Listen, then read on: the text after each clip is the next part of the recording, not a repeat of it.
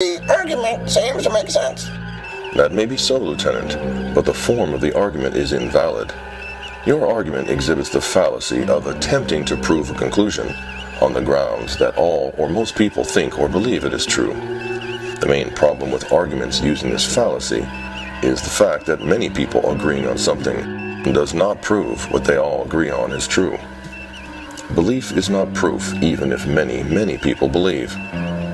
You use this fallacy with your statement that we are going to spend shore leave on Wrigley's Pleasure Planet because everyone on decks 6 and 7 believed that we were. Thank you, Mr. Spock. Yes, I should rethink what I'm trying to say. That would be best. Even if an argument seems to make sense, it cannot be valid unless the form is valid and that it does not exhibit one of the logical fallacies such as argumentum ad populum, the appeal to the majority. It's only logical.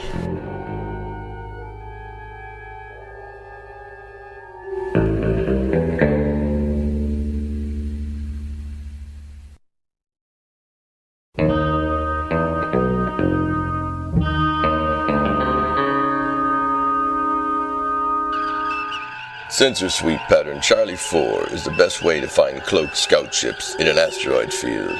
I don't know. I always thought that pattern Sierra 1 was better. No. Finding cloaked ships in asteroid fields is essential if you're defending supply convoys. Sensor sweep pattern Charlie 4 is where you set the Tetryon threshold at level 4 and the anti-lepton permissivity level at maximum. Then dial up the former as you dial down the latter. Okay. Defending convoys is very important when cloaked ships may be around, so it's best to use sensor sweep pattern Charlie 4 to detect any cloaked ships in asteroid fields. Oh, I see. Excuse me, gentlemen. I couldn't help overhearing. Yes, sir? The argument you are employing, helmsman, is not logical. In fact, it exhibits the fallacy of ignoratio elenchi, also known as the irrelevant conclusion. The argument seems to make sense. That may be so, Lieutenant, but the form of the argument is invalid. Mr. Sulu's argument exhibits the fallacy of attempting to prove a conclusion that is not pertinent and quite different from the intended or required conclusion. A valid argument is one in which a number of premise statements are presented that support the acceptance of a conclusion statement. Helmsman, your argument was invalid because your premises were irrelevant to your conclusion. Thank you, Mr. Spock. Yes, I should rethink what I'm trying to say. That would be best. Even if an argument seems to make sense, it cannot be valid unless the form is valid and that it does not exhibit one of the logical fallacies such as ignoratio elenchi, the irrelevant conclusion. It's only logical.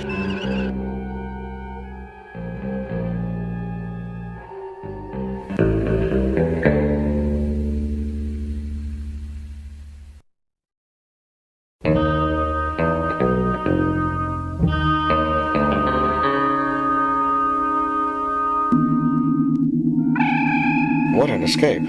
Captain Kirk is the best starship captain in the fleet. That's why he was assigned command of the Federation's flagship. He's great, all right, but I don't know that he's the best. They gave him command of the flagship because no other captain was as good as he is. Captain Kirk is the Enterprise's commander, and the Enterprise is the Federation's flagship, isn't it? Well, yeah, I guess so. Well, that proves it. Captain Kirk is the best starship captain in the fleet. That's why he was assigned command of the Federation's flagship. Excuse me, gentlemen. I couldn't help overhearing. Yes, sir? The argument you are employing, Mr. Kyle, is not logical. In fact, it exhibits the fallacy of petitio principii, also known as circular reasoning or begging the question. The argument seems to make sense. That may be so, but the form of the argument is invalid. Arguments employing this fallacy all assume a premise statement which has the same meaning as the conclusion. You essentially were saying that Captain Kirk is the best starship captain in the fleet, and assigned to Starfleet's flagship because no other captain was as good as he is. You employed circular reasoning because the phrase no other captain was as good as he is the same as saying he is the best starship captain in the fleet. Oh, indeed. That is not to say that Captain Kirk is not the best captain in the fleet, Lieutenant. I believe he is. It's just that your argument does nothing to prove it. Thank you, Commander Spock. Yes, I should rethink what I'm trying to say. That would be best. Even if an argument seems to make sense, it cannot be valid unless the form is valid, and that it does not exhibit one of the logical fallacies such as petitio principii, or begging the question. It's only logical.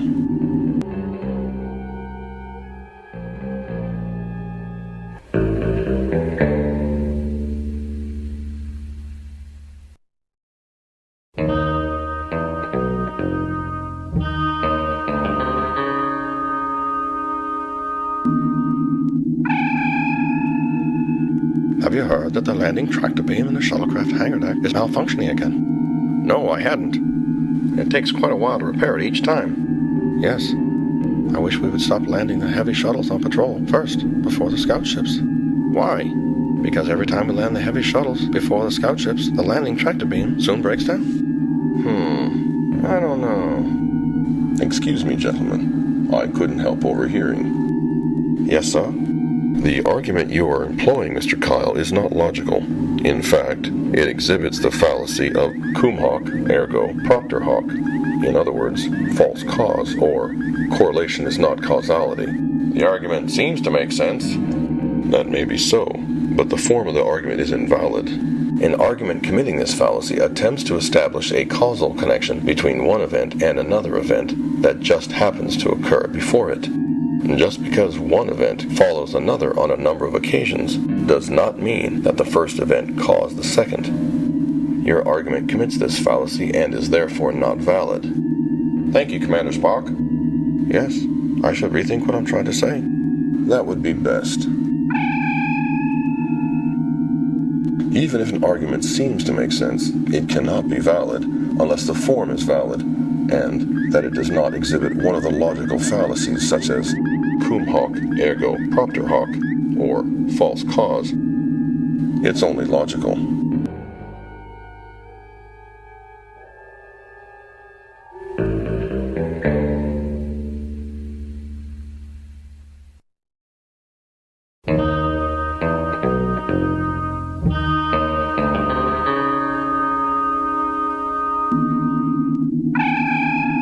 Lieutenant Clayton said we should begin the calibration of the transporter system by confirming the alignment of some of the Heisenberg compensators. That won't work.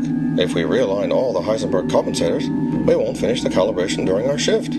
With all due respect to Lieutenant Clayton, we'll have to do it a different way, because his idea is all wrong. Is that right? Is that what Clayton meant? Realign all the compensators. That would take all day. Lieutenant Clayton is wrong then. The whole cal shouldn't take but 3 hours. Excuse me, gentlemen. I couldn't help overhearing. Yes, sir? The argument you are employing, Mr. Kyle, is not logical.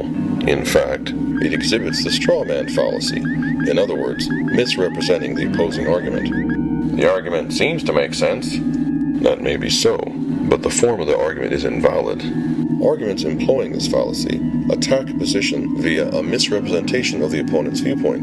The strawman argument restates and often oversimplifies an opponent's position, and then attacks that hollow argument. Lieutenant Kyle, you stated that Lieutenant Clayton was wrong because he suggested realigning all of the Heisenberg compensators. In fact, Mr. Clayton's contention was that the alignment of some of the compensators should be checked. Some of them checked, not all of them realigned. The strawman argument is also a fallacy of relevance, since it fails to address the actual proposition in question. That makes sense. Thank you, Commander Spock. Yes, I should rethink what I'm trying to say. That would be best. Even if an argument seems to make sense, it cannot be valid unless the form is valid, and that it does not exhibit one of the logical fallacies, such as the strawman argument, or misrepresenting the opposing argument. It's only logical.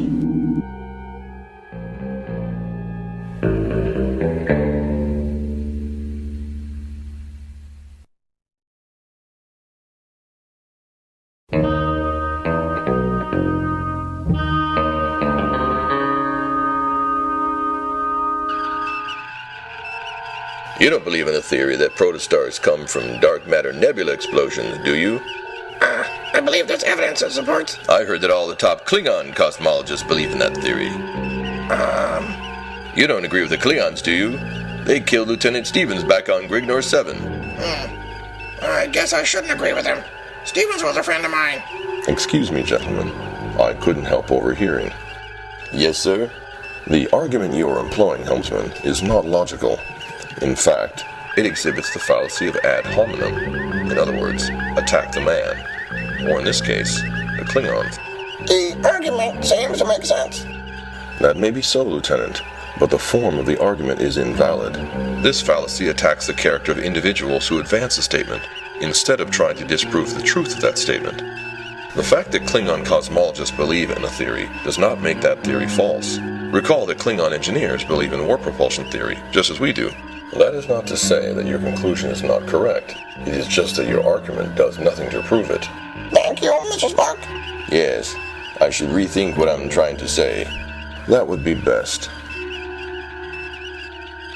Even if an argument seems to make sense, it cannot be valid unless the form is valid, and that it does not exhibit one of the logical fallacies such as ad hominem, or attacking the person advocating a particular idea. It's only logical.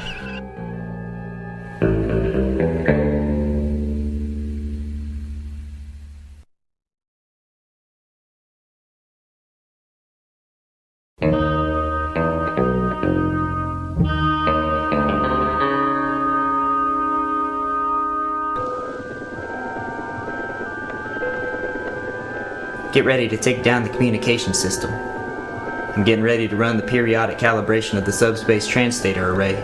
Remember, the 100% frequency scan takes 6 hours. But I thought the update to the comm system calibration procedure now only requires a bracketed duty cycle burn-in, with the system still online and functional. It's more efficient and faster. Only takes 2 hours. No, the old way to run the cal works great. No reason to change to some untried new method. I'll just run the 100% frequency scan just like we always do. It'll be fine. Okay. I guess you're right. Excuse me, gentlemen. I couldn't help overhearing. Yes, sir? The argument you are employing, Mr. Austin, is not logical. In fact, it exhibits the fallacy of argumentum ad antiquitum, also known as appeal to tradition. The argument seems to make sense. That may be so, but the form of the argument is invalid. Just because something has always been done a certain way does not mean that that way is or will always be the right way. A method is not a good method just because it is an old method. Similarly, a method is not a better method just because it is a new method. Rather, a method is good only because it is sufficiently effective for the task. Over time, outdated methodologies must give way to improved techniques. Otherwise, there could be no progress. Thank you, Mr. Spock. Yes, I should rethink what I'm trying to say. That would be best.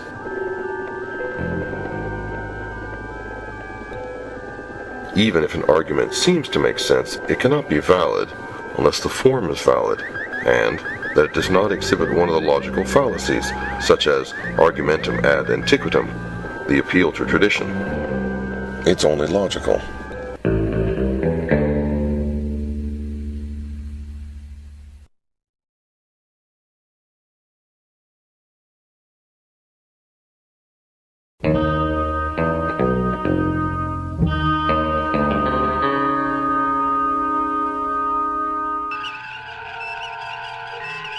Chekhov, what do you think of my plan to improve security aboard ship by implementing daily searches of all low-ranking crew members for contraband?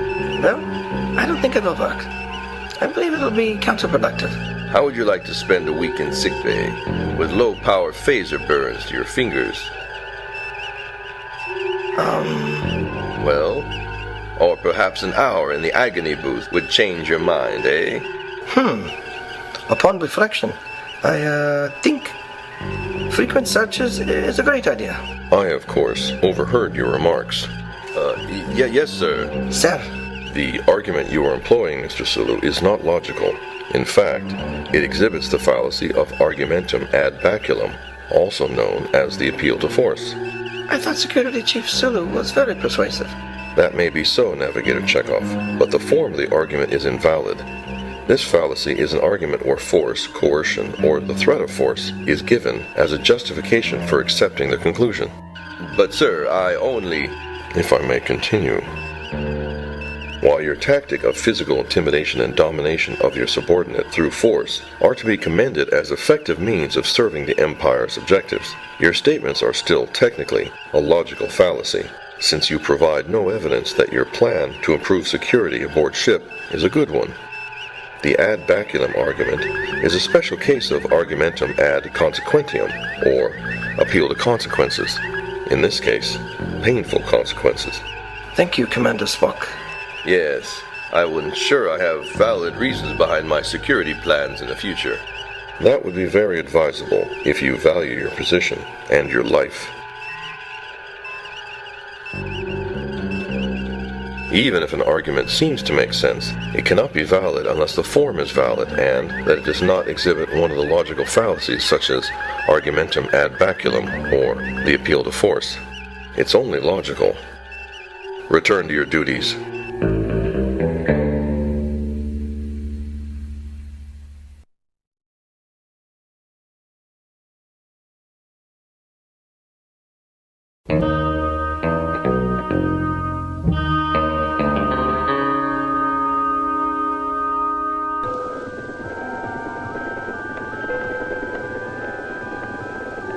Why do you keep trying to restart the auxiliary power generators using the anion bypass injector method? It depletes the dilithium crystals by 50 milligrams every time. It'll be more efficient. When you run the generator under the anion injector, it produces 3% more energy output after the first 100 hours. But you've tried unsuccessfully to start it 5 times. All that depleted dilithium isn't worth a few percent of extra output. Well, I'll give it a few more tries. So, how's your research into a better process to reduce carbon scoring in the reactor chambers? Oh, I prefer an adaptive baryon collimator beam to regulate the carbon buildup. I've looked at all the tests that show it works. There's plenty of them. What about those other beams? Cation delta ray or anti-lepton nanopulse? And are there any tests where the baryon collimator beam doesn't work? I didn't look into those other beams. And it's probably a waste of time to check any negative test results for the baryon beam. Excuse me, gentlemen. I couldn't help overhearing. Yes, sir? The reasoning you're both employing is not logical. In fact, you both are exhibiting cognitive biases. I thought we were making very good sense. That may seem so, but bias is affecting your judgment. Lieutenant Austin, when you wish to continue to start the generator via the anion bypass injector for a number of more times after 5 failures, rather than switching to another method, you are exhibiting the sunk cost fallacy. This is the phenomenon where people justify increased investment of time, money, lives, etc. in a decision based on the cumulative prior investment, despite new evidence suggesting that the cost, beginning immediately, of continuing the decision outweighs the expected benefit. Oh, well that makes sense. Thank you, Mr. Spock. Yes, and Mr. Yeager, when researching if an adaptive baryon collimator was an effective means to regulate carbon scoring, you showed a confirmation bias, since you only sought out confirming evidence for your position, instead of equally researching contradicting evidence or looking into alternatives. This will lead you to base your decision upon information skewed toward one result over the other. Yeah, I never realized. I should rethink my point of view. That would be best.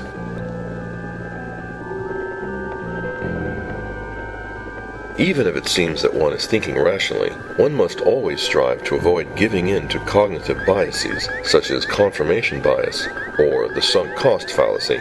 These biases are systematic patterns of deviation from rationality in judgment, causing judgments to be made in an illogical fashion. Care must be taken to mitigate these biases to ensure proper reasoning. It's only logical.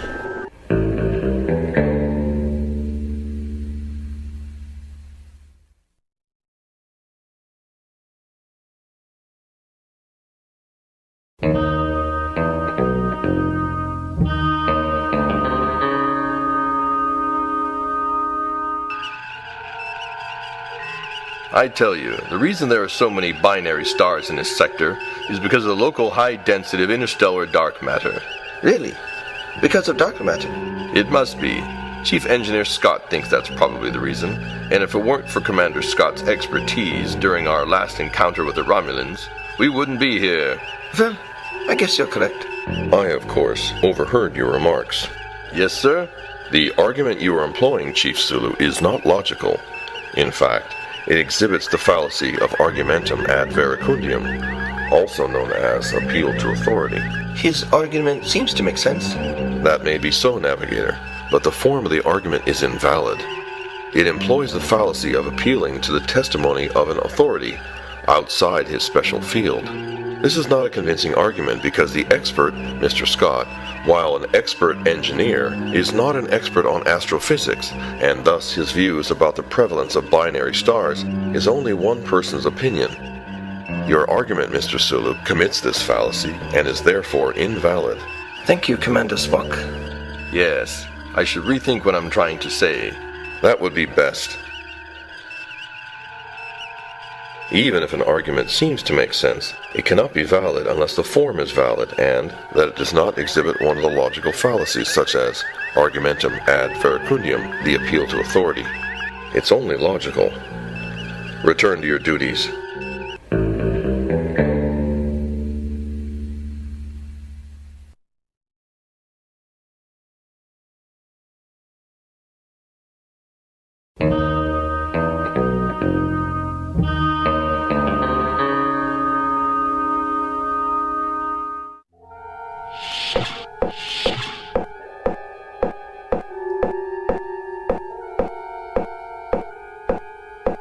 Did I hear right? Is the ship in MCON Alpha? That's right. Complete radio silence while we're within 1 parsec of the Klingon colony on Rhinax 3. But Commodore Winter needs to send his daily operating orders to the 10 star bases that are in his chain of command. We can't transmit anything. None, eh? Why don't we compromise? I need to make 10 transmissions and you say we make none. Why don't we meet in the middle and let the Commodore send 5 messages out? I don't know. That seems to break MCON. Our positions are at extremes, so splitting the difference will give the best solution. Well, I guess so. Excuse me, crewman, I couldn't help overhearing. Yes, sir? The argument you are employing, Mr. Walking Bear, is not logical.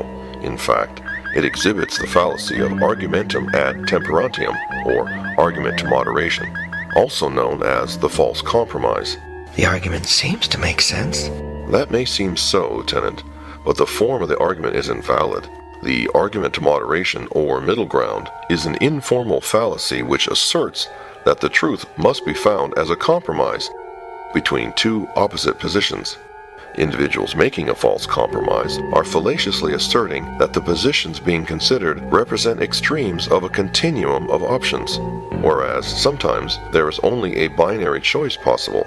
This argument is incorrect as there are many situations where the middle ground does not achieve an acceptable outcome, such as in the case you were contemplating, that of sending any messages while in total emission control. Thank you, Mr. Spock. Of course. I should rethink what I'm trying to say. That would be best.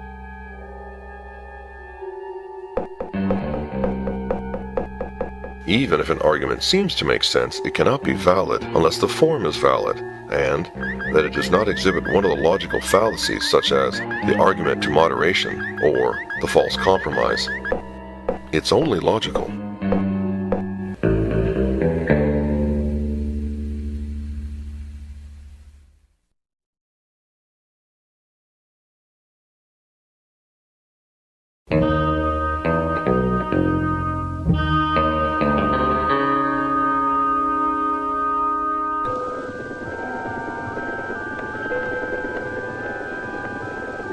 Well, the ionic bypass compensator flux readings have been low for 3 straight shifts.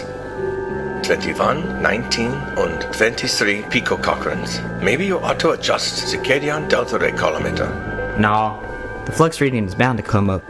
The system's designs run right around 30 picocochrons, give or take a little.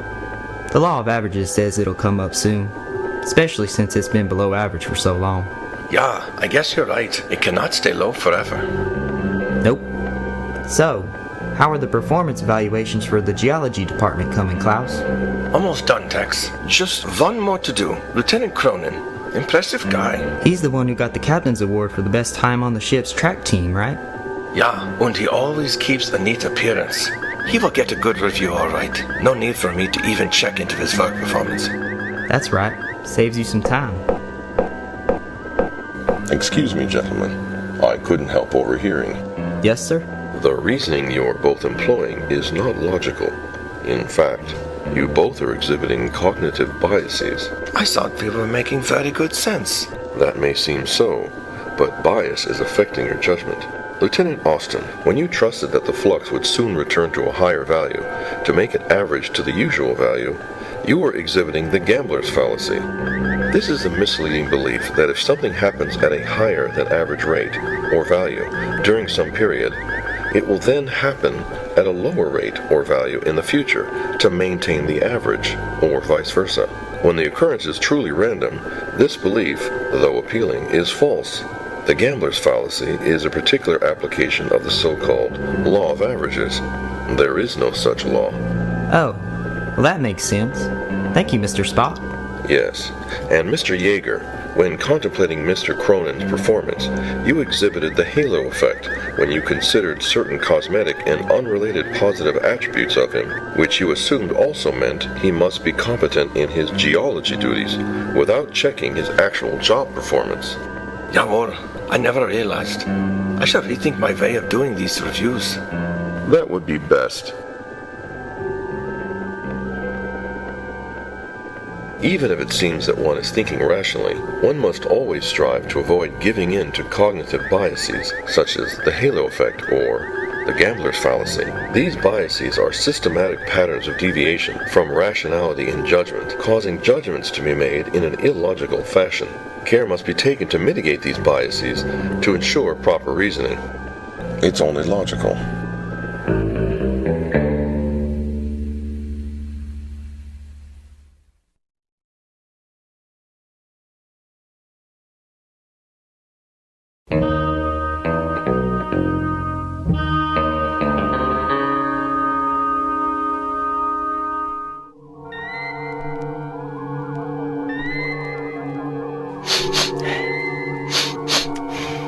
Have a cold, huh?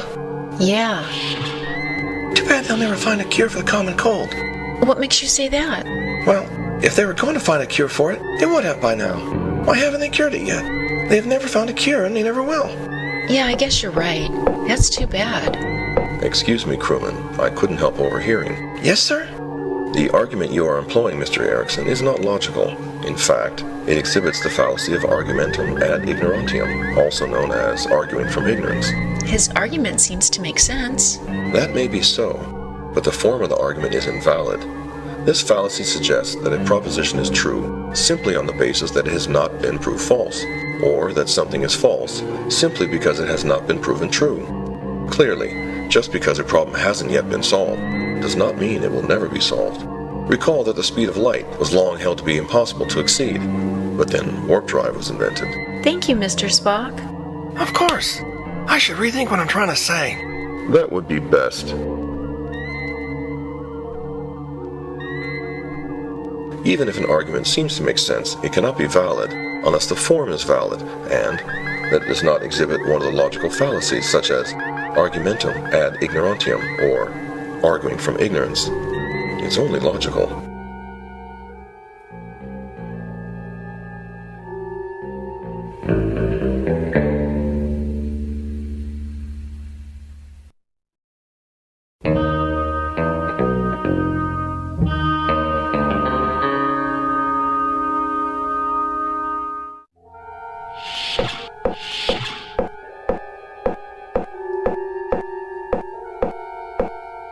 That was a long shift. You're assigned to auxiliary control, right? Wow, have you been in the lower engineering deck lately? It's real hot.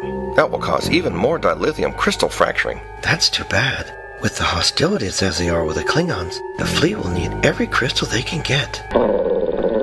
Yeah, they should cool down the engine room. That should slow down the fragmentation. Surely it's the high power mode that fragments the crystals. Every time the engine room, which contains the crystals, gets hot, the crystal fracturing gets worse. That's the cause, clearly. I guess that's true. But, Excuse me, crewman, I couldn't help overhearing. yes, sir? The argument you are employing, Mr. Walking Bear, is not logical. In fact, it exhibits the fallacy of the single cause, also known as the complex cause. the argument seems to make sense. That may seem so, Lieutenant, but the form of the argument is invalid. Single cause is an instance of the fallacy of questionable cause. It occurs when one assumes that there is a single, simple cause of an outcome, when in reality it may have been caused by a number of only jointly sufficient causes. Individuals making this fallacious argument are ignoring additional causal factors to the outcome. In the case you are discussing, the actual cause of the fracturing of the dilithium crystals is operating the warp engines at high power mode, which we do when we are above warp factor 6. High power mode also causes the engine room to heat up, so you see both the fracturing and the heating were caused by high power mode, which was caused by high speed. All causes must be considered, Ensign Walking Bear, or the argument to cause is invalid. Thank you, Mr. Spock. Of course. I should rethink what I'm trying to say. That would be best.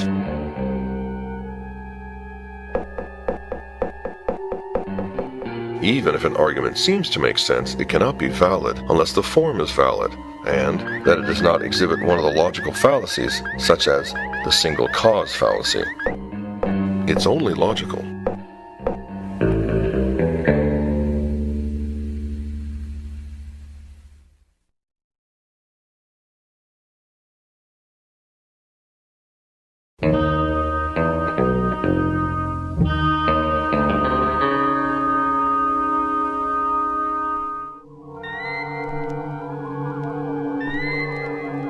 So, Ensign Gert has colic. As a Tellarite, that's a serious condition. Yeah, but I bet Dr. McCoy will treat him successfully.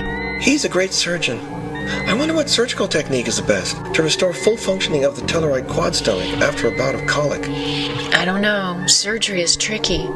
I'm not sure what surgical procedure is best. Excuse me, crewman, I couldn't help overhearing. Yes, sir? The argument you are employing, Mr. Erickson, is not logical. In fact, it exhibits the fallacy of complex question, also known as the false dilemma. His argument seems to make sense. That may be so, but the form of the argument is invalid. This is the fallacy of phrasing a question that, by the way it is worded, assumes something not contextually granted, assumes something not true, or assumes a false dichotomy. Your argument assumes a false dichotomy. Asking what surgical technique is best assumes the proposition that the needed technique is a surgical one. Ensign Gert's colic might be treated by medicine or a change of diet. Thank you, Mr. Spock. Of course. I should rethink what I'm trying to say. That would be best.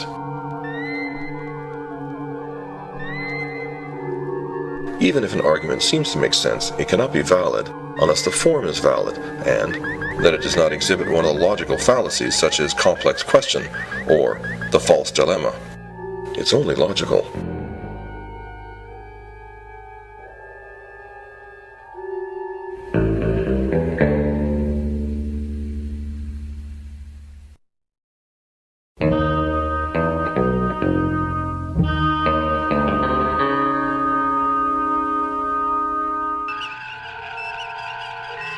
Any luck finding who made off with the Grignor 7 artifact from the chem lab? Oh yes, it was Ensign Stevens. He's in the agony booth right now. He was caught with the item? Not exactly. The stolen artifact was found in the corridor on Deck 5 by the crew quarters, obviously dropped by him in his haste to get away from my security forces. It must be Stevens. What's more likely, that the thief's cabin was on Deck 5, or that his cabin was on Deck 5 and he was part of the staff of the chem lab? That he worked in the chem lab and lived on Deck 5, of course. Stevens is a chemist. A lot of the chem staff have cabins on Deck 5, including Stevens. It's got to be him. I guess so. I, of course, overheard your remarks. Yes, sir. Sir, The argument you are employing, Security Chief, is not logical. In fact, it exhibits the conjunction fallacy. I thought Security Chief Sulu was very persuasive. That may be so, Navigator Chekhov, but the form of the argument is invalid. This fallacy occurs when it is assumed that specific conditions are more probable than a single general one. But sir, I only... If I may continue. The probability of the thief living on Deck 5 and being a chemist is clearly less than the probability that he just lives on Deck 5, because the set of chemists living on Deck 5 is obviously a subset of all the inhabitants of Deck 5. What occurs with the conjunction fallacy is that in the presence of uncertainty, when attempting to determine the probability of an option, persons substitute what is more plausible with what is more probable, since it fits the story better. This is the error you two were making, due to Deck 5 having so many chemist cabins on it. Thank you, Commander Spock. Yes, I will use better judgment in the future. That would be advisable, and you may wish to release Stevens from the agony booth until his guilt is better established. Right away, sir. Even if an argument seems to make sense, it cannot be valid unless the form is valid and that it does not exhibit one of the logical fallacies, such as the conjunction fallacy. It's only logical. Return to your duties.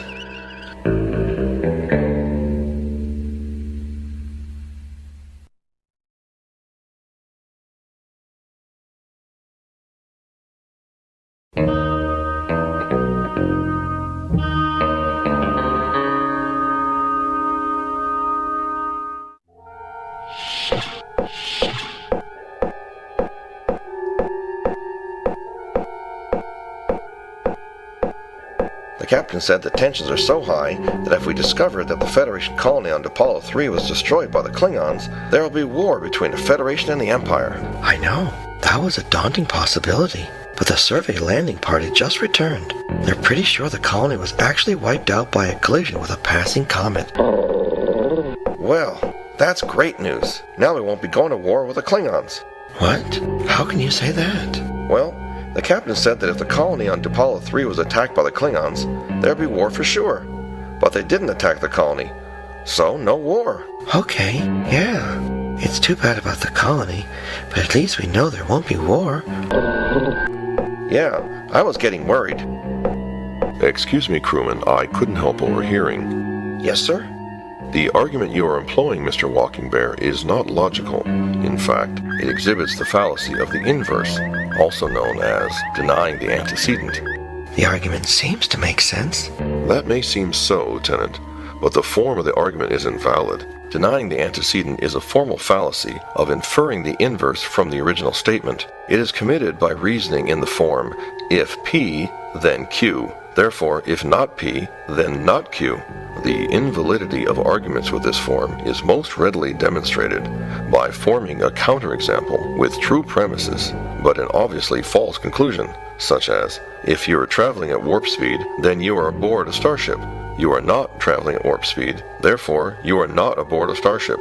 Consequently, just because the Klingons weren't responsible for destroying the Apollo 3 colony does not mean that the current tensions won't still ultimately lead to war for some other reason. Thank you, Mr. Spock. Of course. I should rethink what I'm trying to say. That would be best.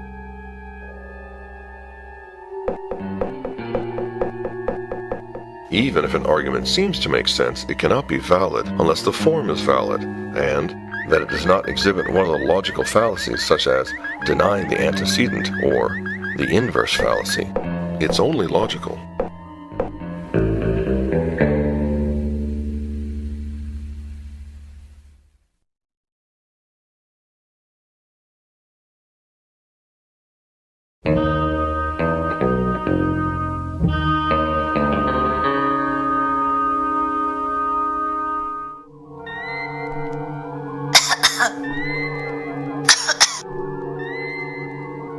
So, you have the flu, huh?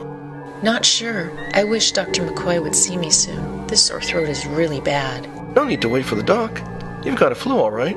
What makes you say that? Well, when you have the flu, you'll get a sore throat. Since you clearly have a sore throat, you must have the flu. Yeah, I guess you're right. Hope it won't last too long. Excuse me, crewman. I couldn't help overhearing. Yes, sir? The argument you are employing, Mr. Erickson, is not logical. In fact, it exhibits the fallacy of affirming the consequent. also known as the fallacy of the converse. His argument seems to make sense. That may be so, but the form of the argument is invalid. Affirming the consequent is the formal fallacy of inferring the converse from the original statement. Arguments employing this error have the general form, if P, then Q. Q, therefore, P. In your statement, you suggest if one has the flu, then they have a sore throat. Given that they have a sore throat, therefore, they have the flu. But having the flu is clearly not the only cause of a sore throat, since many conditions can lead to throat irritation, such as the common cold, tonsillitis, strep throat, or simply straining your voice. Thank you, Mr. Spock. Of course. I should rethink what I'm trying to say. That would be best. Even if an argument seems to make sense, it cannot be valid unless the form is valid and that it does not exhibit one of the logical fallacies, such as affirming the consequent or the fallacy of the converse. It's only logical.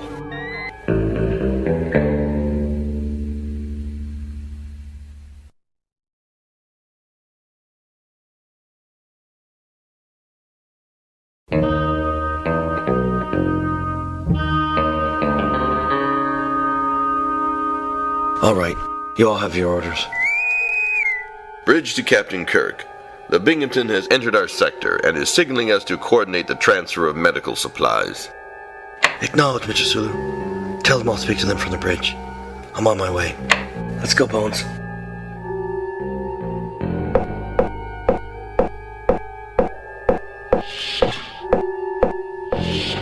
Well, the Tellarite colony on Arpod 4 will definitely be able to use our supplies. That attack wiped out their main supply depot. I just can't believe that Andorian forces would openly attack the Tellarites like that. It makes no sense. I know their ambassadors argue a lot, but how could one actually invade the other? But both governments have claimed all the colony worlds along the Hundley Expanse since they were discovered a decade ago. It's just impossible. Invasion by the Andorians? Common sense says they wouldn't attack just like that. Argue and bluster during negotiations? Maybe. Or even threaten. But invade with ground forces? Never. It is surprising. Maybe there's some mistake, huh? There must be some mistake. Excuse me, ladies, I couldn't help overhearing. Yes, Mr. Spock? The argument you are employing, nurse, is not logical. In fact, it is an argument from incredulity, or an appeal to common sense. A logical fallacy.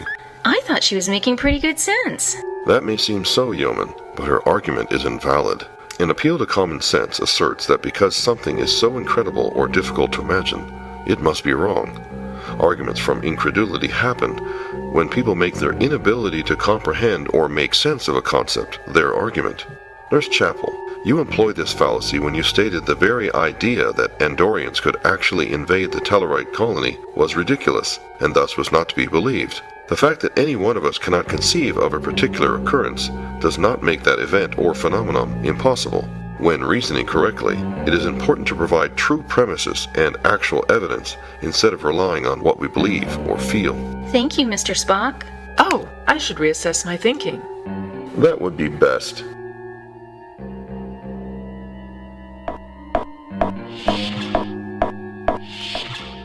Even if an argument seems to make sense, it cannot be valid unless the form is valid and that it does not exhibit one of the logical fallacies, such as the argument from incredulity or the appeal to common sense. It's only logical.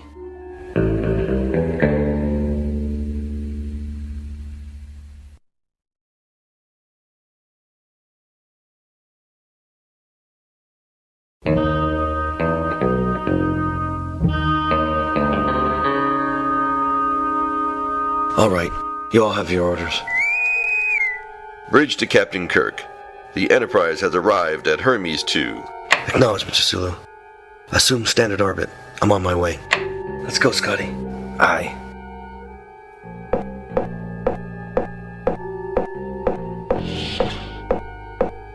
So what do you think happened to the colonists that went missing after the attack by that Andorian marauder? 3 of the missing colonists were children. I hope they're okay.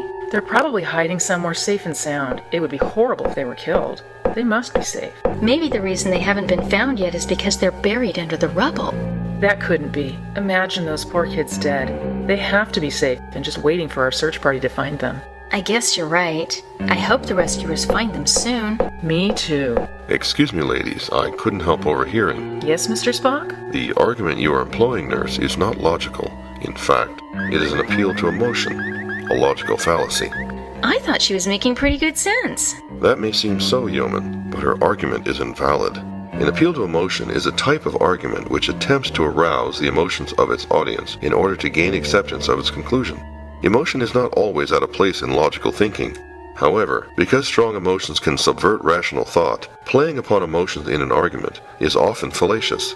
Appeals to emotion are always fallacious when intended to influence our beliefs. Nurse Chapel, you employ this fallacy when you stated the missing colonists, particularly the children, must be alive because the thought of them dead was horrible. In doing so, you were appealing to Yeoman Rand's desire for a positive outcome. The fact that we desire something to be true gives not the slightest reason to believe it. Just as the fact that we fear something being true is no reason to think it false. Thank you, Mr. Spock. Oh, I should reassess my thinking. That would be best. But I, too, hope they are all safe.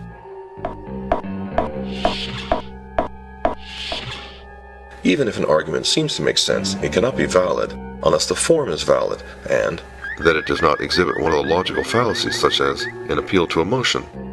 It's only logical.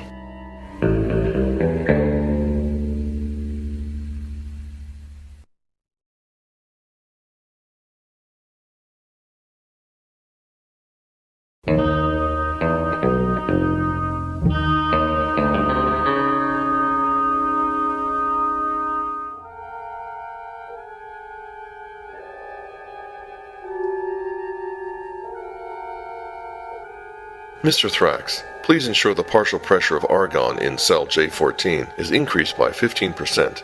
Understood, sir.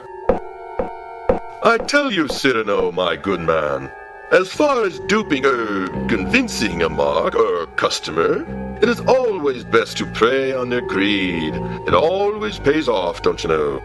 I find that leveraging upon their sympathy works better. No, CJ. Greed. Greed is much more effective. Better than any other emotion, sir. Harry, I would say using their own honesty against them is also an excellent ploy. Or how about preying on their weaknesses? These have worked for me. Cyrano, you are a fair merchant, sir, but you must listen to me about this.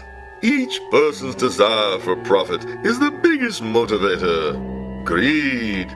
Oh, all right then. Greed, I guess. Okay.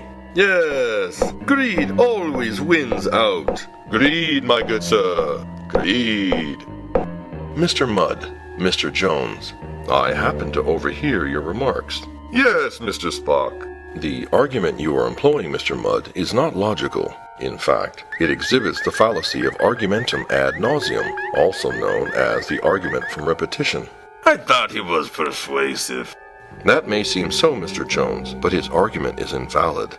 It employs the fallacy of stating a position repeatedly until one's opponent gives in and accepts the argument or simply walks away. Mr. Mudd, you employed this fallacy when you stated that a salesman should use a person's greed against them over and over again without addressing any of Mr. Jones's attempted refutations of your point. When reasoning correctly, it is important to provide true premises and actual support of those premises, instead of simply stating and restating your position over and over again until your listener gives in. Yes, of course. Thank you, friend Spock. Indeed. I shall definitely endeavor to reword my statements in the future, my good sir. That would be best.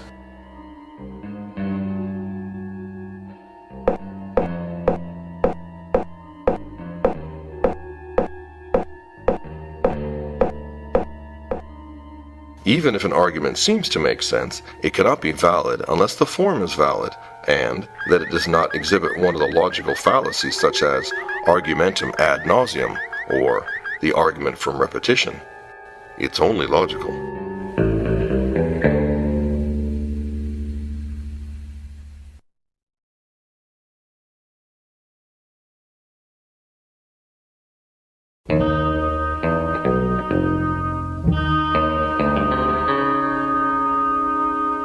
All right, you all have your orders. Bridge to Captain Kirk. All departments report ready to begin helm and navigation calibration maneuvers. Acknowledge, Mr. Sulu. We'll begin at 1400 hours. I'm on my way. Let's go, Chekhov. Aye, sir.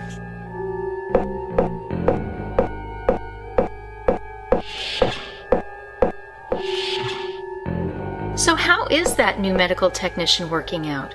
Everett, right? Oh, I sent him back right away. He had transferred from Computer Systems Division. Oh, okay. So you didn't even give him a try? Nope, those computer guys are never nurturing enough. Why do you say that? I've had 2 med techs from Computer Systems before. Tipton last year and Ali back in March. They didn't work out. Just not very empathetic. Okay then. Well, maybe you should look for med techs from engineering, or perhaps security department next time? Excuse me, ladies, I couldn't help overhearing. Yes, Mr. Spock? The argument you are employing, nurse, is not logical. In fact, it employs the fallacy of insufficient sample, also known as the hasty generalization, or colloquially, as jumping to a conclusion. I thought she was making pretty good sense. That may seem so, Yeoman, but her argument is invalid.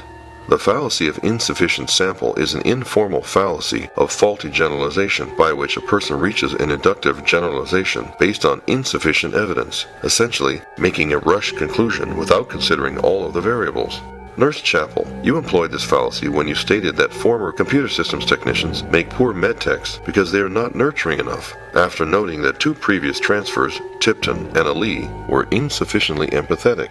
While inferring a rule from the examining of examples is the hallmark of inductive reasoning, one must take care to ensure that the examples are sufficient to represent all instances and that they are not special cases. Likely, technicians Tipton and Ali were not compassionate enough because of their upbringing or their respective cultural norms, not because of a general rule that computer systems personnel are all that way. Thank you, Mr. Spock. Yes, I should reassess my thinking. That would be best, and perhaps give Everett another chance. Oh, of course.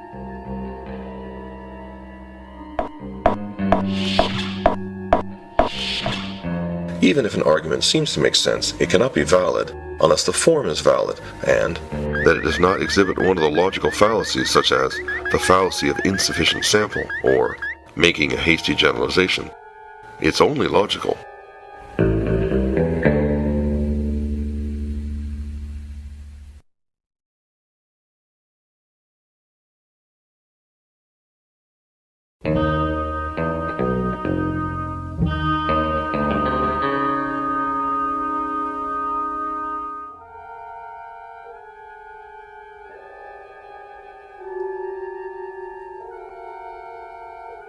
Mr. Gerd, please determine the feasibility of placing the occupants of cells J4 and J5 into one cell. I will look into that, sir. It was infernally annoying being held prisoner by all those androids, Cyrano. Especially because androids are inherently inferior to human beings, don't you know? In every way. Oh, really? Inferior? Why do you say that? But of course they're inferior, my good sir. It goes without argument. They simply are. I may agree with you, but exactly why do you think they are? They're intrinsically not as good as people. That's just the way it is and always will be. Oh, all right then. I guess so.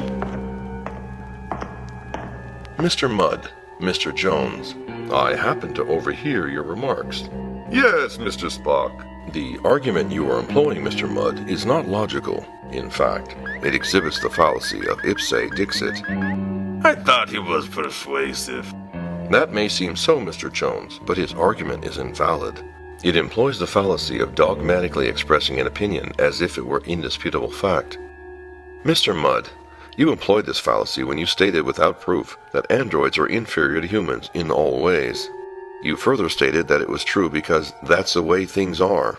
Such unsupported assertions are not valid arguments since they provide no proof of their contentions. When reasoning correctly, it is important to provide true premises and actual support of those premises, instead of simply stating a conclusion and expecting it to be accepted as somehow intrinsic. Yes, of course. Thank you, friend Spock.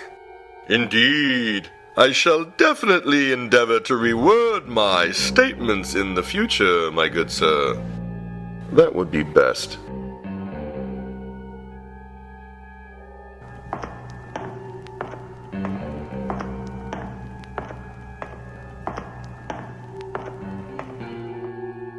Even if an argument seems to make sense, it cannot be valid unless the form is valid, and that it does not exhibit one of the logical fallacies such as ipse dixit, also known as the fallacy of the bare assertion. It's only logical.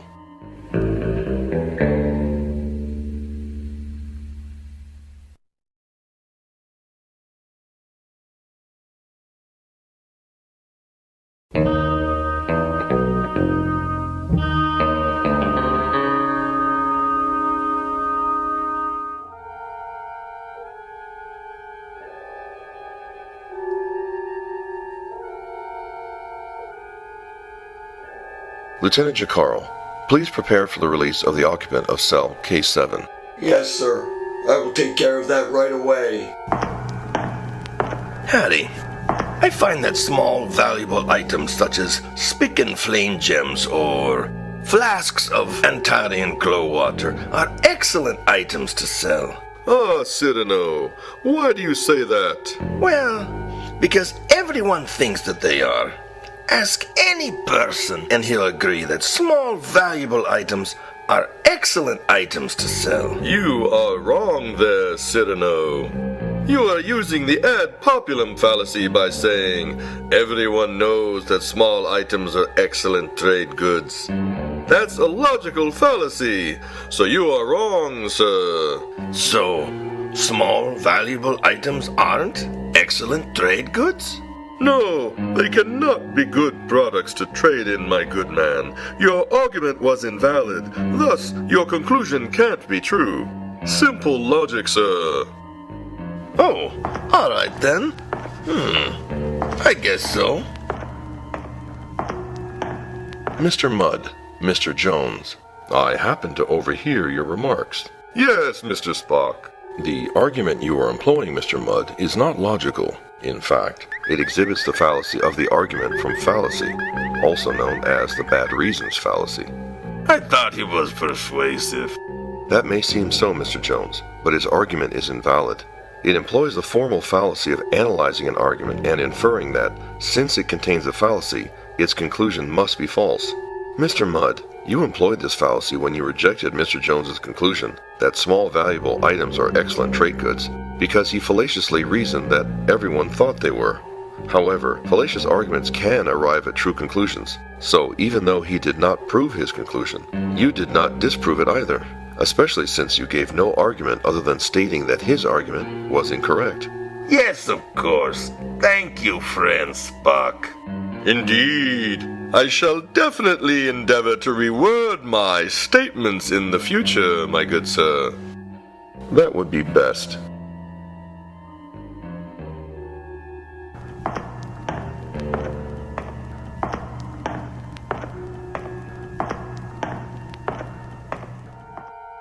Even if an argument seems to make sense, it cannot be valid unless the form is valid, and that it does not exhibit one of the logical fallacies such as the argument from fallacy, or the bad reasons fallacy.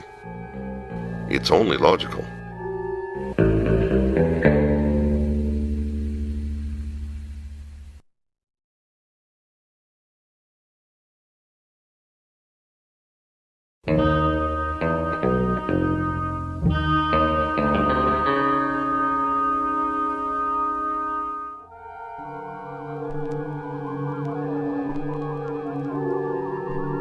I can't believe the chemistry section won the efficiency award. Why? They improved efficiency by 21%. Your section improved by 19%. Yes, but we lost. They won. You should be happy that both sections improved efficiency by so much over last quarter. Plus, But our section lost the competition. Plus, your astronomy section also increased efficiency by almost as much. That's really good for the ship. If our improvement were only a bit better, we would have won. Well, that's true, but... Excuse me, gentlemen, I couldn't help overhearing. Yes, Mr. Spock? The argument you are employing, Mr. Jacarl, is not logical. In fact, you are exhibiting a cognitive bias. I thought he was making pretty good sense. That may seem so, Mr. Thrax, but bias is affecting his judgment. Mr. Jacaro, when you expressed your displeasure at losing the competition for most efficient section in the science department, you showed a zero-sum bias since you were thinking that the competition was like a race in which there was one winner with all the others being losers. Zero-sum bias is a cognitive bias that manifests when people tend to intuitively judge that a situation is zero-sum, that is, one winner and one loser, even when this is not the case. Mr. Jacaro, you exhibited the zero-sum bias when you stated that your section's losing of the efficiency competition was a bad thing, when in reality both departments increased efficiency, albeit one section saw a greater increase in efficiency than the other. Crew efficiency is not a relay race. Zero-sum bias sees the situation as win-lose, when it may be possible to be win-win. Thank you, Mr. Spock. Yes, I will endeavor to use better reasoning in the future. That would be best.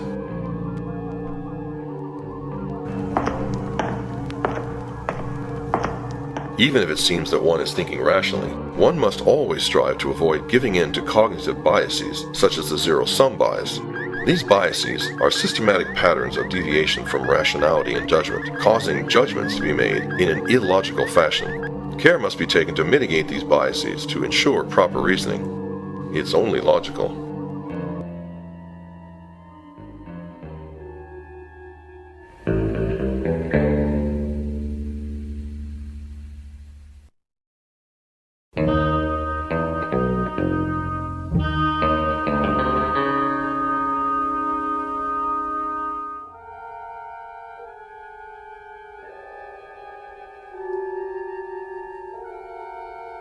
Mr. Alicombe, please ensure that the personal effects for the occupant of cell M7 are forwarded to Centauri Prime. Yes, right away, sir.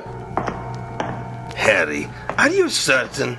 Yes, CJ. I think the merchants from Federation planets should have their cargo inspected upon entering Federation space.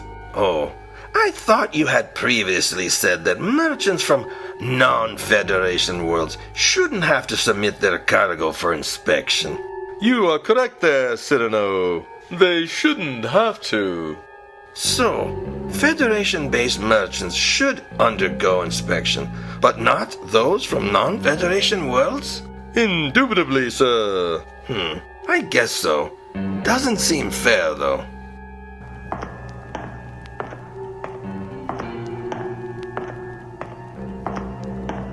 Mr. Mudd, Mr. Jones, I happen to overhear your remarks. Yes, Mr. Spock. The argument you are employing, Mr. Mudd, is not logical. In fact, it exhibits the fallacious reasoning practice of the double standard. I thought he was persuasive. That may seem so, Mr. Jones, but his argument is invalid.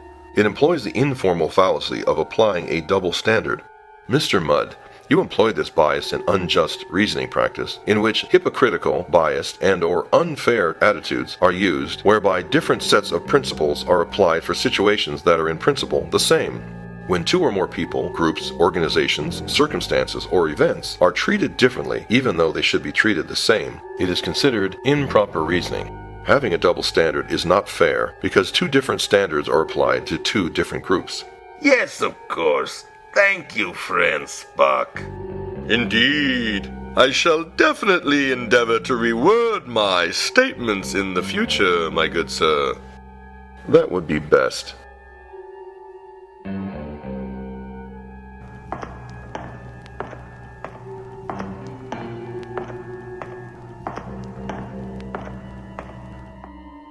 Even if an argument seems to make sense, it cannot be valid unless the form is valid, and that it does not exhibit improper reasoning practices, such as applying an unfair double standard. It's only logical.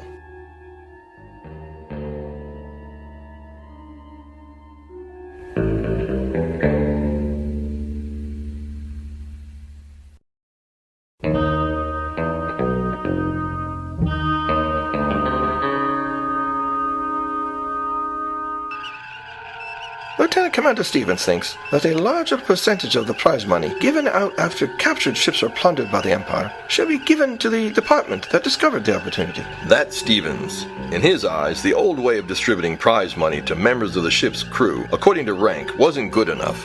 No, Stevens favors the new way because most of the time it is his intelligence department that discovers new conquest opportunities.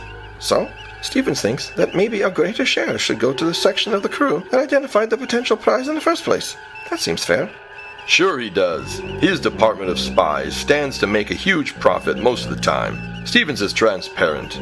Well, I guess you're right. I, of course, overheard your remarks. Yes, sir. Sir. The argument you are employing, Chief Sulu, is not logical. In fact, it exhibits the fallacy of the appeal to motive, or arguing that there's a vested interest. I thought Security Chief Sulu was very persuasive. That may be so, Navigator, but the form of the argument is invalid. The appeal to motive seeks to refute an opposing arguer's contention, simply on the basis that the arguer may benefit in some way from their contention being adopted. But sir, I only... If I may continue...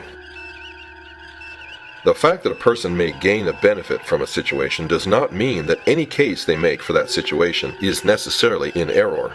When reasoning correctly, Chief Sulu, it is important to provide true premises and actual evidence instead of simply dismissing the opposing argument because the opponent may have a vested interest. The appeal to motive is also a fallacy of relevance since it fails to address the actual proposition in question. Your argument, Mr. Sulu, commits this fallacy and is therefore invalid. Thank you, Commander Spock. Yes, I will use better judgment in the future. That would be advisable. Even if an argument seems to make sense, it cannot be valid unless the form is valid, and that it does not exhibit one of the logical fallacies such as the appeal to motive or suggesting there's a vested interest.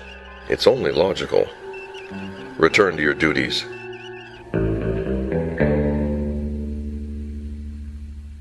It's only logical. Return to your duties.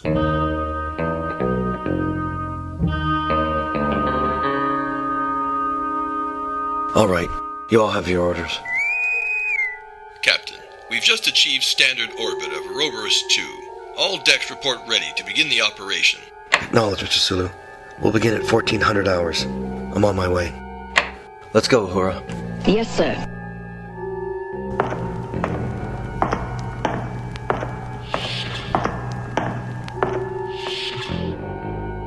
Captain Kirk, what a leader, in charge of the entire ship and crew. We should all take turns commanding the ship. How come? It would be great if we could all lead the crew, wouldn't it? I guess.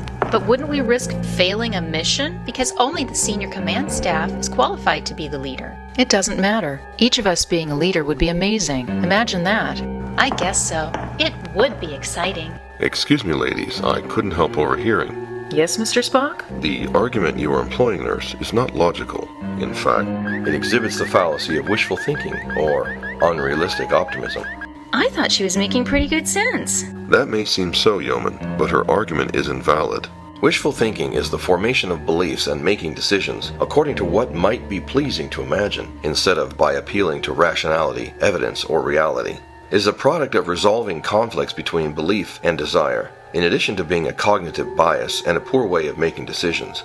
Wishful thinking is commonly held to be a specific informal fallacy in an argument when it is assumed that because we wish something to be true or false, it is actually true or false. This fallacy has the form, I wish that P were true or false. Therefore, P is true or false. Thank you, Mr. Spock. Oh, I should reassess my thinking. That would be best.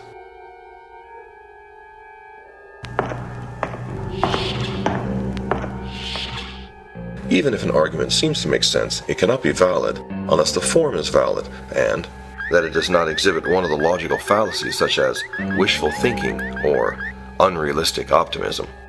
It's only logical.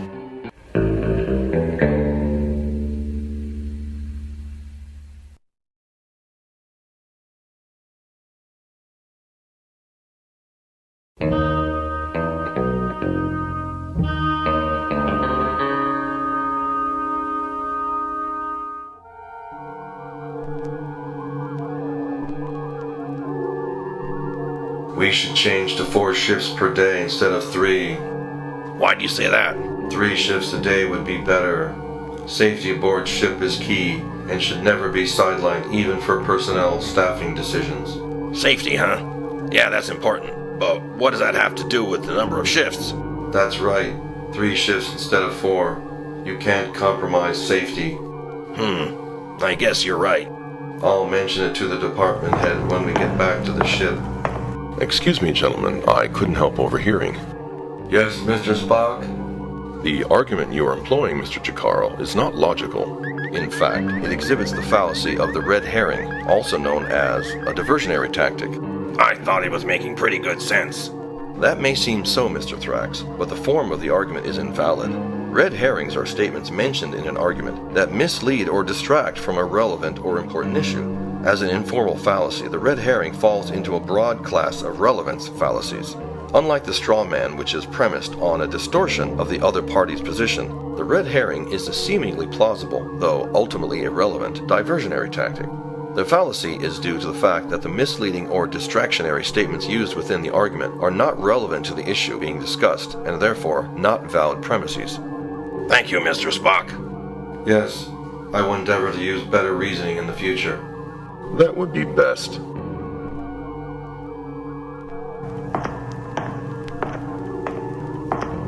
Even if an argument seems to make sense, it cannot be valid unless the form is valid, and that it does not exhibit one of the logical fallacies such as the red herring fallacy, which is a diversionary tactic. It's only logical.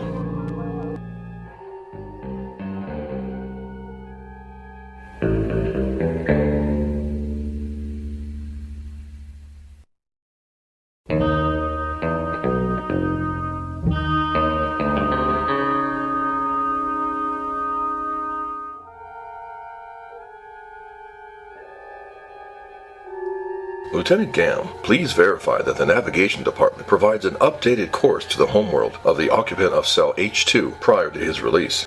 Yes, Mr. Spock. I'll take care of that right away. So, Cyrano, you're back from sickbay. What did the good doctor have to say about your heart? Dr. McCoy said I have to make sure and get plenty of rest after my heart surgery. He emphasized that medicine can only go so far. I don't think that's true, Cyrano. The body, in medical terms, is very much like a machine. You have to give the proper fuel. To keep it running, you have to replace worn-out parts, or repair those parts. But where do you improve any machine by letting it sit idle? Well, I don't know about that. But he stressed that getting plenty of rest was crucial if I was to get back to full health. That's nonsense, Cyrano. You don't rest a machine to make it run better. I guess that's right. But, Mr. Mudd, Mr. Jones, I happen to overhear your remarks. Yes, Mr. Spock. The argument you are employing, Mr. Mudd, is not logical. In fact, it exhibits the fallacy of the false analogy, or the fallacy of the incorrect comparison. I thought he was persuasive.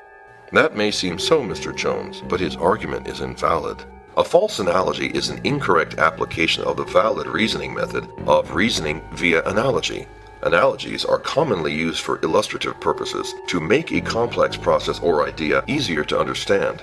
Correct analogical reasoning draws a comparison on the basis of what is known and proceeds to assume that the unknown parts may also be similar. The fallacy consists in assuming that because two things are alike in one or more respects, they are necessarily alike in some other respect, with that added aspect going beyond the apt comparison that prompted the analogy.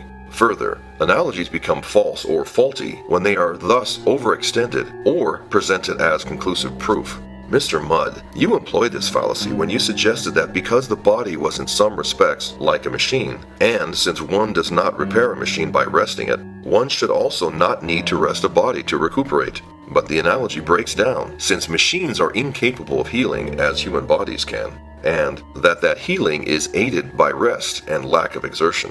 Yes, of course. Thank you, friend Spock. Indeed. I shall definitely endeavor to reword my statements in the future, my good sir. That would be best.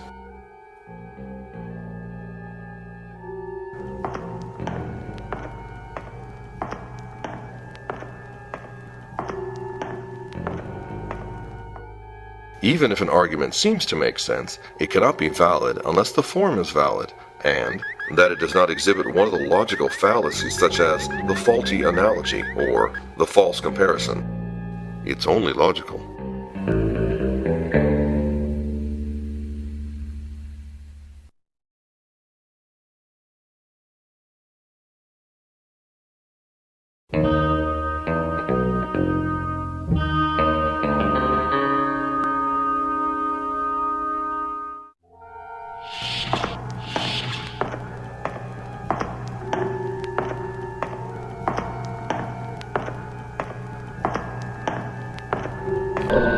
Serving on board a starship sure provides ample opportunity for real space exploration.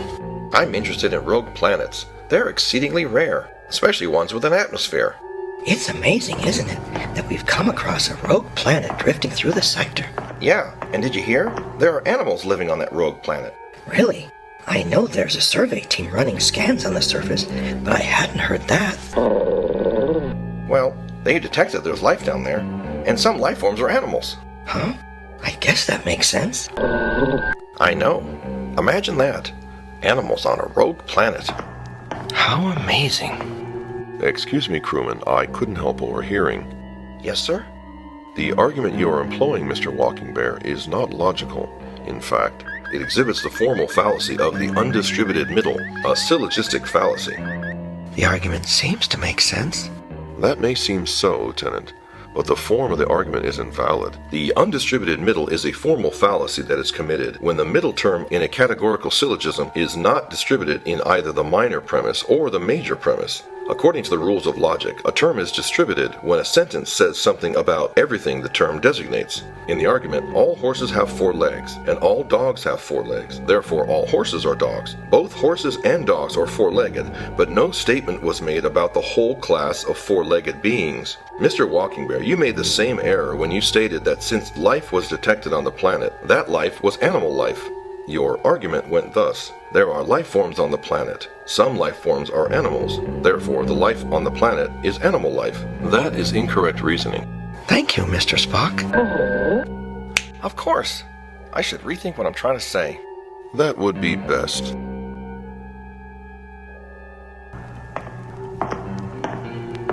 Even if an argument seems to make sense, it cannot be valid unless the form is valid, and that it does not exhibit one of the logical fallacies, such as the formal fallacy of the undistributed middle. It's only logical.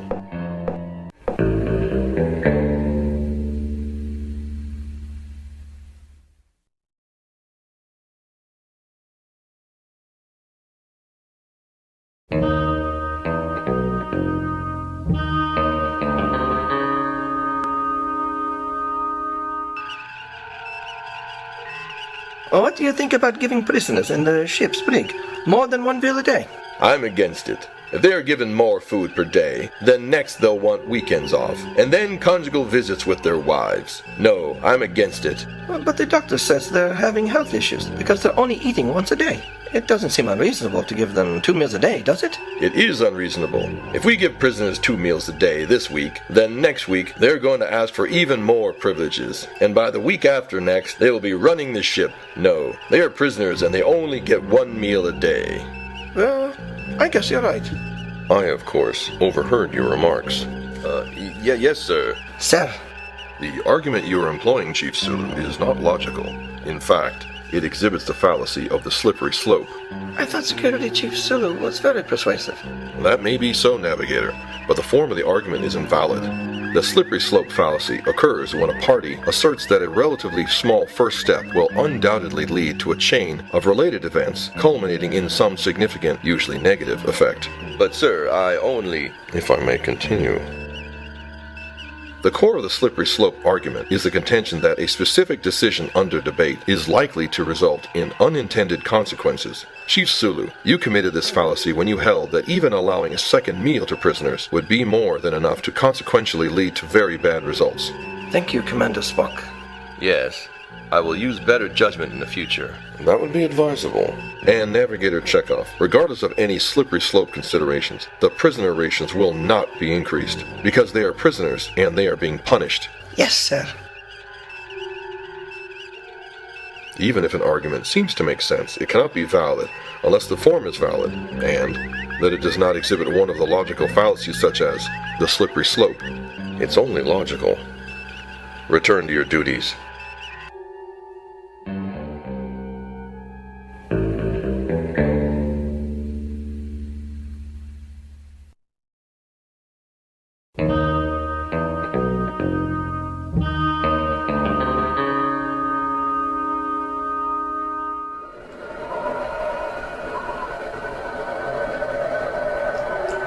The artifacts you've uncovered prove that these ruins do belong to the lost civilization of Paralon. Lieutenant Ress, run scans of the twisted wreckage of that ancient anti-gravity building to the east. We still have no idea what caused this empire's collapse.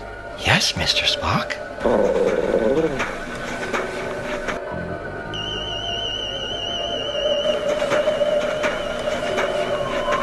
I think they should change the settings on the inertial dampers. We really got shook up during that last ion storm on our way here. Oh, that mild buffeting? That was nothing. It could have been much worse. Yes, but it's still a good idea to adjust the dampers. Less buffeting equals less damage and injuries. The shaking was not as bad as what we experienced on the Scout Hermes during my midshipman cruise. Oh my, now that was real shaking. Is that so? Well, I guess it could have been worse. That's for sure. Excuse me, gentlemen, I couldn't help overhearing. Yes, sir? The reasoning you are employing, Mr. Sulu, is not logical. In fact, you are exhibiting the fallacy of not as bad as, also known as the fallacy of relative privation. His suggestions seem to make sense. That may be so, but the form of his argument is invalid. The tactic of not as bad as is an informal fallacy in which one dismisses an argument due to what are perceived to be more important problems. Mr. Sulu, you employed this fallacy when you ignored Ensign Chekhov's argument in favor of adjusting the inertial dampeners by simply stating that the shaking was not as bad as it might be. You did not refute that the shaking may be severe enough to require the dampeners to be adjusted. Thus, you committed a fallacy of relevance since you did not address his position at all. The problem with the fallacy of relative privation, or not as bad as, is that it ignores the opponent's argument, which may be valid, in favor of a viewpoint that, even if their position were valid, it is not worthy of discussing in light of how good the current situation is compared to some worst-case scenario. Thank you, Mr. Spock. Yes, I should rethink what I'm trying to say. That would be best. Even if an argument seems to make sense, it cannot be valid unless the form is valid, and that it does not exhibit one of the logical fallacies such as not as bad as, or the fallacy of relative privation. It's only logical.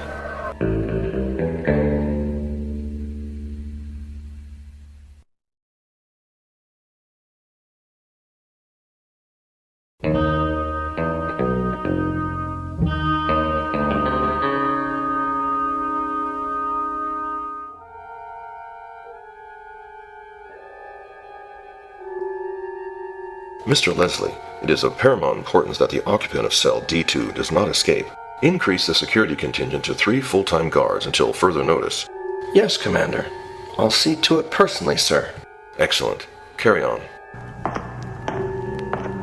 I think that the new Orion Syndicate should never become involved in armed conflicts, What if the situation is a dire emergency? Like if a group of people are in immediate danger of being taken over by the dictator? It doesn't matter. The Syndicate has reformed their old ways and shouldn't get involved.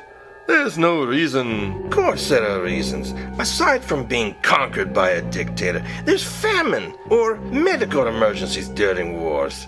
You have to agree that trade organizations will always need to get involved in wars to ensure freedom and combat famine and medical emergencies. I don't agree. They never should. Never, sir. You're wrong. How will the Syndicate deal with those situations without becoming involved with war? I don't have to explain. I'm entitled to my opinion. Everyone has the right to their own opinion, sir. Yes, of course. But what about... You have your viewpoint, and I have mine. Well, I guess so.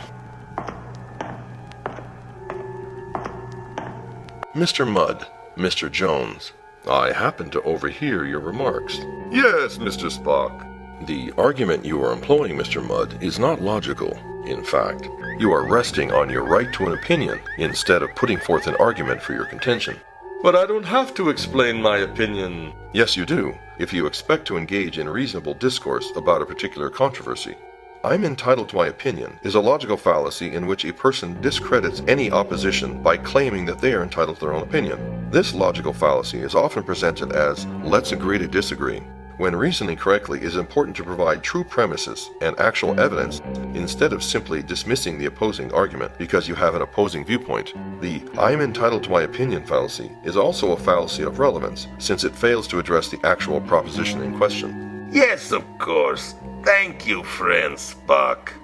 Indeed. I shall definitely endeavor to reword my statements in the future, my good sir. That would be best.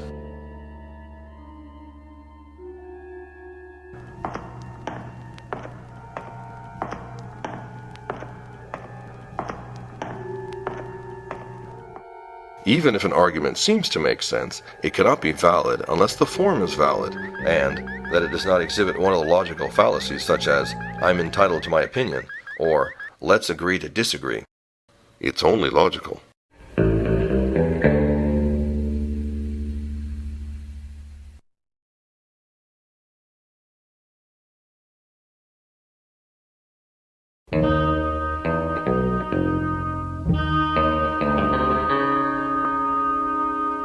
All right, you all have your orders.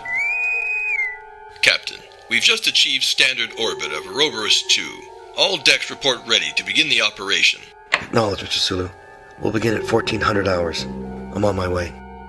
Let's go, Chekhov. Aye, sir.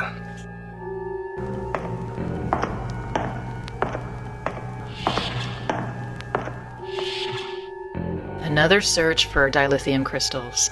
I'm just certain someone will invent an unlimited source of energy. Why do you say that? It would solve the reliance of Starfleet on rare dilithium crystals. But can someone really invent that? Sure, just think of all the problems that would be solved by limitless energy. Yeah, I guess you're right. Of course, just think. Unlimited energy. Excuse me, ladies, I couldn't help overhearing. Yes, Mr. Spock? The argument you are employing, nurse, is not logical. In fact, it exhibits the fallacy of argumentum ad consequentiam, also known as appeal to consequences. I thought she was making pretty good sense. That may seem so, Yeoman, but her argument is invalid. Appeal to consequences is an argument that concludes that a hypothesis, typically a belief, is either true or false based on whether the premise leads to desirable or undesirable consequences. This is based on an appeal to emotion and is a type of informal fallacy, since the desirability of a premise's consequences does not make the premise true. The appeal to consequences fallacy does not apply to arguments that address a premise's consequential desirability, good or bad, right or wrong, instead of its truth value. Therefore, an argument asserting that one method is better than another because it is better at achieving the desired results or consequences may be valid if data is used to show the efficaciousness of the method. But this exception was not the case for your argument, Nurse Chapel, as you were clearly making an appeal to the happy outcome of unlimited energy. Thank you, Mr. Spock. Oh, I should reassess my thinking. That would be best.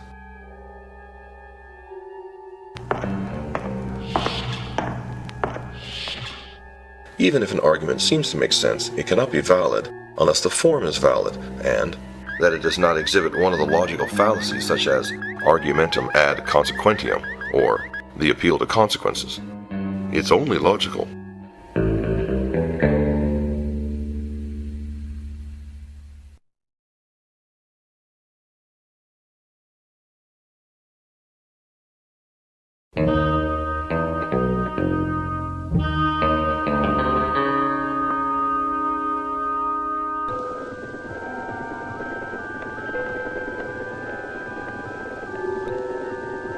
I hear you're doing the geology surveys of the planet's surfaces differently, Hans. Yeah. We're surveying the high altitude sections first, and then the lower areas and valleys afterwards. Why is that? Is that a better way than the old way of surveying in a circular pattern around a central position? Yes, it's better.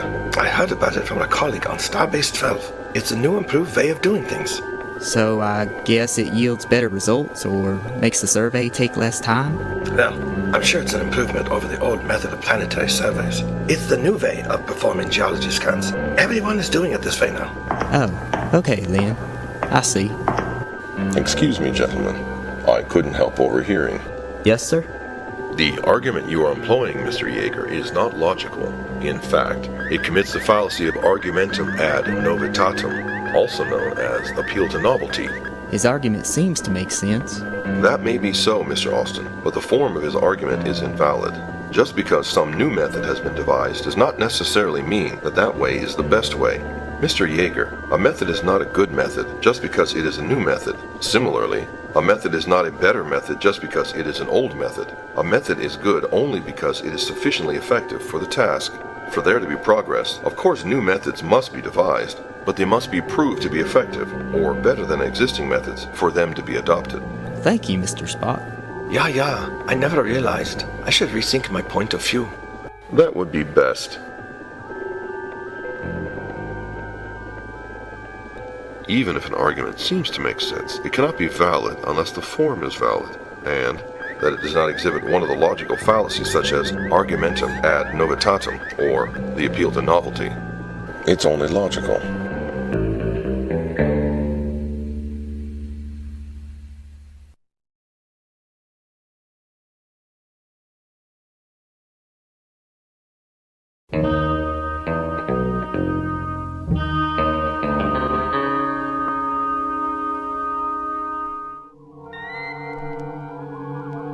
Looks like a number of the crew have taken shore leave on Rymar too, before they found out that a deadly toxin there affected humans. Yes, Dr. McCoy just developed a test to determine if someone is infected by the Rymarian toxin. Luckily, only 1 in 1,000 humans are susceptible to the toxin. That's great. How accurate is the test? The test has a false positive rate of 5% and no chance of false negative. Oh, good. Oh, did you hear? Ensign Joe Stevens tested positive. Oh, that's too bad. The test is 95% accurate, so he probably has to undergo the painful detox process. Oh, poor Joe. Excuse me, crewman. I couldn't help overhearing. Yes, sir? The argument you are employing, Mr. Erickson, is not logical. In fact, you are exhibiting base rate neglect, a cognitive bias. His argument seems to make sense. That may be so, but bias is affecting his judgment. Base rate neglect is when people, if presented with related base rate information such as general information on prevalence and specific information such as information pertaining only to a specific case, people tend to ignore the base rate in favor of the individuating information rather than correctly integrating the two. Mr. Erickson, even though Ensign Stevens tested positive for the toxin, given the low rate of susceptibility to the toxin, 1 in 1,000, and the 5% false positive rate, he only has about a 2% chance of actually being positive for the toxin for a test that otherwise appears to be 95% accurate. Wow, really?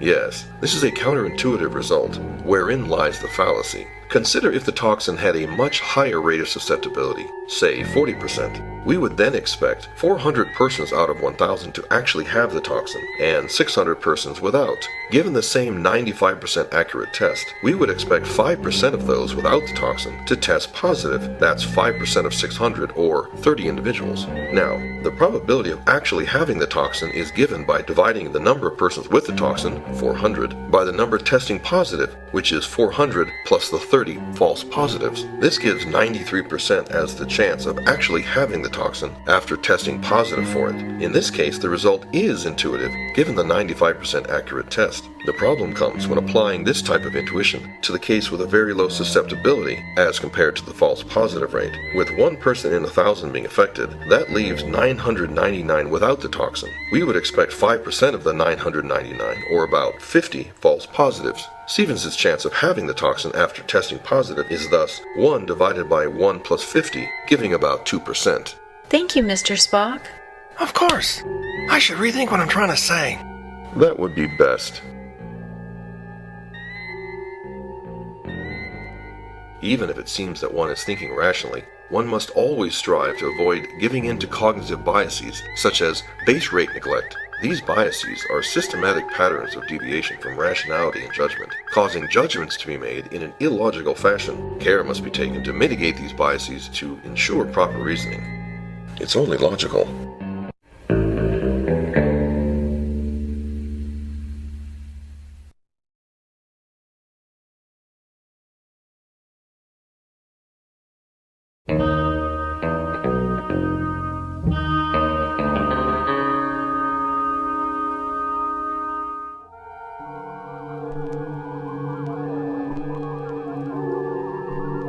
do appreciate getting away from the confines of the ship when we are on away missions like this. Yes, and getting to pilot these shuttles is even better. I remember how happy I was when I qualified as a shuttle pilot back on Stardate 1573.2. Yeah. Oh, did you hear? Ensign Stevens failed the shuttle pilot qualification board for the 3rd time. They only let you try 3 times. Oh, that's terrible. Stevens really hoped to become head shuttle pilot on the Enterprise one day. He devoted so much time and effort to studying as a pilot. They should still let him fly shuttles anyways. Well, I heard he fails each time because he doesn't operate the shuttle safely, flying too fast or missing obstacles just barely due to his reckless and undisciplined maneuvering. Captain Kirk thinks Stevens should stay in Security Division. Maybe Stevens is not as safe as he could be, but they should still let him fly shuttlecraft. I mean, he's been trying for this for several months, plus he always wanted to be a pilot ever since he was a young boy. He'll be devastated. I don't know. Safety's important, but he will be really disappointed.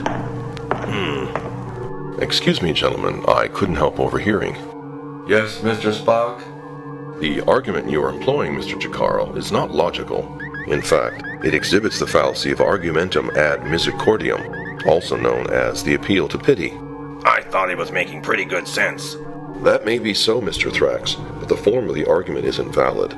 The appeal to pity is a special kind of appeal to emotion, in which one tries to win support for an argument or idea by exploiting one's opponent's feelings of pity or guilt. Mr. Jacaro, you committed this fallacy when you hoped to convince Mr. Thrax that Ensign Stevens should be given the shuttle pilot qualification by reminding him how sad Stevens would be if he didn't become a pilot. The appeal to pity is also a fallacy of relevance because arguments of this kind provide no evidence for the arguer's contention, instead only invoking a feeling to sway their opponent to their side. Thank you, Mr. Spock. Yes, I will endeavor to use better reasoning in the future. That would be best.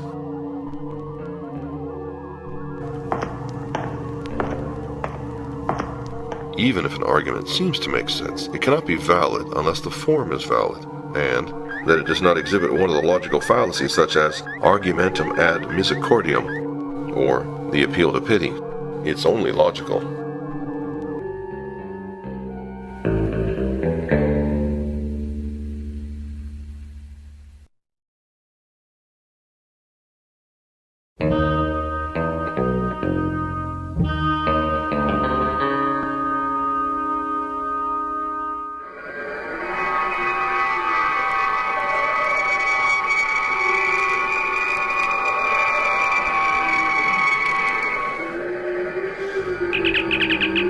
Spock to Enterprise.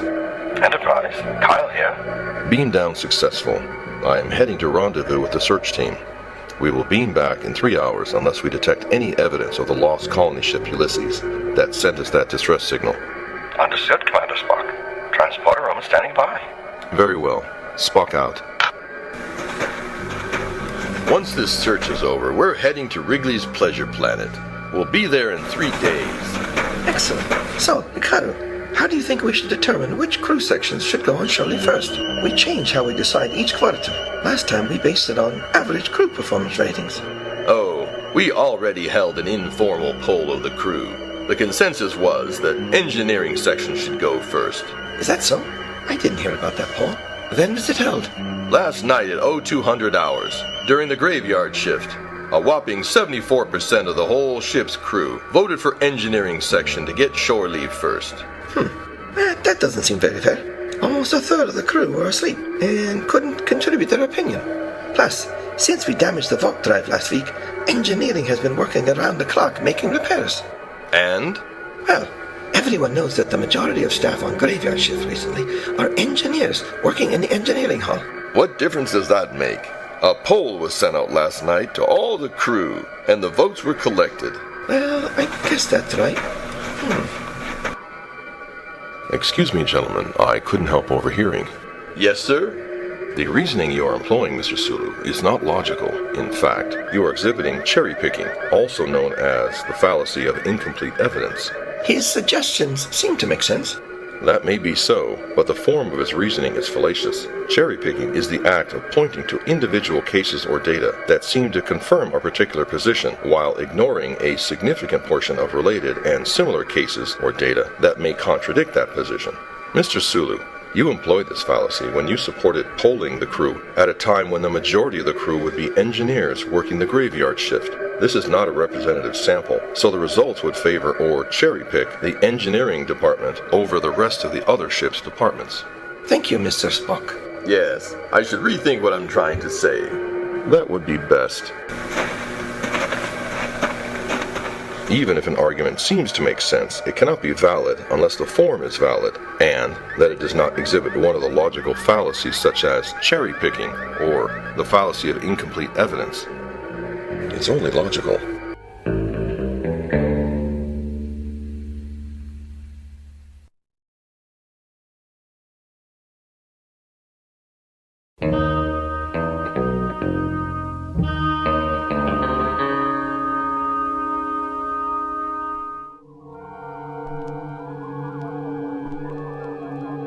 What a long shift. I can't wait to get off this afternoon. Lieutenant Briel and I are going to make some popcorn in my quarters and watch an old-style movie double feature. You're not going to stay in your cabin for hours, are you? Dr. Chiefau has told the crew that we should limit our time in enclosed chambers to no more than 37 minutes at a time. Really? I know that Chiefau is here for 2 weeks as part of the Space Doctor Exchange Program while Dr. McCoy is on one of his people's Grazer Ray ships, but that's a strange policy. Oh, Dr. Chiefau was adamant about it. He quoted his people's medical guidelines against being cooped up. You have to understand, Paul. A lot of Chiefau's ideas are based upon his people's having descended from savanna-dwelling herbivores. They're a naturally claustrophobic culture, fearing enclosed spaces. But he's a doctor. He said it is a proven fact that it's unhealthy to be within enclosed spaces for longer than absolutely necessary. You should really follow the science. People have lived in enclosed spaces throughout history. Look at the Earth colony on New Reykjavik. Due to the freezing temperatures, the colonists have to stay 98% of the time in small caves. And they often live to 120. Well, Dr. Chiefau absolutely mandates that everyone in the crew stay out of small rooms, like our cabins. He's a trained doctor, Lieutenant. Science is science. I know, but you have to... Dr. Chiefau wouldn't say it if it wasn't scientifically valid. Excuse me, crewman. I couldn't help overhearing. Yes, sir? The argument you are employing, Mr. Erickson, is not logical. In fact, you are exhibiting equivocation, an informal fallacy of ambiguity. His argument seems to make sense. That may be so, but the form of the argument is invalid. The fallacy of equivocation occurs when a key term or phrase in an argument is used in an ambiguous way, with the term taking one meaning in one portion of the argument and another meaning in the other portion. Mr. Erickson, you committed this fallacy when you used the term science in 2 different ways. In one case, you meant science, the discipline learned by doctors, which is the application of the scientific method, namely, verifying or rejecting a new theory based upon experimentation.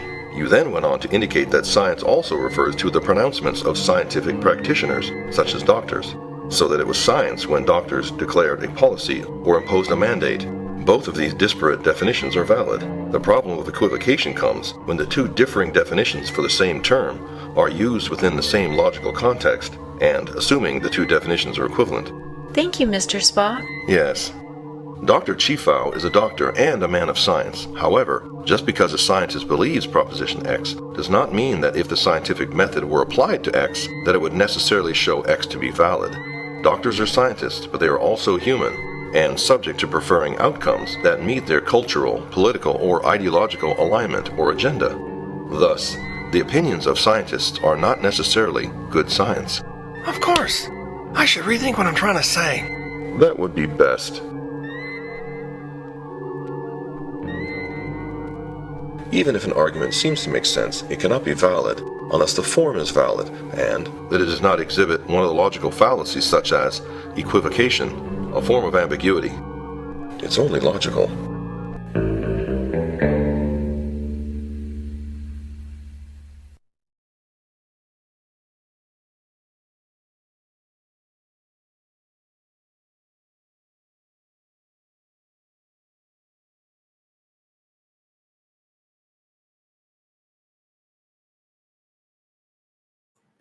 I think that's great, but if I hear much more of it, I think I'll probably be hearing it in my sleep.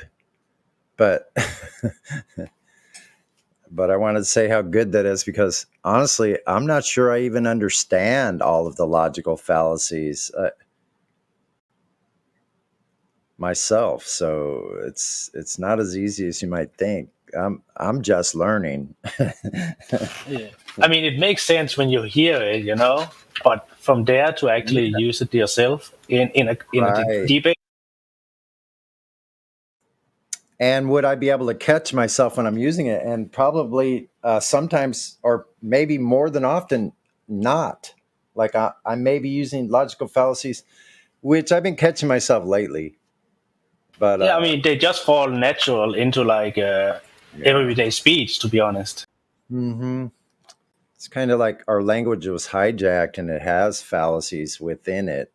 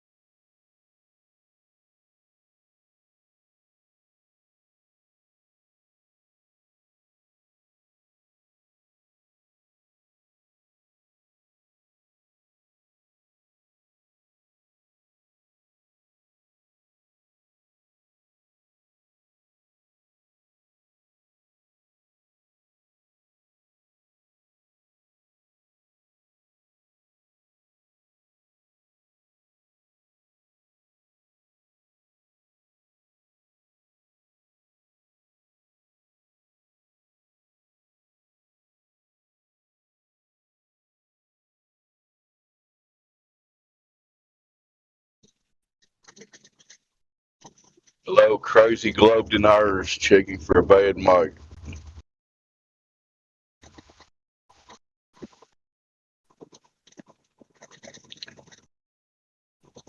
Maybe it's a bad mic because nobody responded.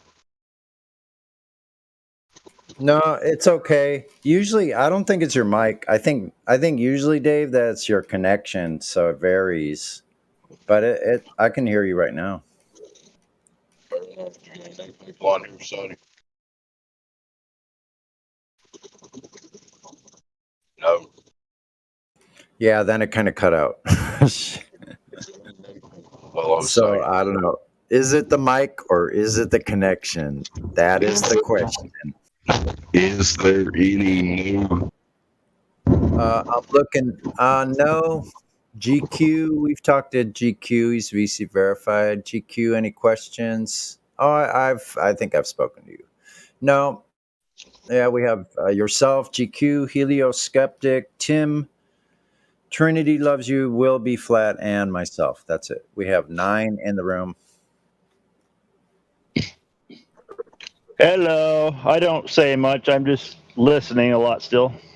That's okay. I was just kind of going through a roll call, if you will. Speak when you wish.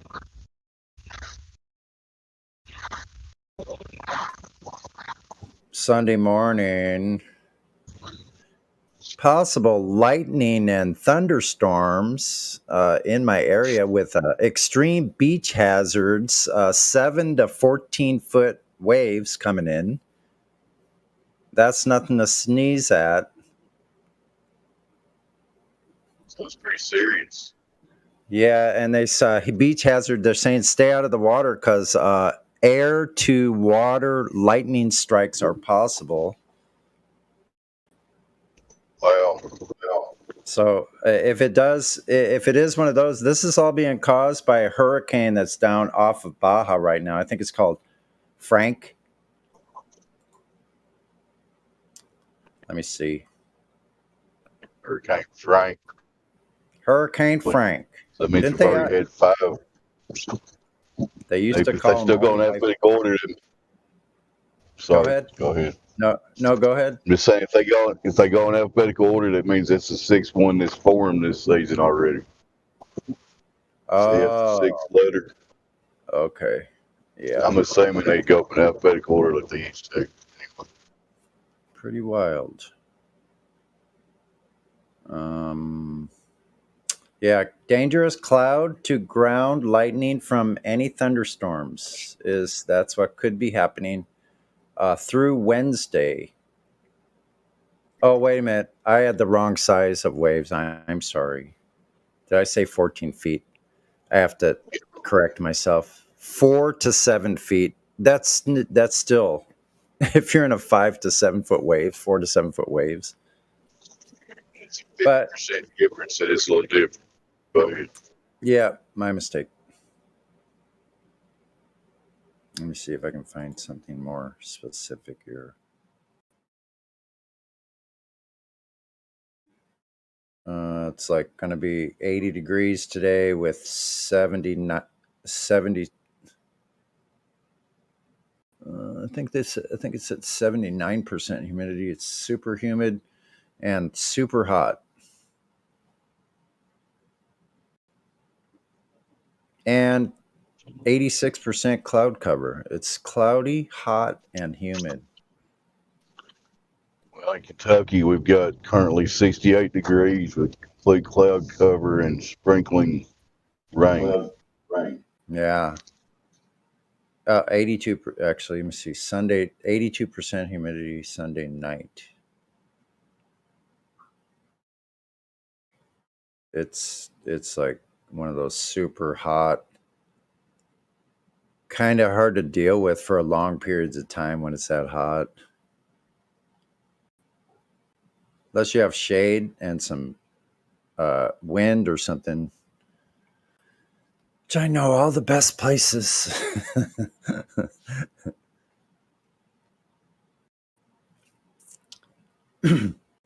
Yeah, it was 71 degrees at like 7 o'clock. It's already 77 and it's 9 o'clock. Wait a minute. No, that's the high, 77. Mistakes in the sunny weather report are are abundant today.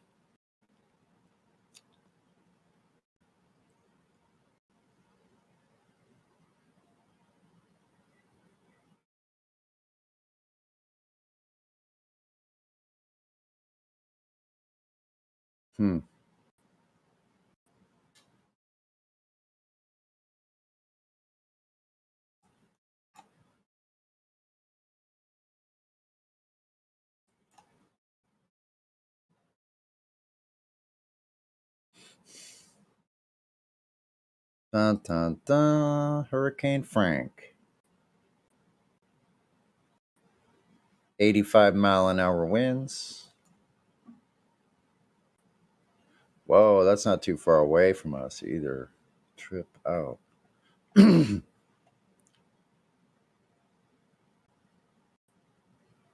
They always wither out right before they get here.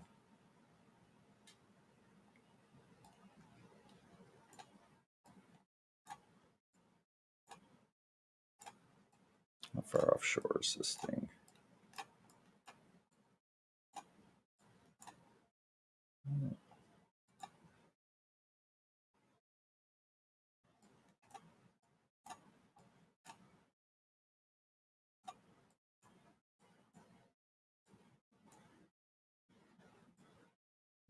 Mic working still? Yeah, very good. Sounds great. Just thought out there in case there's some random person on YouTube listening. If you're wondering why we're here, and we've been here several years, some of us 7 and 8, we need direct measurement of Earth curvature, verified, repeatable, testable. At least a 10-mile stretch over a body of water would be my preference. But we need detection of motion of the Earth that's never been done. That should be a red flag if that's never been officially verified. And we'll throw in our third point, the existence of our gas pressure system, which keeps us all alive, existing nearly next to nothing without containment. If you got any proof or you think you have some proof of any of those three, come on in and discuss. Back to you, Sonny.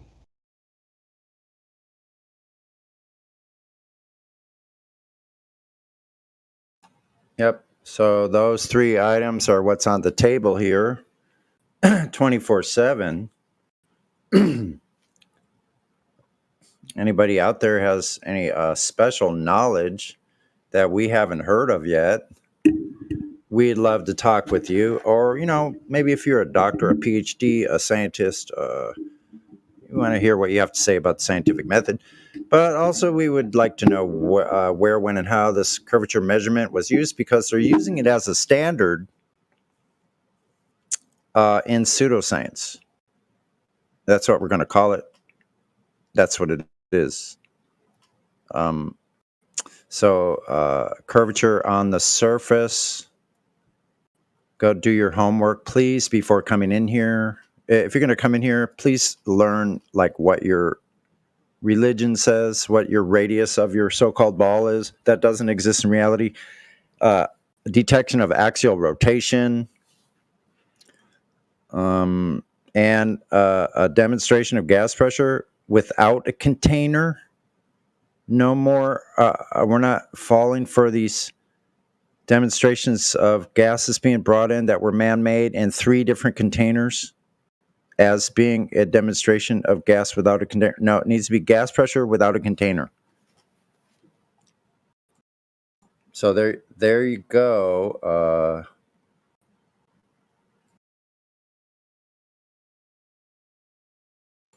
Trying to lay it all out there for you.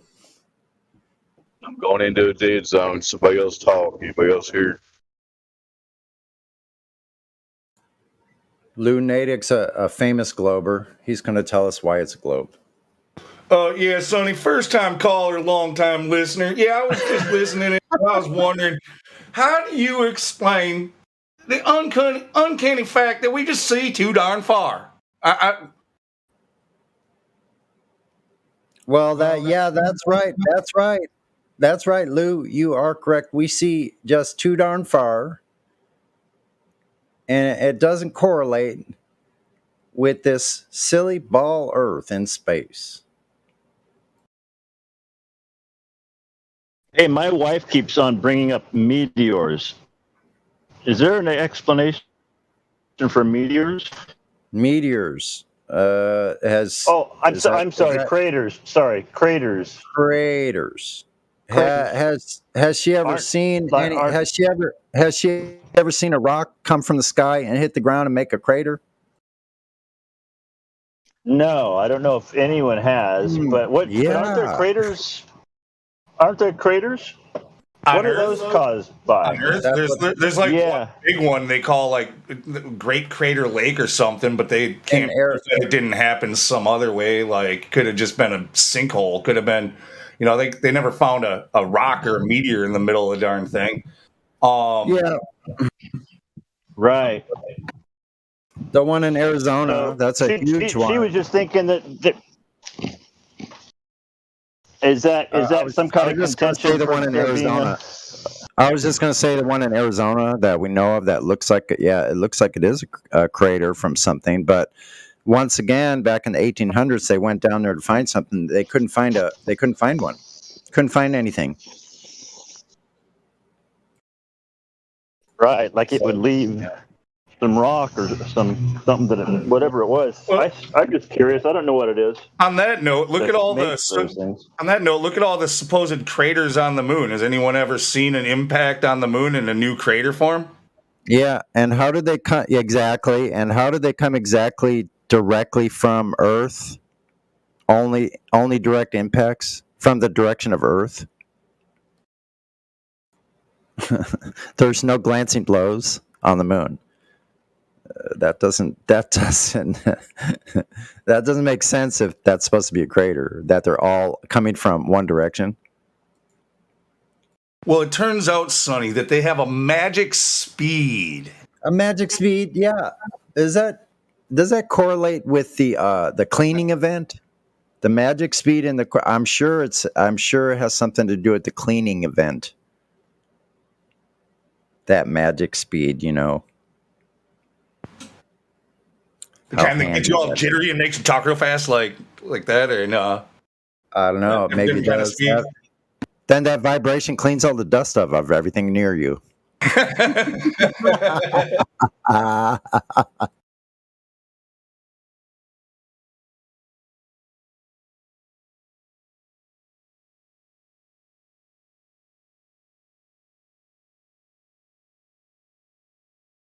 I do say the Globe has really increased the comedy level to quite a significant extent. Do say.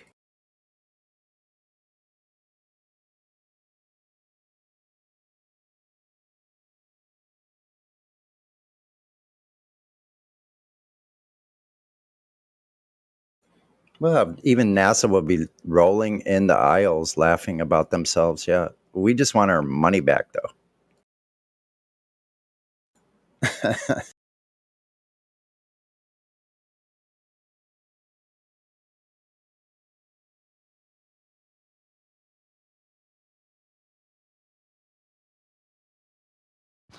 Give me my money back. Give me my money. We want our money back. That guy rolling in that fight, rolling out of the way, is hilarious.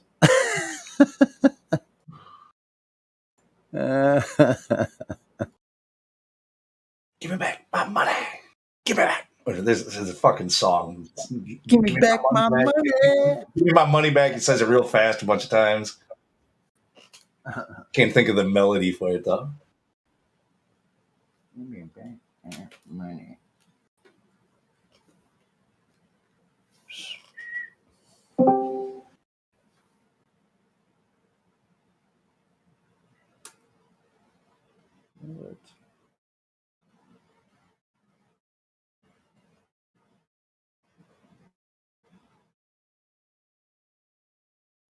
An actual open Wi-Fi? Does it work? Would it be safe to say that proof of the globe falls flat?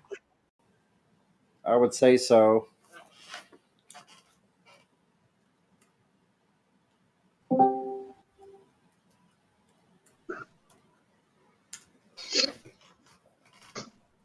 Well, proof of the globe is kind of curved because it's circular arguments.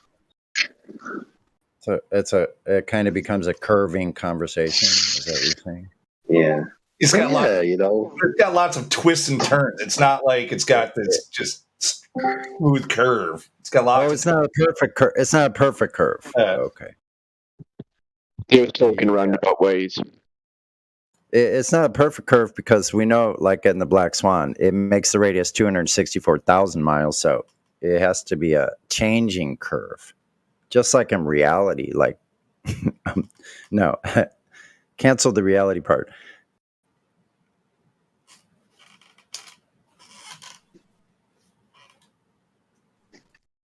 For the globe, you have to.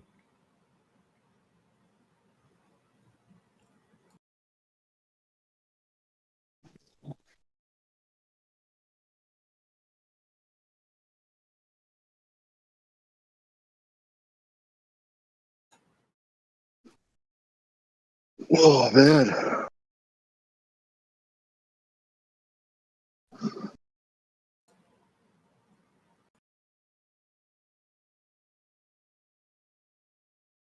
You on the lake today, AI? No, I was yesterday, though. How'd that go? Well, we had we had from the top compressing down into the bottom disappearance.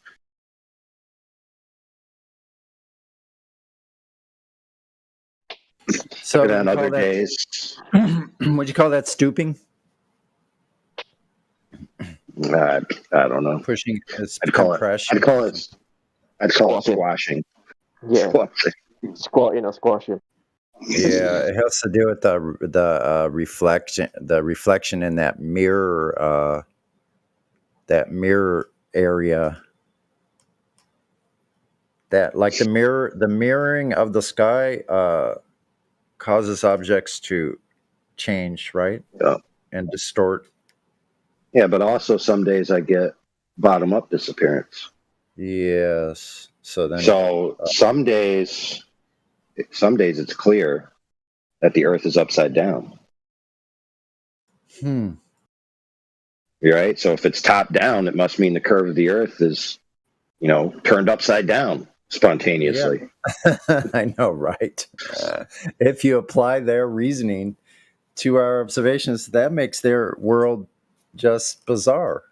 It's so simplistic. This is okay. PhD level people make this argument. Can't see the bottom of thing, therefore Earth globe. Yeah.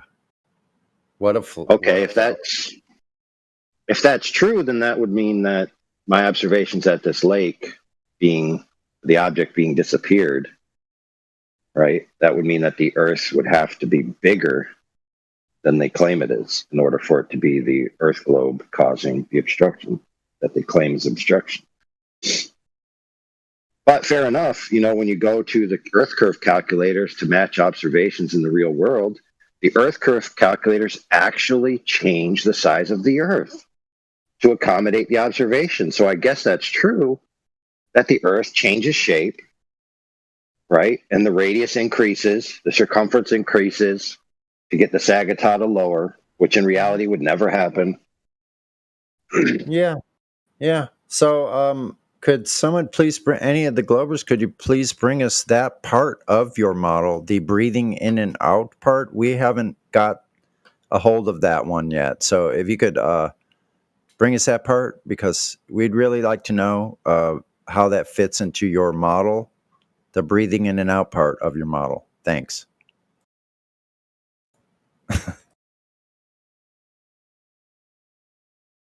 Hey, that's a good song. We should get one of the dudes to make it based on what's that guy? Oh man, what's that punk guy? The 2 lines for hair. He's like, break the pressure, breathe in, breathe out, break the radius, breathe in, breathe out. Prodigy. Broken globe. Can't find my curve. Breathe in, breathe out. Smack your bitch up.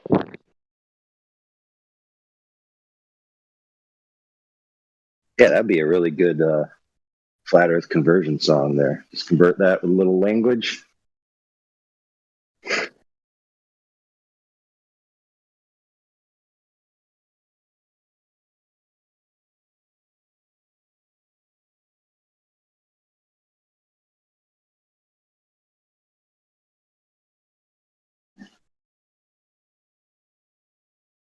Now, these guys for years have been scratching their heads. I just can't figure out how the bottom of something could disappear if the Earth was flat. I just can't figure it out.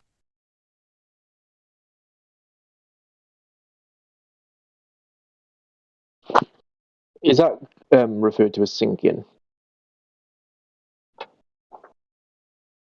I heard someone refer to that bottom up as a sinking phenomenon. The boats over the horizon.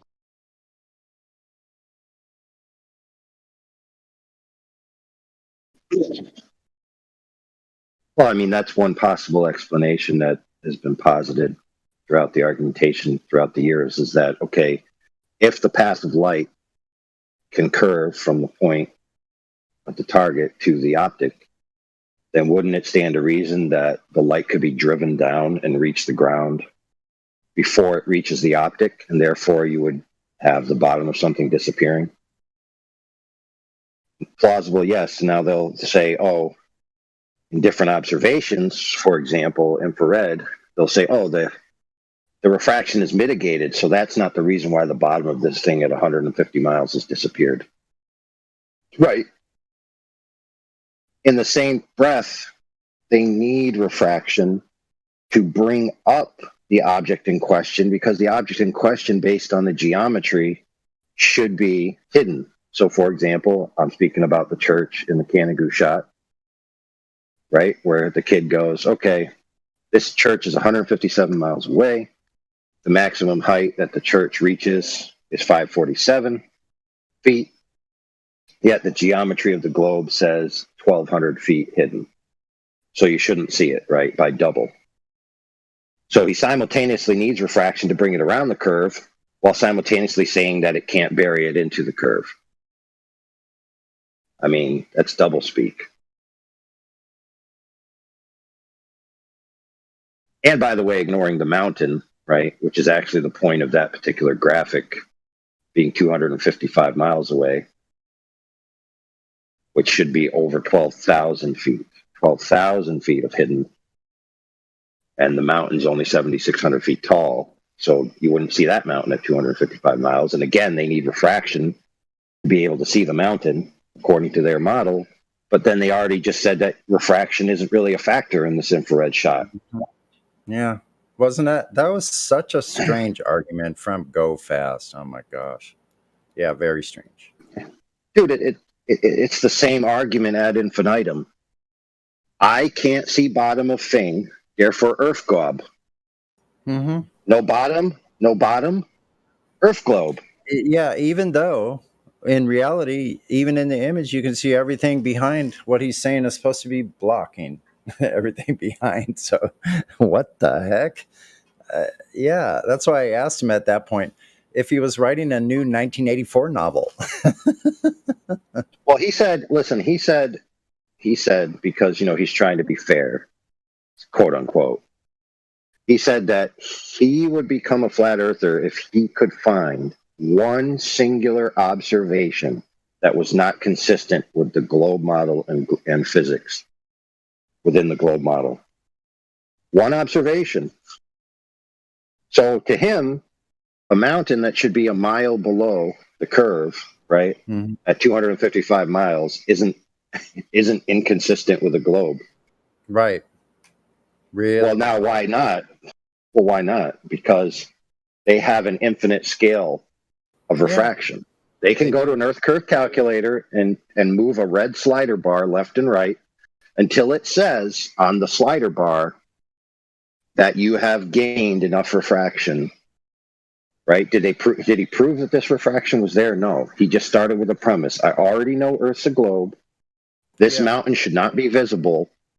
The only way it would be possible, in theory and in principle, would be if the light curved.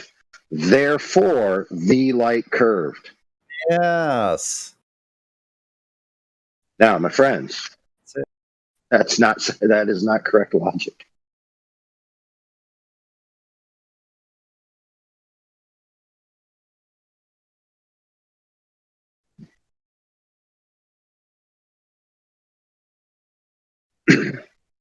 Right, so that's just like that is not going out and seeing that that's happening. That is just assuming it's happening because it, in theory, would have to happen, right?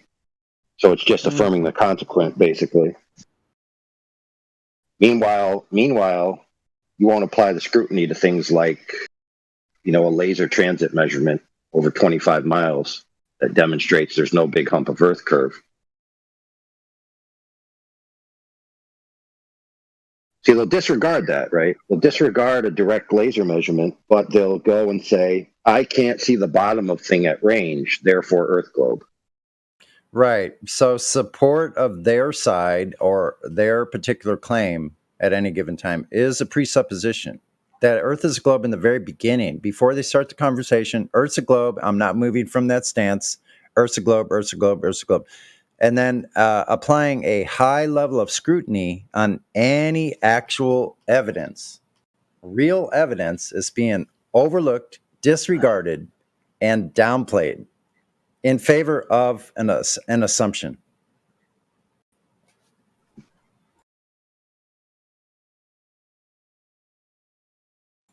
Yeah, that's amazingly fallacious. I mean,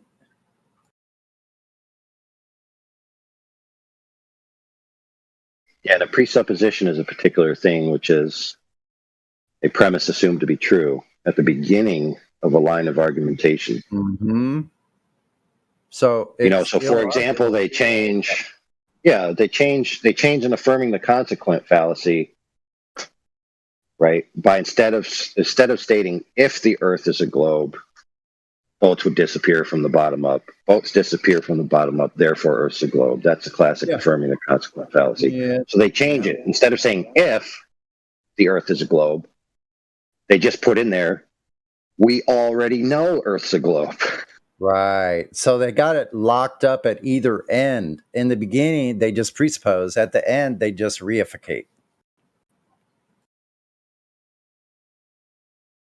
Yes, and you borrow the conclusion to prove the premise in the first instance. And then you just have a big circle. Yeah, yeah. It's just incredible.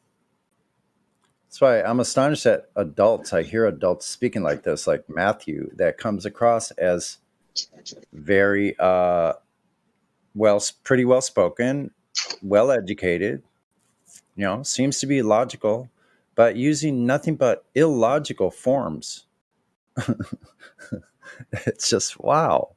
Am I living in a Dr. Seuss novel or something? Listen, you can also use proper logic forms, right, where the conclusion would follow of a necessity, but that only happens if the premises that you input are true. So the premises have to be proven true first.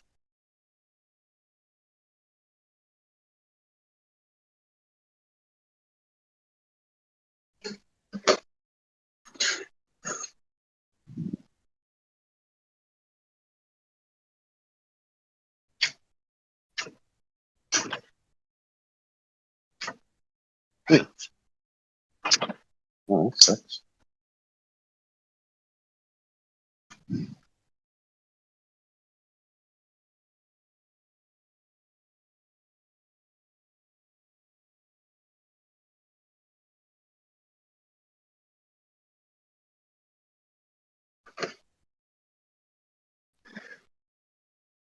Oh, man.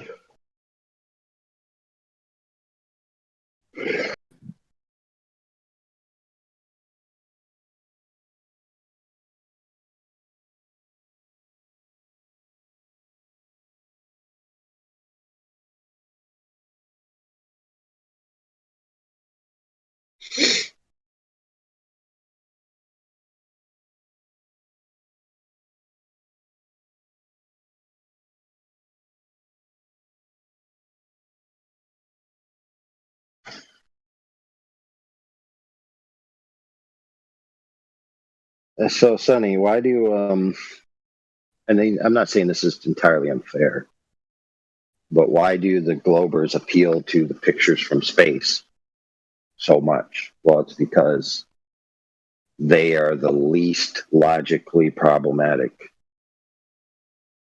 Right. They just think it's as is. Yeah, they just say, there it is. See? Right. Exactly.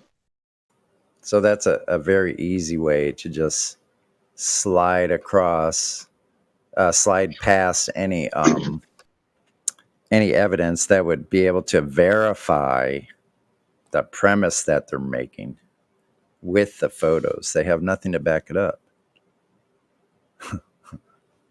It's just empty. It's vacuous. They have lots of argumentation. That requires the premise to be proved in the first instance, right? Yep. And so their appeal to input the fact into that proof of premise is just a photograph, quote unquote photograph, no less. Yeah. I'm not conceding that it's an actual photograph. I'm just saying it's believed by them to be a photograph. Therefore, this is just the Earth as it is, and that proves the premise in the first instance. Therefore, all those other lines of logic are now proven. Right. Because that's how they take it away from the surface. They just go, look, we have the whole thing. We don't need to look at the surface. And even a lot of them will say, why bother? There's no need to go measure the curvature of Earth. We have a picture. And what's the validation of the picture? In their mind is, no, there's something. Okay. The associated alleged eyewitness testimony of the person who took it. Yes. I mean, perfect. Like, think of how, really, is that admissible in a court of law? Photo plus testimony? No. Yeah. Yes, it is. Yes, it is. Well, sometimes it is. Yeah, it is. Put it. Yeah, it could. Yeah, it's. But who cares? Who cares? Courts of law are arbiters of legal disputes. That's true. Okay, not We're not truth talking disputes. Yeah. For example, you could be acquitted of a crime yet have committed the crime. Does being acquitted of the crime mean of a material necessity that you did not commit the crime? The answer is no. No, that's true. That's why it's probably not a good analogy. I will have to rethink my argument in the future. I know that would be best. That's the logical thing to do. If you make a logical fallacy, the best thing is to reassess your thinking. Yeah, right, yeah. For example, you ask someone, did you commit that crime? And he replies, I was acquitted. Right. That's foolish. Yeah, that doesn't match. No, man. Big deal. Look how many murderers get off because they like pay off they're,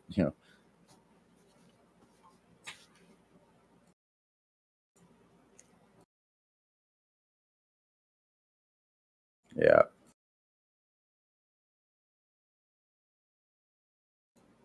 Dun, dun, dun, dun, dun, dun. Dun, dun, dun, dun, dun, dun, dun, dun.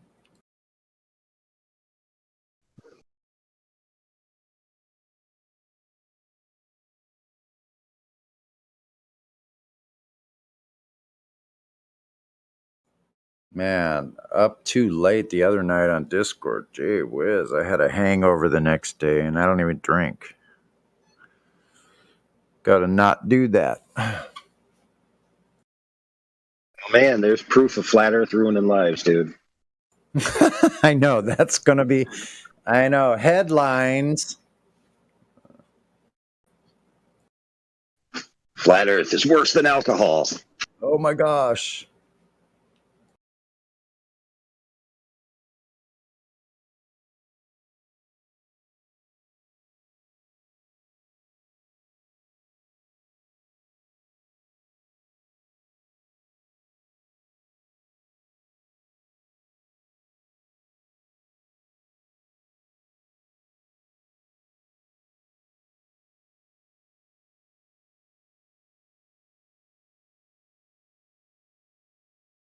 The one true curvature. Yeah, where?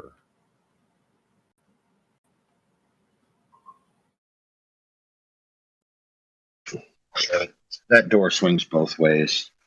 You know, there are globe and flat proponents who both argue that their paradigm is not only true, but it's essential for understanding of all truth, which is a retarded statement. Wow. Okay, knowing a one proposition doesn't automatically make you aware of the truth or falsehood of all other propositions. It's not the key. It's not the master key.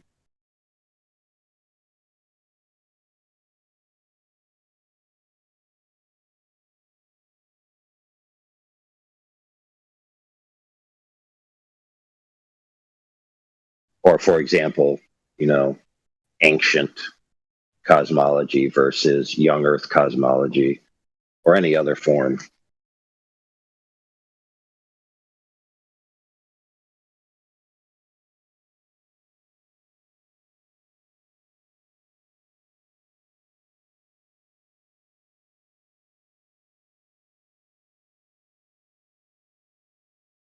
Or like whether large creatures with massive skeletons existed or didn't exist. Mm-hmm. Whatever you then, go on to surmise that these creatures are.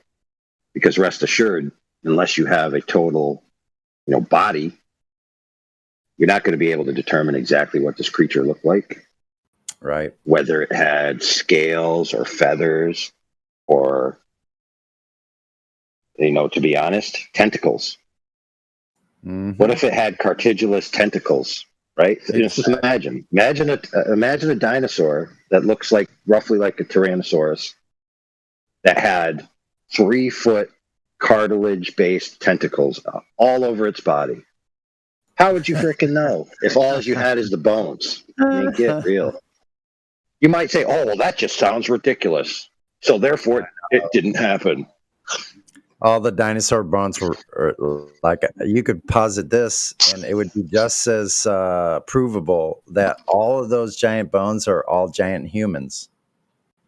It's just as valid as the dinosaur one, but it still doesn't make it true. I mean, there could be some truth in there, which personally, I think there may be, but that's personal opinion on that, because it's basically unprovable, right? Well, to some degree, because supposedly there's bones that, look like they have massive jaws and fangs and all of these things, which doesn't seem to be congruent with that it was a human type entity. Yeah, like some type of different race altogether. Well, shouldn't use the term race. Well, I mean, why? To be fair, you don't have to go that outlandish. All you have to say is, okay, it was a large creature, right? Mm-hmm. That clearly was a creature that probably ate, pooped, had babies, did all the usual things that creatures do. Therefore, the Earth is 18 billion years old and a spinning ball through space. Right. Like, well, I'd love to go with that, but like, what full skeletons have they ever found? These things are Frankenstein's put together. That what they claim to be skulls are like never found intact. They're little in thousands of fragments that they put together with glue, like a jigsaw puzzle. And like there's really not much to actually go off of there. That's true. That's true with most of their things that they're saying are genus or changes in the progression of their evolution fairy tale. But there are some giant skulls I've heard that were intact, and that those are being hidden, or most of them are. But yeah, you'd have to validate that with some. I don't know if you could do it even with testing, but if it was proven that this is an actual intact skull, human skull or human-like skull. I don't know, man. I guess. I'm not talking specifically to any talk of human-like giants or whatever. I was talking about dinosaur bones and stuff, which, 65 million year old skeletons that, or whatever, not even skeletons, they're fossilized stone, right? Yeah. So, they're a crumbled mess. Yeah, they could just as well be 500 years old or 600 years old.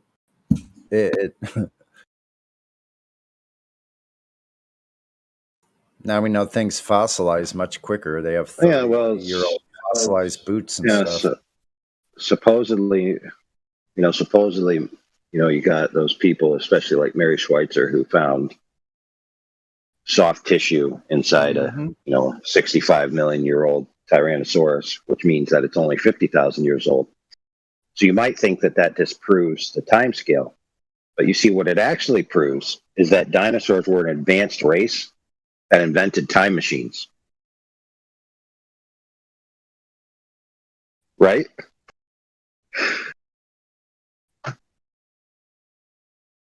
Right? Because they came from 65 million years ago and arrived 50,000 years ago. Clearly, time machine proof, right? Don't ask me, but I'm listening. Go ahead. Tell me more.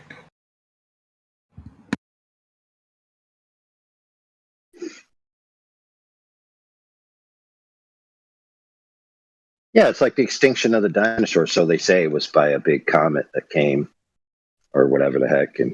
But what if they just, were so advanced that they made spaceships, and then they went to Alpha Centauri to live the rest of their lives because they had, polluted the Earth. Kind of like we need to do now. The Earth is getting polluted. We need to invest into space so we can go to a different planet because Earth is dying.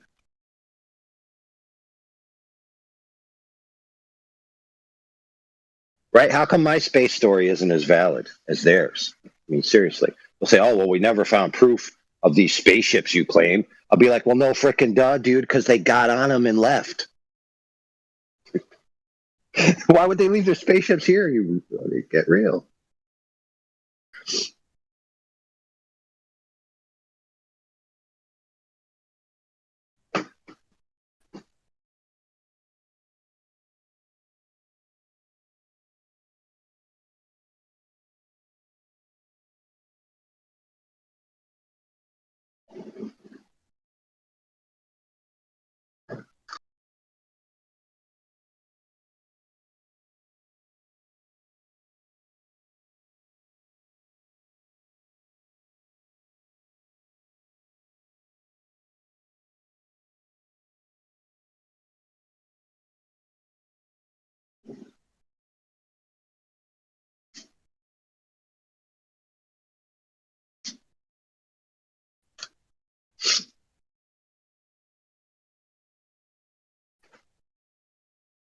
What, you're not buying it?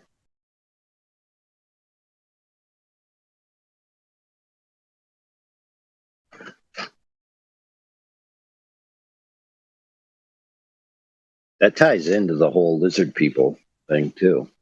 I'm buying it, actually. I'm buying it full hook, line, and sinker. Yeah. So they flew away in their spaceships. Exactly. The dinosaurs, that's why they're not here anymore. No, they shapeshifted into our politicians, and they never die. Like they No, that was the second phase after they came back. It fits, man. I'm telling you. They're still here. They never left. They're just running all of our governments, passing They laws just and shit all the time. they just go back for vacations now and then. To see they're destroyed. No, it wasn't destroyed. That's right. We'll have to make up that part next week. Dude, that's like the plot for that movie V, remember?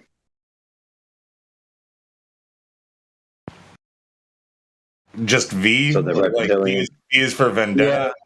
V, no, for No, V. visitor. V. Yeah, I think I saw that too, but I don't really remember it.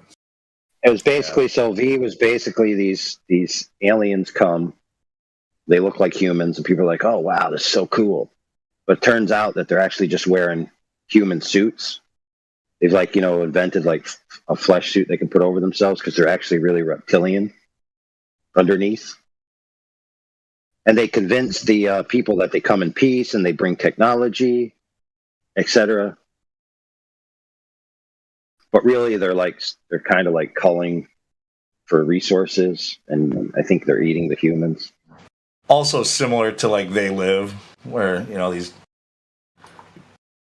they appear normal, but unless you have the glasses, you can see that they're not. They're these weird creatures. Well, this one is actually a lot.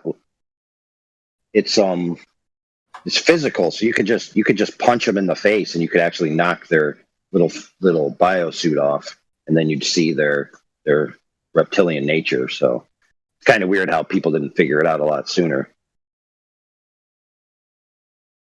Yeah, nobody ever had the urge to punch a reptile in the face. Come on.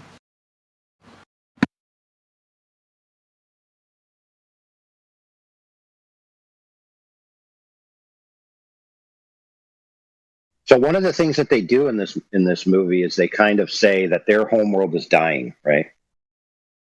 And they need this stuff that we have, and we could help them collect it. And it's kind of like a gas or something. I can't remember exactly.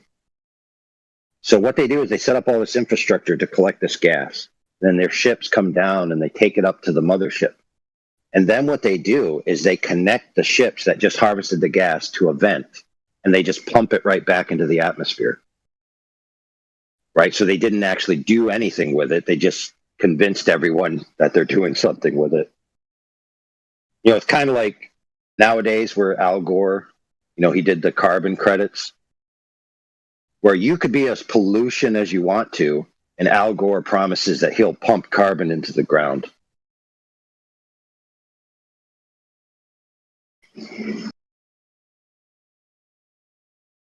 I'm not familiar with that promise. Yeah, it's called carbon offsets. So yeah, that's that. Yeah, no, I know what he talks about. That's not what you just described, though. He's not pumping carbon into the ground. You were being facetious with that, but yeah. Basically, it's Robin Hood. It's as long as you pay for your share, we'll offset it by limiting other people, the less fortunate.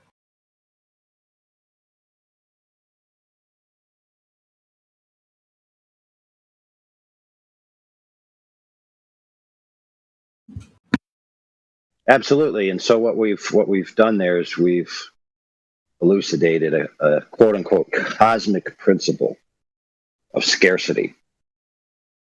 To where if you believe that scarcity is a real thing on the cosmic level, right, then it alters the way you behave in real life.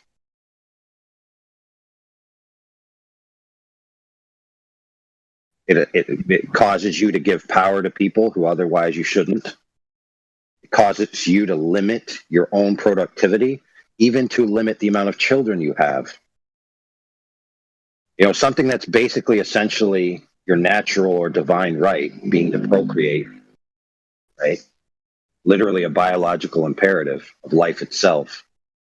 You will stifle yourself in that regard because geopolitically you're told that your child will be a strain, not only on the planet, but on the universe itself. There's only so much to go around.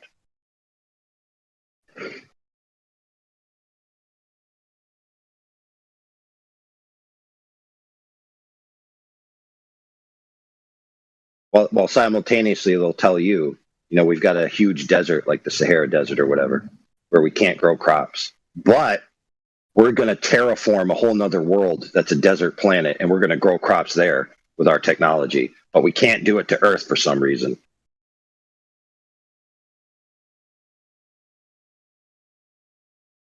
You know, so vote for me, give me all your money, stop driving gas cars, and drive electric pieces of garbage.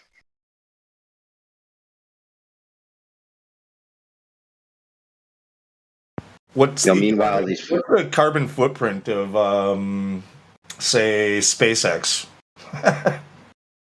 Oh, man. It depends. It depends on how many offsets they buy.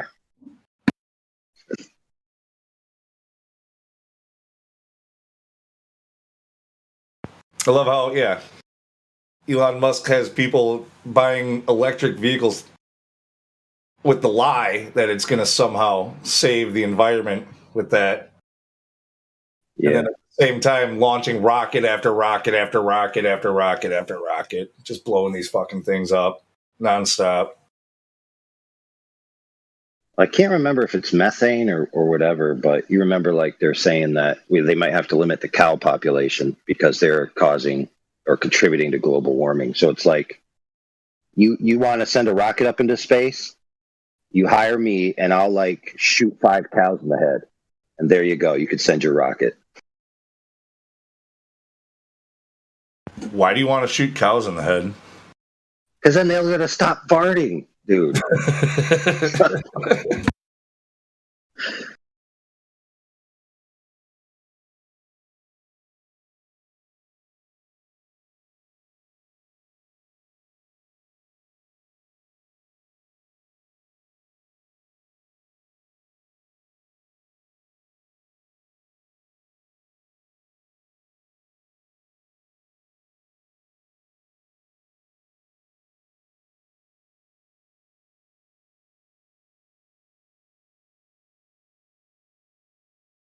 Yeah, so meanwhile, a lot of these companies, right, that were involved in this stuff made off with hundreds of millions of dollars and provided nothing. And then people wonder why people would be involved in deception or pulling the wool over the masses' eyes. It's like, dude, these dudes told you that they're going to offset your carbon, or that they're going to provide clean energy. Then they took hundreds upon hundreds of millions of dollars, didn't do anything, and then just went to Tahiti for the rest of their lives. Dude, it's a small price to pay for, for space exploration and the future of humanity. It's we all have to take a little hit, in order to save the future.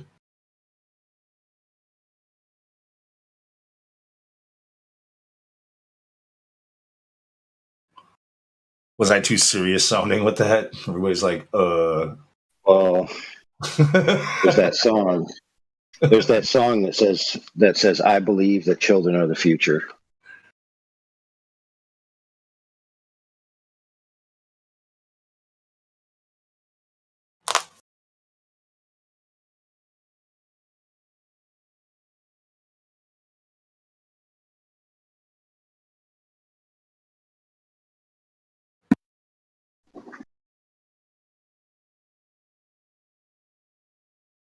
But that's the thing, the Earth has a natural biorhythm, If you exhaust some of the resources, it causes the promulgation of the species to be hindered, and then it kind of equals itself out over time. Like resurgences. Then eventually, you mediate it. The Earth heals itself, and then the population regrows.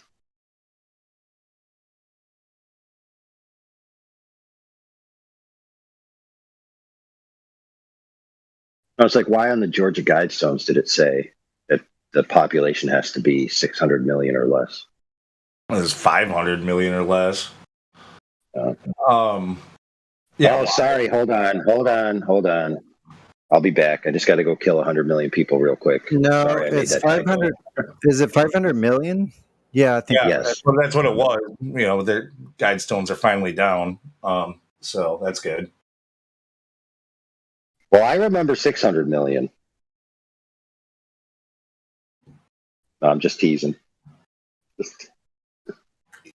No matter what, that's a ridiculously low number. It sounds like a big number, but it's a ridiculously low number. But to most idiots, yeah, it sounds big. 500 million, holy. It's a lot of people.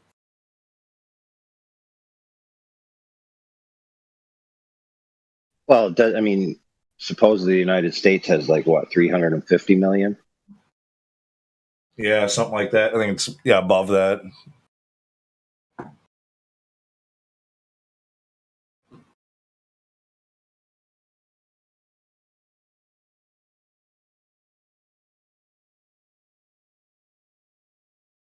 Yeah, so the whole Guidestones thing, we really shouldn't have ever paid much attention to it, in my opinion. It's just like a publicity stunt for a freaking town that sells nothing but granite. Okay, that's what they do.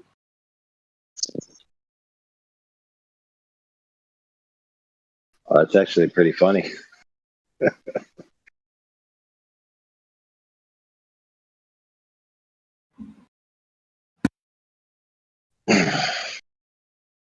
Yeah, so supposedly they got put up in one night, if I remember correctly. One day they're just there. Right? So they had all these trucks carrying the granite, right? Then the crane to take it off the truck and erect it. And nobody noticed all that. They just appeared. Well, the whole story in general is that, okay. If I go and I put a shed over the property line and it's on the neighbor's yard, how long does that shed stay standing?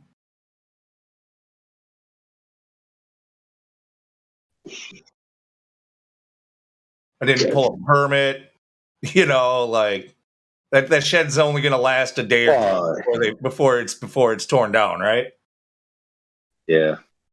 But if I was your neighbor, I would just go to my side of the shed, cut a door hole, build a wall right on the property line, and then I'd just have a foot deep storage container. All right, we might be able to come into an agreement on sharing the shed, but it's not going to happen in most cases. So, you can't just have a freaking mysterious monument pop up on private land with no permits, and no stories, no who put it there, and then the government goes and protects it, surveils it, and makes a tourist attraction out of it. Oh my goodness, Lou. This would be a hilarious prank, right? Like, so you build your shed, right? And you have the door facing your side of the property, right? And then you're like, okay, we built our shed. Now we're going to go camp for the weekend. We're going to come back Monday, and then we're going to start putting our stuff in our shed, right? So you come back Monday, you go up to your shed, and there's no door anymore. The guy put a door on his property side and filled it with his stuff. And he'd be well within his rights to do so.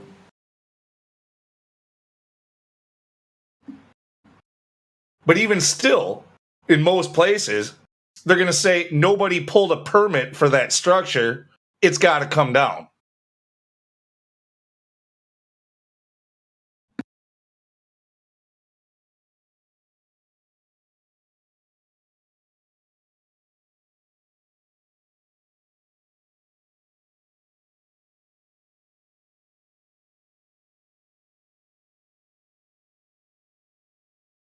So has there ever been any vandalism on the Guidestones before?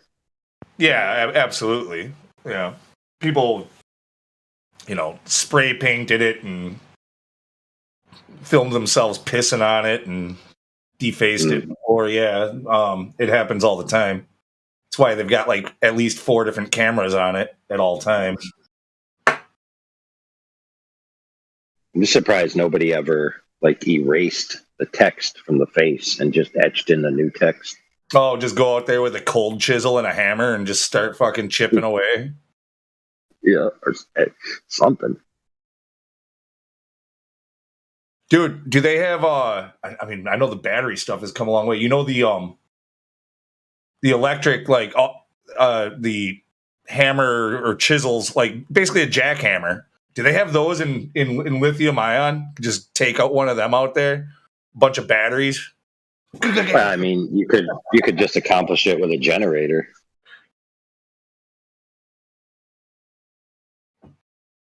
Like a pickup truck with a big generator on the back. I'm just thinking, I'm done with hoses and cords. I just want to make it easy.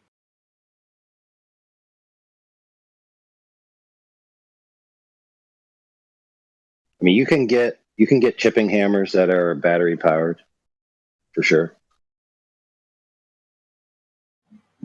They're not jackhammer size.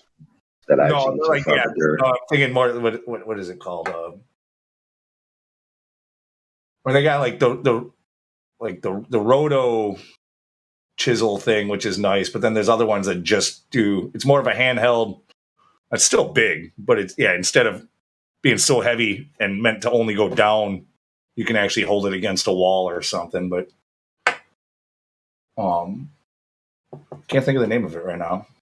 We've got one. I've got one in the barn. I don't know the name of it.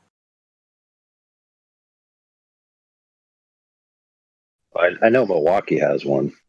So if they got one, there's got to be other, more. Well, the bigger ones, are going to be like Hilti. Or maybe Hilti, yeah. Yeah. Yeah, ours is a Hilti. Or Metabo.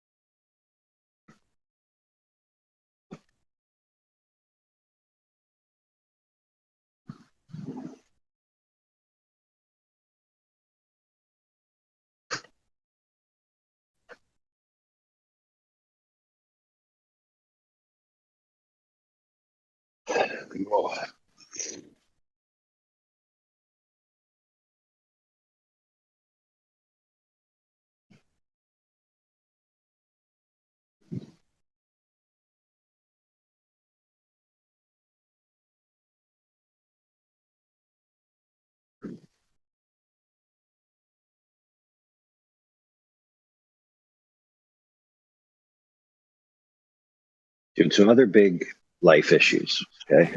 Yeah, I got that one. actually would impact people. Mine for the day. All right, you could go first.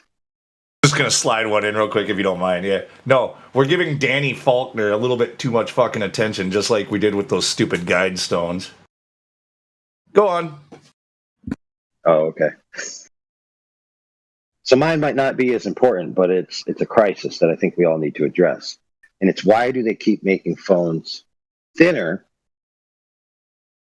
when they should have just kept them the same thickness, made the components thinner, and given me twice as much battery? Aha.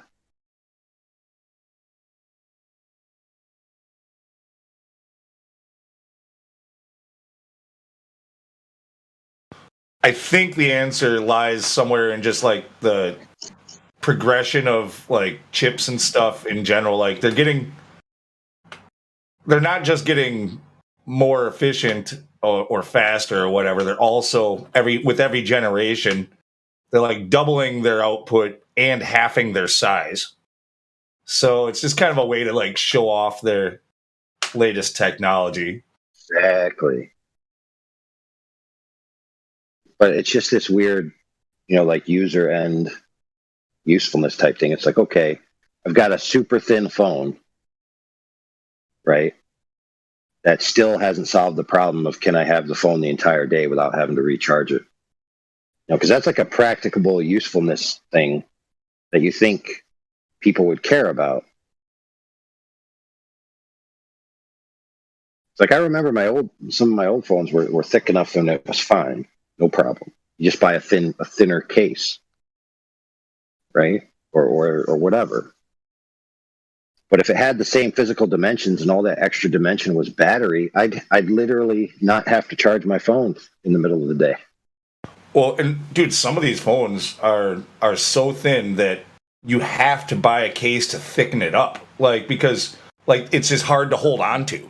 That's one of the big complaints with some of the most expensive phones. I have that problem with the phone I have right now is that without a case, it's literally unusable. And the reason is because the fold of your hand, when you're holding it, will touch the screen and create a contact point to which then it can't understand that you're touching the screen somewhere else. So you have to have a case to give you an offset so the flesh of your hand doesn't activate the screen.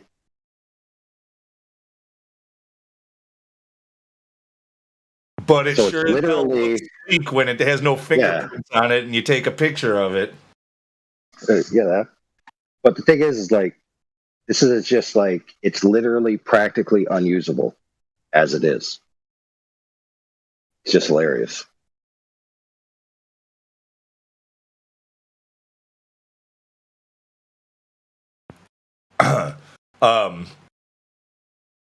Kind of like the Galaxy phones with the edge, where it had the screen roll around the edge.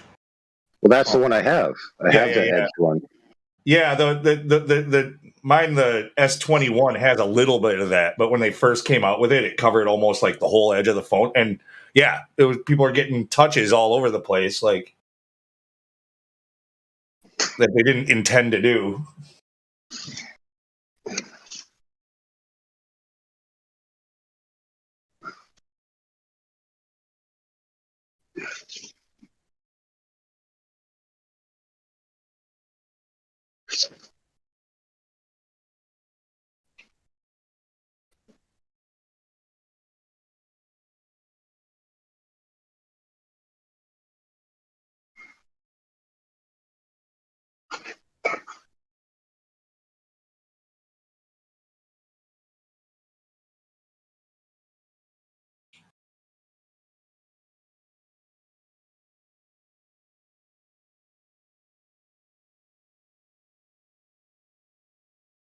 About phones too. I know I always listen to maybe some obvious spy devices. I think that's pretty well accepted amongst our community. I just love how the things that they sell as new features tend to be things that make it a better surveillance device. Like adding more cameras, forward facing, blah blah blah.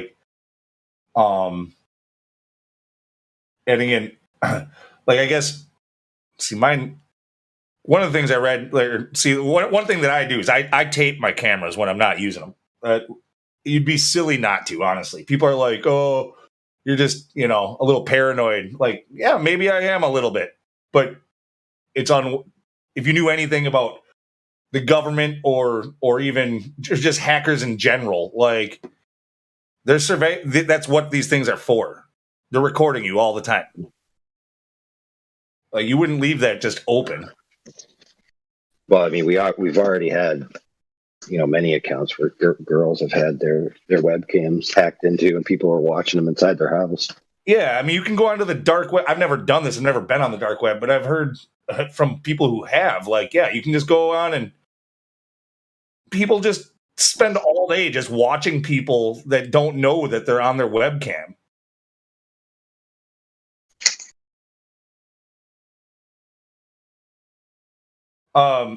Anyway, there was a laptop that had a slider. I clearly remember that one. It had a little slider window on the webcam, and you just use your little thumbnail and click it over, and it's blocked physically. Dude, there definitely should be, and not only that, but it keeps it from getting dust or fingerprints on it when you don't need it. Like, it's just, yep. Cameras used to always have, like, lens covers. They just did. Not anymore. But yeah, like, one of the things I believe for, like, maybe it already happened, but because I got the Galaxy 21 Ultra, it might have happened already with the 22, but they were talking about putting, they don't want, in my opinion, they don't say this, but here's the reason why they say it. They want to put the camera behind the glass, like, of the screen, so that you don't have a little notch there. It's people, when they go on FaceTime or whatever, they're looking to the top edge of the screen, and it doesn't look like they're making eye contact with the person they're talking to on the other side. So they want to put that camera right down in the middle of the screen, but that would be an eyesore if you had a little hole there. So they're putting it behind the glass now.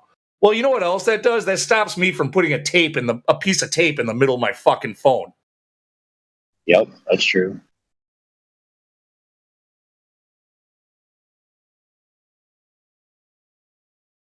It's all this stuff is thought out for reasons of better surveillance of you, not for you or for a better aesthetic or because it makes it look more sleek.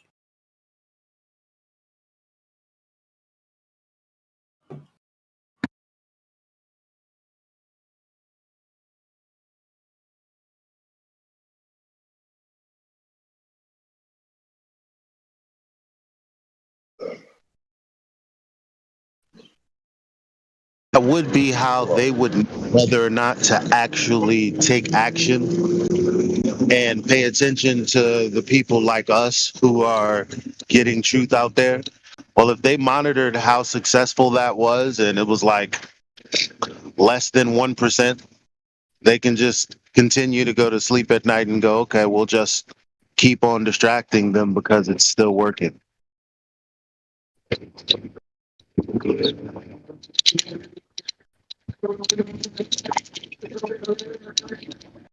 In the event that too many people are starting to talk about the same thing and quitting their jobs and actually doing something about the system, disrupting too much, I'm sure they have contingency upon contingency before it gets to a point that would actually change anything. That sounds a bit pessimistic, but yeah, I really don't know what's running this joint. Could be Satan himself. So, I think often we go to talking about angels and demons and gods and devils, whatever, like as an explanation when we don't understand. You know what I mean? Like, that's not to say that those things can't exist or don't exist. It's just we're quick to blame that when in reality we should be pointing the finger at something that's got a name, that we can actually point to. People, like, there's a lot of corruption going on, like real corruption, without including spiritual forces.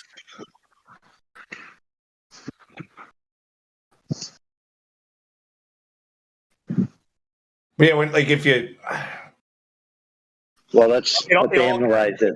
It all kind of breaks down though to this like spiritual battle. I'll give you that, like especially for the really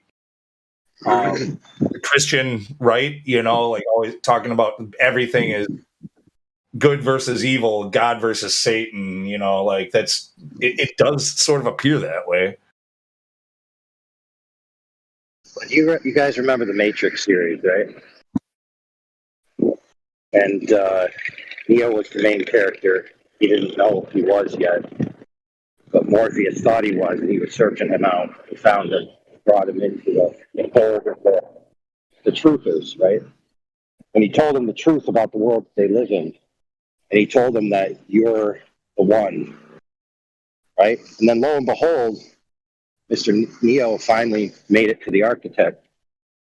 And the architect told Neo, hey, dumbass, I created the one, you retard. You're not a hero. You're exactly what I was planning all along. And all your little friends that thought they were doing what they thought they were doing what I wanted them to be doing.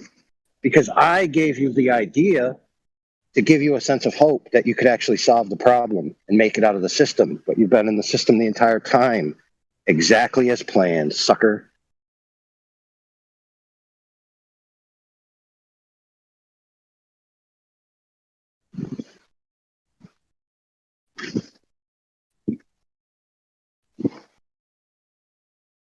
In other words, he created a thing to counteract the bucking of the system by allowing the system to be bucked in order to mediate it back to where the system was in control the entire time.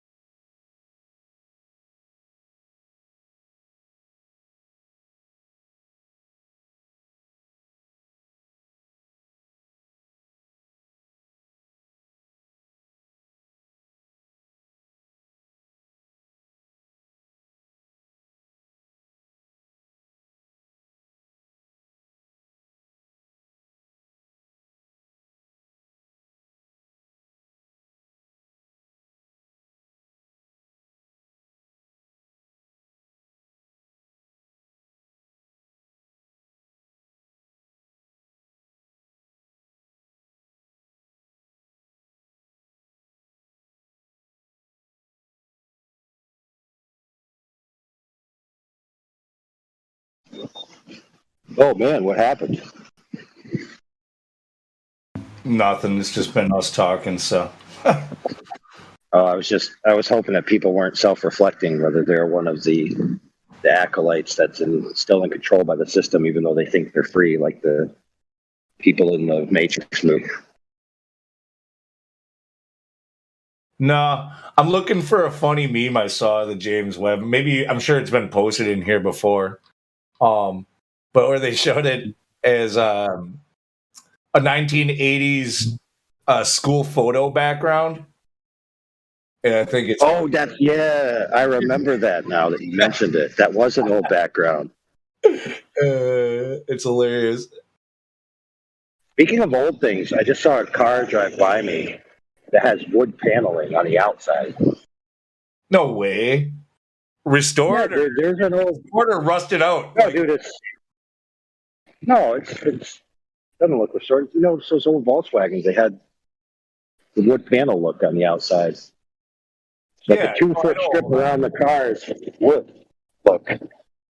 I'm just saying, is it like somebody restored an old vehicle? Is it like something that's nice, or is it rusted out and has bad suspension like it should? No, it looks like it's just been well kept. Definitely not restored. But dude, if I was rich, I would totally have like a Lamborghini with wood, like a true wood exterior. It's not impossible. Yeah, that wouldn't be hard to do.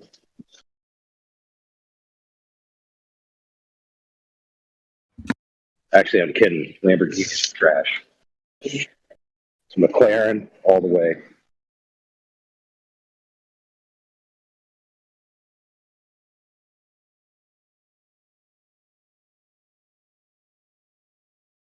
There's some young rich people around here that drive Lamborghinis. One went by me the other day right down the street. It sounds like crap though, like you said. Dude, we've got guys around here which this makes no sense to me. Like in Wisconsin, our roads are heaving, like potholed, cracked, bad because of all the freeze and thaw from winter to summer. And there's still people driving around McLarens and Ferraris and Lamborghinis and like, dude, there's nowhere in the state that you can take that thing up to speed. Like, you're doing damage every time you drive that thing.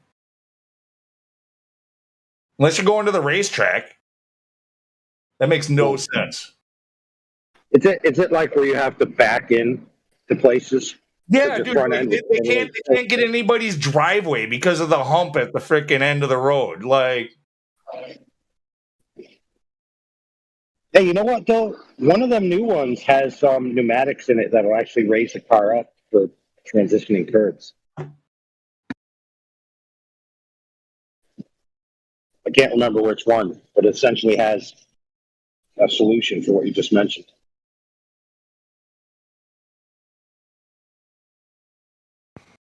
yeah, the smarter rich folks drive a little bit more discreet shit. You know, like the same guy might have a Lamborghini, but his main car is going to be like a Range Rover or something. You know, or one of the Mercedes SUVs. What about a Porsche Cayenne? I wouldn't mind one of those. I haven't seen many Porsches around here in a long time, actually. I mean, they're here, but we don't not too many. I can't remember its top speed, but it has a launch mode and it's got like an insane acceleration. Essentially, like a mid-size SUV.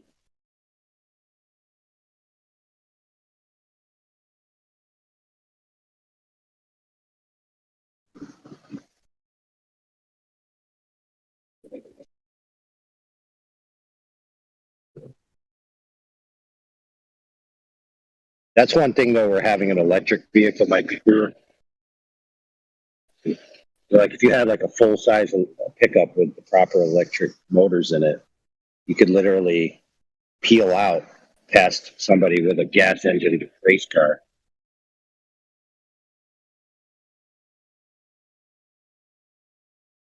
Especially all those little guys, with their little wannabe race cars.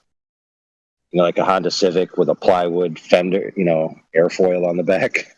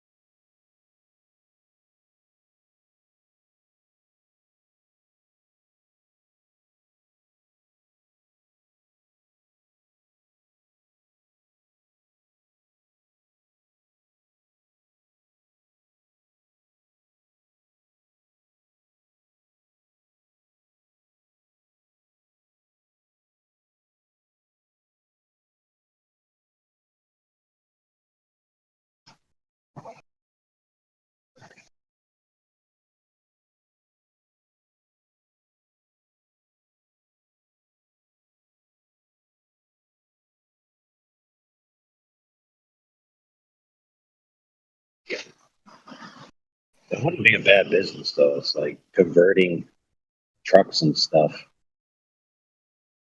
to have different looks.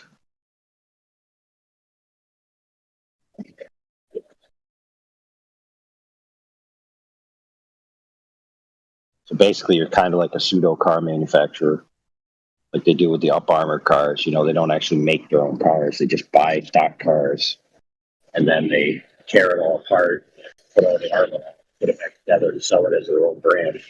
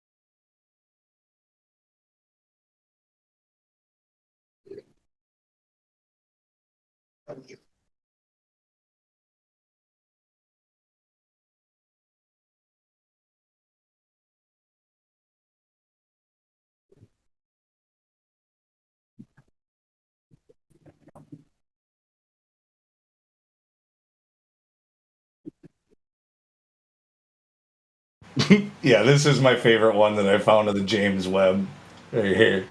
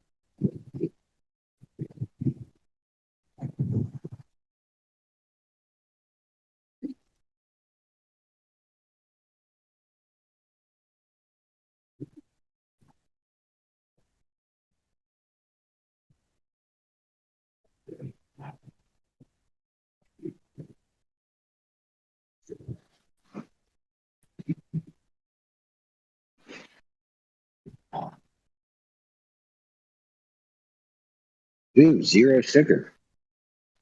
Oh.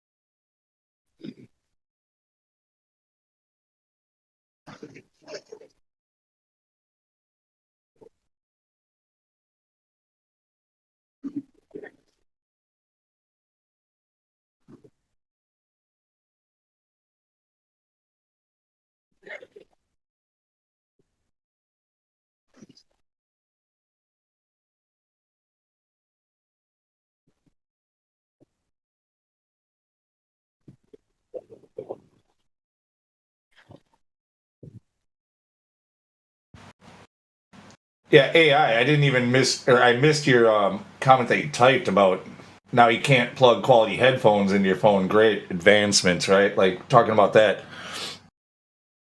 I haven't looked a lot into it, but I think that possibly them trying to force you to use all these like in-ear Bluetooth wireless smart buds, whatever, using their smart apps and everything else. I have a pair of them. What if they're using some kind of like bone to skull or something like? Or what if there's some technology in there that makes them like you're wearing a wearable? You know, like what if they're able to get signals from inside of your head, your brain, and like better know what you're thinking and shit. Like it's pretty, I have nothing to go on with that, but what if? Yeah. At best, they'd be able to tell your relative emotional state. I don't know. I'm not so sure, but like if you're able to think of something like that, then they're probably working on the technology. Oh yeah, dude, mind reading like technology is like a huge. That's a place that they're researching for sure. And they would be making incremental advancements in it too, and releasing it to you to sell it to you to help to fund the next iteration. It's just how this works. Well, it's also free test subjects. Yeah. You have to press OK on the end user agreement and become a subject. Right. So rewind back to when all this technology started coming out.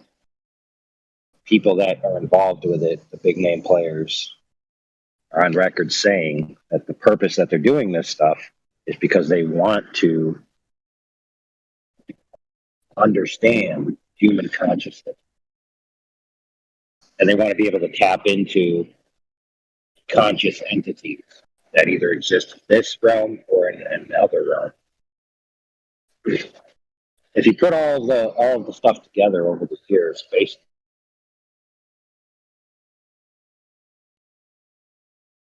an information-based or electronic-based duplication of human consciousness. In other words, without God's action, by material causations alone, create what is essentially a soul. That's what they want to do. It's been their plan for a long time. Well, and again, it's hard to verify this stuff, but like supposedly that's what like these quantum computers, like D-Wave computer and stuff like that, like or what is it called? But like they openly admit to keeping a digital you, a digital copy of you, where they're collecting all of the information they can gather on you to try to better understand you, to try to better mimic you and simulate you, to be able to better sell you goods, sell you their services, whatever.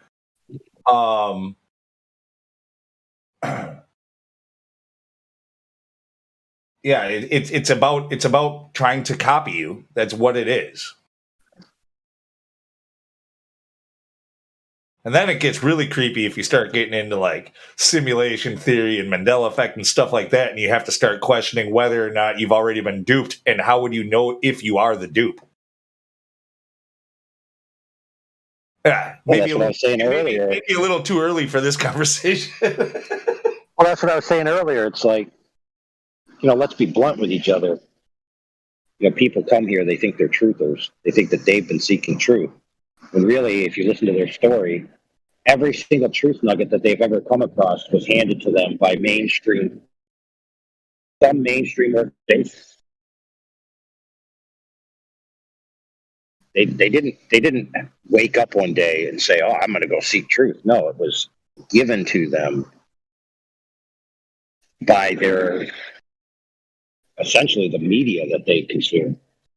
I think that's many people that we get here. Some people, I would say that's not untrue with a lot of the stuff that I've found along the way. Like, it's just kind of landed on my lap, right? But even at an early age, though, I was like, my mom will tell stories. Like, I just kind of thought outside of the box, had a little bit of distrust in government and institutions and stuff like that, where other kids my age never would have thought, question and shit like that. So, yeah, absolutely. And so, just like in the Matrix, right, where there's anomalies like yourself, they need to be mediated by the system. So anomalies like yourself grow up and are given these truth nuggets to make you believe that you're on the path of the truth. So just like Neo, you could be guided. Now, I'm not saying that's exactly what happens, but I'm saying that's what I would do if I was the architect, just like the architect did in the Matrix. Yeah, you would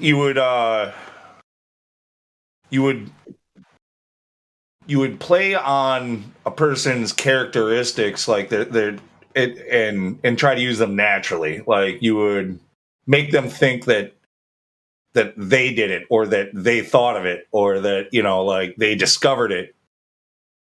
When really you're just releasing your own agenda upon them.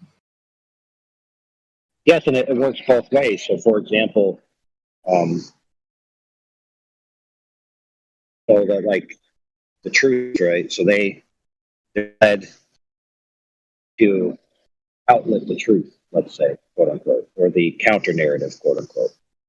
And then you have the Globers who come after the flat earthers, right? Who are, like Quantum Eraser recently said, and other people have said in the past, they're essentially mainstream paradigm heretics, because they don't actually believe the mainstream.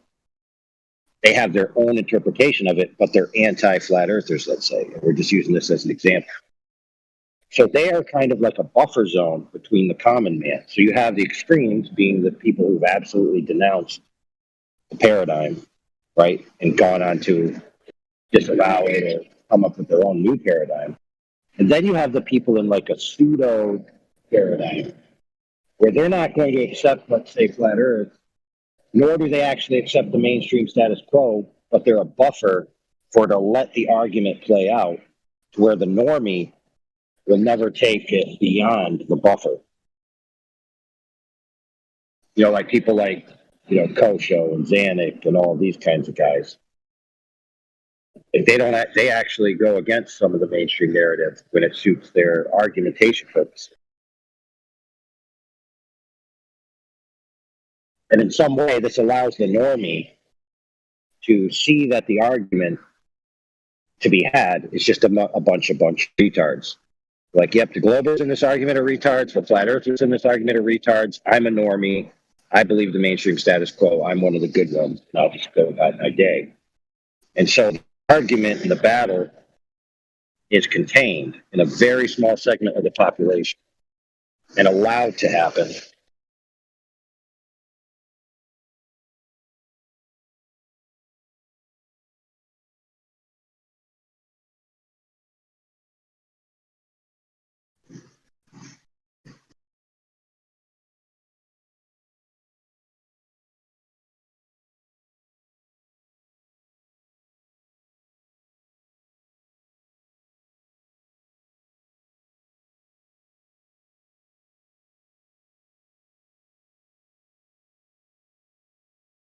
What's the name of that project? I can't think of it right now. The one that it's still kind of on the tip of my tongue. The one where they're supposedly keeping digital copies of everybody. There's a name for it. It's like 2 words.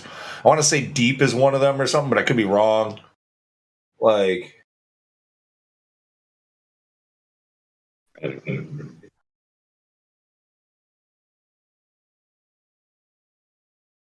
But yeah, they're doing that for sure. They got so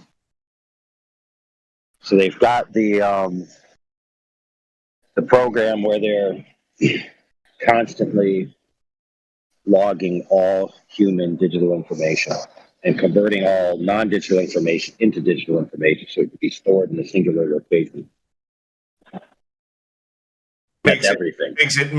And not that, yeah, it just makes it easier for them to reference. Yeah, they have to, by having it digitized, they can. Yes and no, because they admit that they do not have, to date, the power necessary to crunch it. So they only have I have no doubt mediocre access. They only have mediocre access to it. So they're just storing it while they can currently work on something else, which is the ability to crunch it, which is the quantum level computer. Right? So eventually those two things are going to meet each other.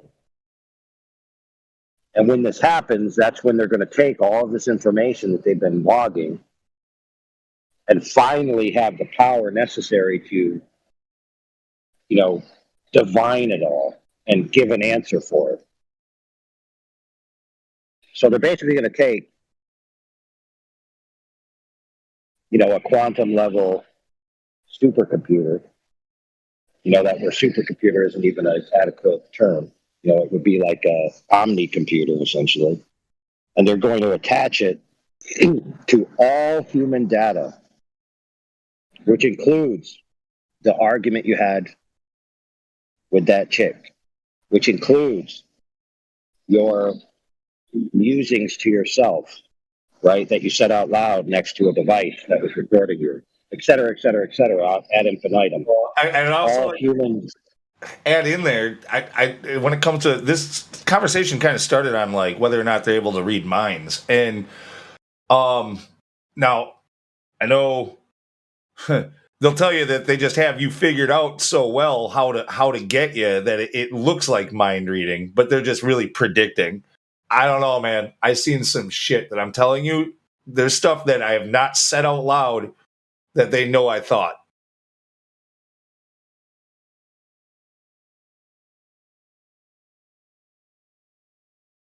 Sure, and let's just say, for sake of argument, they have some of that.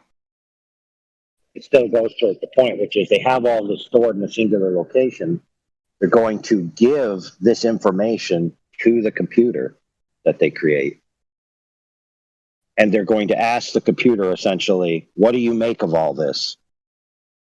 Right? Now, there's a third factor concurrently going on, which is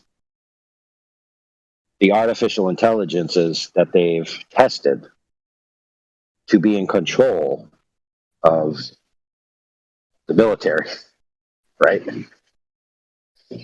So, for example, in the United States, they had Operation Jade Helm. And so what it was a war simulation in the United States where all the logistics and all the decisions of where all of the equipment, all of the war power, all of the allocation of resources, all of the targets were decided by an artificial intelligence program.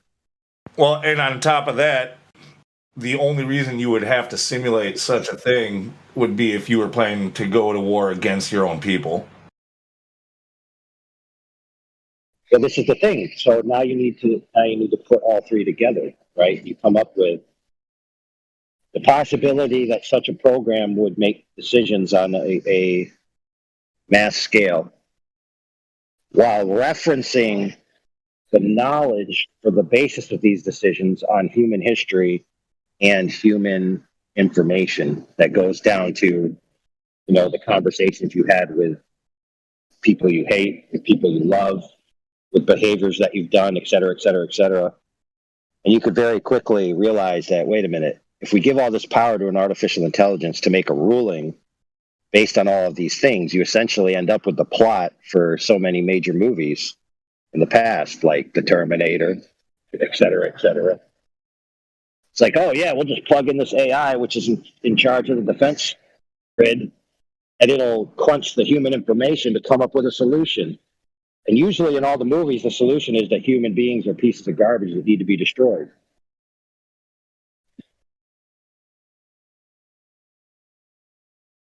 Right? But even if it doesn't, let's just say for sake of argument that it doesn't say, oh, all humans should be destroyed.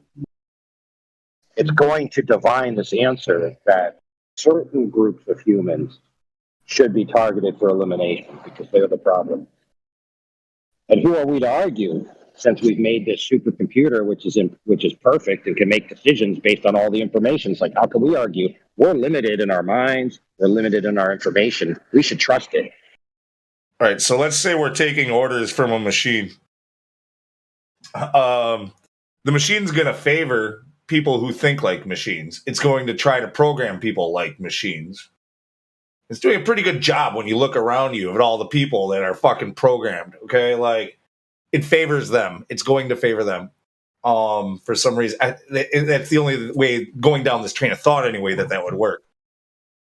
Like, it wouldn't be us it's trying to fucking... it's not like, hey, those are the good humans. It wouldn't think like that if it's a machine. Well, it's where it comes in the fourth angle. Okay, the fourth angle is that based on the words of the people, like the D-Wave guy and the radio guy and all these guys, they said that the idea of this Uber machine is to recreate an entity capable of consciousness. Now, that being said, you're not just going to trust a machine purely because it's mechanical. Maybe, right? Some people might, but in general, they won't. So they're going to posit the idea that what we have created is a higher consciousness. We've essentially created a God that is a sentient being. And it's either going to be sentient as an emergent property, or like these other guys said before in their own words, we're trying to tap into otherworldly entities of a Lovecraftian nature. So in other words, they create a host body capable of sustaining a consciousness that has access to all of the things we just described, that comes from another world, another realm, another dimension, and possesses this thing and presents itself as if it's a God-tier being. And people, based on all of the indoctrination that they've had over the decades of the past, will believe this crap. I can picture. And they will. They'll bow to it, dude. I can picture that creep from the World Economic Forum, Yuval, whatever his name is, now being like, "What we have created is a god, and not just any god, a real god. Finally, like one that we can." Like, yeah, exactly. Yeah. We verified through the process of witnessing the creation of God that this God is indeed God. Therefore, you must bow to its decisions and worship it. And all of you who don't, will just be summarily destroyed.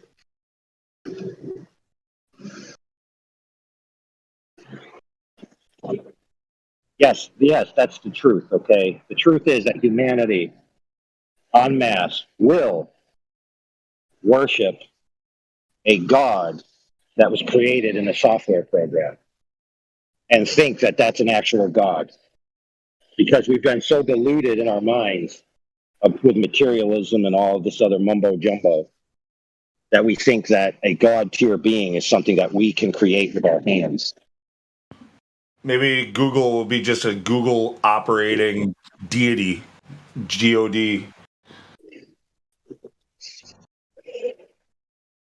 Yeah, like you wake up in the morning and you go to your computer and you type, "Good morning, God. What should I do today?" And then Google responds, "Oh, I think you should, go into town and buy a pizza." And then you type back to it, "Thanks, God."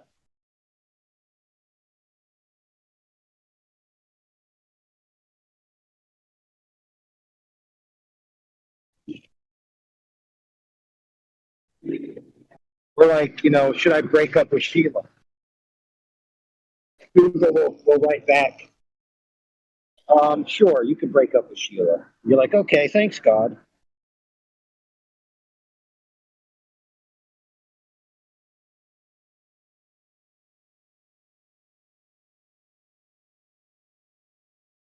By the way, did anybody like my Yuval impression? I thought it was pretty spot on. I got to listen. I haven't heard him recently, so I couldn't tell you. Go and give it a listen. Let me know.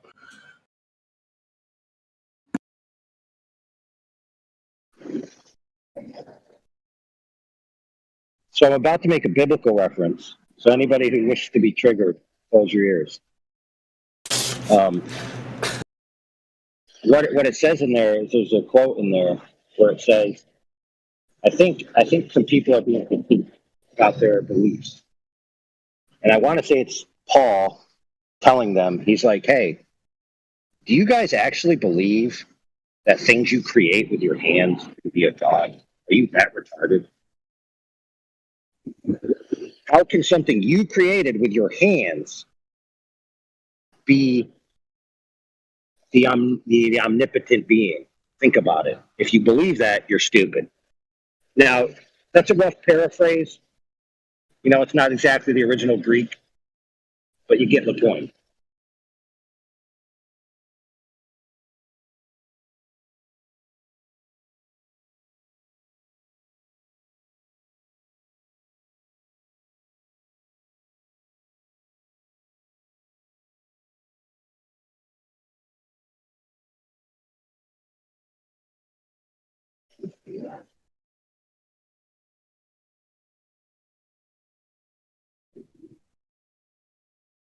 That reminds me of Richard Dawkins, by the way, where he was confronted with the evidence for intelligent design in that movie Expelled, No Intelligence Allowed, with Ben Stein. And Ben Stein was telling him this stuff.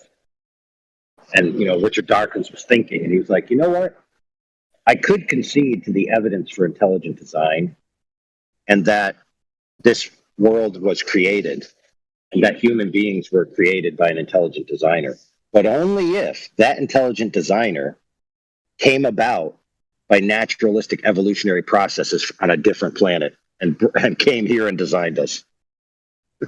Like, dude, kick the can down the road much?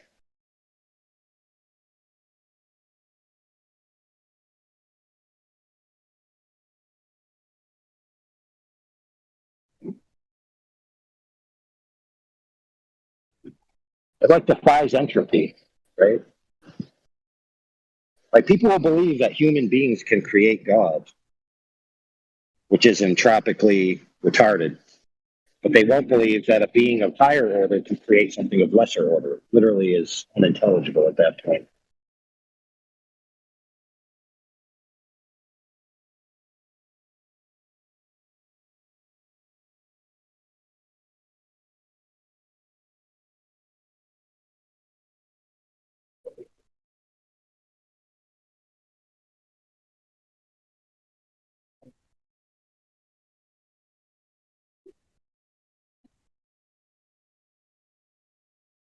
It's like that question, how can you have gas pressure without a container? It'd be like somebody saying, oh, how can you have gas pressure without gas?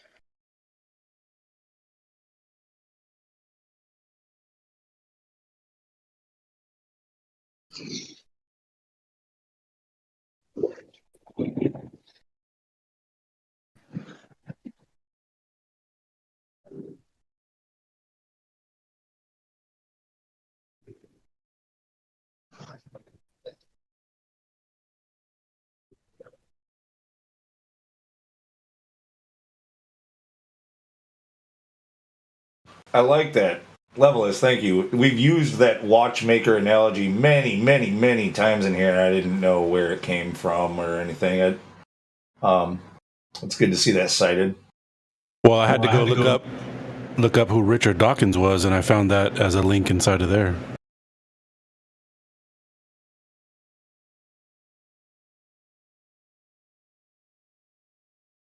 Dawkins is a professional backyard soccer player. You know why? Backyard what? 'Cause he's always Backyard he's a what? professional backyard soccer player. Oh, okay. Soccer. Backyard soccer player. Okay. Yes, if you don't catch that analogy, it's because he's always kicking the can down the road. I was gonna say kicking the ball around the yard. No, kicking the can. Kicking the can, bro. You know, because he concedes to intelligent design of this world, but only if it was created and designed by an entity that evolved on a different world. I submit that a can with refraction could be a ball. He could still be kicking the can. It just looks like a ball. Well, Sonny, I'm glad you said that, because that's actually one of the new excuses that's coming down the pipe. So if you take a can and you hyper-rotate it, okay? By hyper-rotate, I mean it spins in every direction simultaneously. Uh-huh. Okay, so the boundary of the rotation would be the extremity. You'd call it the boundary or the extremity or the surface. Gotcha. And if it's rotating omnidirectionally, it would create a 360-degree pseudo-surface, correct? Where it's not an actual surface, but at any moment in time that you observe it, it would appear as if it's a surface with a fixed point to the center of rotation being the radius. And so it would appear at any moment that you measure it to be a sphere, when in fact it's just a can hyper-rotating. Now, that being said, that proves, right, in theory, that you can be in a reality which presents itself as a sphere when it's any permutation of shape. Now, of course, this just goes into subjectivism, which is exactly where they're going to hide, which we've already seen some bloggers do, where they basically say, oh, if Earth's flat, reality can't be known, right? It's all a subjective illusion, hallucination, simulation, right? So it's not that it's flat or round, it's that it really doesn't exist. It's just an experience of the subjective mind. And so there really is no tangible reality to the Earth. You know, it's kind of like a video game. It just renders to you as it is for the instance you need to observe it, and it just exists as a hyper position of probabilities before it's rendered, right? And by the way, that would envelop all worldviews.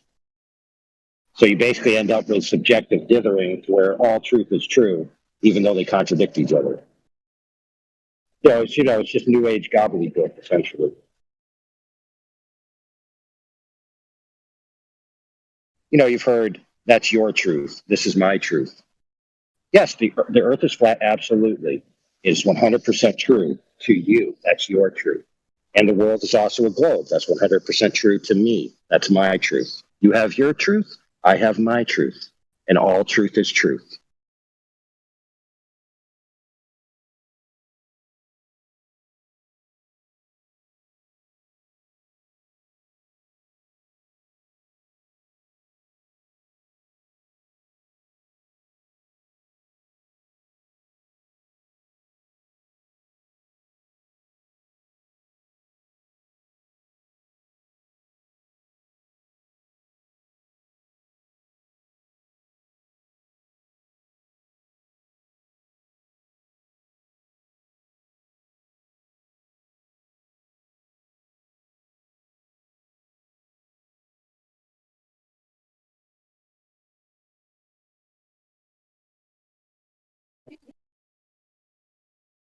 So, in other words, guys, you all need to apologize to Slope Earther, Dinosaur Earther, Toilet Earther, et cetera, et cetera, et cetera.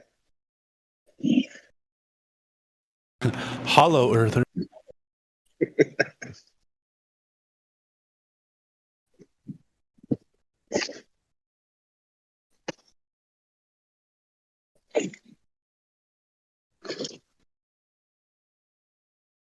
It's actually a good rhetorical argument now that I think about it. Somebody comes in with a differential proposition about the Earth, and you just apologize right off the bat. And you just tell them, your truth is true, my truth is true. It's all subjective truth. And then they tell you, no, that's retarded, dude. And you say, exactly. Gotcha, sucker.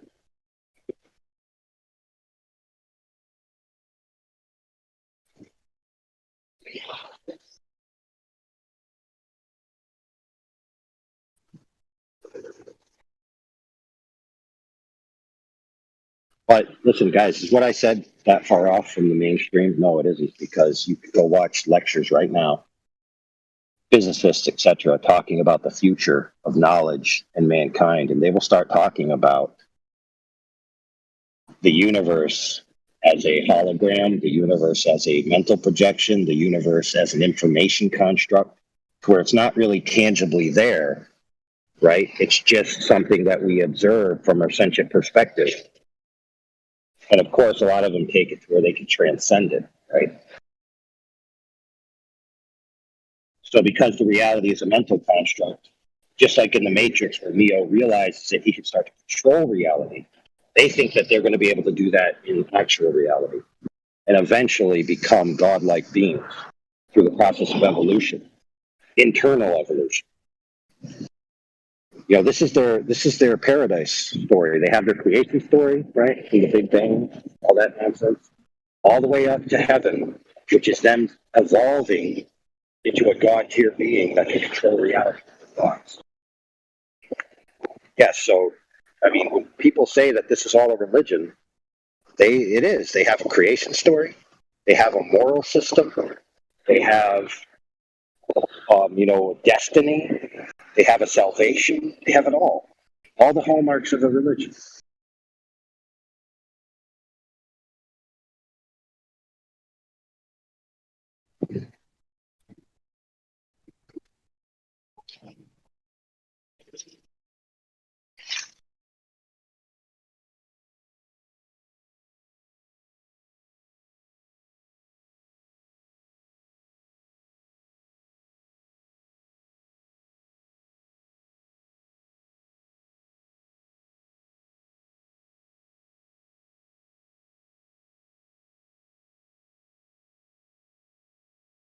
I've never watched like cycling enough. I hear about these giant pileups, and it's like back in the day when I was a kid and we'd ride in groups.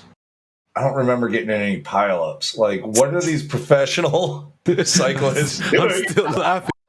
I don't remember. Like, I was gonna type it out. Yeah, sorry to interrupt, but I just thought that was too funny to not interject. yeah. No, I was done. I just don't remember that happening.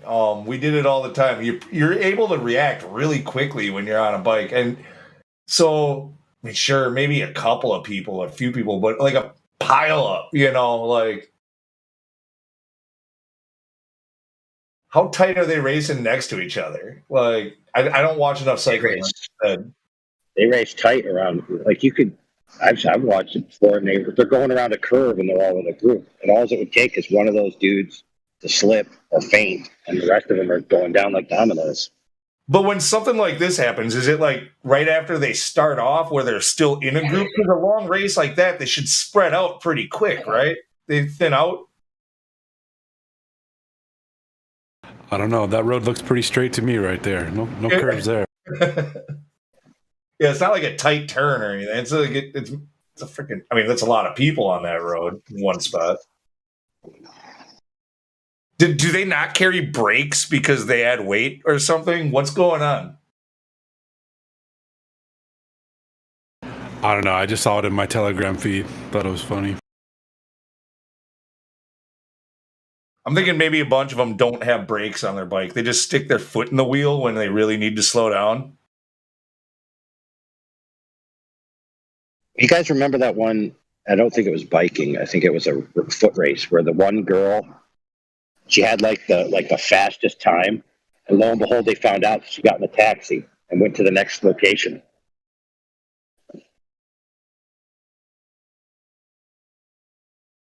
Clever little girl.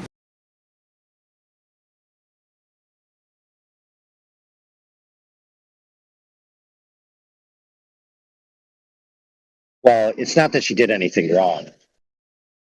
She's just other ethically enabled.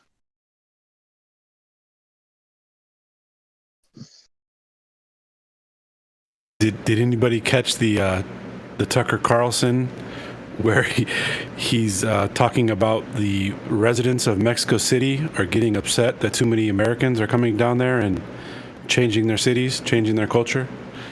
We're ruining their neighborhoods. It's pretty funny, dude. Oh, dude, that is sick.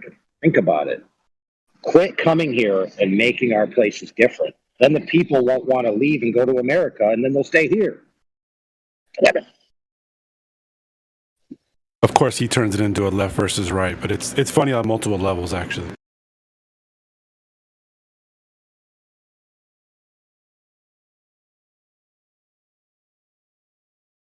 I've never considered that before. So think about it this way. Imagine some of the viewpoint. Because obviously we got a lot of immigrants coming to Mexico. But the people in Mexico, are they like good riddance? You know? Or are they like, dang it, why'd you... You suck. We don't want you here anyway. I mean, it's kind of like when somebody from California moves to Texas. It's like the same argument, right? Oh, yeah. Same.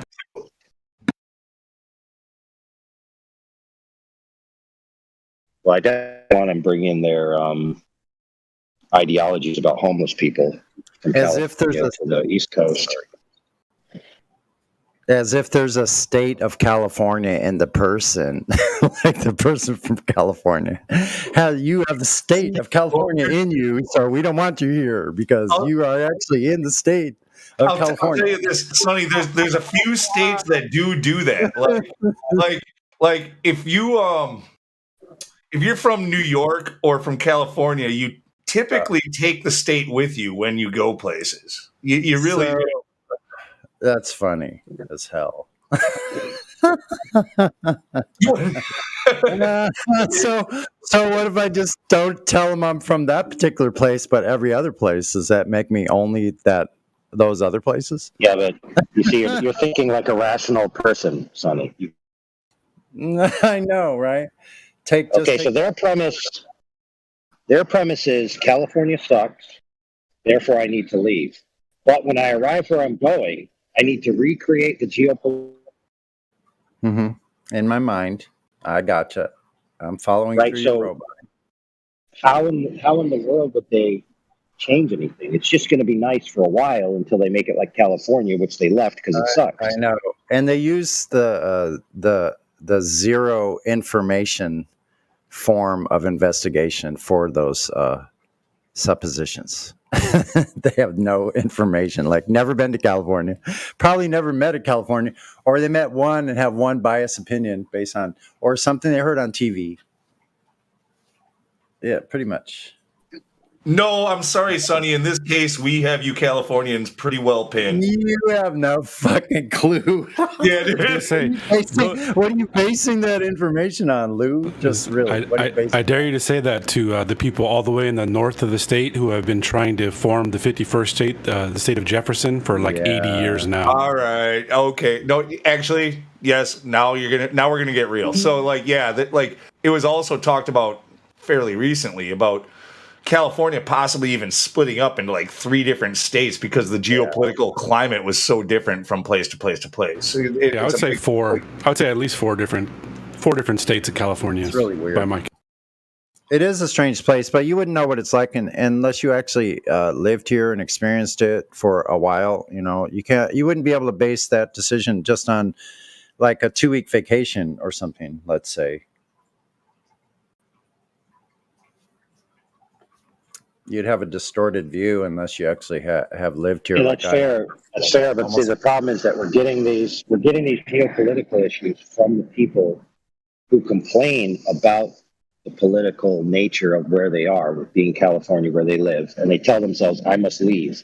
So they've made the decision, being a California resident, that California sucks ass, and they want to get out. So they leave.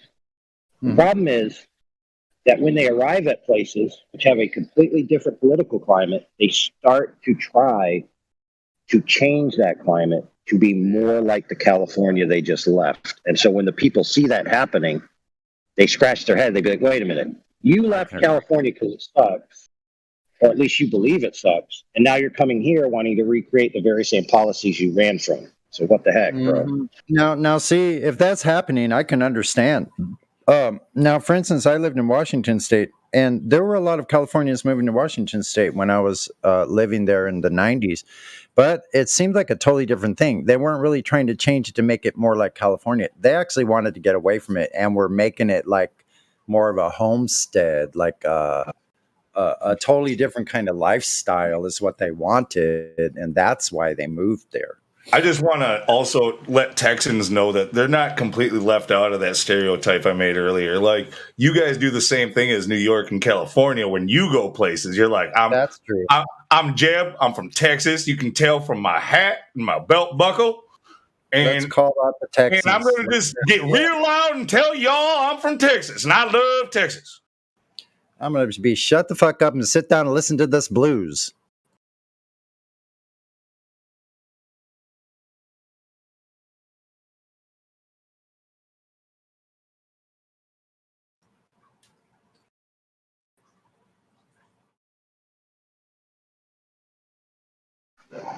Shit, it ain't done.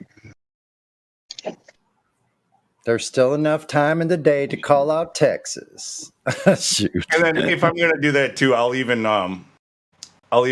pick on myself. In Wisconsin here, you guys love to make fun of us for our cheese and sausage and, you know, good food and stuff. Like, but we own that. We're like, we try to take that with us when we go places. We're like, you call this extra cheese?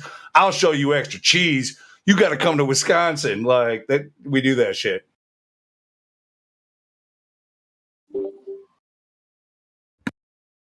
Well,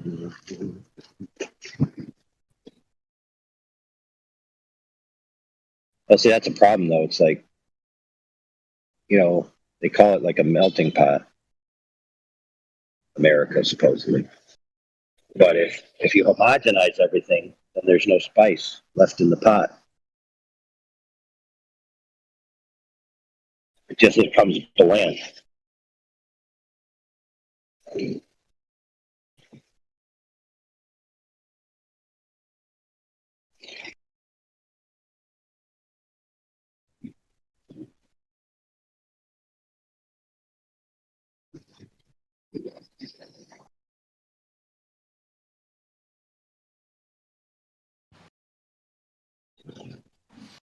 No, yeah, there's having it all of a sudden I'm going to sound like a leftist, but guess what? Having diversity is a good thing. Having choices of like is a good thing. Like, where do you want to live? How does the community, you know, how do you blend in with the community? You know, like, it's good to have differences. They don't have to be made. We don't have to make political issues out of them. Yes. So, in recognition of the need for differences, as your supreme quantum robot overlord that has access to all human information, therefore I'm infallible, I've decided that differentiation is only going to be in your project task. So, for example, you are going to make grommets and you are going to make cogwheels. And you're going to enjoy your differentiation. Then you're going to go to sleep at night. You're going to wake up and do it all again tomorrow.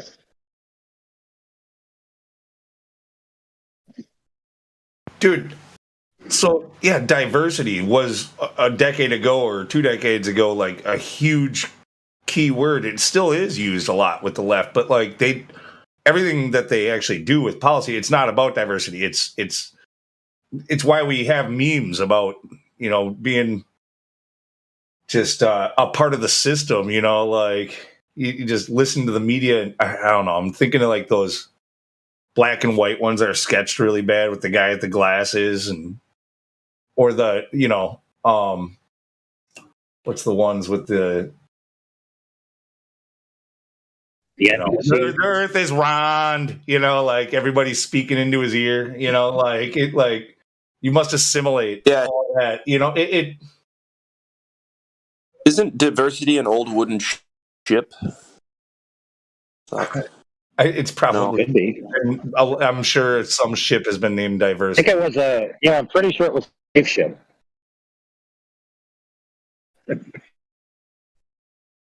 No, Too but soon? diversity really is a good thing. That's what makes having unique individuals with different mindsets and having different skills and having different different things to add to the community is that's what's gotten humanity this far. Like we can't all be the same, but for some reason the left really wants everything to be the fucking same everywhere. Yeah, I think you make a good point. So with that mentality, like, the sheeple class that carries out logistics for the ruling class.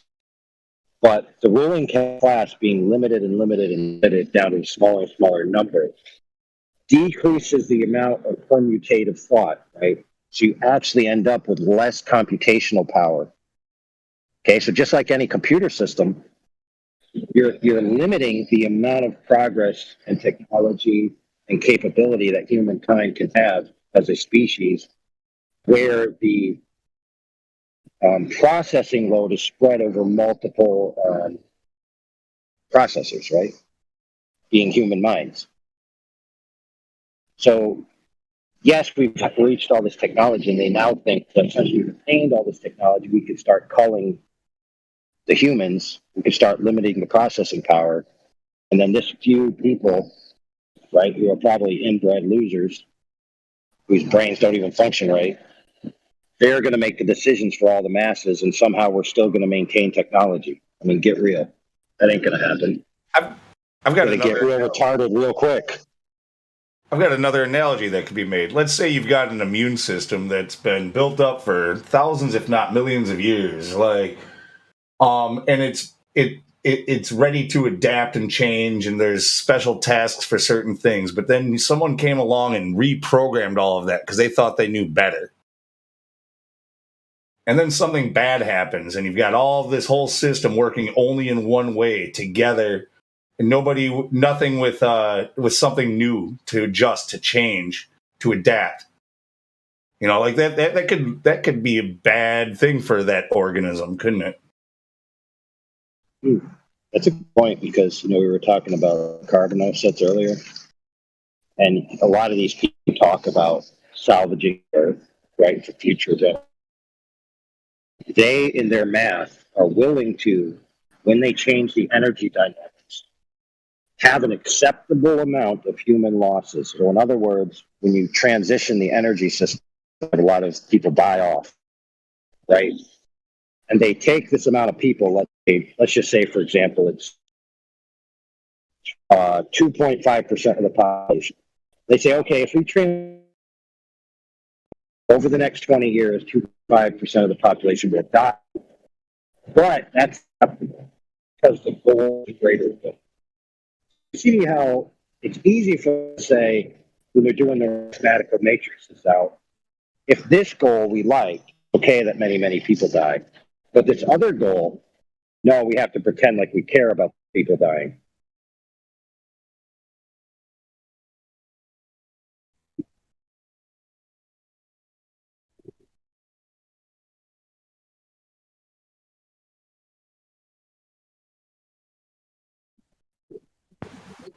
So, little update with my brother. That whole thing where I said he was going to Mayo Clinic, he was denied. They wouldn't.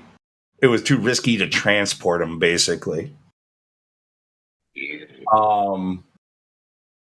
What he's doing is, well, whatever. He's on all kinds of drugs. Friggin' with this autoimmune disease, as I described. And I know some people know what I'm talking about and others don't. Sorry, I'm not going to go through all of it.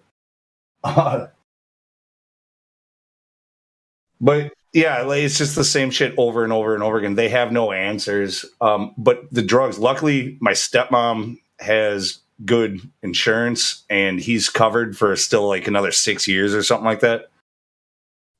But like there's one drug that he has to take Once a week he has to go in, and they have to do it through like IV, and it takes like 6 to 8 hours to complete the treatment once a week. But that one treatment is $20,000 to the insurance company every fucking time.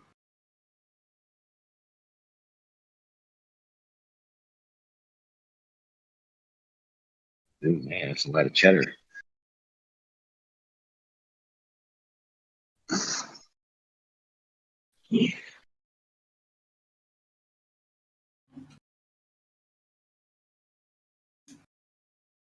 Yeah.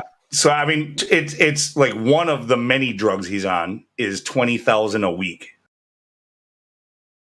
to keep him alive right now. And again, doctors admitted this is an adverse effect to what was mandated.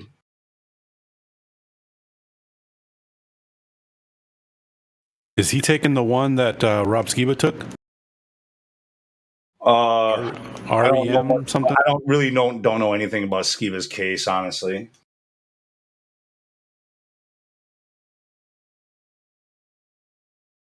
But he developed eGPA, which is I forget what the E stands for. It's a hard word to pronounce, but the GPA is granulomatosis with polyangiitis, and it's an autoimmune disease.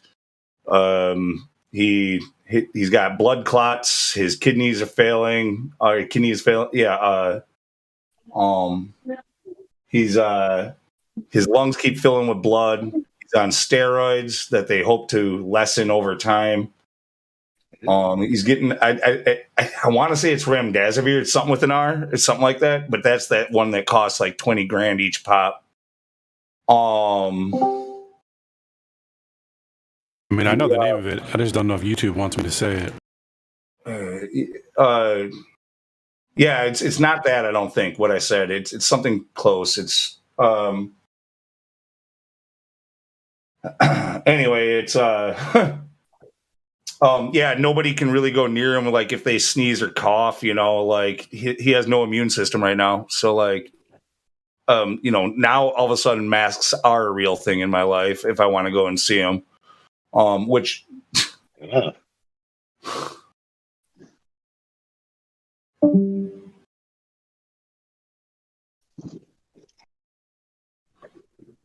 He had basically shingles-like rashes along with monkeypox-like sores on his hands and feet, along with a lot of joint swelling, and that was kind of early on in it. But then, yeah, he's had I don't even know how many blood transfusions anymore, lost count. More than a dozen blood transfusions. He's been on dialysis twice. This is over the last like month and a half.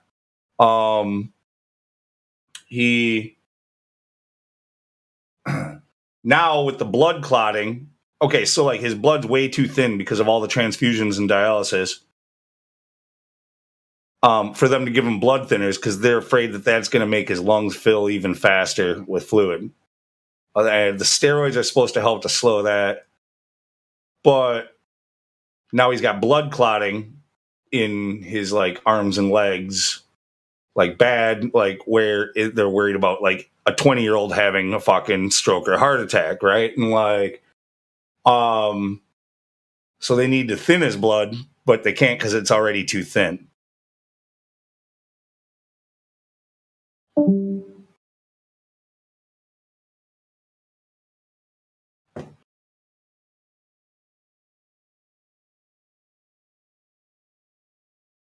And then even at the end of this, like let's say long term, like, and by long term, they're hoping to get him cycled kind of off of the steroids in like 5 years or something like that. And in the treatments and whatever, like hoping that, but it's still, even then, it's like a 50-50, cross your fingers. Don't know when it's going to come back. Could be a week, could be a month, could be a year, could be 5 years.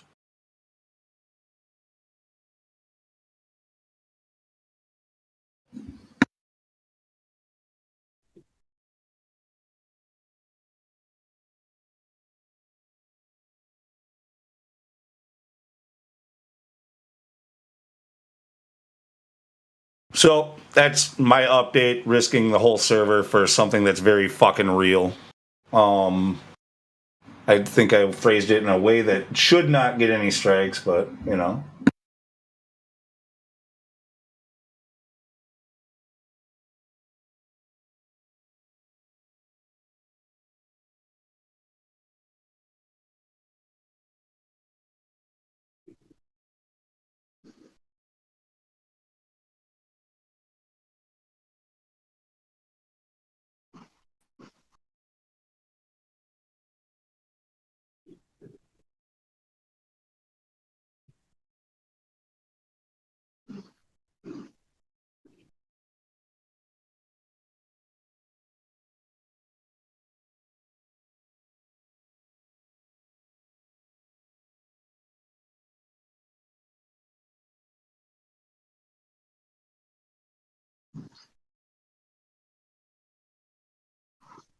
And yeah, he's last thing is, and I've mentioned it before. Like I say, he's 20 years old, and he's not a smoker or a drinker or anything. He eats healthy. He's a third degree black belt in taekwondo, and also been getting into kickboxing.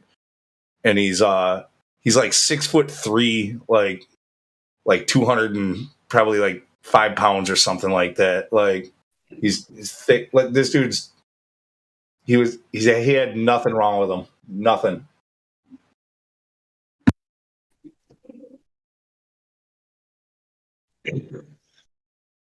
Well, my friends, this is just an example of the wrong information being acted upon. Right? Because that's what an autoimmune disease is. It's your information system giving you the wrong target.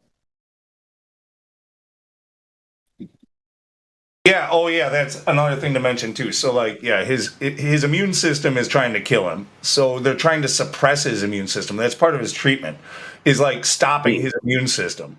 Well, that makes him extremely vulnerable, like I said, to like visitors coming and stuff like that. Yep.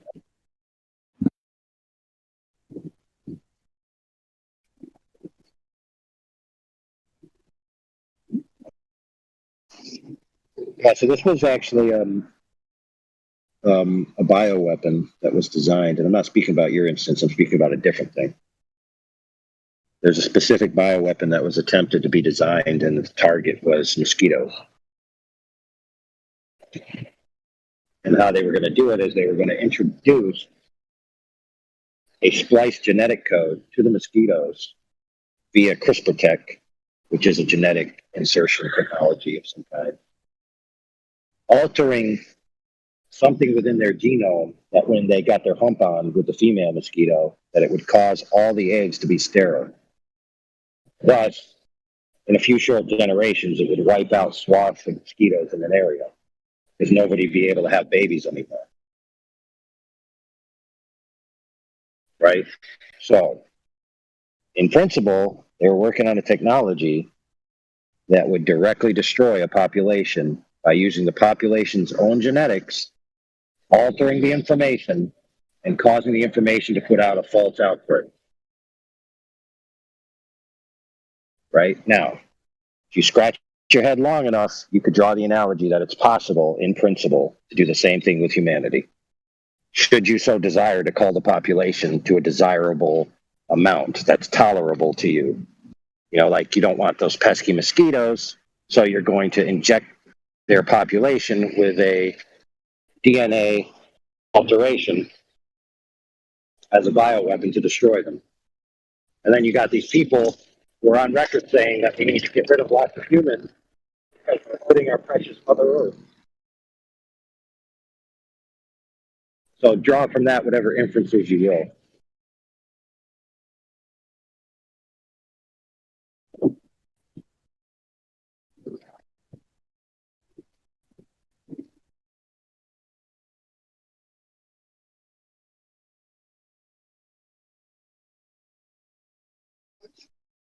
Oh yeah, and one last thing also, because I know how the leftists think. They're like, "Oh my God, did he have the vid?" Like, no, he never. He was vaxxed for that and never got the vid. All right, so, very unfortunate.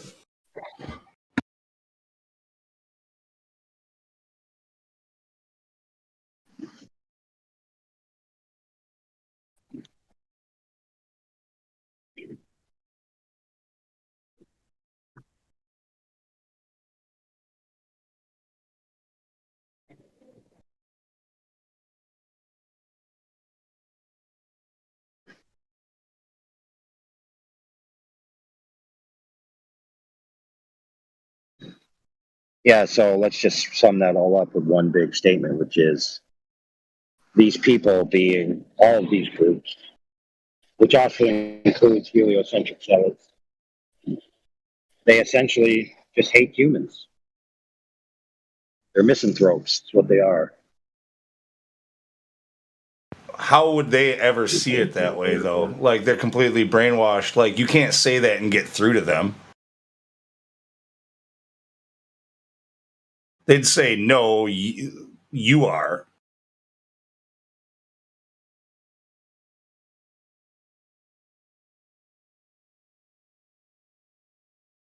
Well, as they used to say, some ideas are so dangerous that people who believe them should be eliminated.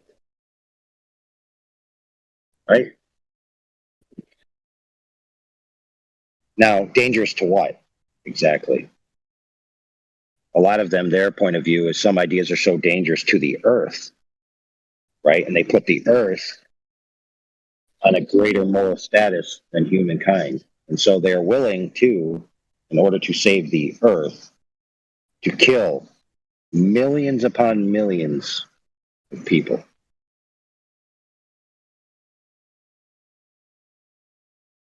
And that's how they justify it. They make a moral hierarchy to where this thing is more valuable than that thing. Therefore, the destruction of this thing serves the benefit of that thing, then therefore it's a good moral equation. Now, of course, this is easier to do if you already believe that humans are just complicated rocks, right, in a vast nothingness, and that the emergence of life and sentient experiencers is just a happenstance or permutative chance, right? It's really not. It's not like your daughter has a soul or anything. She's just a electric walking mud puddle, and killing her is no different, right, than kicking over a sandcastle at the beach. You really want to take this to the next level, I would argue here that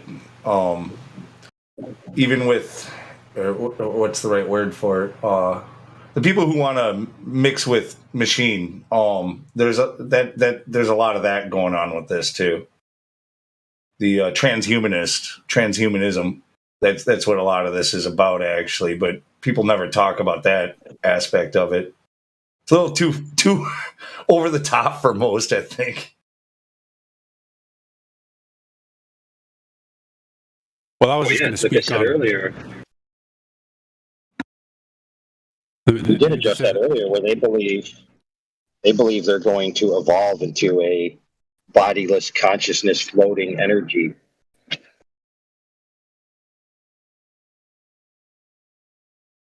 They think they're going to be able to leave the physical reality behind and live within a machine forever.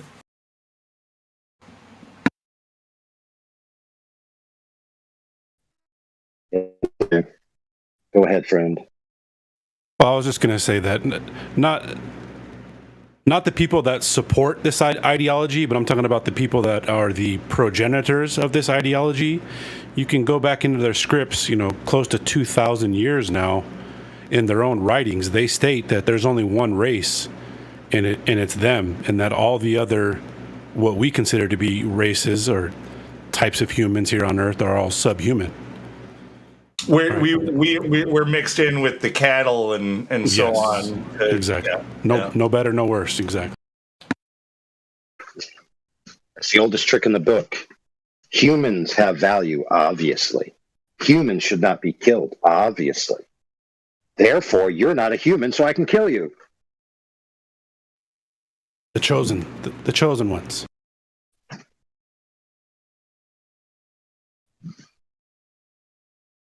Yes, but it's not restricted to one group alone. Many other groups adopt the same philosophy. Yeah, which is you just identify the other. You just identify the other as subhuman, and therefore human rights, which are axiomatic and even divine, don't apply anymore for whatever reason. Whether it's you got black skin, whether it's you got white skin, whatever it is.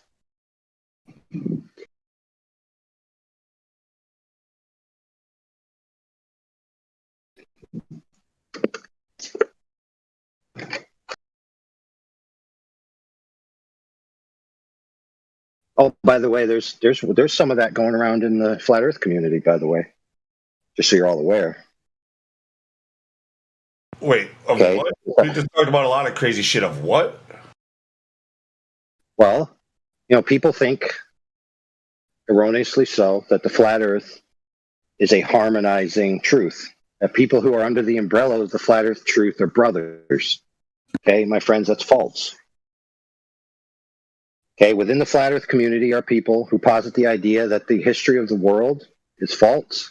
And there's actually an alternative history which has a duel between two classes, two races. Okay, and they've created in their mind, whether they've acquiesced to the knowledge that this is what they've done, they will eventually, that there are the humans and then there are the subhumans. Right? Just like we just explained.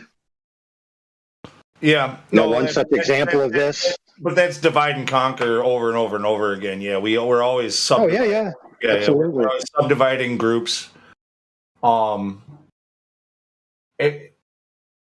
that's where, instead of where we were talking about diversity earlier, we need to recognize, instead of saying what are our differences, we need to say, hey, how are we alike? And most often we share way more we have way more in common than we have differences, right? So but that's irrelevant to the point.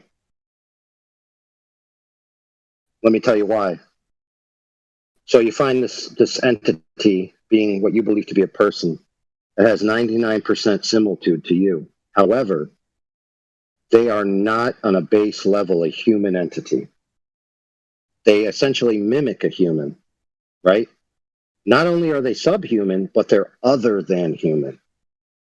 Therefore, they're in an entirely different class. Therefore, the similitude of their logistics in which they behave in the world is irrelevant, because the class to which they belong to is already defined axiomatically as evil. Therefore, regardless, they are worthy of destruction. Okay, yes, this philosophy has infested the flat Earth, for sure, on many levels, and many people, believe it.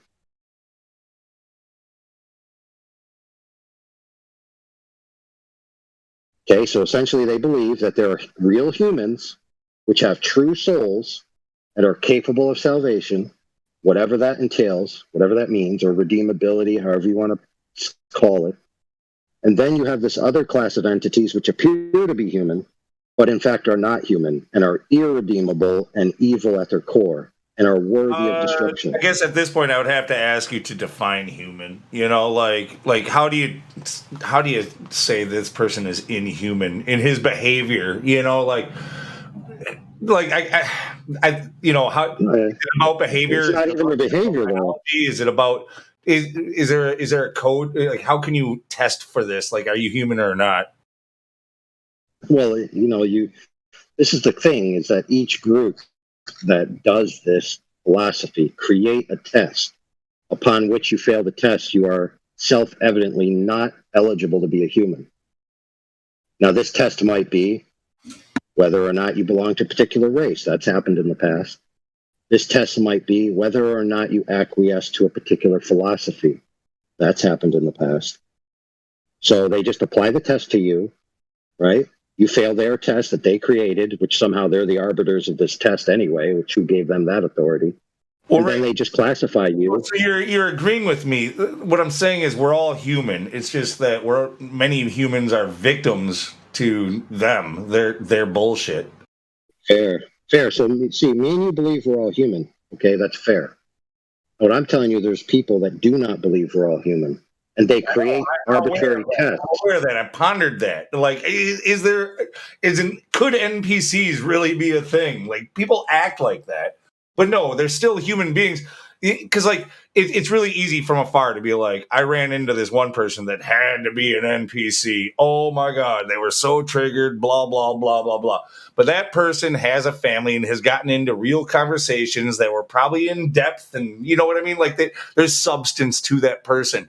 It's just that sometimes they play a script. You know, they can be easily triggered. Maybe it's through hypnotization through the TV and computer, or maybe it's whatever. But all of a sudden they run a script, and you'll find, if you are like being true to like yourself, if you're good at analyzing yourself, looking inward and everything else, like, you'll find that you do the same thing. You run those scripts too, and all of a sudden now, are you not human? Are you, you know?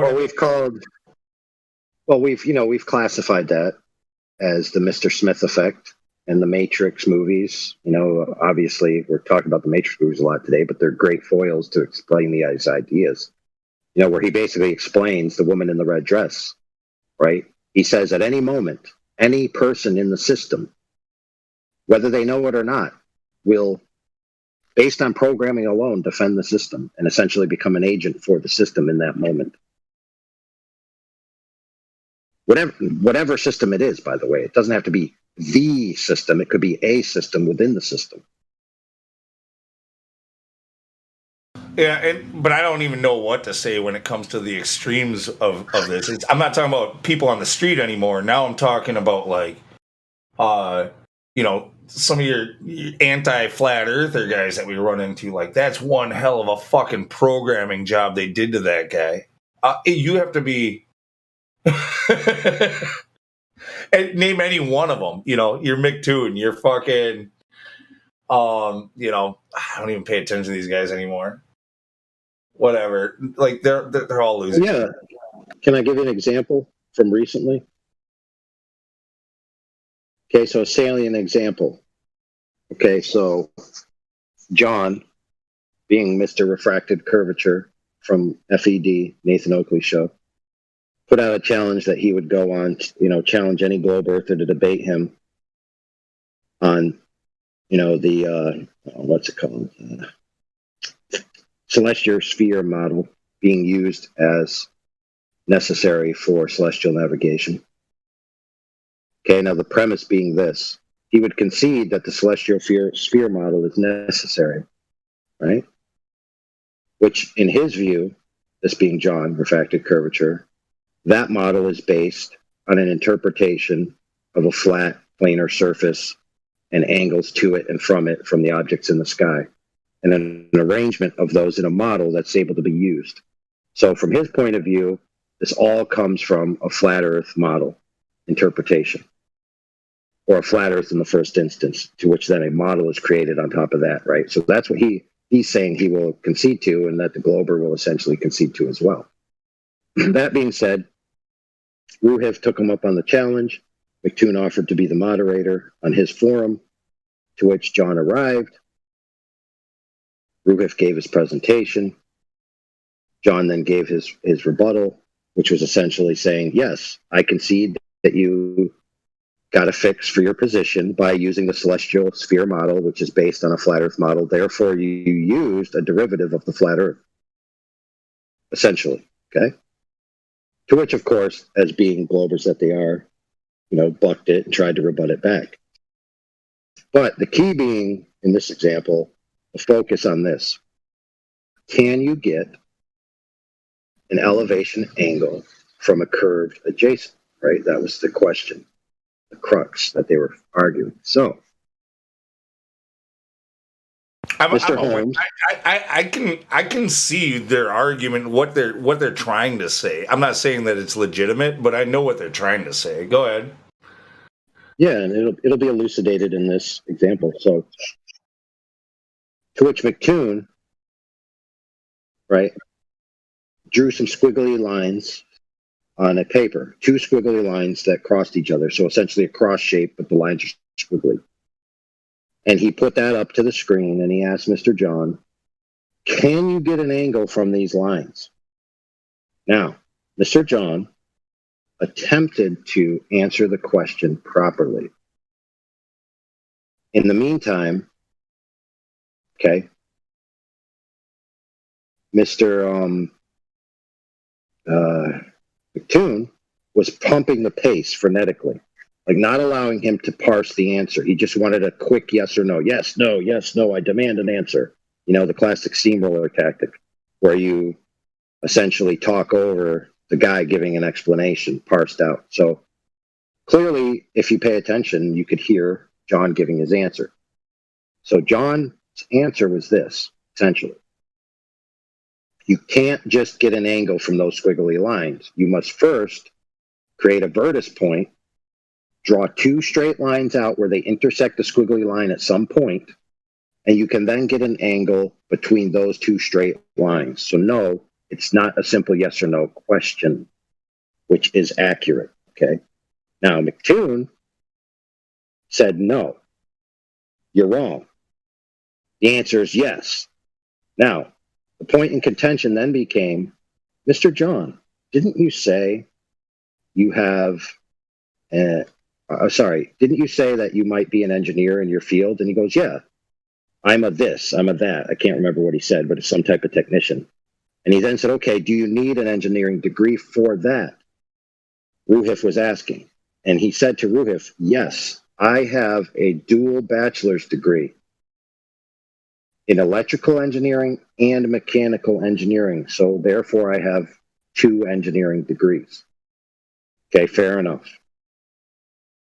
To which Mr. McToon said, you're lying, because I proved by your not being able to answer this question yes or no that you're wrong, because I know that for an engineering degree you must do calculus, and in calculus you would do this equation that I just presented to you.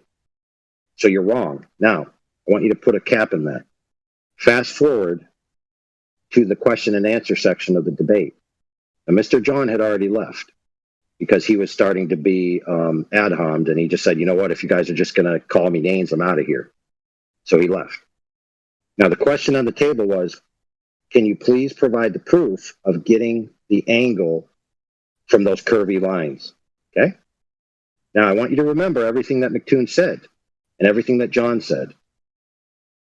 What did McToon do to provide his proof? He picked up the piece of paper. He created a vertex. He drew 2 straight lines that intersected the squiggly lines. He then proceeded to give an example that you could then get an angle between the 2 straight lines. Now, I want to ask you guys something. Is that not exactly what Mr. John said you needed to do? Yet Mr. McToon presented this as if Mr. John was lying, then went on to prove that Mr. John was actually being accurate by proving it by doing it himself. It sounds to me like average McToon. He was just being a ball hog. He's an egotistical fucker who has to have the center of attention at all times. He had to be the one to present it. That's all that really happened there. Yeah, no, fair enough. I accept that. Except I want to go to the following day. So obviously McToon has this thing presented. It's going to be on his YouTube channel so people can watch it. It has a title. And the title's going to be this debate or that debate. Now, what he did is he changed the title. Right? He changed the title, and it misrepresented what John agreed to do, because John actually read out the email of what he agreed to do. He never agreed to do the fix himself.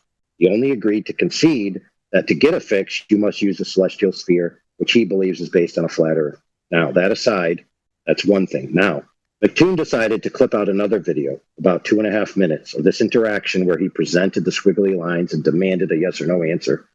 And he titled this video, Flat Earther Blatantly Lies About His Credentials. In other words, he's accusing Mr. John of lying about being an engineer and having an engineering degree based upon his inability to answer an immediate yes or no, because he decided to parse it out with accuracy, which McToon proved later in the debate is correct. So here we have people categorizing other people as liars for doing, in words, the exact same thing that they did on paper, but later in the same debate. Yeah, but again, dude, we're kind of in the realm of social media and YouTube, whatever. Like it's not exactly a school, a university forum, like or anything like that. These people are for entertainment. They're for views. They're for getting paid. They're Yeah, that's cool, but people don't believe that when they watch it. They believe that Mr. John is a stupid flat earth liar who lied about having an engineering degree just to be, whatever. And yes, you are correct that McToon is essentially an entertainer. The problem is that people watch it thinking that he's actually, a astute scholar and scientist, et cetera, et cetera. Now, in a professional sphere, you might actually be sued for such an accusation that you've made public, that somebody lied about their credentials. And McToon might hide behind the entertainment value, right? You'd be like, "Oh, no, Judge, I'm not slandering him. This is just for entertainment. It's a give and take." He walked into the arena. It's kind of like a comedian. If you go to a comedy show, the comedian might call you out and say you're fat.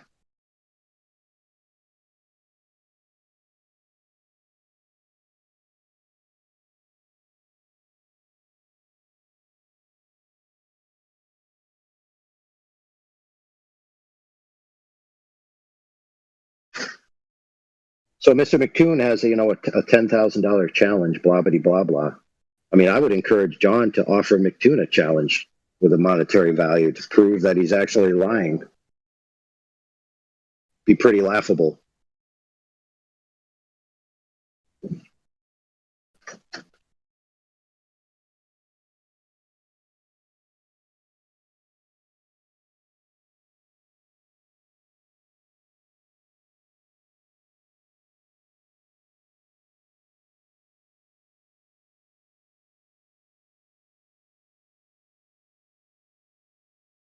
Oh, and of course, the hashtag associated with the video is "Got to Lie to Flurf." Hashtag. Got to pretend you have engineering degrees. How many times have we been here when people have come in and said that they're physicists? No, dude. Clearly, the people that we're dealing with are the dropouts, the rejects. They didn't quite cut it academically, but they still have something to say.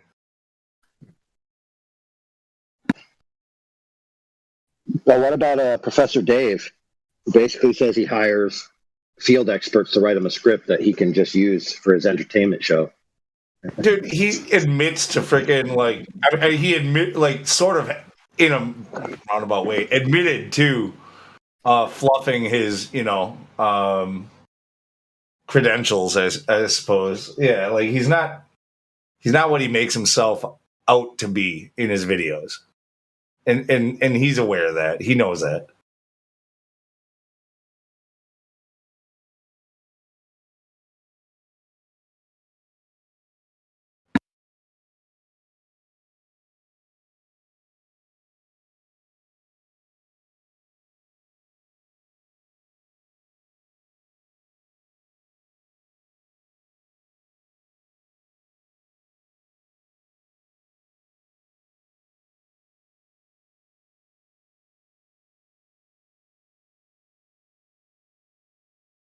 But I could turn the same I could turn the same criticism on flat earthers too, who have channels. They got grocery store clerks that freaking know everything about the earth and physics. Like, I don't know. It's fair, but listen, if you present yourself as my conclusions are correct because of this argumentation, right? This physics principle combine, and then this is the result, versus appealing to your credentials as if it gives you more credibility in your argumentation. Like, if you're just blatantly appealing to your credential as if it's self-evident that your conclusion is correct, then you got a problem.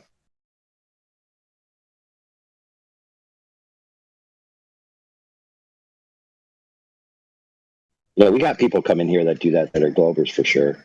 I'm sure there's some flat earthers that do it, but we got them come in here and they're like, how come nobody listens to me? I'm a PhD in this field.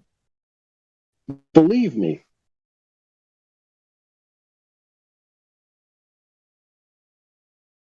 My favorite are come in and claim to be physicists, right? Claim to be this or that, right? And come to find out they're just students in that field. You know, they present themselves as if they completed education and are a practicing professional in the field with experience, but really they're just like in their, you know, second year of university after they've done this and their MR and their, you know, Geometry 1, whatever the heck, college level basics, and they've just started in their physics classes for the degree. And they're like, I'm a physicist.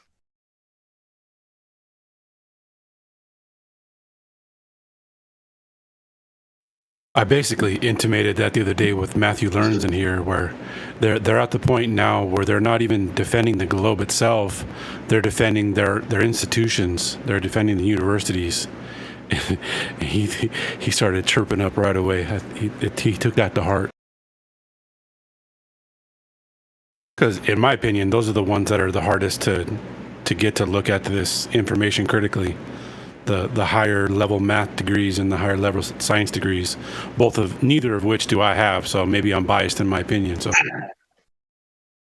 Okay, perfect example. I want to ask you some questions since you admit you don't have a higher level math degree. Okay. If you're traveling an arced path in free space, okay, in order to know where you are on that path, would you not have to know how much time has elapsed and how fast you've been going? Yes or no? If I'm traveling an arced path, I would need to know both time. You said time and speed? Right. That sounds like it makes sense to me. Yep. There is no directionality, right? It's just, you're just following the path, so you have a beginning, right? And you have an ending, and you want to know where you are on that path, right? If you need to know either exactly where you are, you need like a coordinate, or you need to know how fast you're going and how long you've been going it, right? Yeah, that makes sense to me.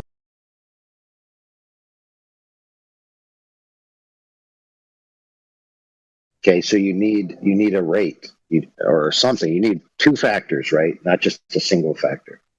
So I asked Matthew, when I asked him, the plane, like a plane taking an arced path, has a change in attitude that's necessary in order to follow this path. So what is that rate?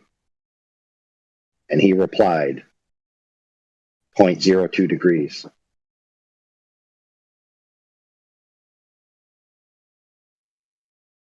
And he's getting that from the nose of a plane is slightly pointed up 2 degrees to maintain level flight. Is that where he's getting that from?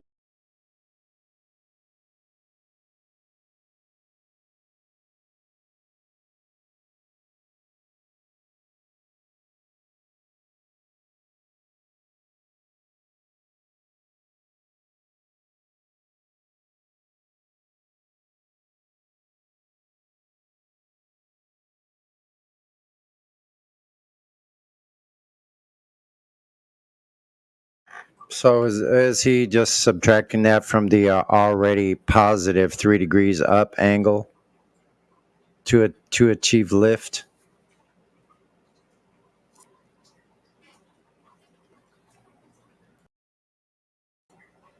Because most aircraft are cruising around at 2 and 3 degrees up.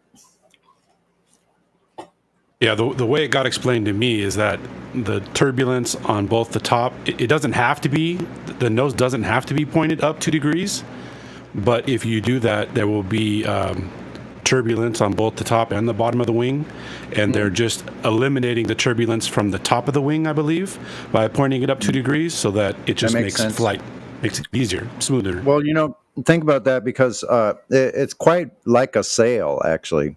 So there'd be a region right at dead ahead that it's a luff zone in sailing. That means if you're not a certain degree off the direction of the wind, you'll be luffing your sails, even though you could be off from the direction of wind even slightly, you could still be luffing the sails. So yeah, you need a certain amount, and that's based on the wing design.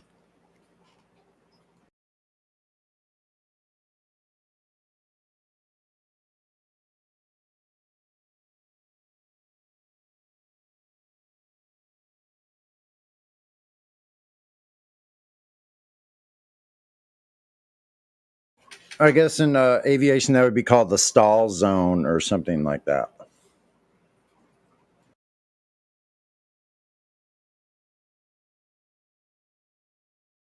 Yeah, they can maintain flight when the turbulence is equal to each other, but they're like jumping around. It looks like. Mm-hmm.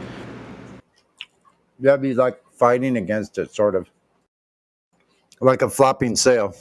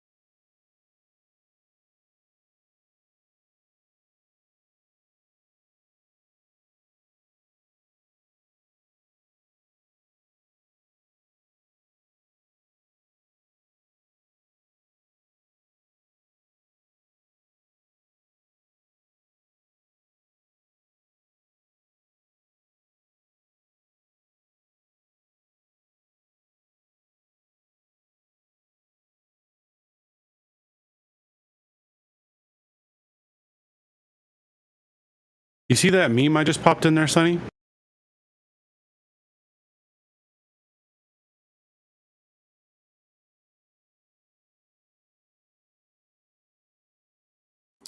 Hold on, I stepped away for a second. The one, yeah, the paper towel roll, yeah. It's just really strange to me that all these globers are. To me, it seems like they're trying to prove that we live on a toilet paper roll, and the idea that the horizon is never discussed as it has to. It would have to curve equally to the curve that it. And I don't know how to articulate the argument. Is it, so that sailboat would be on your y-axis, and if the horizon was the x-axis, how come nobody, even flat earthers, like nobody ever discusses the x-axis? If you're at the top of a ball, then all the slopes would have, the whole thing would have to curve away from you equilaterally or equal. I don't know the proper terminology. Exactly, and most of the time you have a much wider angle view in ocean shots anyway than you do looking forward. At least having a reference frame to go by. You know what I'm saying? Like so when you're looking at an oceanscape, like honestly, there's places where you almost have 180 degrees of nothing but water. And yeah, I remember I went to the beach recently, like 2-3 months ago, and I was up on the top of a cliff, and it just struck me as like, God damn, that horizon is flat, and the whole time these globers, they fail to be able to prove that the curve is on the y-axis, and even if they, how do they get out of the second argument that the other one, the x-axis, has to be the same curve? Yeah, it's pretty crazy. And like I see things here where I'm on a hill, like maybe 1,000 foot, no more than 1,000 foot above sea level. And I'm looking out at open ocean, out going beyond the city. Well, now along that line of sight, I can see a bunch of buildings before. Then I can see buildings. My eye level is about the same height, or maybe even a little higher than some condominiums on the beach in Coronado Island, which is about 10 miles from me. Now, however far this open ocean is, there's a bridge after, there's a bridge. Now, the buildings that are on the island that are after the bridge are above the bridge level. I can see the bridge. I'm above the bridge and the building level. Now, at that viewpoint, coming down this hill for me, looking south, the open ocean, the level of the ocean, open ocean level is both above everything else before it, including all the tops of the buildings and the bridge. It's way out there and it's way above all the buildings. Like it was that clear. And that's incredible. You know, think about that. That I'm only 1,000 feet up above sea level and I'm looking at the ocean, open ocean, and its level is higher than any of the buildings and keeps on going like way the heck out there, man. I'm telling you. When you're looking at open ocean like that and a really clear day, like it must be an incredible distance. And I know I like walked away a little bit from the thing about the XY axis, but yeah, you definitely have a point there, you know. But we're just seeing things out in reality where perspective does apply, not refraction. It never did, because you're looking at real things. I'm really looking at a piece of land that's an island that's solidly attached underneath all that ocean. It's in the same place. It's not moving around. That's a geographic location. Like it's there. Like when you just described that, it reminded me of that meme where he's on the beach and there's a fence there and he has a glass of water as well, and there's a highlight of the water's level, the top of the railings level, and the horizon all level to each other. Yeah. And so, like, if you were on a hill and it was a ball, if there was any sagitta, then there's no way there's no direction that horizon, that distant horizon could go is down, not up above things that are before it, lower than things that are before it, right? Am I wrong or am I right? Well, that sounds right to me. They would have to be lower in every case, in any rise in elevation, going up a hill, and the viewpoint, you know, you're looking out. Your horizon would never rise up above everything before it, especially buildings that are like 25, 30-story buildings. That's 300 feet. There's other buildings here actually that are, I think, 80 stories. Some of the hotels. That's wild. So there's a 40-story building right across from me. It covers a whole entire city block. Look at this. Looks like I'm bringing another one out. I mentioned them defending their education, and now Danny's typing in the chat. Oh, man.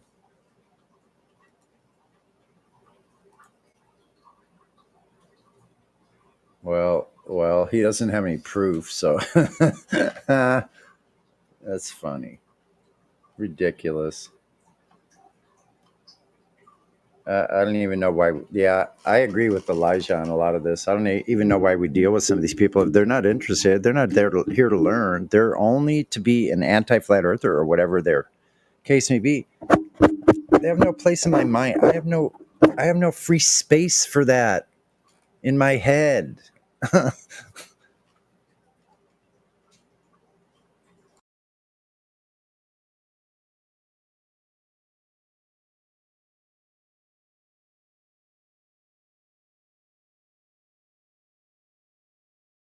$12:10 in the afternoon.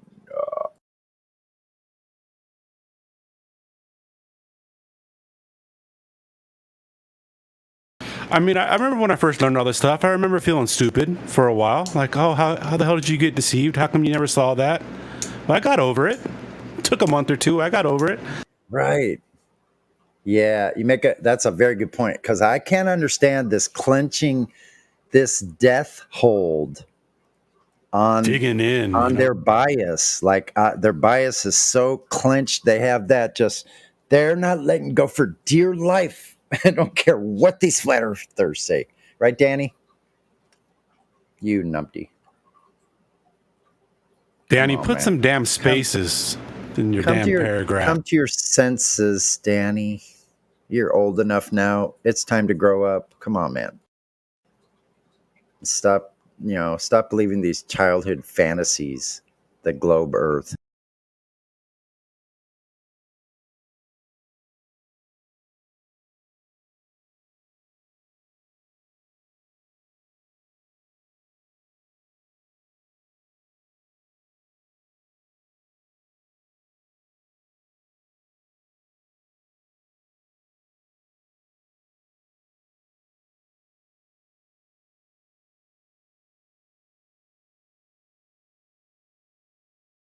That's what.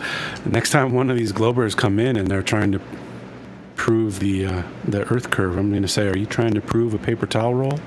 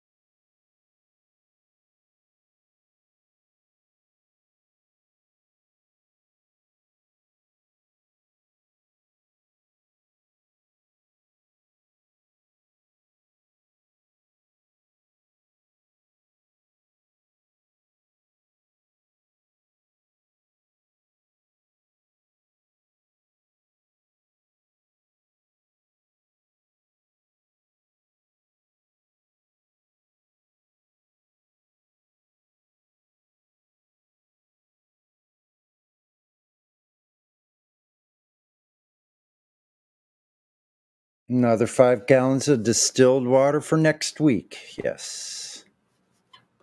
I need 5 more.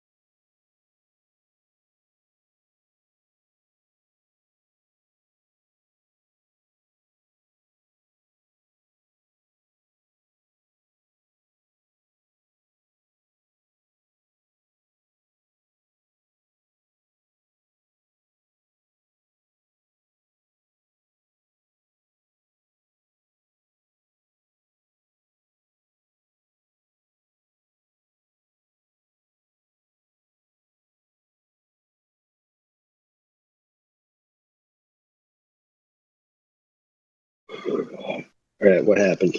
What I miss?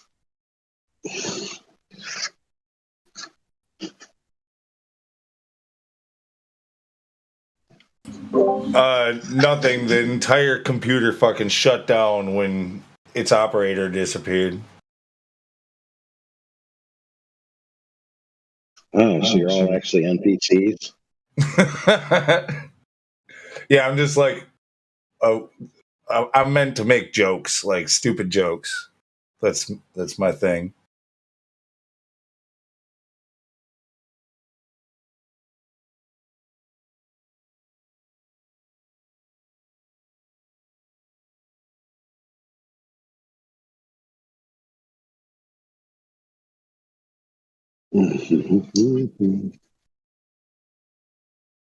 What's Danny still fucking chatting around here for anyway? Promoting his book? What? I know. He needs, I don't know, what do they call it? Object study? Oh, whatever. I'm not gonna engage with this fucking guy. Like,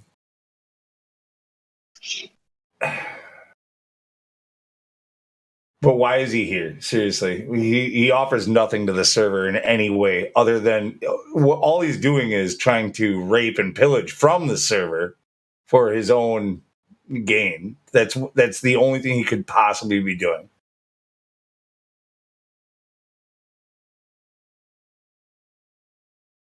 Holy crap, dude. Holy crap. You don't like accusations of rape and pillaging or what? No. I'm just witnessing some double thinking going on in the chat.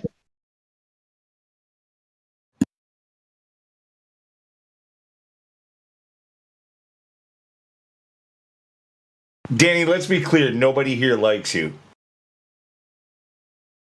Oh, he's not even in the voice chat. Like, what the fuck? He's not supposed to be typing in the voice text.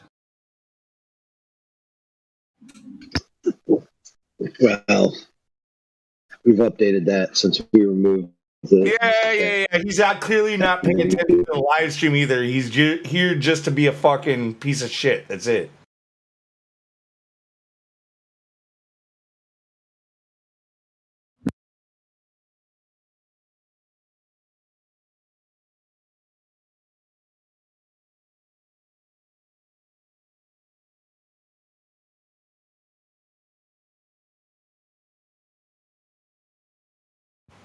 Hey, Heretic, are you in here? No.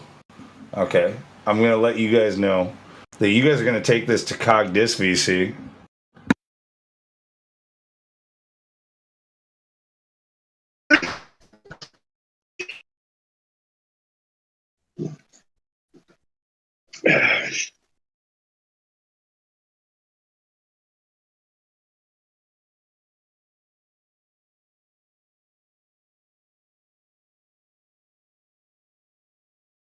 Holy crap, dude. It's a good case study.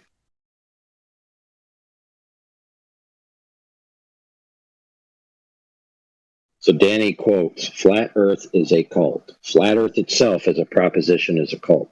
Then goes on to say, "I was only speaking about specific people." I don't know. Maybe parse your language a little better. Hire a technical editor, perhaps. I don't know. Or, be competent to write at a professional level, maybe. I don't know.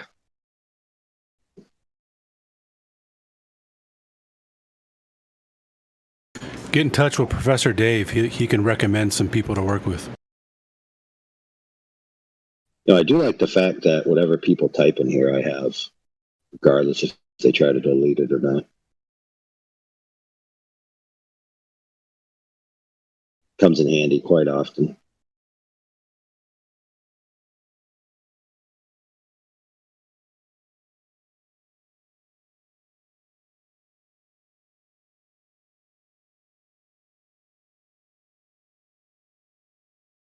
My goodness.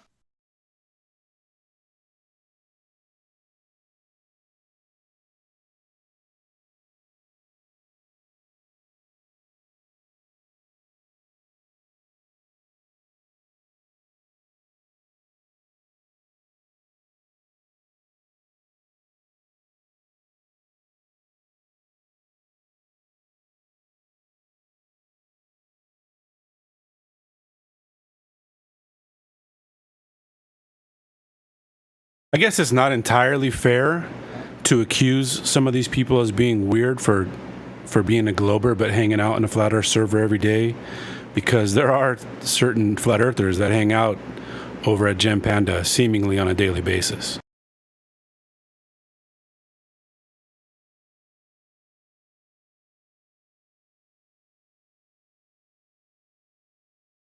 See.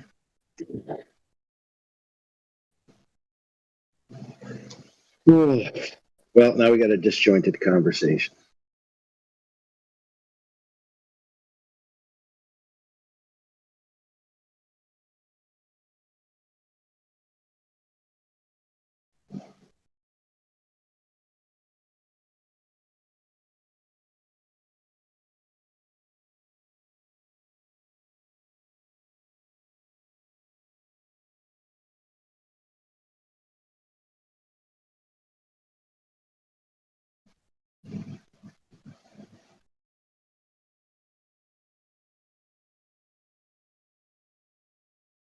Anyway, the reason why we let him talk and speak is that he, as a professional in the field, is actually of some quote-unquote validity, can be caught out in his doublespeak. No, but Dan, here's the thing: is Danny Faulkner is not engaging with us in the voice chat. He in the voice itself. He's only trying to promote himself in the voice text on our YouTube stream. That's all he's trying to do. He's trying to draw people in to buy his shit, whatever else it is. Like, he won't engage us in here. He never comes around until all of a sudden he's like, right, like he's working on some shit. He admitted that the last time he was around.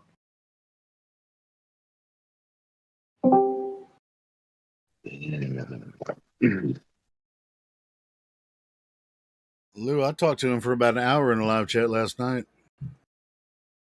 Yeah. All right. So yeah, I wasn't on at that time, so I missed that. I'm gonna recruit some of my flat Earth friends, and I'm gonna try to get over to the Creation Museum. Hopefully, get a tour with Danny over there. Yep, that'd be fun. Whatever though, that's. You guys want to engage him, create some drama in the text, do it in Cogdis where he belongs. Seriously.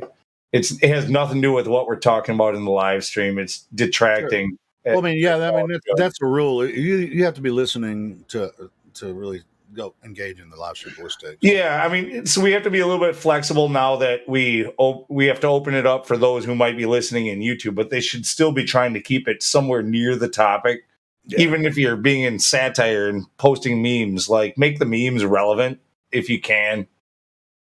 Yeah, and it's not even Cogdis. There's a debate voice text too, or a debate text where you can just text in there, as well. You don't have to do it in the live stream voice text. Yeah, but the problem is that he's typed something in the live stream, and then people start pinging him, and then he's replying. He's replying to the pings. Yeah, and if he's saying that flat Earth is a cult, that's not cool. No, I like it when he does that. I kind of do too. Yeah, well, of course I do, because then you'll quote him as saying flat Earth is a cult, and then you'll watch him waffle with his doublespeak, trying to say, "Oh no, I wasn't trying to point flat Earth in total, just these specific people." Say, "Oh, I'm just talking about a few people." I mean, I know this works on most people, but like, I'm done with it. I don't give a fuck about like just calling each other names. Like, you're in a cult. No, you're in a cult. Like, your cult's worse than my cult. Like, your cult believes in this, and my cult believes in that. Like, fuck you. Oh well.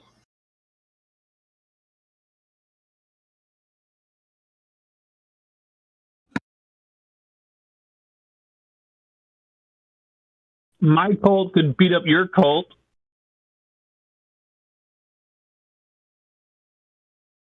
Look, the point is that he's a professional. Okay, that people do read his books, and it's important for them to see how he behaves beyond his professional sphere, of which they are limited in access to.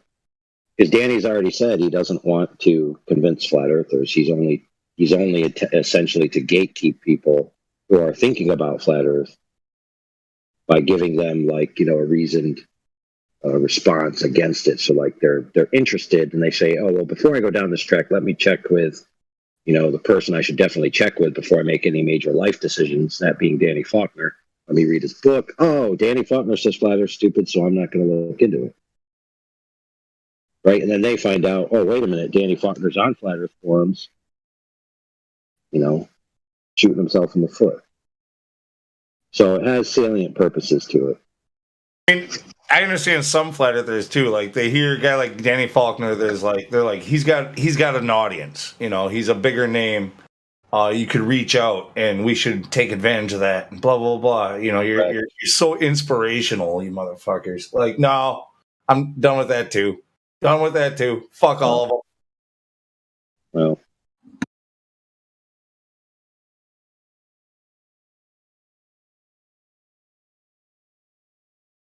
Well, when he comes around, isolate him for a short period of time so he can make sure that that he knows that that you're fed up with him.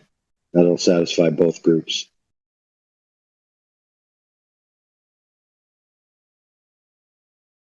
All right, so, dude, how come we can't alphabetize the roles? Oh, my goodness. So annoying. Got to scroll through a list of roles that aren't alphabetized to find what you're looking for.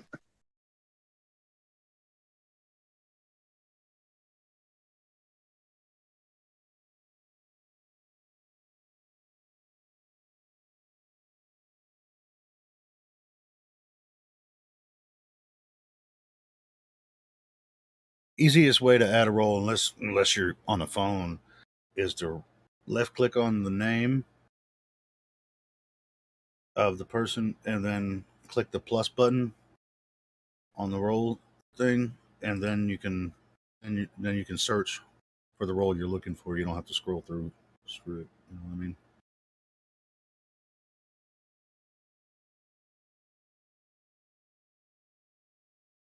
Click on the person, then click the plus button at the end of the roles, and you can type in the role you're looking for. It'll pop up. Yeah, I'm just mostly on the phone, usually. Oh, on the phone, yeah. The phone is a little more different.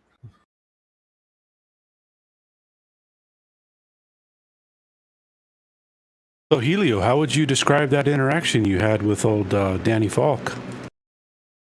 Every time I talk to him, we do all right, man. I don't know why everybody. I mean, I guess I know why everybody hates it. Well, not hates him, but just can't stand it. I don't speak for everybody. I don't speak for everybody, and I don't actually hate him. I just don't pay any mind to him whatsoever. Is that bad? No, because you're not the only one. No, it's not, and he knows that. And it's no problem. I'll admit, I don't know the first thing about the guy. Yeah, he wrote a book called Falling Flat, and he's one of the curators, one of the people over there at the Answers in Genesis Creation Museum there in Kentucky. Well, he's still a nobody who still just thinks the globe is real, so it's like he doesn't exist. I don't know about that. But anyway, I still want to go. I've always wanted to go to that Creation Museum, so I'm going to see the Ark, man. It'd be interesting.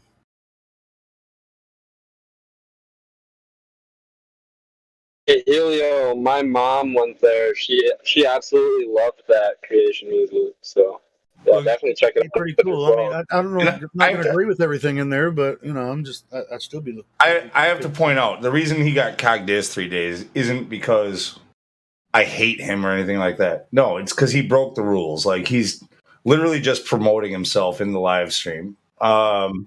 No, that's cool. If he was to come in here and talk with us and engage us in a fair way, I wouldn't have done it. But no, like he's not a he's not here with good intentions. He's not a Matthew Learn. Everybody knows he's not here with good intentions. No, I wasn't even coming in to protest that. Yeah, I think you did the right thing, Lou. I mean, it is what it is. Yeah, but to be fair though, every chump that arrives here should be able to be handled for content for our purposes, regardless of their intention. They should be outsmarted and outforwarded and utilized, and then thrown in the garbage heap for the rest of the garbage when we've had our usefulness.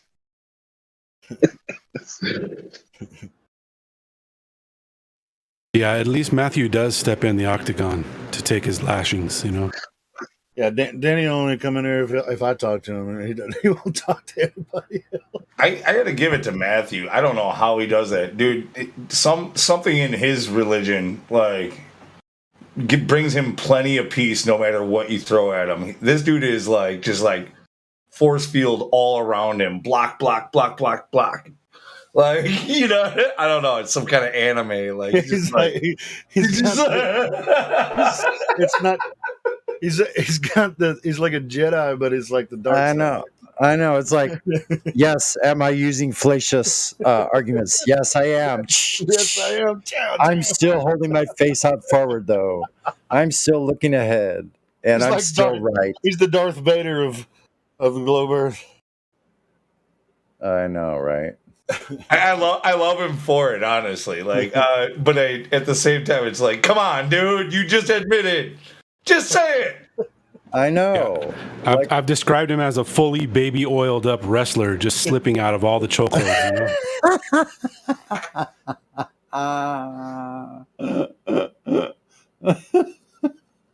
That's hilarious. Oh my gosh. Slip and slide again, Matthew. Slippery. Yeah, if we could team up though, he's the kind of guy we want in our corner. Like, you just throw, grease the motherfucker up and send him out there.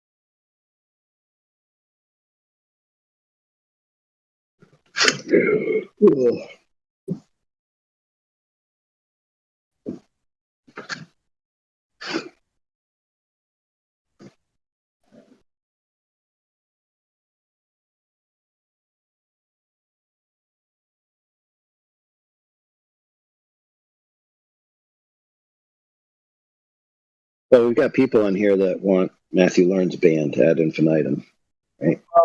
Because they find him to be offensive. No, he is disingenuous at all levels. Okay, so I can understand the frustration that people have with him. Right, I get it, but he really is good for us. You have to look at the bigger picture here. If he even had 1% of an asshole gene in him, I would agree. But because he literally has no assholiness in him at all. He's got that monotone. No matter what you throw at him, he just got that monotone. Oh no! Yeah. Here's the way I think about it. No, yeah. Just yeah. Here's the deal with Matthew. The reason he's so good, in my opinion, is that end of the day, all he has is beliefs, and the audience, if they're apt to understand, they will realize that the best the Globers have is Matthew Learns coming in here, which means the best the Globers have is mere. I would probably try to get a little more exact on that. So they would argue that the real best are always banned immediately. They're not allowed to speak. Oh, you got it. You got it. Always, and then what we've allowed is a Matthew Learns, who happens to have a very faith-based religion, but he's not your average Glober. He's he's somehow blended, the Bible and science together. He's a what do they call that? Like a theological. He's a Minotaur. It doesn't exist. So anyway, he's in fucking Minotaur. Danny's a creationist too. He just figured out. I think during our talk last night, I was talking about. All right, we were talking about Genesis, and I'm like, all right, so God made the earth first, and he's like, yeah. So on the fourth day, he made the sun, moon, and stars. And he's like, yeah. So he put the sun, moon, and stars around the earth and made a third rock from the sun. Act like he didn't know what I was talking about, but I think he did. I was quick with calling him a Minotaur, by the way, Glad. Like, I mean, I knew you were cooking. Yeah, no, like you. Yeah, that was really good. Yeah, it's I just want to quickly say something to any of the flat earthers that may be listening who actually would want Matthew to be banned. I'm just gonna, and I hate to use this term because I rarely use this term and I think it's overused, but all I can say is try your best not to be a snowflake, because that's kind of snowflake behavior, saying, "Oh, Matthew's annoying me, we should ban him." Just try not to be a snowflake. I'd say Matthew's probably the top of the list as far as how many flat Earth meetups he's been to. He's like your Glover you want at the barbecue. He's shown up to more flat Earth barbecues than any Glover. Does he really show up to the flat Earth meetups on Reddit? He's been to like 5 of them. Damn, dude, this dude's barbecuing for us. He's been to more flat Earth. I've only been to 1 in 5 years. He's been to like 5. You know who else shows up? Hey, you know who else shows up? Who? Danny. Oh, really? He shows up to every conference. He's been to every conference.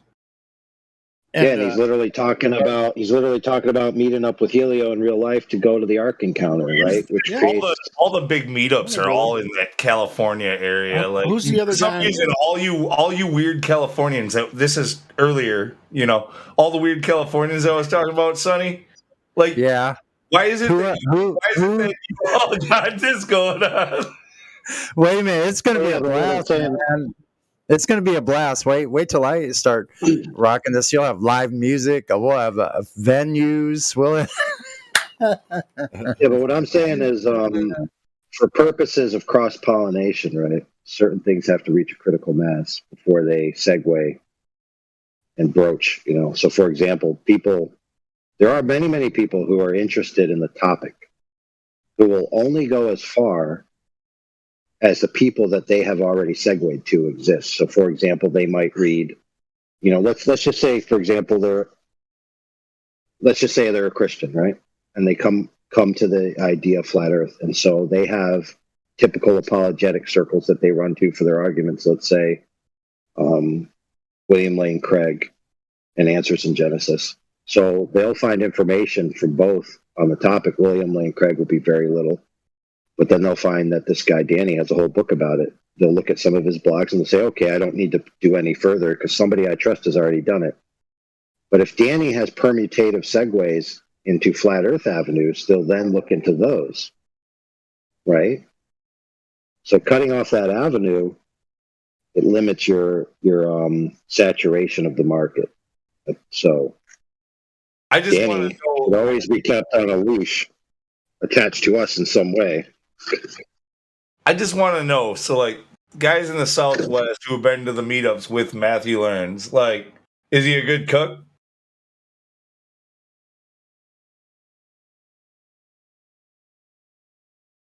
Oh, because he says he is, doesn't he? Well, I mean, no, somebody said that he's flipping burgers and shit. So I just want to know, like, if this dude's really coming to the Flat Earth meetups and just mingling in and flipping burgers for people and having a good time, like, it's kind of a different picture than what we're getting here with him. Yes, but remember though, there must be a class of Globers that exist that recognize that if there's a paradigm change, that they have to have plausible deniability, that they were correct in predicting that this paradigm change was going to occur. So in other words, Matthew, let's just say for sake of argument, it comes out the earth is flat and that's the official narrative. Matthew will be like, yeah, I was with you guys all along. We're all buddies. Hey, you guys remember flat earth math, Charles? In Pennsylvania? All I know is Matthew has proven himself many times to like agree over and over again. He agrees with us. If he's like going like, I'm going to go and this weekend there's a flat earth hangout. We really should pack up the grill and get over there. Like, this dude loves us. He fucking loves us. Yeah. There's no way he's a fucking Glober. Yesterday was like 5-on-1. Everybody was asking, all kinds of questions. I was listening yesterday when he was in. It's a free for all. We like our fresh meat now. Well, that's not fresh meat. That's beating a dead horse. Talking to me. Fine, it's dead horse meat, but when we're starving, anything. You know, right? I'm just talking like actions. Actions are louder than words, dude. If that's what he's doing, dude, like it paints a whole nother picture of Matthew. Like seriously. Here's the deal. He's playing a character. He's not a Glober. He's just playing a character. Simple as that. That's kind of the way I look at it. Because I mean, he's been up and down every aisle of Flat Earth Costco. And he knows every product. But aren't we all characters? No, not. I mean, I think. Well, yeah. I mean, to a certain extent, yes. He's playing a character that isn't himself. To a certain extent, yes. But like, some of us are more dependent on, like, what people think, what people view. The more, especially the younger you are right now, the more dependent you are on social media and the way that you're viewed there. Like, for people like myself, who I'm 40, and I've tried to separate myself from social media as much as possible. Like, no, it has no effect on me. Like, this is the only place I post anything. This is the only place I'm vocal. This is it. Me too.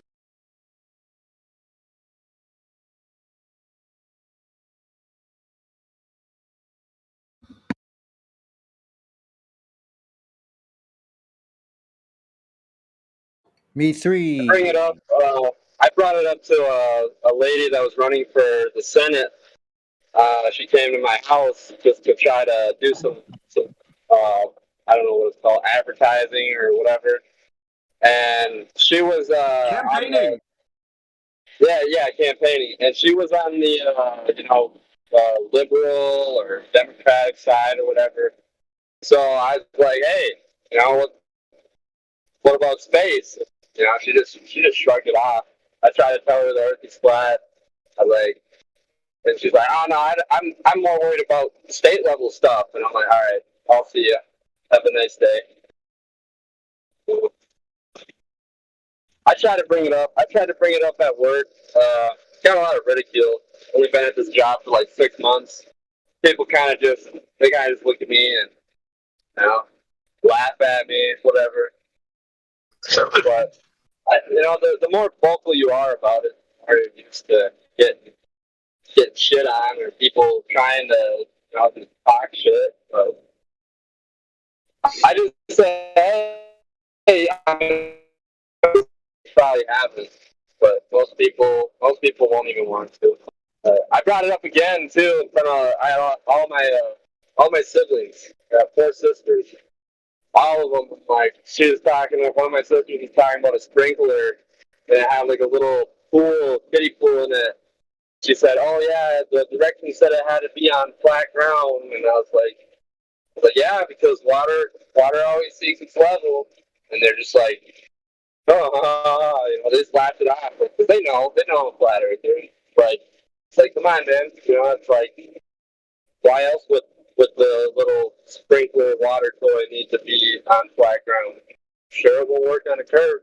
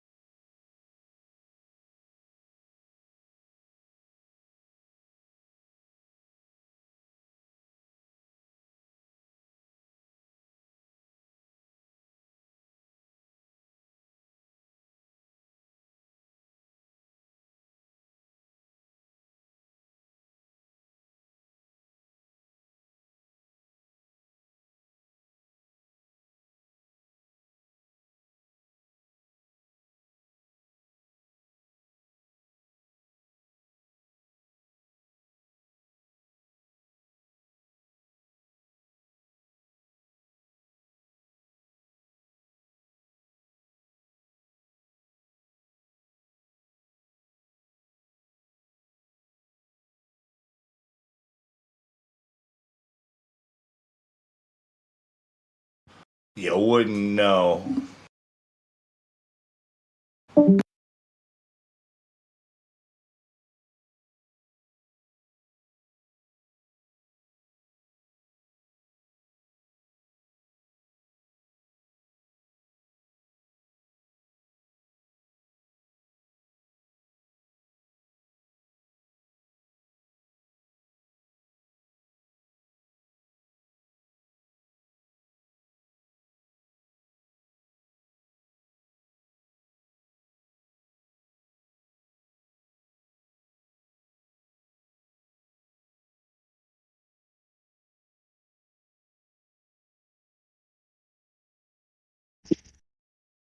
I showed my mom and my stepdad the clip of Peggy Hall.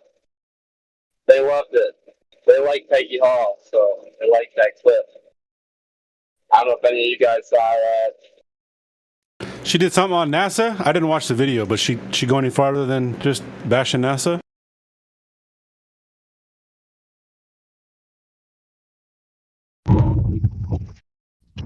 She just said we need to bring the conversation back away from space, back down to Earth.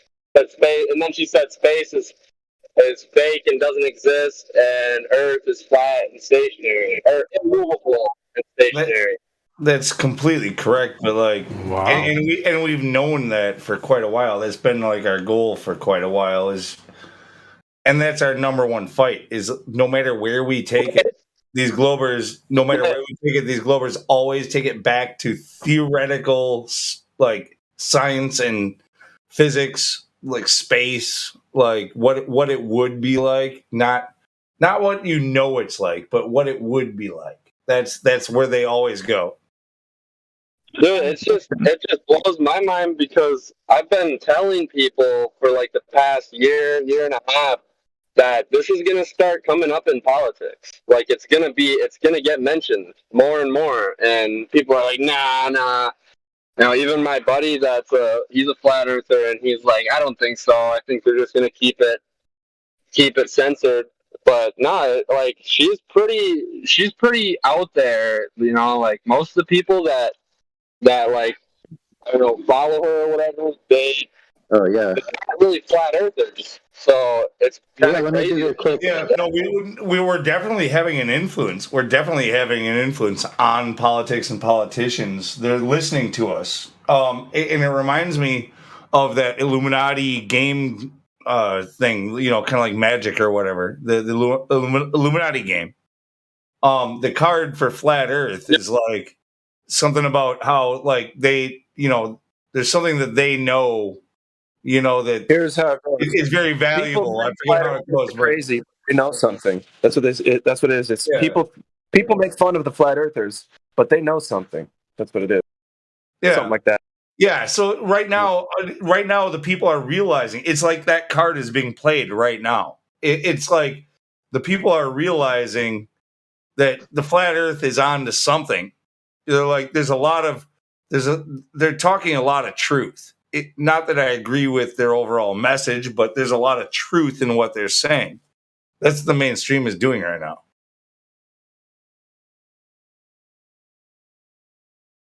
Yeah, man, I love it.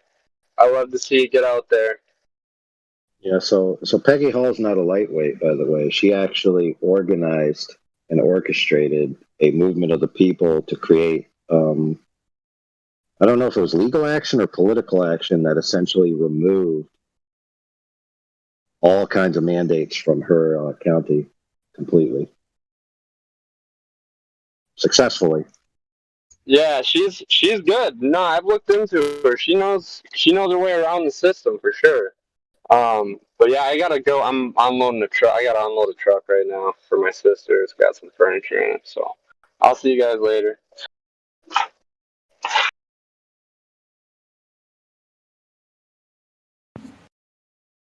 About that, like just them paying attention. Just notice the YouTubers that were conservative a couple of years ago, like all, you know, that are all of a sudden talking flat Earth also. Or look at, I mean, that's a very like superficial level right there with YouTube and that type of stuff. But But there's politicians, like he said, who are coming out as flat earthers, and there's well, whatever. I don't want to get. Yeah, I can't. There's more to it, like of detail, but it's not all coming to mind. Either way, though, the point remains the same: is that we're having a huge influence, like a major influence. Like that's been this game all along. Is that they tried to make you think that you're insignificant, but that's why we've had this test for years now. Like, no, we're not insignificant. People are finally starting to listen. They're going, oh my God, these people have been, especially over these last like 2.5 years. There's a lot of stuff we've been saying that we haven't been officially saying. You know what I mean? Little cough. They're going, damn, what did they know that we don't? And let's say that you're in a family, like you've got people who work in the banking industry, in investment, like they're going, wait, this person recognizes trends. This person, they're starting to ask questions. They're starting to pay attention, whereas they didn't in the past. I was just thinking it'd be really funny if Trump were to get reelected and in his second term, he never in any of his speeches ever mentions the Space Force. Cross your fingers.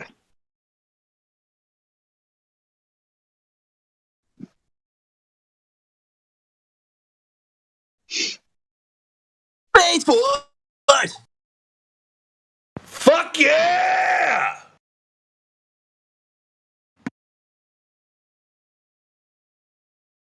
Yeah, I was about to say something. What's that? Gosh, my connection is shitty.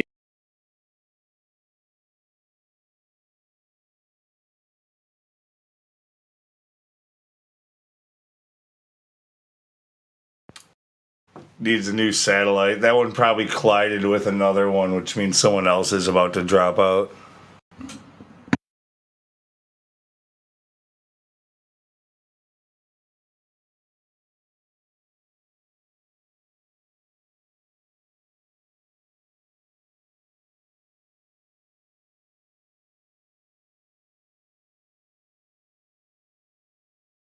Yo, what's up, guys?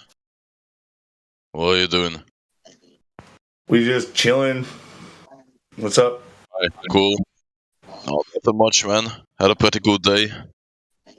Managed to repair my bike. The back chassis got broken somehow. So that was a bit more difficult than just a flat tire or whatever. That was quite a bit different, yeah. What about you? I got the mowed lawn today, and it's got really beautiful stripes. So, yep. Damn, typically American things. No, not the plains. It's a little bit hilly, but yeah. No, I got stripes. I'm not gonna do it stupid. No, that doesn't look bad, to be honest, though. Stripes on a lawn. I mean, I wouldn't be complaining. No, of course not. That's the goal. You gotta alternate them week for week, so that you get them in that actually checkerboard like pattern. That's how it's done.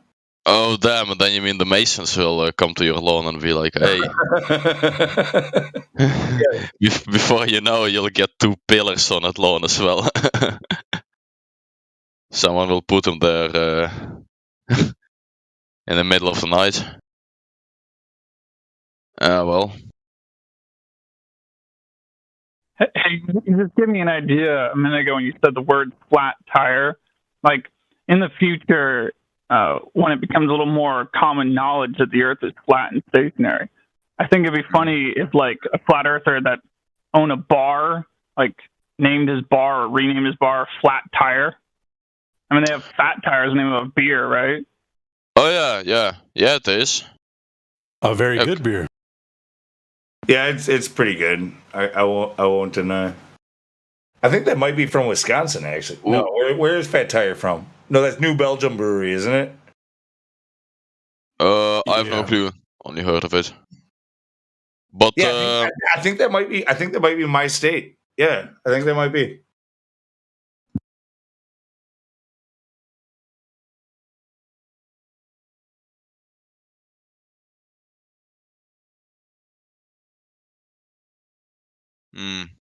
Well, I mean, I would see it kind of working out well because you got the whole tire idea, you know, like a bar needs some little props and whatnot, and I think you could get it there, you know.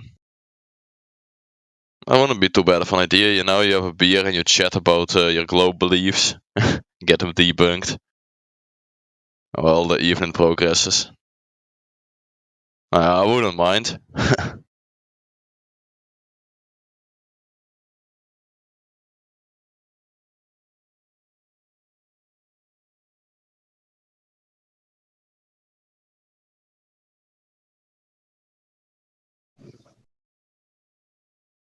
They're from Colorado, Lou. Okay, I had the name right though. It was yeah, it is New Belgium Brewing. Yeah, I knew that. I was just looking it up myself. We have a New Belgium, Wisconsin also. That's why I wasn't sure. There's like a New Belgium, a New London, a new a new everything over here. I think places probably do. Carl Strauss makes a beer called Red Trolley. They're on the same level as far as I'm concerned. Very similar to each other. Oh, wait. Actually, I got to add on to that idea. So, you know, different bars sometimes have different artwork, you know, to represent their logo or their name or whatever.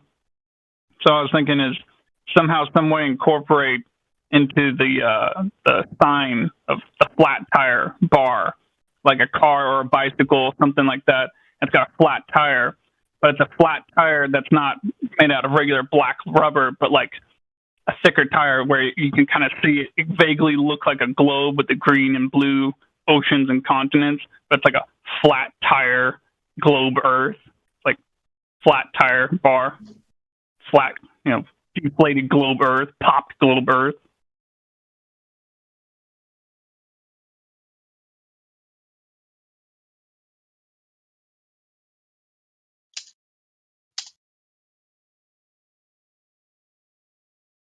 Yeah, it could be. Anyways, fellas, I'm gonna leave. I'm gonna leave again for a bit. Might join back if there will be a globe or something. Okay. There will never be a time where you check back where they have proof of a globe. I can just tell you that right now. just a glober. I mean, like just a glober. Oh, if somebody can take a picture of themselves with a globe. Dude, that would be cute. Unironically, dude, in elementary school, there's like a picture of me, you know, like laughing next to a teacher in a globe because, like, you know, she had like a globe on her table and whatnot, and we had class pictures. It is pretty funny though how, you know, in most elementary schools, one of the basic things is on the desks is a globe, or at least often. There is a map or a globe, and yeah. Might be a bit early for kids of 5, you know, to know the map or whatnot. Don't really think they care about the map. But it's still there, you know? No, see, you're missing the point. See, you think that it's important that they might see the globe, right? Yeah. But what it actually is, because they say this is where you live, right? You live on this. So what they're actually doing is admitting to a child who can't fathom it that their entire premise is you live on a model. You live in a model and on a model, and they tell you this, it's the globe Earth model. Maybe even more, it limits, like, even just, you know, the regular maps that are hanging there. That's kind of what I was getting at, is it limits the child's idea of how big the world could be, you know? It's like you get the globe, you get the maps on the wall, and it's like, well, Australia, east, west, some ice at the poles, that's it. Yes, and of course, Of course, they point to the top and say, "This is where Santa lives." Yeah, which is a conspiracy theory, obviously. Oh well. Well, the whole Yeah, Santa but thing brain. is another mind screw. True, but brainwashing starts early as hell. Like, can't even blame him. I don't know, dude. I really can't blame normies, to be honest. Like, I find that, lots of people say, like, fuck normies, this, that, like, a normie mistreated me over something, but I don't know. This stuff hasn't even been written about in history and whatnot, what's going on currently, so can't blame the normies for not being prepared.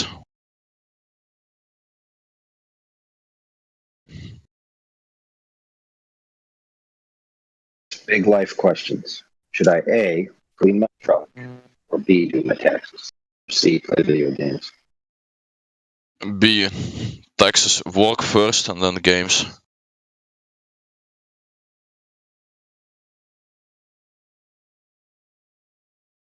Not the answer we were hoping for.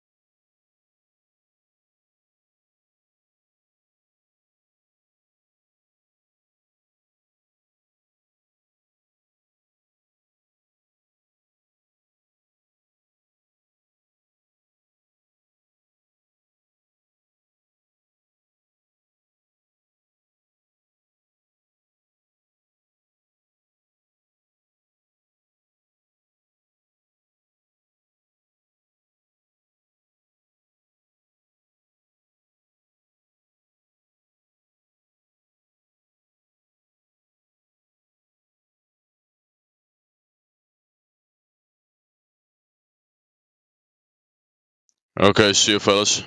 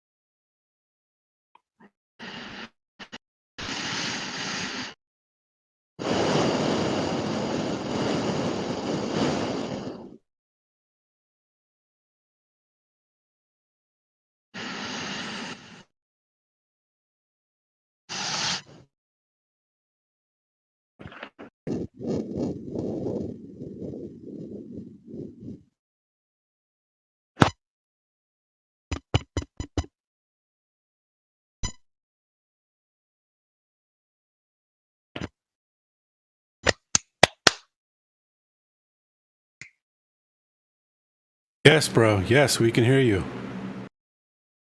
Okay. Yeah, nobody was talking, so just went to wait. So just keep going. No, I just wanted somebody to wake up. I mean, respond.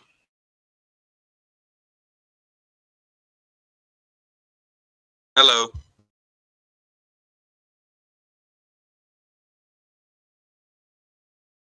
Why are you here if you're not talking? Or listening? Did I just hear my name? Am I being accused of something? Sorry, I took out the garbage. What's up?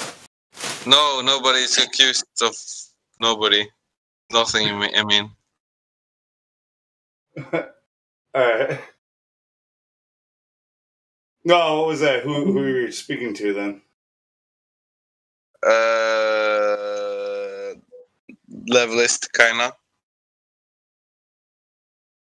He might be taking the garbage out too. Probably a couple Globers in those bags. I can only use this platform in the manner in which you see fit.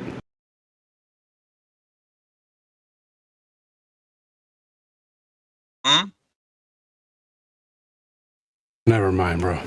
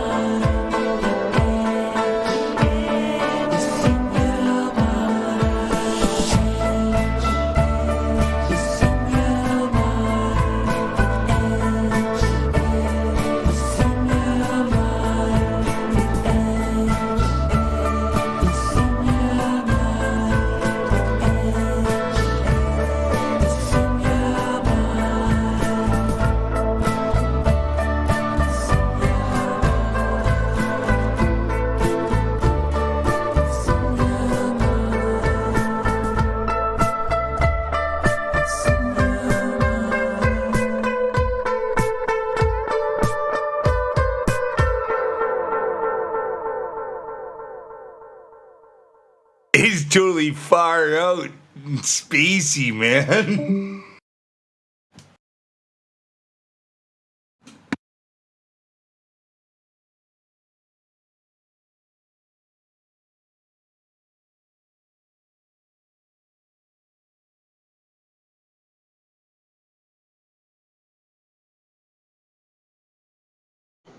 Hello. How's everyone doing? Doing well. How are you yourself? I'm great. Thanks for asking. Beautiful Sunday. Weather is perfect here in southern Wisconsin. I got to tell you. I don't know where you're at.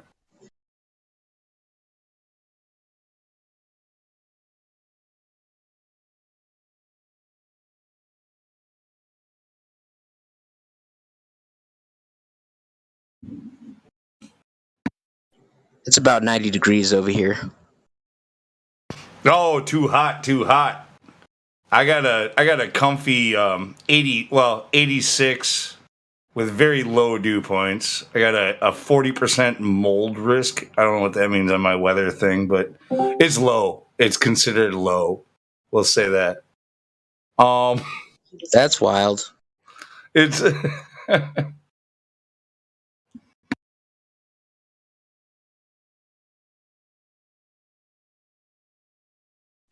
Were we talking about anything in here in particular? spacey shit, like the ideas like the edge, all of that stuff is only in your mind. Do you disagree, or do you think like it's real, or is the Earth a ball? That's even crazier. They're both put. It's an agenda. Is the horizon physical? Is it a physical object with a fixed location?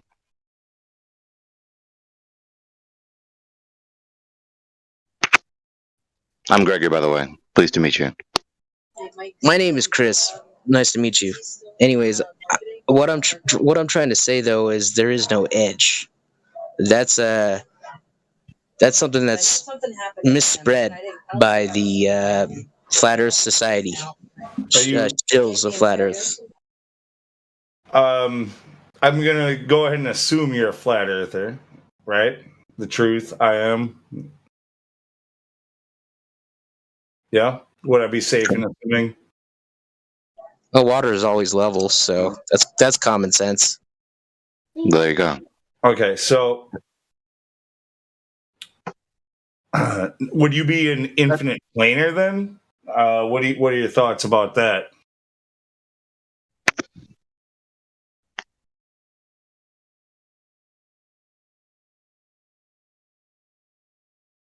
Chris, are you there? Is there a delay? This push to talk thing is no good. Oh. I was just saying I was a part of the Infinite Plane server. Did you hear that? No, we did not. So you are an infinite planar. Yeah, 100%. I'm friends with Tim Osman. I like what he's doing. And I don't really have anything. Well, I have one thing that I have to question with the infinite planars. So, like gas pressure, how does that work? If it's infinite. I have another one. But wait, one question at a time. Yeah, I will wait. Is there anything that you can think of that is actually infinite, or is that just an idea? That second one. That can't be proven for sure, bro. It's just an idea. Yeah, so far it's just an idea, right? We could settle with that. So far, it is just an idea. Well, globe Earth is an idea as well. Even deeper than that, though. Let's consider this. Sorry. Because when you assert the assertion that any concrete item, there are concrete entities, there are abstract entities, concrete and abstracta. When you assert that any concrete entity, any physical, material, substantial thing is infinite in size, can you, first of all, conceive that in your mind? Can you imagine that? I don't believe humans can fathom that. Okay. Now, does that make sense in your mind? For instance, if I handed you a rock, right, that rock has a finite size. It occupies a finite amount of space, correct? 100%. And like with everything else you observe, right? You've Yeah. seen it occupy a finite amount of space. Yes, what I see is finite. It can never be infinite. So when we say the sentence, this concrete item, this material item is infinite in size, that implies that it's not a fixed size that is unquantifiable. It's a size that is infinitely growing and will never stop growing. Yeah. Have you studied Martin Kenny before in the Four Root? Well, the only way that I could start to fathom all that starts going into crazy kind of like simulation theory ideas. Like if you lived in a video game that was made to have infinite boundaries, it would render before you. Like that's the only way that you could fathom such a thing. And so, with that being said, you see, the sentence doesn't make sense. Because if it exists, then it has extension in space. You see? And if it is a thing, a particular thing, then that exists, then it exists with other things. But if anything supposedly has infinite size, then there would be no space for anything else. But there is space for other things. So that isn't the case. So my point is that the very notion of a concrete item being in infinite size is absurd. It's impossible. Infinitude is only a quality of an abstract thing. Infinitude. For instance, when you talk about the Almighty, and you talk about an infinitude of his characteristics, for instance, you can be real, like being real for an infinite amount of time. The amount of time that you exist or are real is not a finite quantity of moments, not a finite quantity of time. You are real, and there is no end to the amount of time you are real. You see, that makes sense. And that's the infinitude of an abstract thing. The amount of time. Time is abstract. You see. So infinitude cannot be the property of any concrete entity. I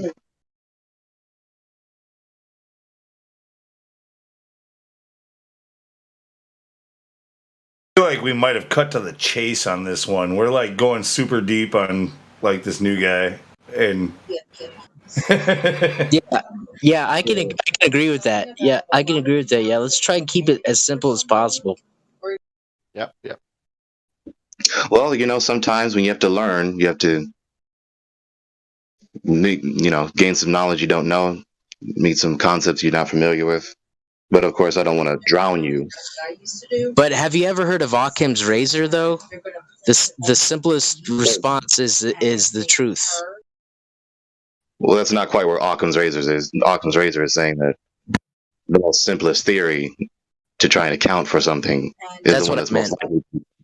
yeah, no, it takes a little bit of good thought about it. It doesn't mean the simplest solution is always the answer. It's just that it actually says that it's most likely the answer, like or something along those lines. I might not have that verbatim. But Actually, the explanation that has the fewest assumptions. Yeah. The idea remains the same: is that you don't want to overcomplicate the situation. Can we agree with that? Essentially, yes. But again, my point still stands since infinite plane was mentioned. Yep. You cannot prove an infinite plane, but that doesn't mean it doesn't exist. No, But that would be an doesn't argument for making a fallacy. The truth doesn't exist. To say that you can't prove it's false, that's an argument from ignorance fallacy. 100%. It's like saying you can't prove that invisible fairies exist, but they could exist. But it's like cool, but It's pretty useless, right? You have a spirit. Can you prove that exists? Yes. How can you do that? Revelation. So reading scripture will prove that you're spiritual. No. Not that you're spiritual, but that spirits are real. And it isn't merely reading a mere text, but reading a text that is the recorded revelation from the God. Be a revelation from the God that's verbally propositional or on record. Why don't you go ahead and reference some revelation then? Oh. You read the Gospels.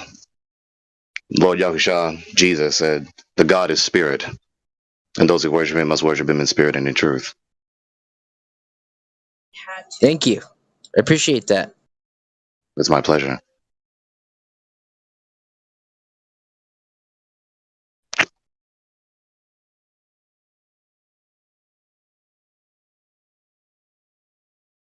I hope you stick around for So to the whole idea of the infinite plane thing, though, like,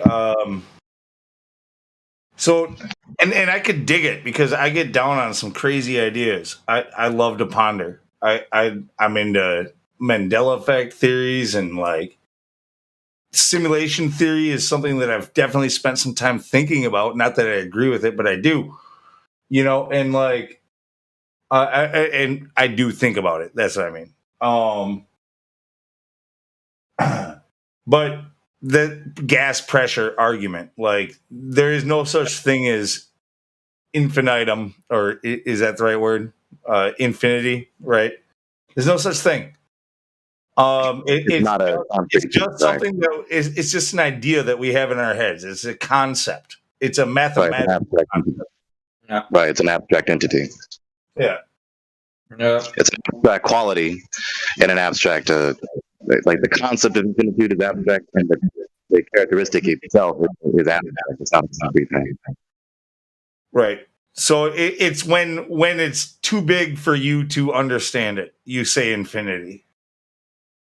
Right, colloquially, we say the magnitude of how amazing the thing is, but literally, strictly speaking, it's not infinite. It's not without end. 5 divided 0. So, but what I'm getting to is, like, we know that we have pressure, and this pressure remains pretty much the same, at least at altitudes, right? At sea level, it doesn't fluctuate much. So, I mean, weather systems, yeah, you have low and high pressure weather systems and stuff like that. But for the most part, we get like what we get with what you would expect in an enclosed system, like something like a terrarium, something that has a sealed area. Now, how big would happen? Something that would happen in a finite space. Yeah, that would be finite, exactly. So no matter how big it is, it's finite. Like you were saying, Lunatic, by implication, if the Earth is infinite, the size is infinite, then that implies the gas has an infinite amount of space to go occupy. And so there would never be a point where the gas would never stop moving away in all directions, because there will always be more space. And so there couldn't be gas pressure, because the gas would never press on anything, because there's nothing to press on, because there's so much space, it's always increasing. You can't have gas pressure in that world. Right. No, I agree completely. So I just want to point that out to you, who comes in as an infinite planer. You might have found a different type of flat earther here.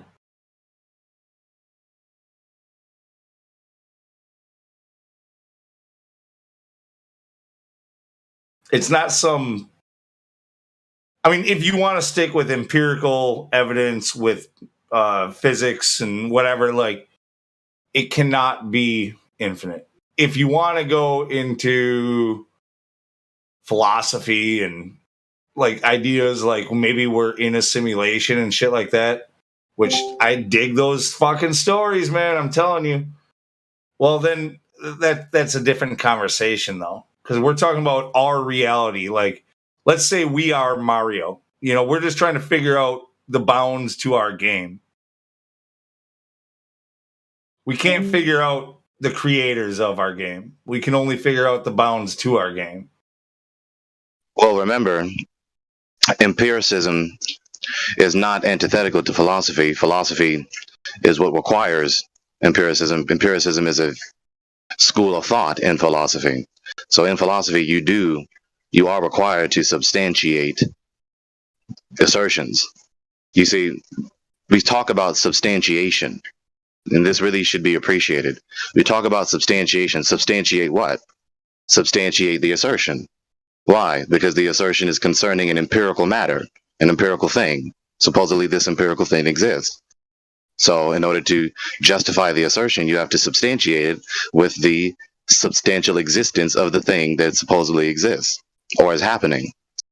So philosophy isn't antithetical to empiricism. Empiricism is a school of thought in philosophy, justifiably so. So if you truly want to do philosophy, especially when you talk about the things, the concreta, right, nature, you must substantiate it. You must substantiate what you're saying about nature in order for your assertion about nature to be justified, your knowledge claim about nature to be justified. Yeah, no, that's an excellent point. Yeah, you're limited by certain rules or laws of logic, like and how you come to certain conclusions. You can't just come up with anything you want, all willy-nilly like. Gregory, can I try to understand, because of English? You are saying practically without philosophy you cannot even have empirical stuff, because you need to use philosophy in the first place.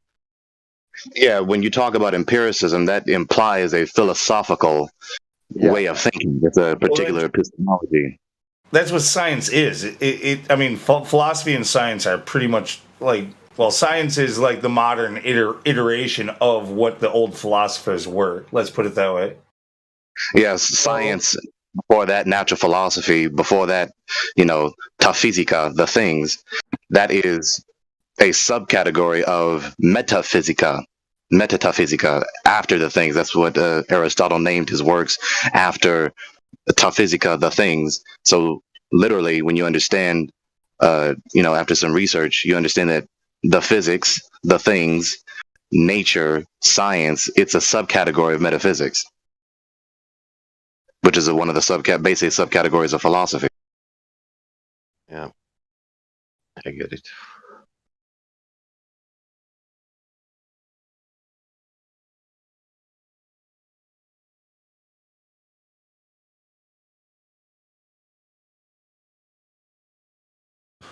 Yeah, so the whole system is based off of your philosophical beliefs, right? Like, you have to make in all of these sciences, when it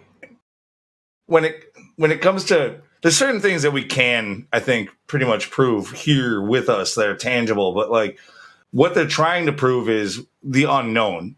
And when it comes to that, they get cocky. They think that they can prove what they could never know. Like, and they get caught up in this, in this philosophy. They're just separated from reality.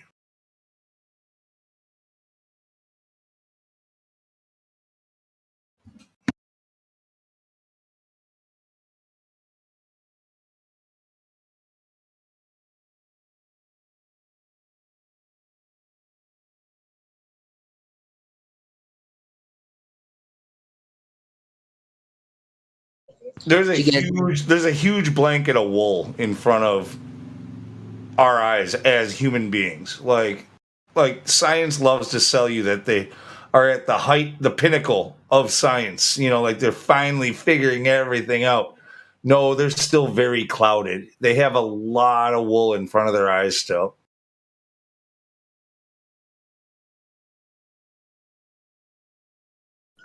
I was just gonna ask if you guys had any more questions for me, since I'm a newbie, but not really. I used to be a part of the server several years ago before I got banned.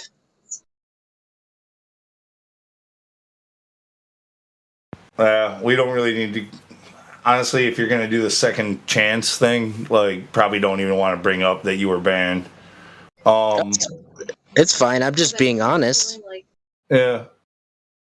No, I think I remember your name. I mean, it might not have been exactly the same, but it was similar. I think I know who you kind of know who you were. But everything's settled now, you know. So we're on a level playing field now, per se.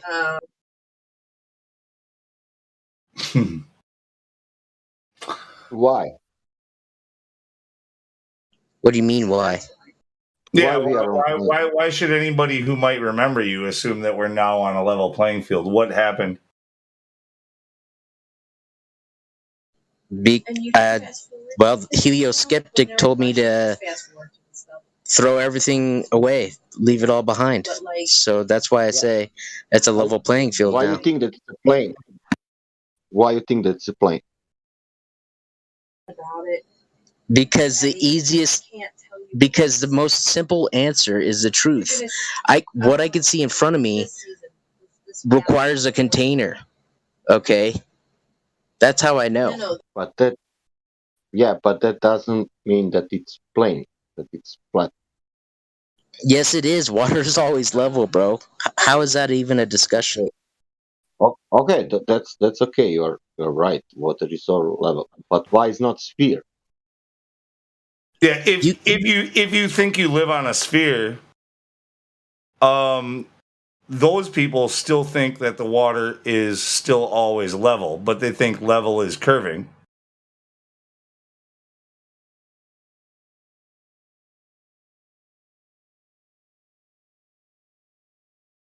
So wait, you can prove curvature or no?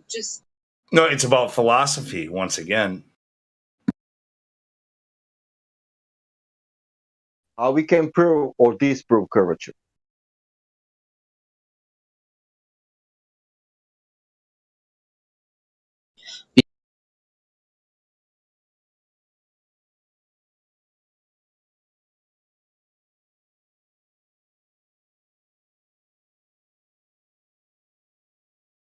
You know which one I'm talking about, right?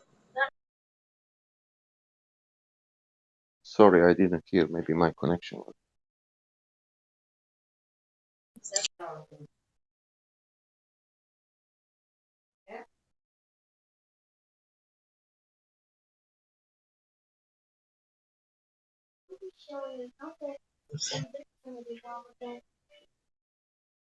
I'm asking you can go to the plane and you can go and see and say, okay, it's flat.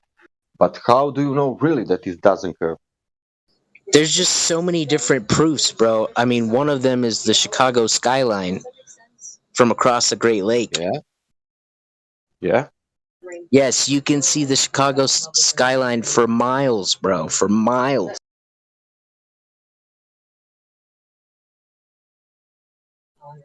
Yeah. Do you know the name of the? Why are you bringing up Chicago? Is there a certain picture or something that you're thinking of?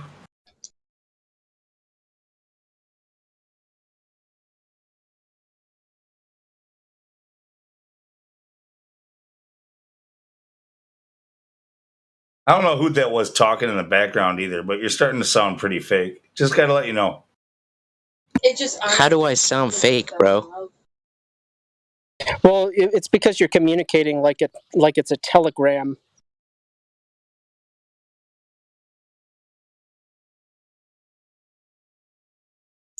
I'm really. I don't understand. I don't think like you said, Loon. Maybe I'm wrong. I think that he's honest, but he maybe.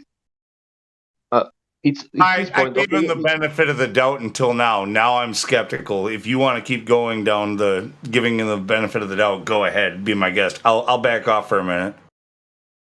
No, I want to know only that he said Chicago and why. What that Chicago skyline saying? Okay, we see Chicago skyline, and then what? In order to calculate curvature, that would be literally impossible. Okay, great. And what is calculator saying? I don't know, man. Some of those globers believe 8 inches per square mile, but that's not true. Okay. Yeah, that's the point. I wanted to come to that point. There is no that 8-inch per mile square nowhere. Yeah. But even globe heads will admit that 8 inches per square mile is a hoax. No, they will not confess that.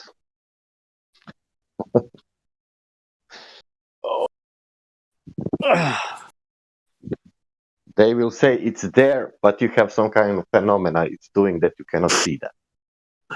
100%. It's faulty logic, bro. No, but they are saying that refraction. They're calling that refraction.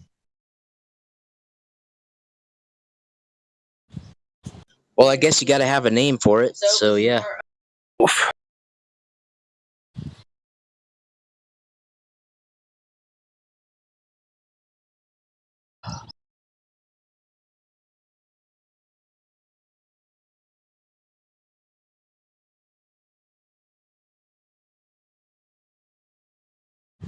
You shouted out Helio a moment ago because he said it's cool. Like we should all agree, or what?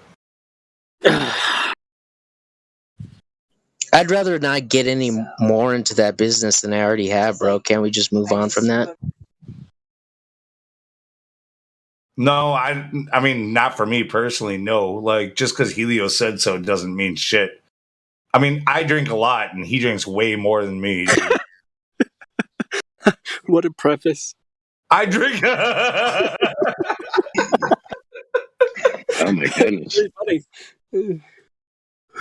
I never understand what people mean by a lot because I've heard some wild ranges. I tell you what.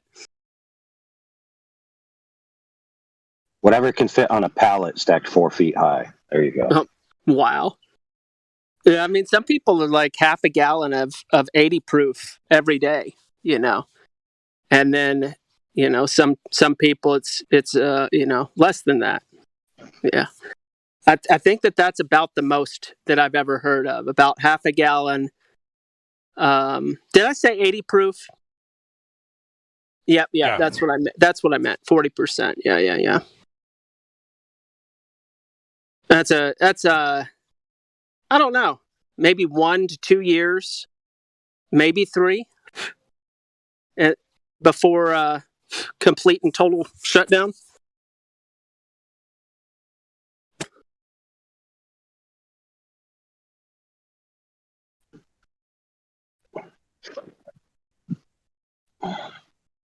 Exactly. Poor Scooby.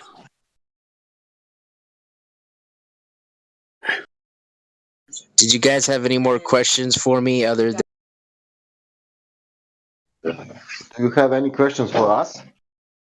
Yeah, I got a question for you. All right. Well, do you normally engage in calls with other people while there's already vocalizations going on in the background? Okay, it's perfectly acceptable to ask the other people to be quiet or to remove yourself from the environment. It's just phone call etiquette. Just so you know. What's with the Telegram timing? Are you using carrier pigeons to receive the audio from Discord?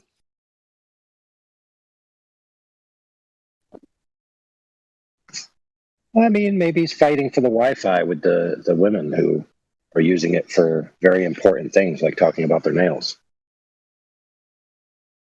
Apparently.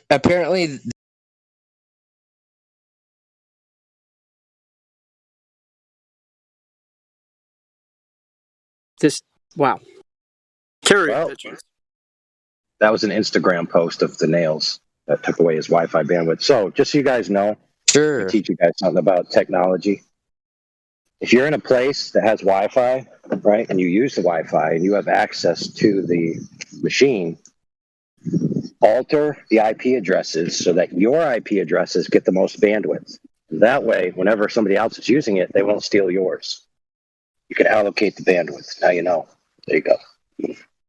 Use it at your own discretion because it could cause a fight. Quality of service prioritization or something. There's a name for it. People will notice over time if you do it behind their back.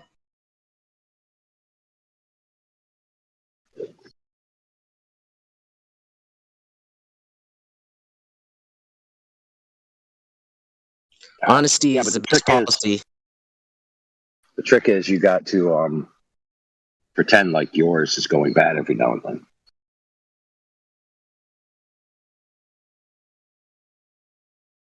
So how does that work out for you? Like telling other people that your connection is worse than theirs and you need a better one? Well, I don't share my Wi-Fi, so it solves that problem.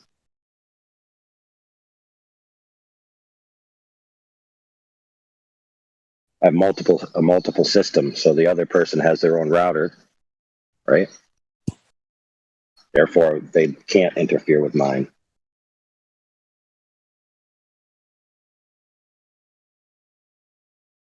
Exactly. I thought it had a name like quality of service. It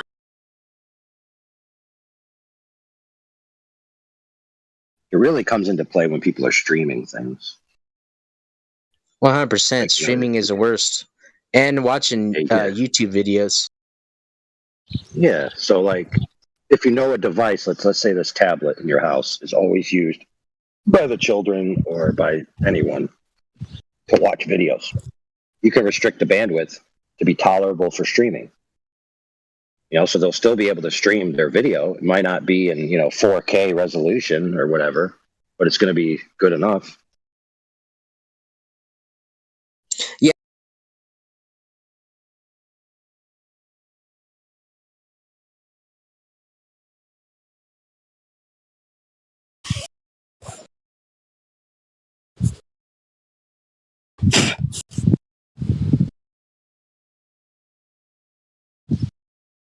I mean, I know if I had my game on and I was lagging out, I'd be pretty ticked off about that.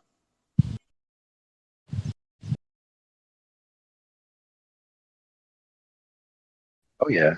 Oh, yeah.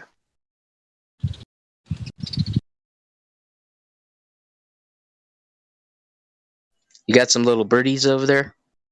Who, me? Yeah. I heard some birds somewhere. I don't know where it was. Yeah, there's a lot of birds out here. That's cute, man. Where at exactly, if you don't mind me asking? North Dakota. Oh, wow. Yeah, that's a beautiful place over there.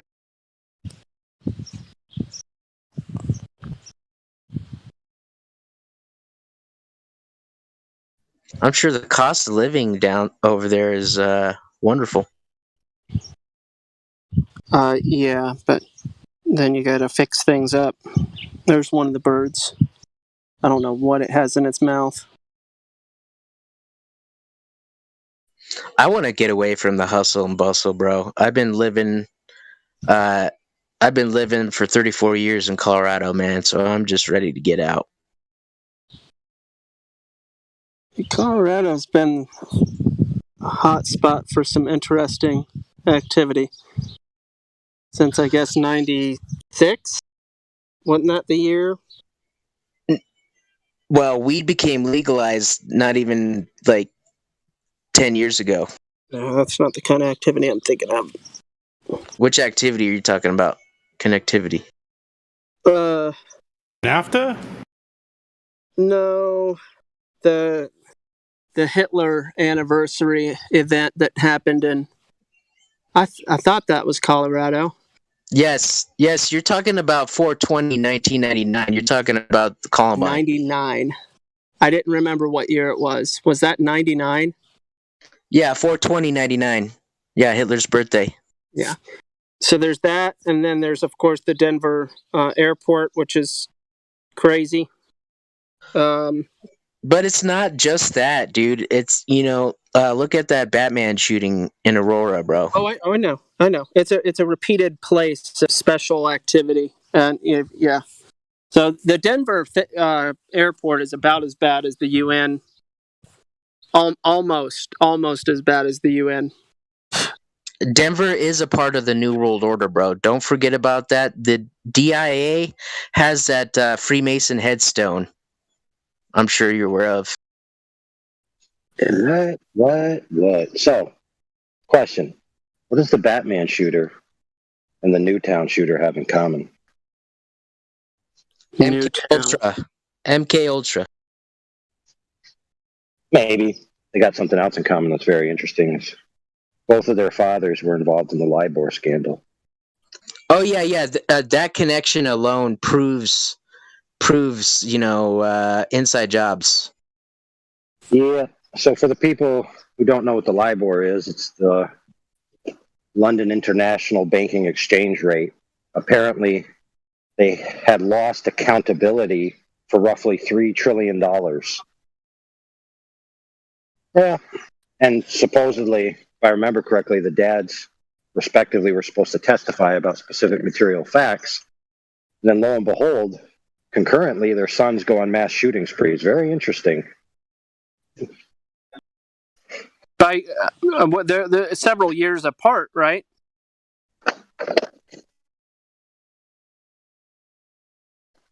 Or am I thinking of the wrong? What was the new? Well, court cases and investigations often take years, and sometimes the first thing you do doesn't convince everybody involved to shut the heck up. True. Isn't scandals like that happening still after the LIBOR? Stuff like that's still happening. Yes, but there's certain scandals we're not allowed to talk about, so we're just going to nip it in the bud right there. Oh yeah, NDAs, yeah, get signed all the time.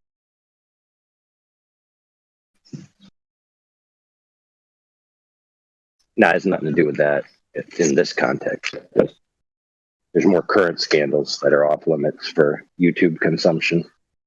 So we like to keep it less than spicy so that it's palatable for the normie masses so they don't get triggered. Oh yeah, YouTube accounts get banned every day for talking about that stuff. But I have a dream, my friend, that one day my 4 little children will never be offended, ever, by anything, anywhere. And everyone's free speech will be limited so that they can live as little snowflakes. I have a dream. Isn't that how that speech went? Can't remember. Did your YouTube get banned or something? How do you know that information?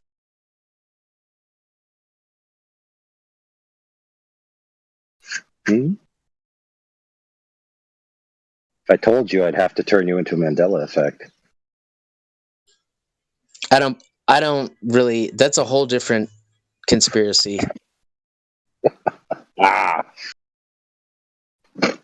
don't believe in any of that crap. It's a waste of being searching up a conspiracy, honestly. Well, something to it. Dude, you're better off. You're better off. How you define it. You're better off finding out JFK's shooter or figuring out what happened to 9/11. J.K. Rowling? Wait a minute. J.K. Rowling got shot dead? What the heck? Right.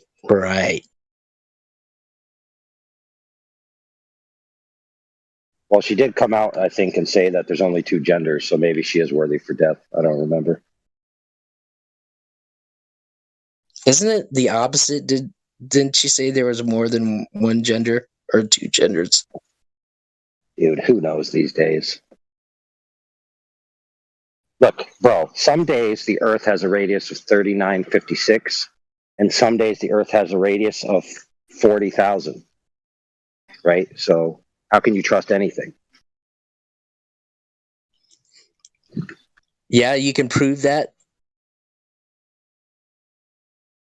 Well, yeah, you just pull up Walter Bislin's Earth curve calculator and you slide the reflection slider until the apparent radius and circumference and sagitta alter their,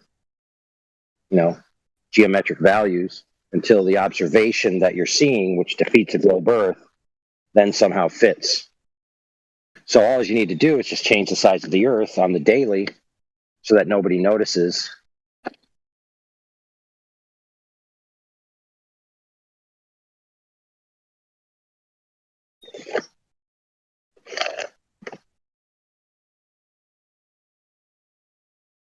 Pretty interesting stuff. Yeah, obviously, if the Earth is a geometric shape, then it should have geometric considerations, right? And so when you go out and you see things that don't fit that geometry, you must then appeal to something about reality that's changed. So rather than prove your position, you just go to an app on the interwebs and you slide a slider until it says, "Oh, Earth's still a globe. It's just now 500 times bigger."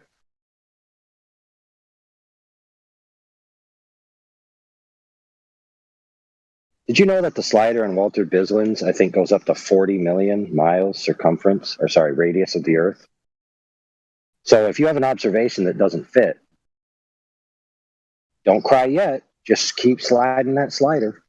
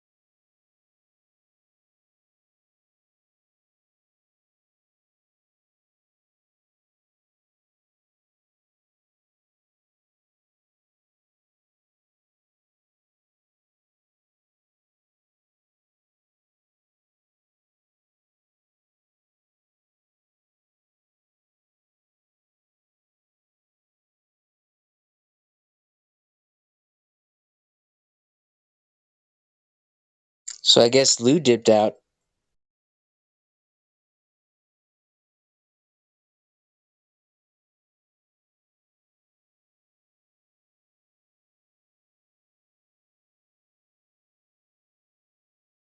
Does Tim Osman ever pop in here at all?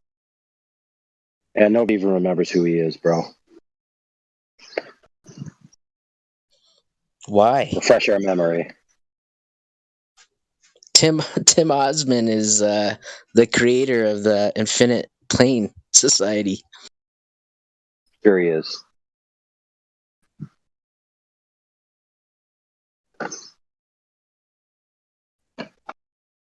I figured you would have known that if you were a part of this server. Like I said, don't remember him. Obviously wasn't that rememberable.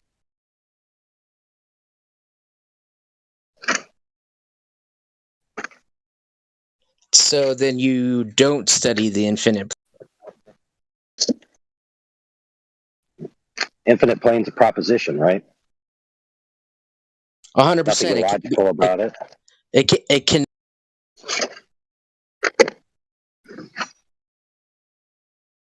Go ahead.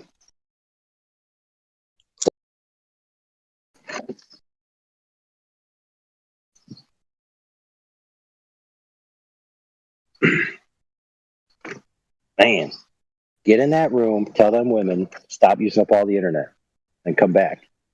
Bro, I am not roboting. I know you heard that crystal clear. Oh, dude, not only are you not roboting, you're not even coming through at all. 0.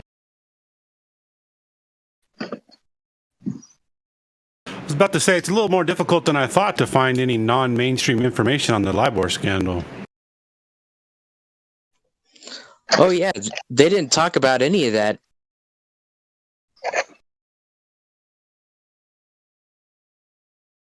It was definitely low-key.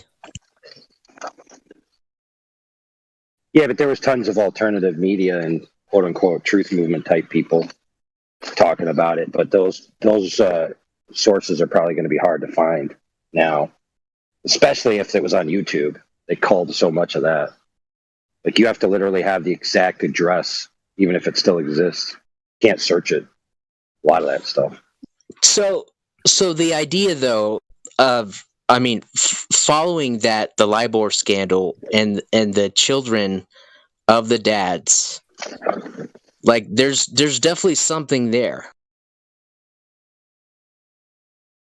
Oh yeah, juicy details. But how is it that they're chosen for the MK Ultra? How does that work?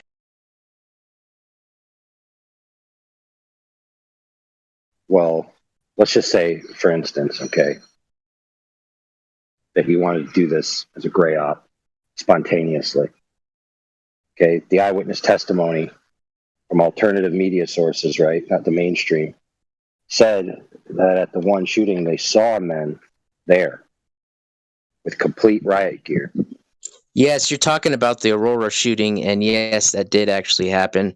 They did throw gas cans so nobody could see the multiple No, but people I'm that talking came in. about, I don't know if it's wherever the Batman thing was. So if that's Aurora, then fine.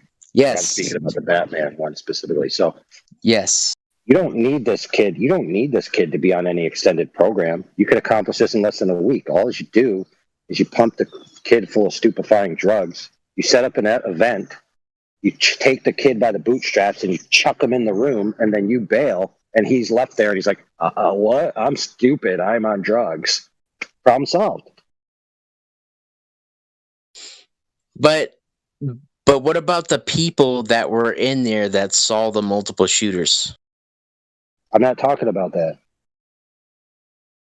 That's fine. I'm talking about the kid is left as the patsy. That's all.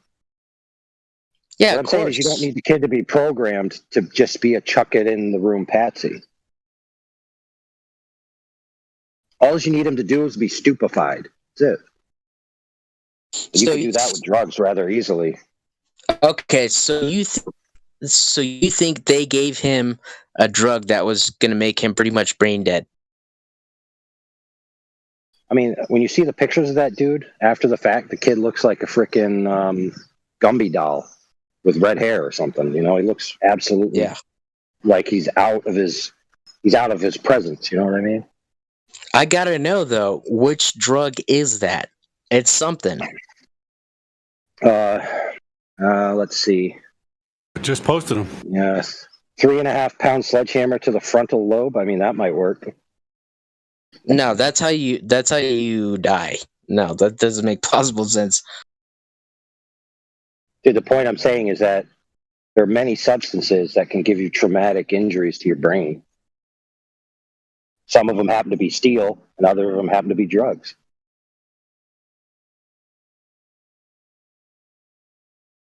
Maybe it's still in the drugs.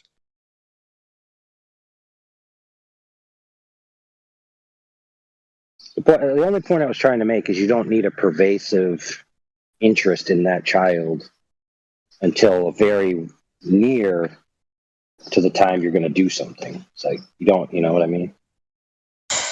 But why would they leave a paper trail of the LIBOR scandal? Dude, because there's no way to get out of it. It was an international event.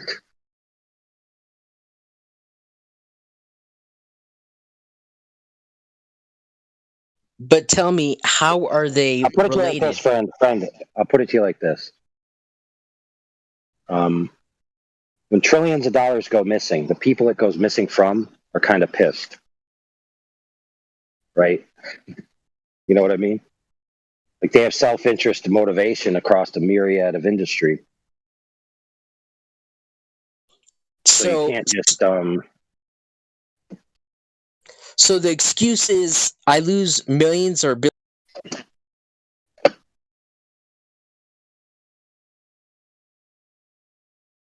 Oh man. Connection is brutal, friend. No, spell it out for me, bro. I mean, yes. Okay, I'll spell it out for you. YOURCONNECTIONISBRUTAL. He disappears like gospel, but without the cool sound effects.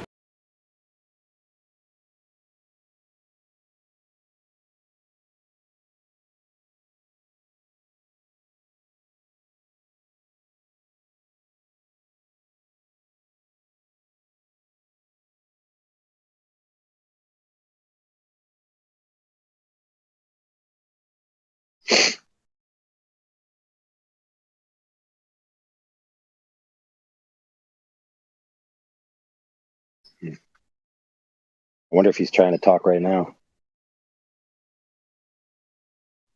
Nope. You guys are saying I'm roboting, but I'm really not, so. Okay, so how would you know whether you are or aren't? All recorded, bro. Go listen to yourself on YouTube.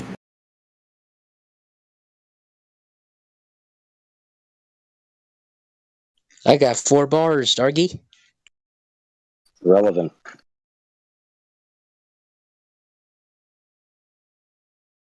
The bars are only the ping to the tower. Tower has 2 modes of transmission, one for data and one for voice. You could be in an area that's completely saturated with voice connectivity and very low data connectivity.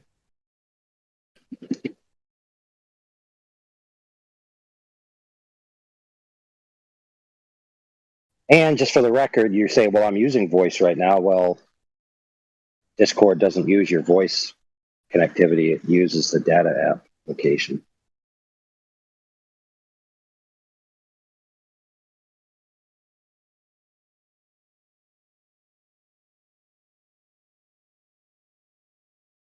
Now, I'll give you another hint. Sometimes if you're in a Wi-Fi zone, you need to turn off your cellular radio so that you're only using the Wi-Fi connection and you're not trying to flip back and forth between the two. Because when it's transitioning the signal is when you're going to have dead time. Same as if you're transitioning a cell tower.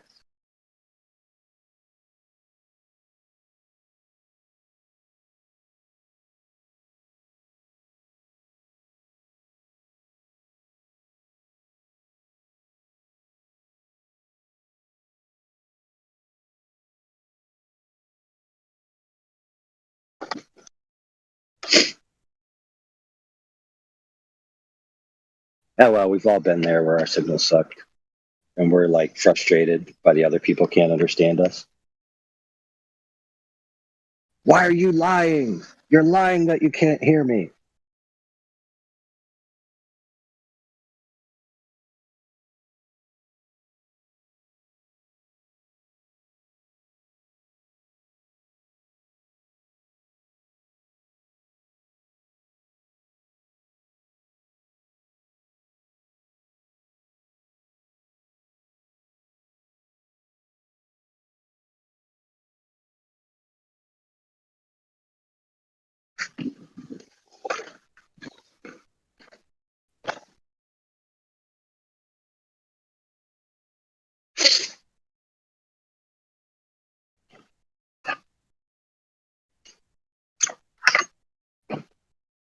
Oh, wow.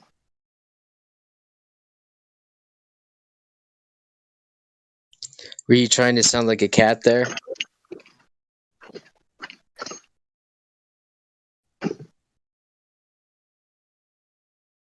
No.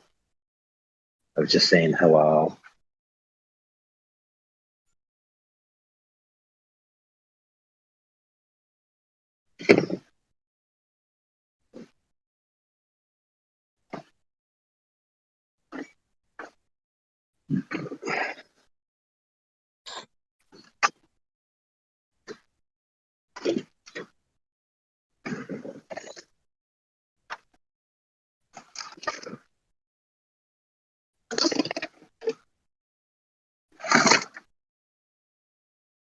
Yeah, so you're trying to say Tim Osmond, everybody should know who he is, however, nobody cares. All right, moving on.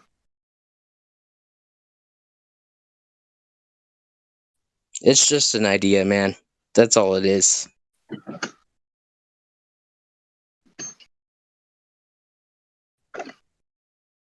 Although we have had plenty of people named Osmond come here. It's a bullshit name, bro. Osmond. It's a made-up name. Tim Osmond's name, I guarantee you, is not his real name. Who's that other guy that made the one Earth curve calculator that we used to make fun of all the time?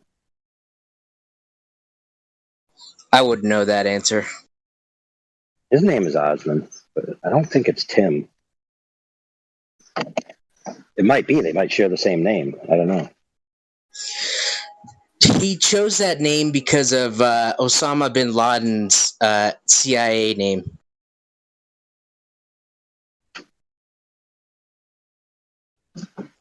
That's Osama bin Laden's CIA name. Does anybody remember that guy's name? Real? Honestly, I don't think anybody knows what you're talking about. No, they do. Which particular people are you talking about? That knows what you're talking about in this server. Let's see. Me, myself, Morvis. Definitely. Oh, definitely Resolve. Well, no. And maybe that one other guy, but the rest are kind of new. They might not have been around. What about Heretic? No, he's pretty new.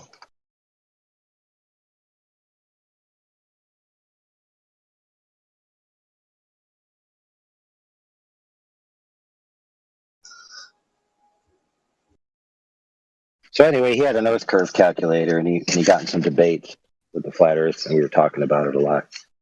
We got videos of him in here. I'm sure he got roasted. Oh yeah. Winner, winner, chicken dinner.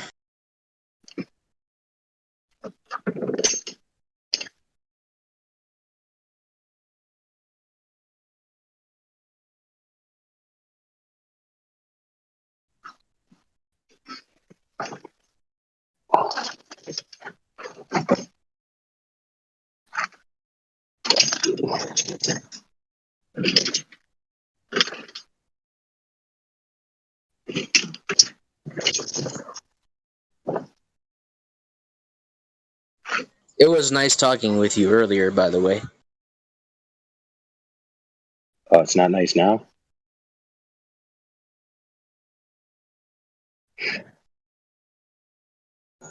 No, it is. It is now. I'm just saying, earlier conversation was good.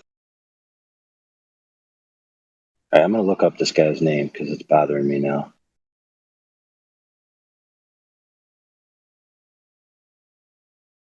All right, so we got plenty of Tim Osman. So that's not the one we're talking about here. Which Tim Osman are you talking about, though, bro? IPS Tim Osman?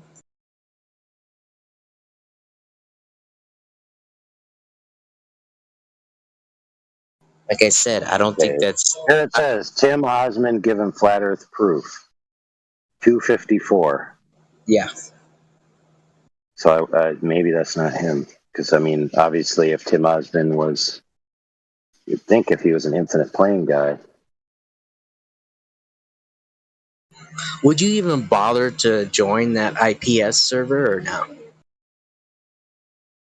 So Tim Osman is, from what I can tell, Tim Osman is the name of the guy that did all of that stuff. Here we go. Tim Osman, wrecked. So it sounds like they just share the same name. Sounds like somebody's smearing his name. No. This Tim Osman is a real guy. You already said that the guy you're talking about has a moniker. Bro, yeah, this Tim Osman is famous for his Earth curve calculator and getting in the debates and trying to say that the horizon is geometric position and all this other bullcrap. So it's not the same guy, bro. I'm telling you, if you have a name exactly like Tim Osman of IPS, somebody is trying to smear his name. This guy's name is TIMOSSMAN. Oh, see, that's a different Osman. Yeah. Why the heck would you have two different S's? That even looks fake, bro.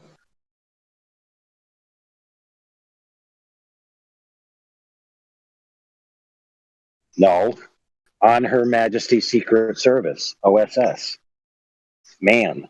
Tim is an OSS man. Aha! We finally solved it after all these years. I'll send you an invite to his server. All right, I'm going to play one of these clips. Hold on.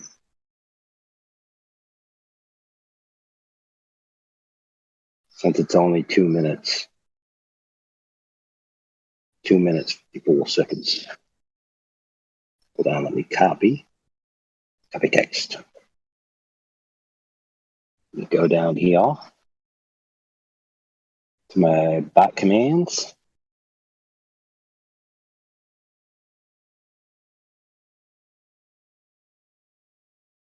All right, you ready?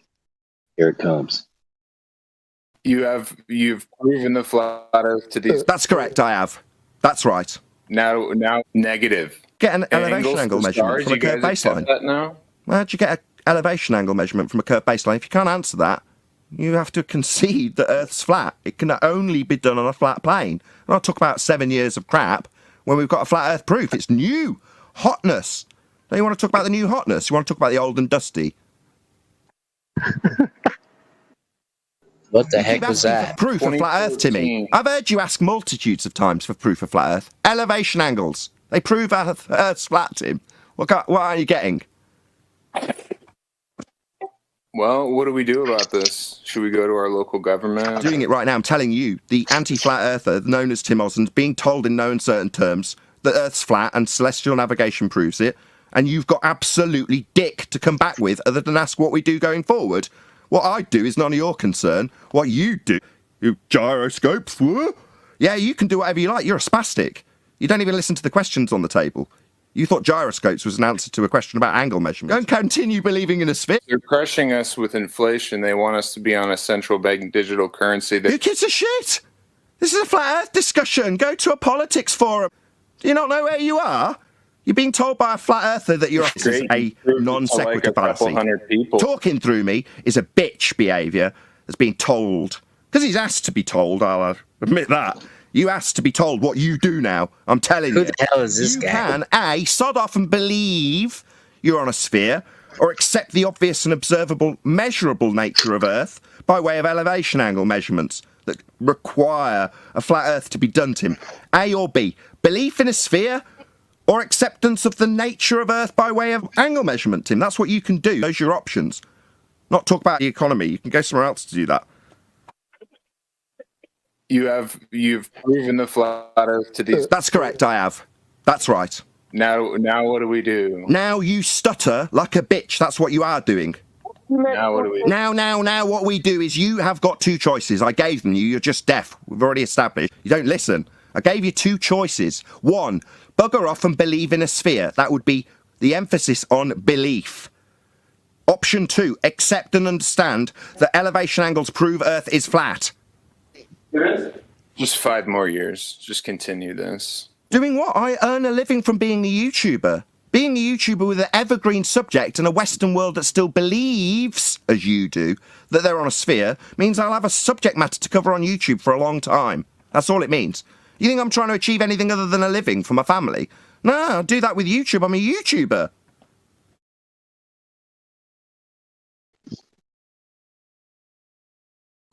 I sent you that invite.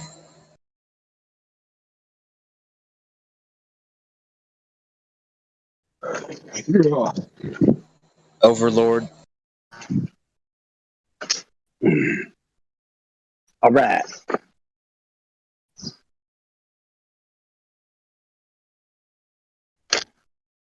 You can also find Tim Osmond on his Facebook page if you type in IPS Tim Osmond on the Facebook search bar. Cool. So, now that we've got the advertisements out of the way, what else you got to talk about? I don't know, man. If there's any way to branch out of that IPS, like correlating something, I don't know. Because we were talking way earlier about how you can't fall off the edge, right? Says who? No, that's a heliocentrist belief, is that flat earthers can fall off the edge.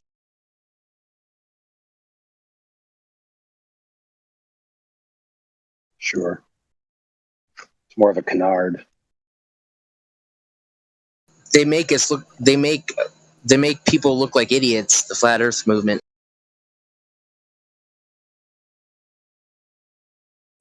But the flat Earth doesn't fit in a heliocentric model like Flat Plane Society says it does. Yeah, fair. But propositionally, is it possible that the Earth as we know it has a definitive demarcation point upon which you could transition into a location to where your movement would cause you to experience what people would normally call fall? Did that happen?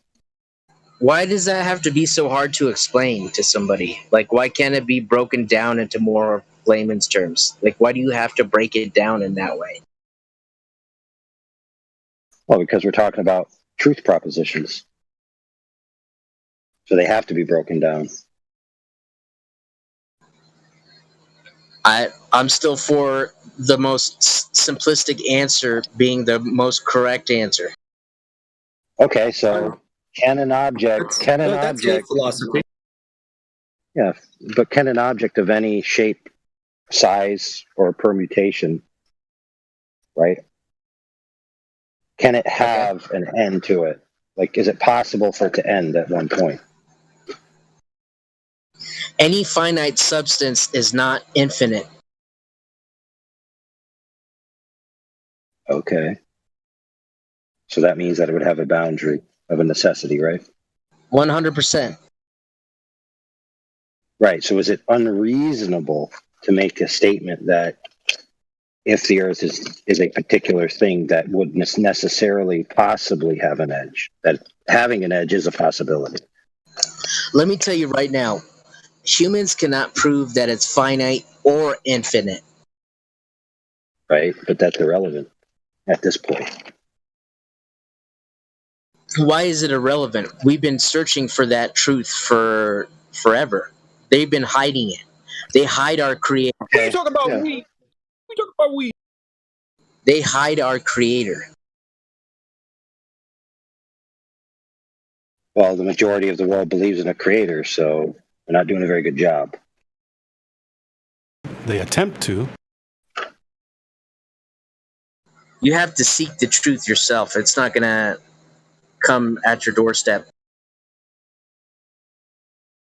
Right, so that's a long way of saying you don't have a direct, unambiguous answer to my question.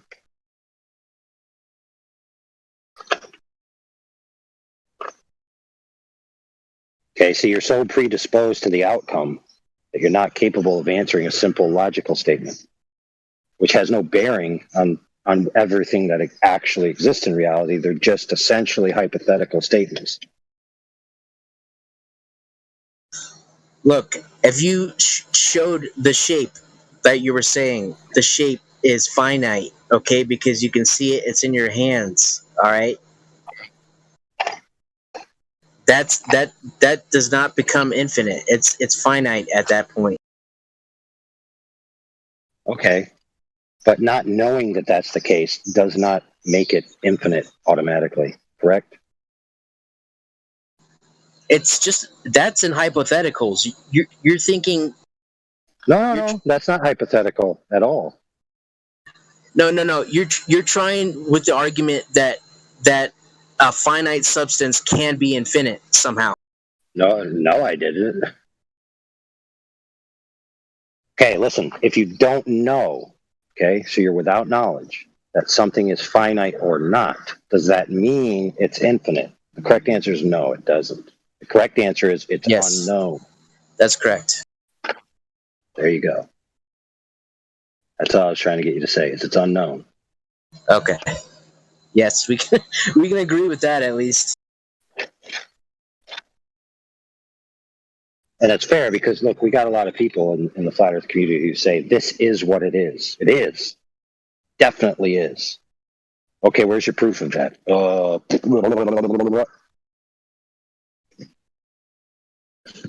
You could definitely prove that there is a container that we live in. Well, let's be clear. Even the heliocentric model has a container, a boundary, a limit in which physical things occur, and beyond which they have no idea. Now, the heliocentric model believes that everything is essentially infinite, that we are a speck in the sand. Nope. That's a pseudo-Newtonian confusion. No, you're wrong. The sun is you're mixing. Listen, friend. You're mixing Newtonian interpretation and Einsteinian interpretation. Okay, the current rhetoric is Einsteinian, meaning that the universe is not infinite. It's expanding, ever expanding, and so it has infinite expansion capability, but it's not at present infinite. Man, it's basically the same thing, bro. No, it isn't. That's not the same thing at all, friend. Not at all. Oh, okay, but it's ever expanding, but it's not infinite. Okay. Makes a whole lot of sense. How about no? How about yes? If it's ever expanding, then it's infinite, bro. Do the math. Is it infinite at this moment? Or is it finite because it's at a fixed distance? So I just did the math for you right there. But you can't prove it. You can't prove that it's infinite or finite, bro. Okay, but what I did just do is prove that something that's ever expanding isn't at present infinite. Because at any particular moment, it has a finite distance from its expansion. So it's finite by definition.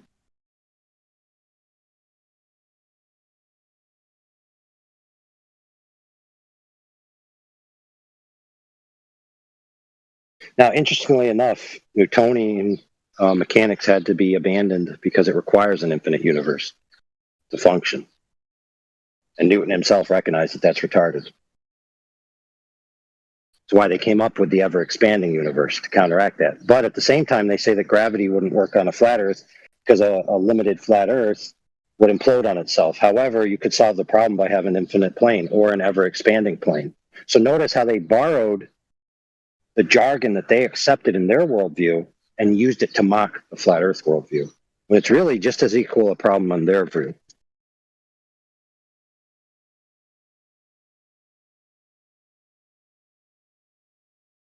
Now, to be fair, when they do this analogy, they usually portray the Earth as a floating pizza flat disk in space, right?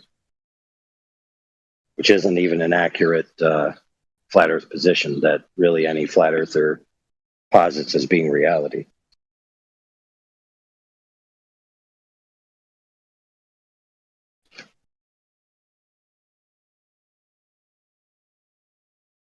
So that being said, what evidence does Mr. Tim Osmond have that the Earth is, as a matter of fact, an infinite plane?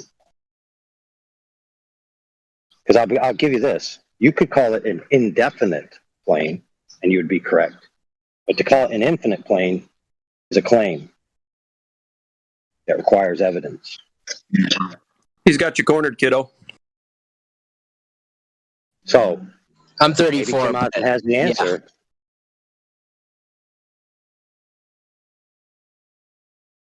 Maybe Tim Osmond has the evidence that it's definitely an infinite plane.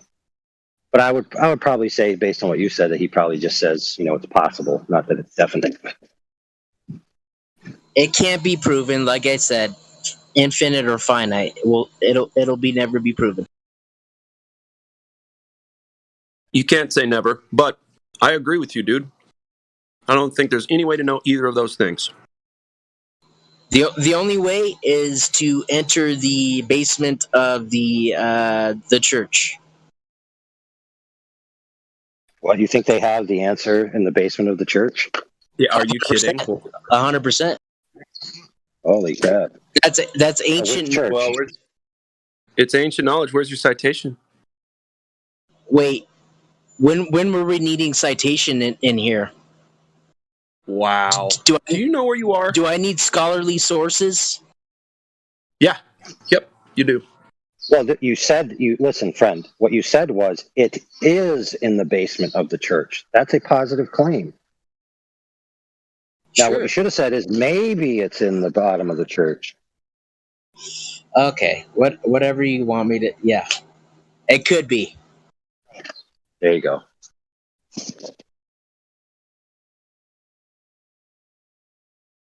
Personally, I don't agree. I think that the shape and permutation and very nature and quintessence of reality is unknowable to man, and that it requires a God tier being to understand and fathom, because our minds are too finite to comprehend the infinite. So that being said, I don't think we'll never appreciate it unless we're given it, by a being of that tier. And that might not even be possible. Now notice how in all of that, I never made an affirmative, definitive, axiomatic, this is definitely true claim. I was able to parse everything I said while giving you all the content of what I meant.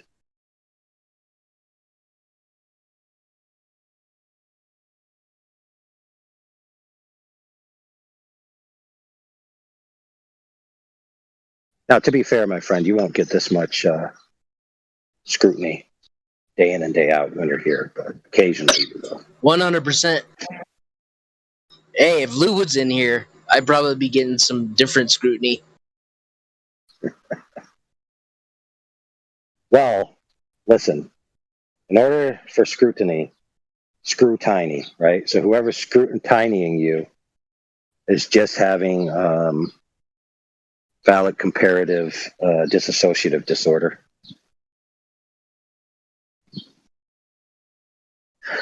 Oh my goodness, somebody's going to get that. Man, I'm studying psychology, and I forgot what that means. I just got here, and that joke, I walked in at the perfect time. I'm on the floor laughing, man. That was so screw tiny.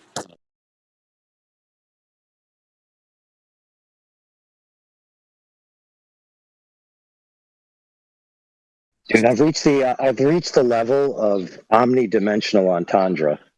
It's not even a triple or quadruple entendre anymore. Well, what is that?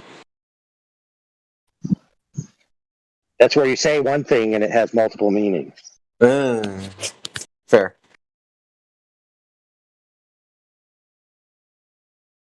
Implications on multiple level, perhaps?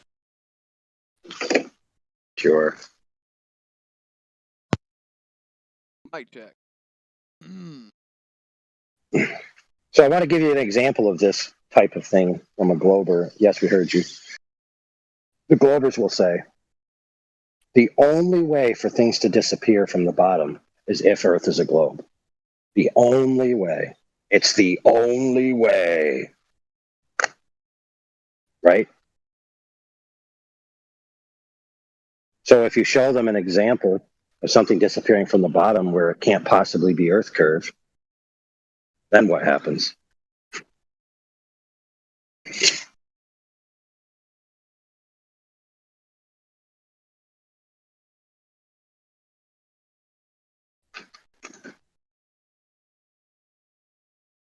What say you?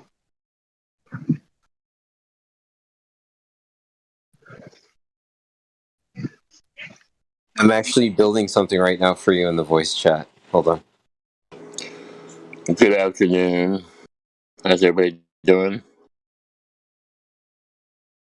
Hello. Good. Welcome.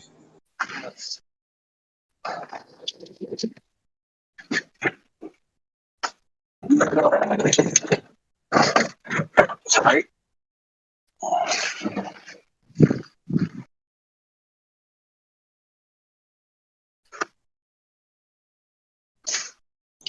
You kind of lost me though with the globe and the curve.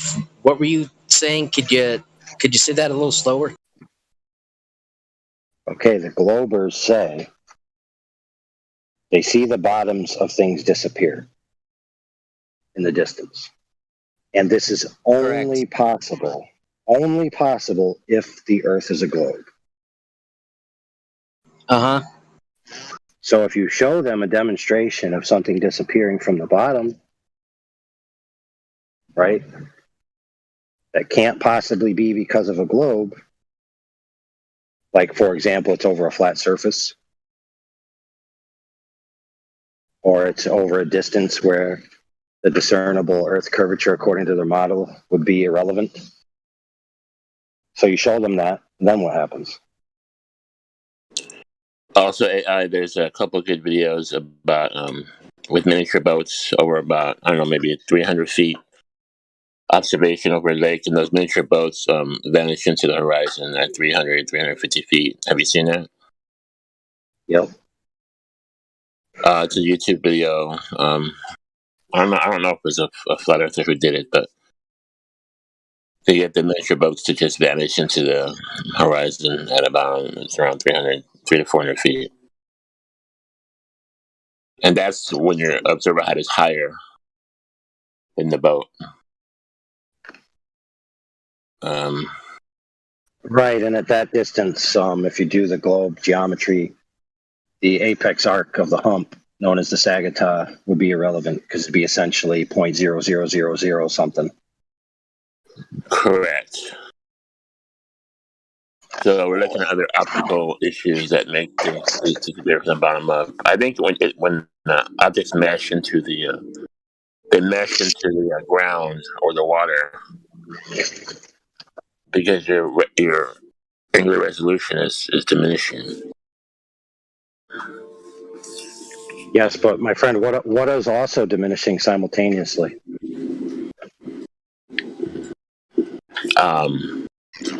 Light? What? Yeah, light. The available propagation angles from the target object to your observation point. Correct? Yep.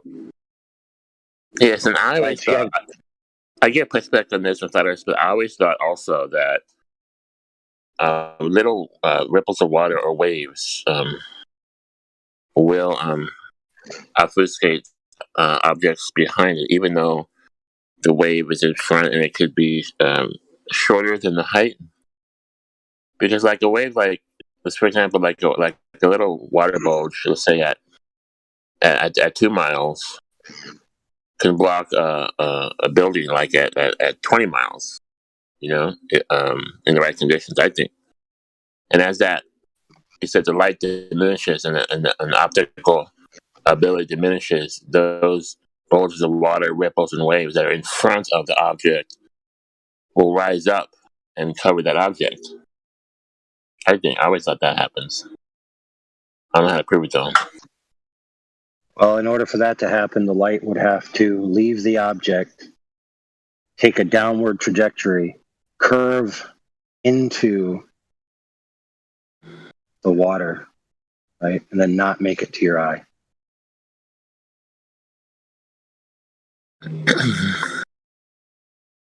So is that refraction?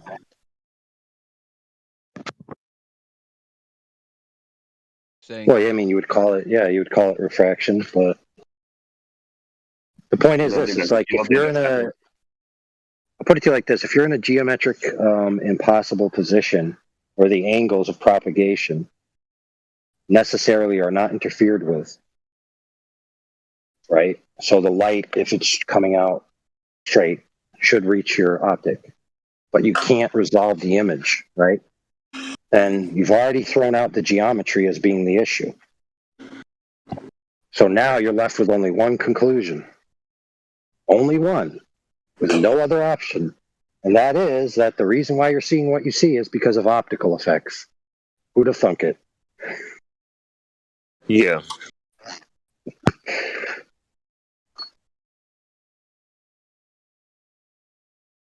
Here, AI, what's your take on this? So, like, again, when we talk about, let's say, any image, and I'm not just talking about the black swan, but any image that would give us, obviously, a vision or something that is much further than that which would be possible, given us the geometric confines and, the numbers in which we have of a ball proposed by the heliocentric, proponents, right? So, for instance, I see a small island off of the coast, right, where I live, or even actually, just take the black swan, right? Let's take the black swan. So we have the black swan. We have this.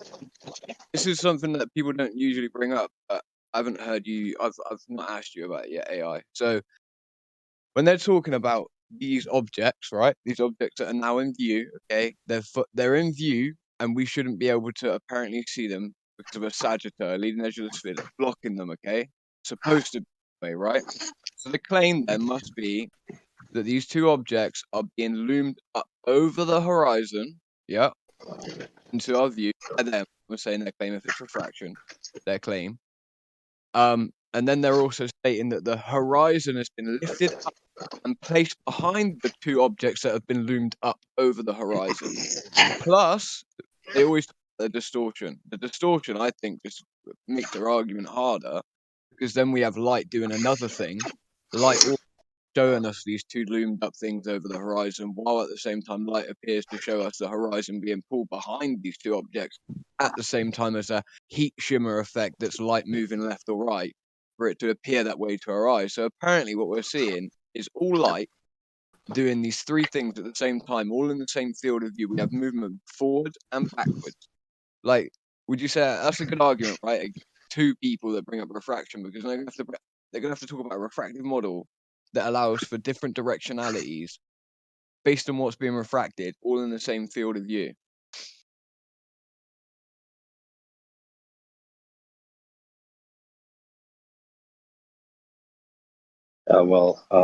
There was somebody who tried to present a model of that. Okay, and this is how they presented it. Okay, you ready? On a flat baseline. What? On a flat baseline.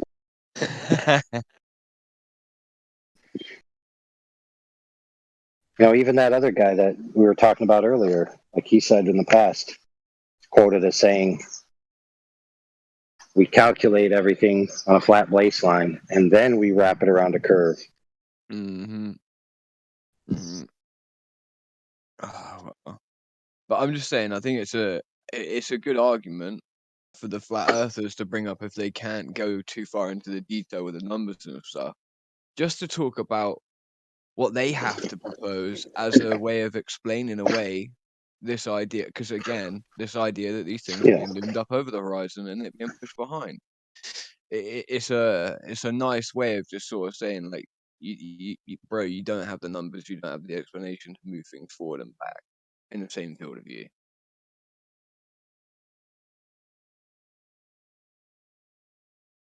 Yeah, fair, but they will counter with, well, I can draw you lines, right? Like I could draw these three objects on a flat baseline, and then I can draw lines from those objects with a pencil, right? And draw them in a specific curve that intersects with the eye, right? They could say that. They could try. And that's all well and good. That's all well and good that you can draw lines on a piece of paper. Now, please validate that that's the path that the light took. Thank you. Yeah, exactly. Like, and then even if you try and compute that in your mind, like other people hearing it, they can try and propose that, but other people hearing it will have an innate understanding that if light in some way is being pushed up over a curve at the same time as being something that's in line with those two things in the same field of view, being pushed back behind. Yeah. So let's talk about it. Let's talk about it a little more precisely. So, government, right? They have that problem on military applications. It's like, where is this object that I want to blast its ass, right? Where it is. Is it before the horizon, above the horizon, down, up, left, right, inverse, square, slant ways, front ways, back ways? Right? Mm-hmm. So lo and behold, they commissioned some universities to do a laser test at 120 kilometers, right? Which supersedes the Lake Idsel test from FE Corps, which if nobody's seen that, they need to go watch it right now. And they found that the refractive model that they expected wasn't there. The results that they got were not congruent with the standard, globe zealot parroting, refraction, begawking argumenter. How they do it, they use different color lasers, because different color lasers have different refractive indexes, which means they will not arrive in the same location if they're experiencing the same path of refraction. So if they're going through a diverse media, okay, which has a different optical density as it's passing, it will take a path. The other laser will take a different path because every point that it intersects, it'll deflect more. Yep. So when the laser arrives at the end, you can get some useful information. And what they found was it's not congruent with the globe model. Yeah, we would have a predictable tapered effect, wouldn't we, based upon what we understand about the individual forms of light and their refractive index and what they're capable to do, and the change of that angle going through those different mediums. Well, yeah. We would expect, wouldn't we? We would expect a tapered effect based on the refractive index of the individual colors. You would expect to see some tapered or homogeneous pattern, or at least, right, or at least something you could put numbers to or angles to between the different light sources or the different forms of light that were shot across. Yeah. Mm-hmm. Yep. And you remember, like, whenever the builders do these refraction proofs, okay? 99 times out of 100, how they prove it is by going to an Earth curve calculator and getting idealized mathematics, not by actually getting the data from the real world.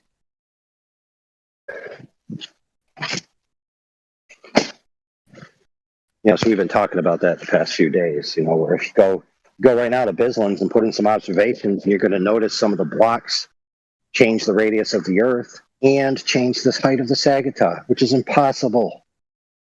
Mm-hmm.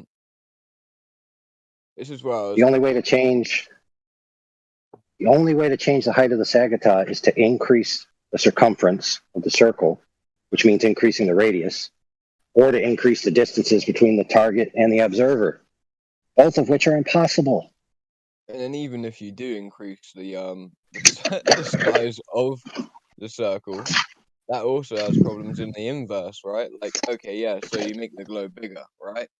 Make the globe bigger, you change actually the Sagittar itself, not just the distance or whatever, right? The angles and everything like that change also in terms of on the refractive model, right? Because if you look at the index, like the index is relative to the previous radii and the previous things that were ascribed to the index, right? Like, so then you're just basically throwing out the baby with the bathwater on like half your argument anyway. So that's probably not a good idea to do. Good point to bring up with this as well, AI, is like what the military do, right? So it's like what they expect to see versus what they can do and versus what they can hit. Like I always say, this is like the physical black swan, right? And someone needs to make a video of it.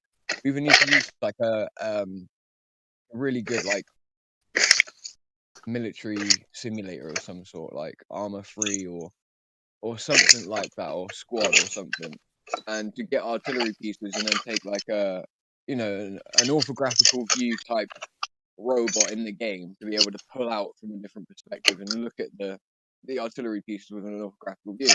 Take the German 88, right, the flak gun that was repurposed in order to be a straight line of sight, and tank buster, the German 88, it was brilliant. It knocked out God knows how many Germans in World War II, right?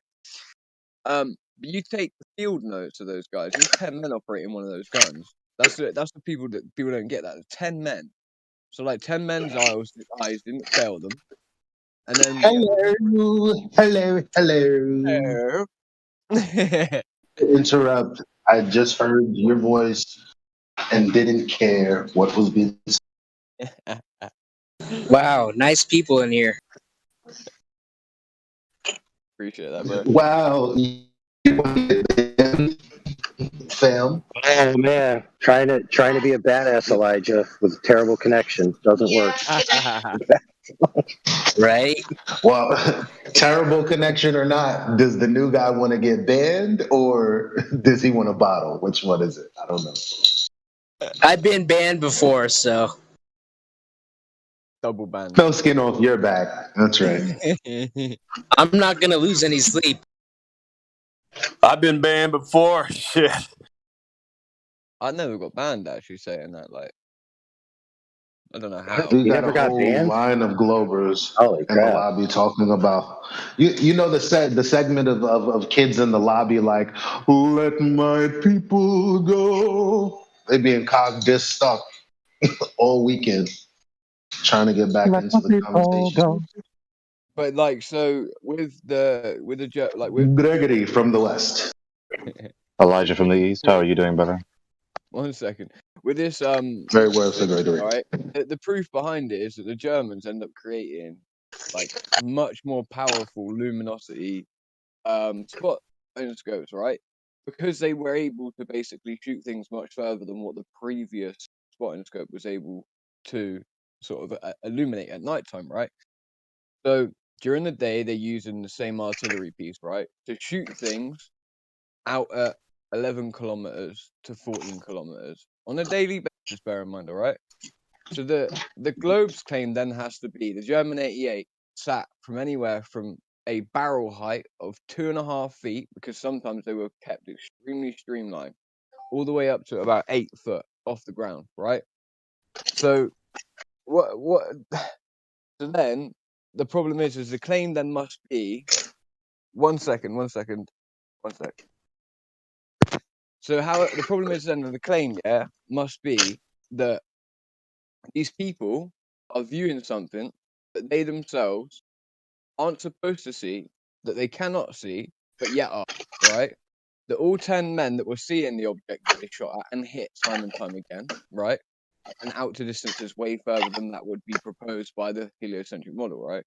So what are they doing? Well, they're shooting tanks. Is it working? Yes. How high are their barrels? A couple of feet off the ground, up to 8 feet off the ground.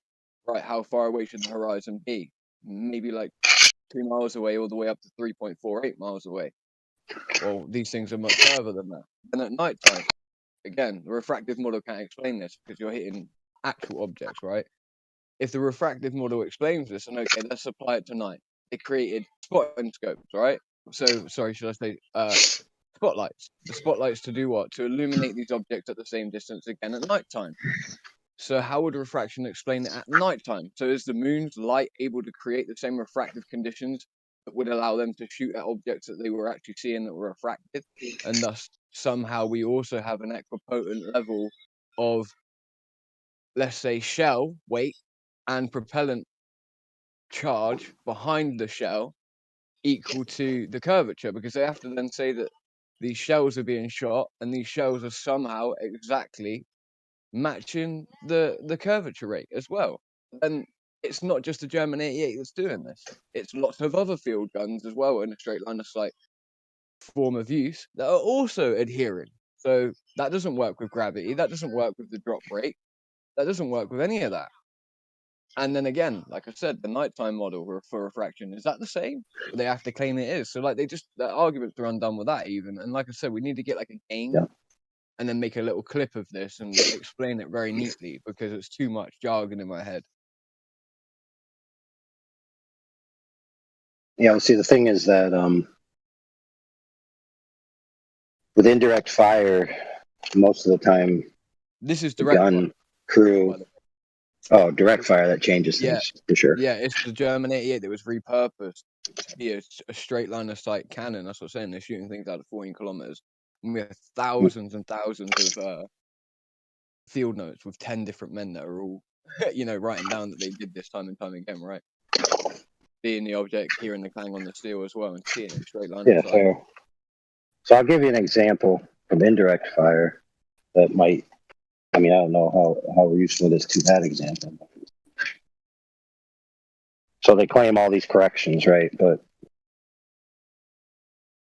the field spotter, okay, is ultimately the person that brings the target, right?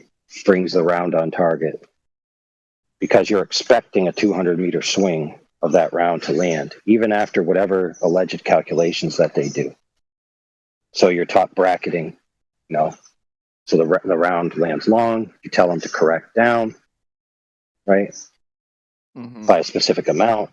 In the bracket table that you're given, which I can't remember, I think it's like 100. You always do 100. And then you go down from there, right? So you very rarely hit the target in the first time. Yep. So these calculations that they allegedly do are like, the margin of error of the round landing is greater than the calculations. So if you didn't do the calculations, you would essentially have the same effect. It's almost like it's irrelevant or negligible or possibly doesn't exist.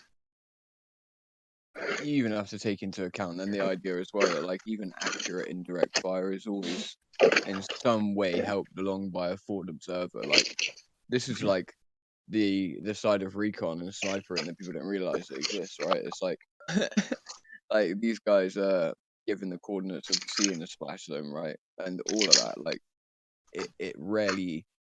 Well, obviously now we have a lot different systems with the M1777 howitzer with like Excalibur rounds and all of that stuff, right? Which is that another level, right? But yeah, like I don't know how to do it. I've been trying to do it for a while. Is to like find like a game to like show this idea of like a physical black swan, to show these rounds hitting things over and over again in a distance that's not possible with a leading edge of the sphere blocking the ability for the indirect fire to even do this, right?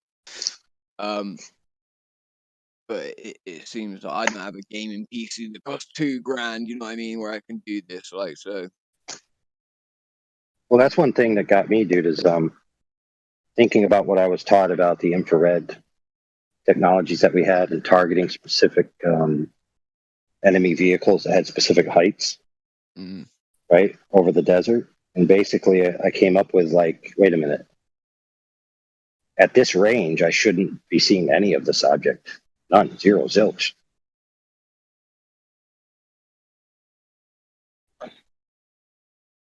So how am I supposed to target an object when I'm looking at it in infrared if it's not supposed to be there?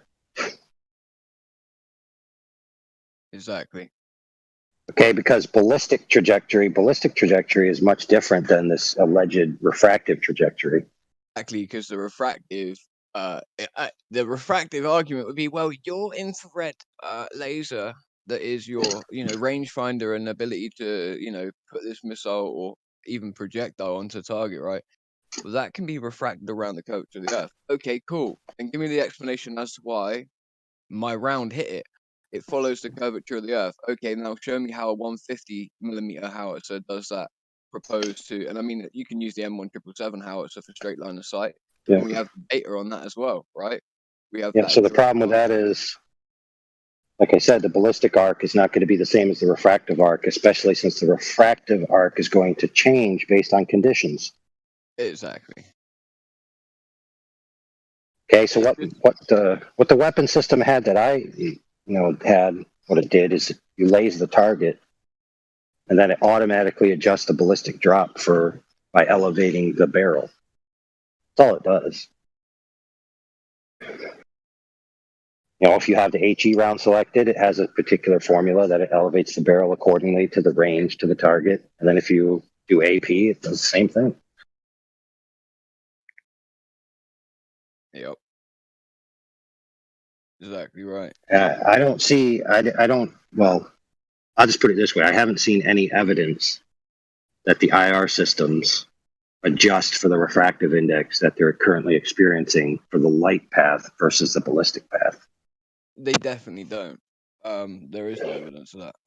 Like, as well, like a lot of the even on let's say. Oh yes, but to be fair, now that we've said that, there may be the case that there's a table that claims that, right? That's very different from actually proving that it's happening.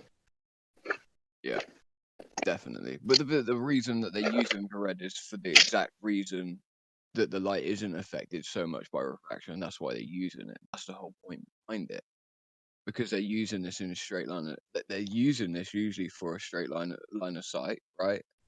Direct fire, right? And even if you're lacing a target from a helicopter, right? Like, you're not doing that behind a position that you can't see. That again, we know that it's looking down at a target or an object, right? But it still isn't looking at an object that's refracted up over the horizon from its relative position, right? Like, they don't work in that way. Again, and if it was that case, that it's looking at a refracted piece of light, AI, the end of the problem is with that is that, for one, if it's looking at light, does infrared stop at light? Meaning, does it end up lacing light itself? Meaning, does it end up hitting the refracted object and not the actual object then? Because then that's what they need to claim. They need to claim that it's lacing. No. That makes literally no sense. I know it doesn't. That's the point. The beam itself is being refracted, right? Yeah. I mean, this whole conversation is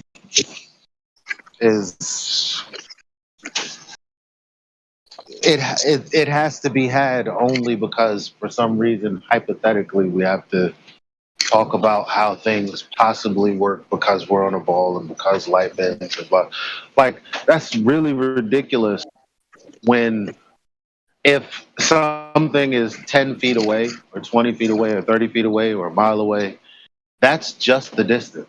And if you have a line of sight to it, you have a line of sight to it. And if you were a ball and you pretended to be an ant, then your line of sight would be blocked by the curving earth because, well, it would be at an angle that you couldn't see because the earth would be in the way.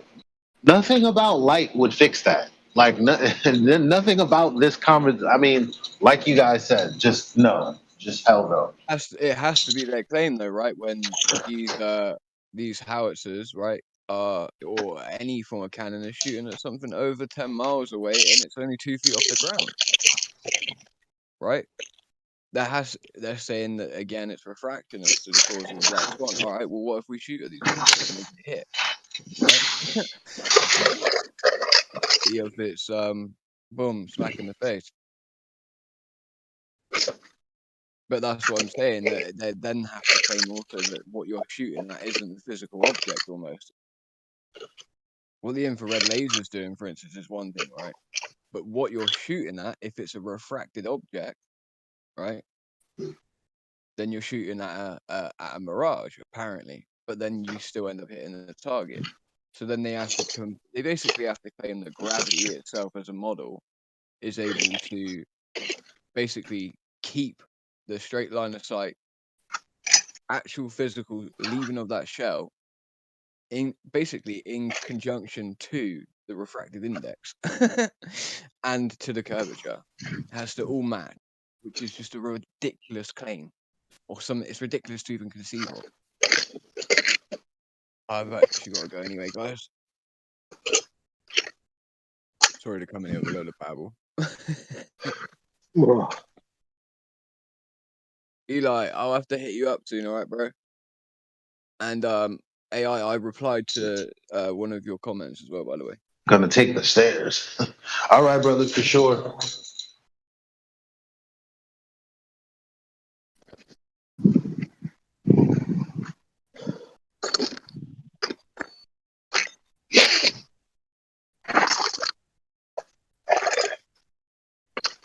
Sounds like a weapon.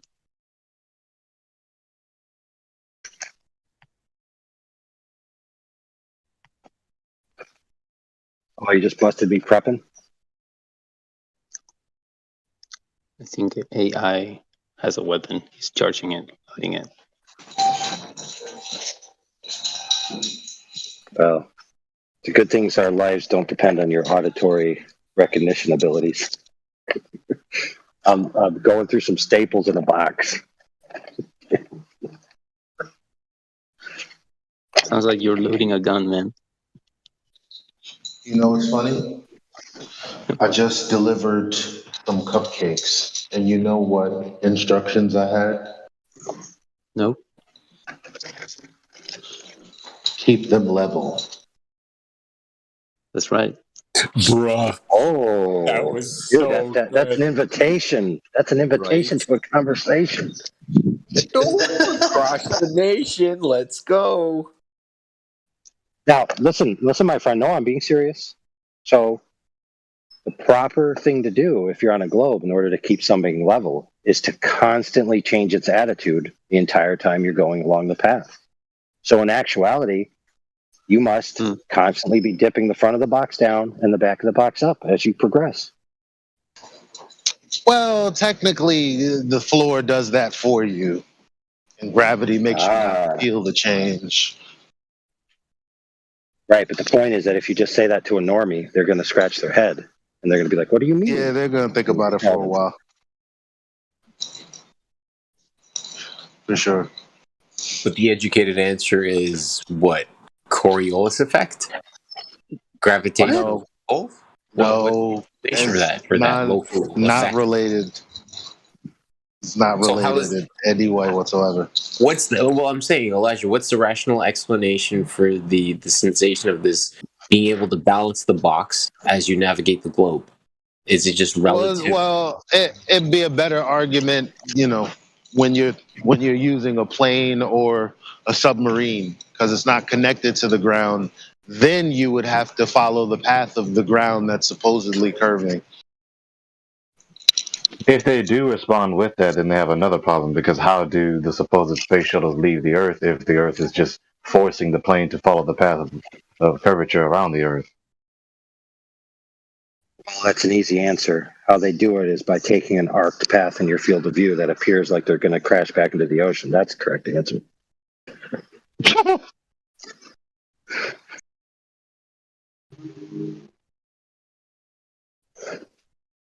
Because, bro, it'd be looking like that when you look at that time lapse of the streak of the rocket engine. It looked like they going up and just coming right back down. It really does. Smash. It's a huge. It's a very skinny parabola. Got to get some meat on that parabola.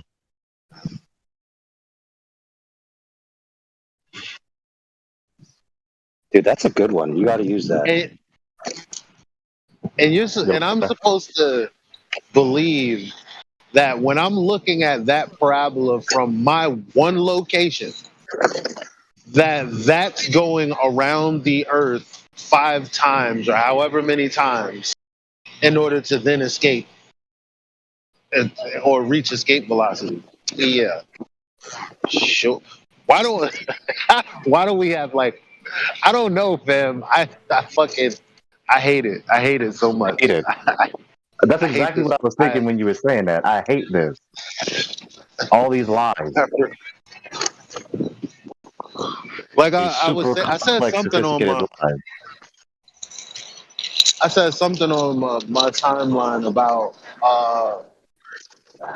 the world hating the world, and then I said, no, it's the people in it. There's nothing wrong with the world at all. I mean, other than the off chance that you end up in a tropical spot that you might die in, but I mean, outside of that, everything is perfect.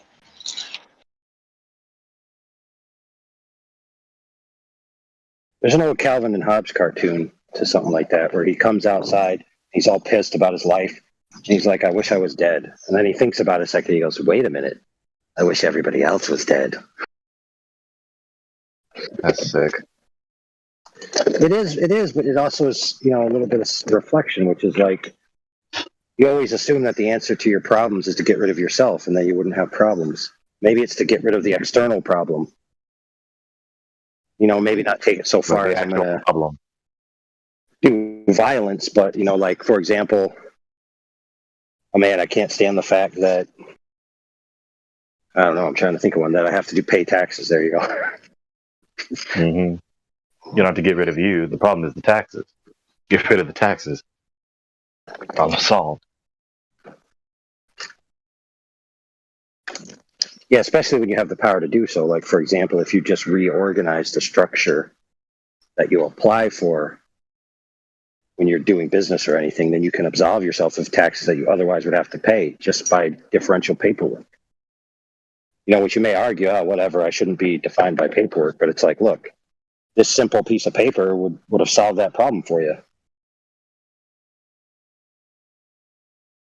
Don't distract yourself from the solution. Here's the solution, but it shouldn't be the way. But it is the case. Here's the case. This is the solution. Do it.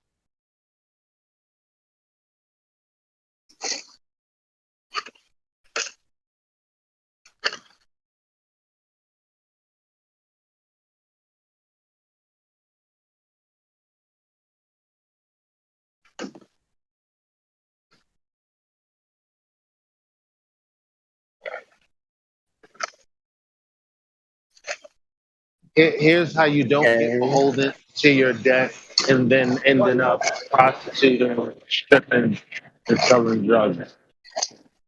Rule number one: budget the money coming in and don't live above your means. Super simple. Now you out there stripping, shaking your ass. 'Cause you ain't got no money. Horrible profession for a guy. You know? Terrible profession for a guy. Now he said a guy.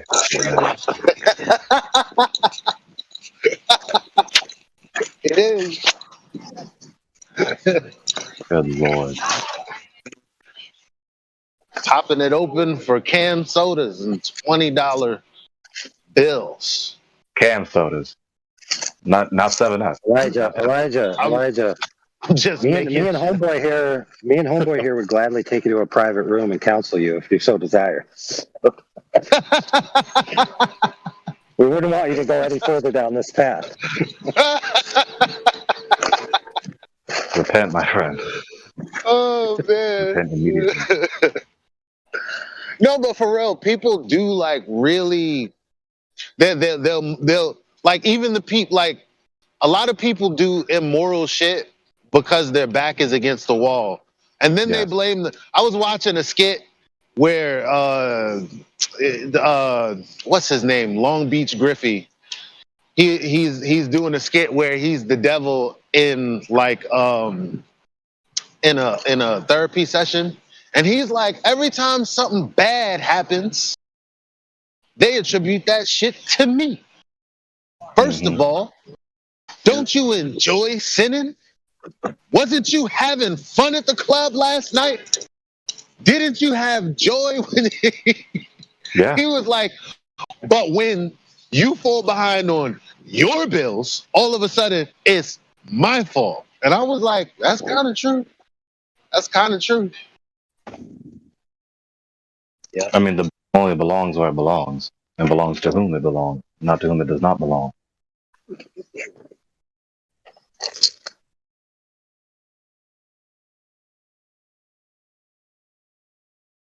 You know, that's a good point. So this guy, he's dying of cancer. He's only got 3 days to live. And he's a multi-billionaire. His family has disowned him in the past. And he never talked to his family after that. And he made his money after the fact. So his family doesn't know he's wealthy. And he doesn't even have time. But he decides in his heart, before I go, I'm going to bless somebody who really needs it with all my money. I'm going to make their day. In the meantime, a man like you just described can't meet his bills and he's wondering what to do. And he decides, I'm going to rob somebody. So he goes out and finds this man who's about to give his money away. Quickly pounces on him and kills him and takes his money. He now has the money that he was about to be given for free. And now he spends the rest of his life in prison. The money is returned to the estate, and it never goes to the family that needed it. And all that man had to do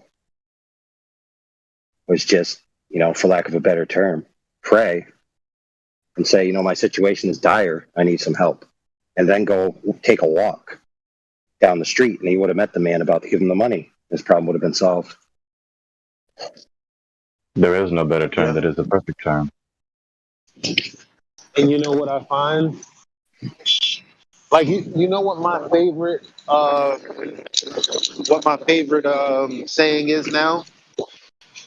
And I just realized it just now today. Just now, like right now, just now. But did you die? Because ultimately, if you didn't die, then the situation wasn't that bad. Not as bad as it Do could you be. like it? Do you like it? No. Do you like a boot on your car? Do you like the fact that you might lose your job? Maybe not. But guess what? Again, whose fault was that? If you are on your last, you're on probation and you're on your last chance because you stayed up all night at the club or drinking with your friends, and then you're on probation, and then all of a sudden there's a boot. Now today's just not your day. And now, once again, it's somebody else's fault than your own. But even if that were to happen, say it was supposed to happen because you were doing this habitual behavior that you needed to correct and wouldn't correct because God gives us those subtle signs. Then he's like, okay, well, you didn't want to pay attention to the pothole. Let me put this big, what is it? What is that? A big, what is it? Cav. We'll go with that. Cavity. We'll go with that too. Catastrophe. Cavity. I'm thinking of like basically a cavity, but it's just some other word. Anyway, now it's that, and now you fall into a whole sinkhole and shit. And it's like, but sometimes we need that, because if you don't die, guess what? You can start over. You can always start over. The life that you think you need right now, you've been fucking it up probably for some months, for some people, some years. And you need to just restart. Sometimes that comes in the form of family. Sometimes that comes in the form of jobs. It's just we be getting in the way of our blessings a lot. Yeah. You gotta come to that orifice moment. Many people don't appreciate the reality at hand. You know, when we talk about these things, people keep falling back to, well, I don't believe. See, that indicates that in our heart, we want to be the supreme arbiter of reality, but I don't believe. Well, regardless of you not believing this is the case. Now, if you don't believe this is the case, then give your argument in defense of what you do believe is the case. But you asserting that you don't believe is the case does not make it not the case. So what is the case is that the God is the God of this world and is sovereign above all history, all minute, particular, anecdotal history, and the entire history overall. All of history is the summation of biographies, as one wise man said. So things are happening. Things have happened. Things will happen. Now, is history under the control of someone, or is it not? It's absolute dichotomy. If someone is not in control of all history, then think about that. That is a very bad situation to be in, because some people even subscribe to a theology where the God is not sovereign above all history. So that means something happened in history, and then the humans down here on the earth say, that was so horrible and tragic. God, why didn't you do anything? And then God responds saying, I know it is tragic. That's horrible. Not even I could do something about that. Now, is that the world you want to live in? Now, beyond that merely being the world that you want to live in, is that the world that we do live in? No. Every good thing, every blessing comes from the heavens. It comes from the Father. It comes from the essence of life, good, truth, love, blessing. Either you will trust in that person and have life everlasting, or you will not. The only people who could make an argument, I'm not saying they'll be justified in the end, but the only people who could make an argument against that are the people who are already dead. Not the people who are suffering, but the people who are already dead. But they're already dead. But they're already dead. It's hard to make an argument when you're dead. Because if some unforeseen thing happens to you, like you get hit by a bus because it caught a flat, or shit like that happens. But that person can't make the argument against what you just said, because they'd be gone. So,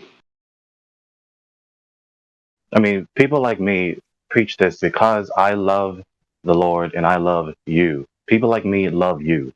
Everyone listening to me. That's why we say this. It's not because we debate our ego. It's because we love you.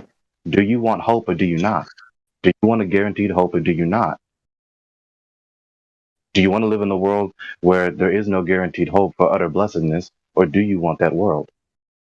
Is that world possible? Is it real or not? How do you know? It's the same questions over and over again about everything, especially the most important, profound issues that every single one of us humans face. But you know what? But Gregory, but they'll take these. 1 second. There's a lot of wonderful, mystical things, for lack of a better term, that actually does happen. Like things that obviously materialism can't explain at all.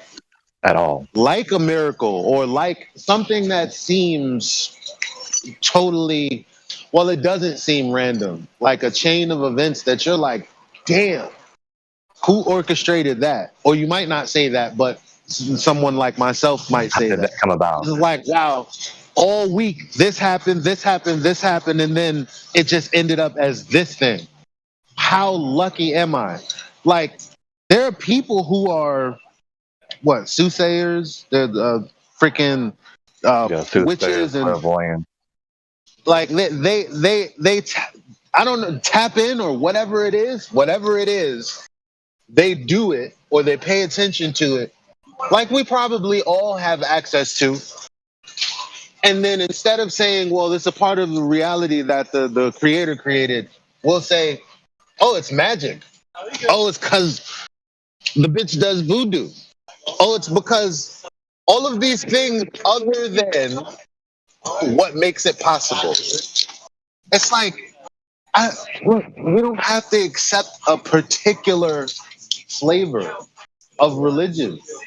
But it's like, there's no need to reject that this is a creation and there's obviously an orchestrator.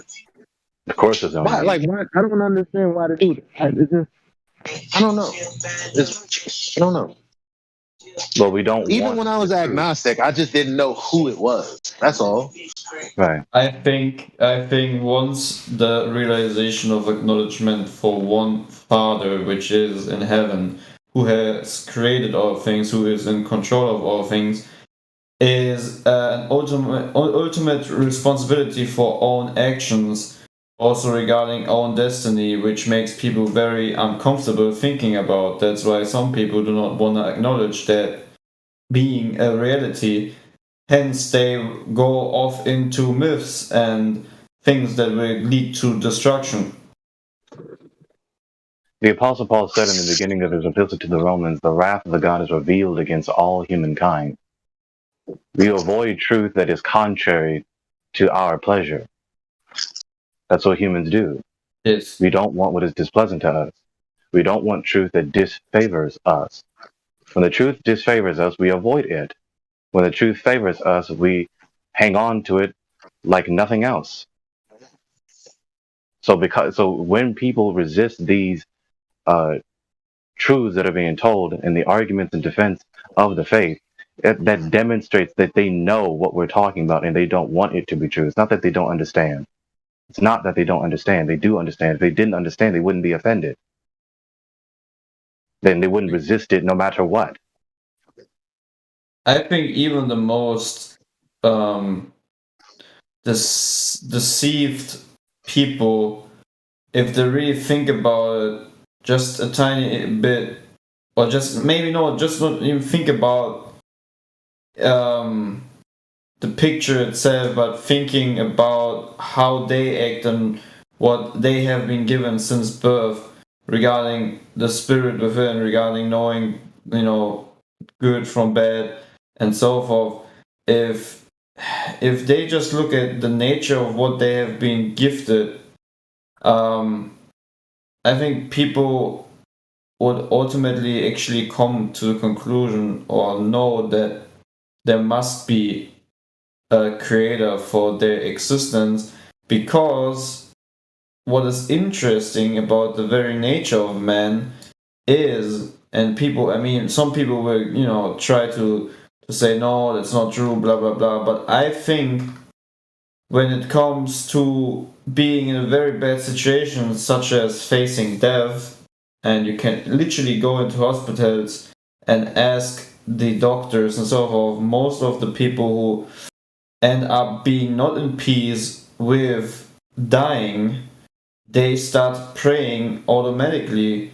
That's the same reason why people automatically say if someone dies, okay, or he's in a better place, or anything, but everything but acknowledging that someone died by just saying, everything is good now, it's a better place, or he's not really dead, or blah blah blah. So what man is doing is actually not really realizing or reading between the lines from what we see in our society that is automatically coming through the Spirit, which was given and is, is essential for living by the Father, regardless of how people use it. But there are certain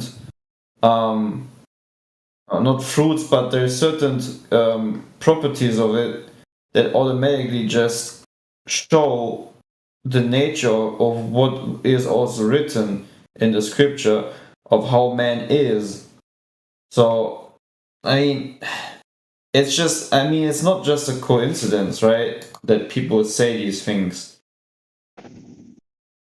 In other words, in our human experience and human behavior, with our human nature and our human condition, especially in the midst of the problem of evil, the experience of evil, we behave and we demonstrate. Again, we know the proverb, actions speak louder than the words, demonstrate that we know the God is real.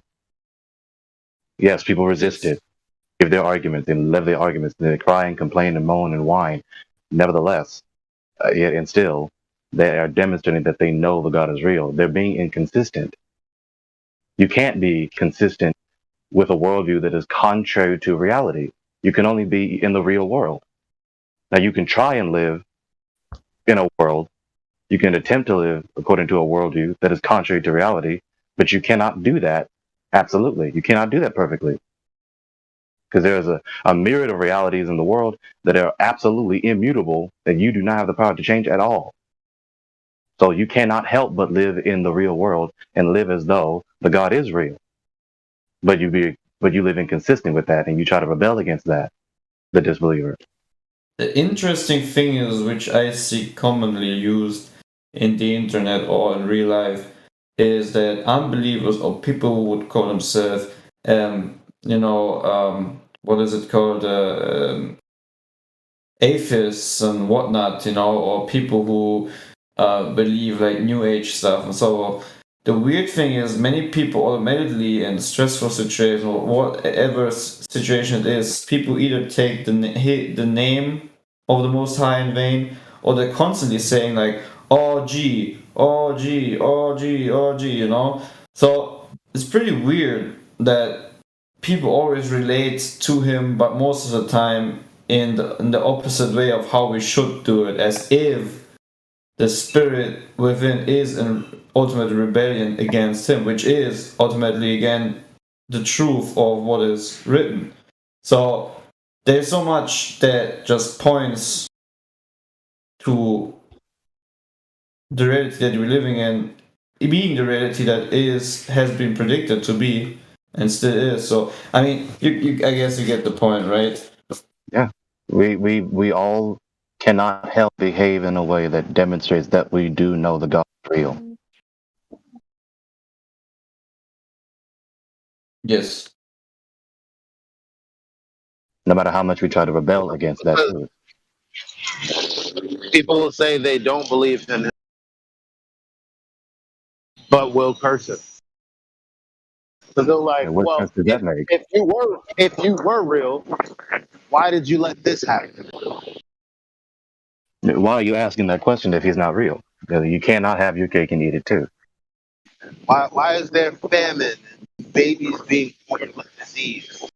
I don't know, because we keep sending our kids to the indoctrination camps where they learn that medicine and the Western doctors are fine and they should get shot up with shit they don't know about from birth.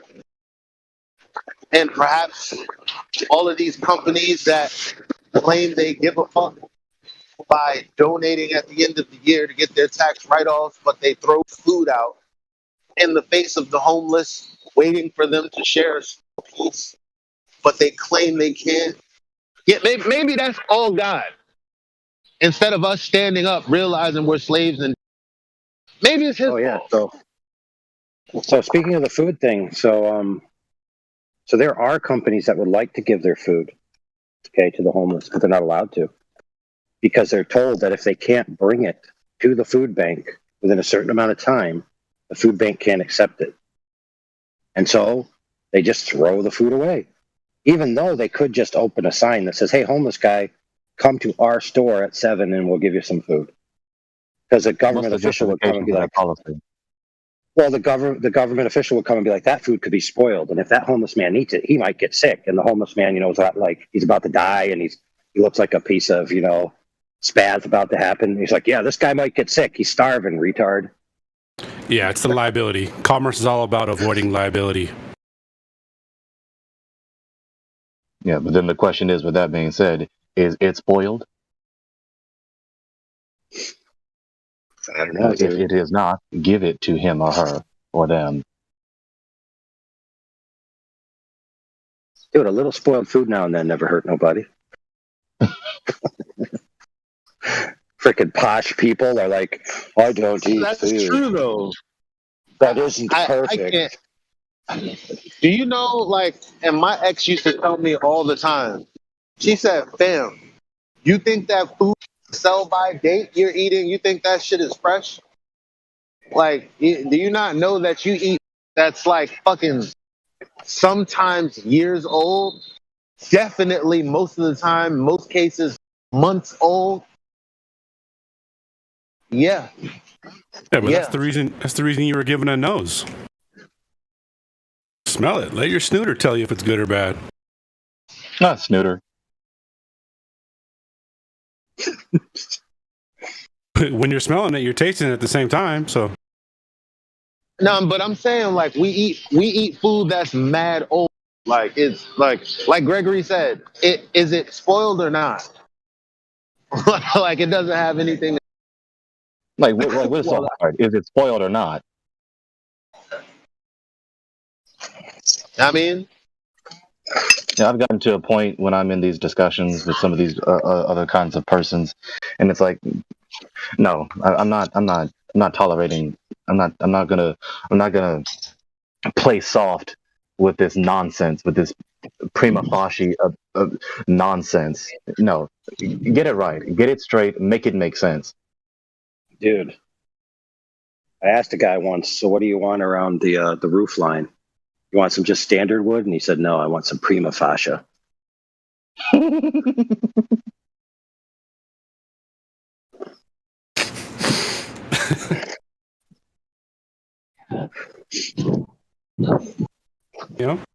Premium fascia.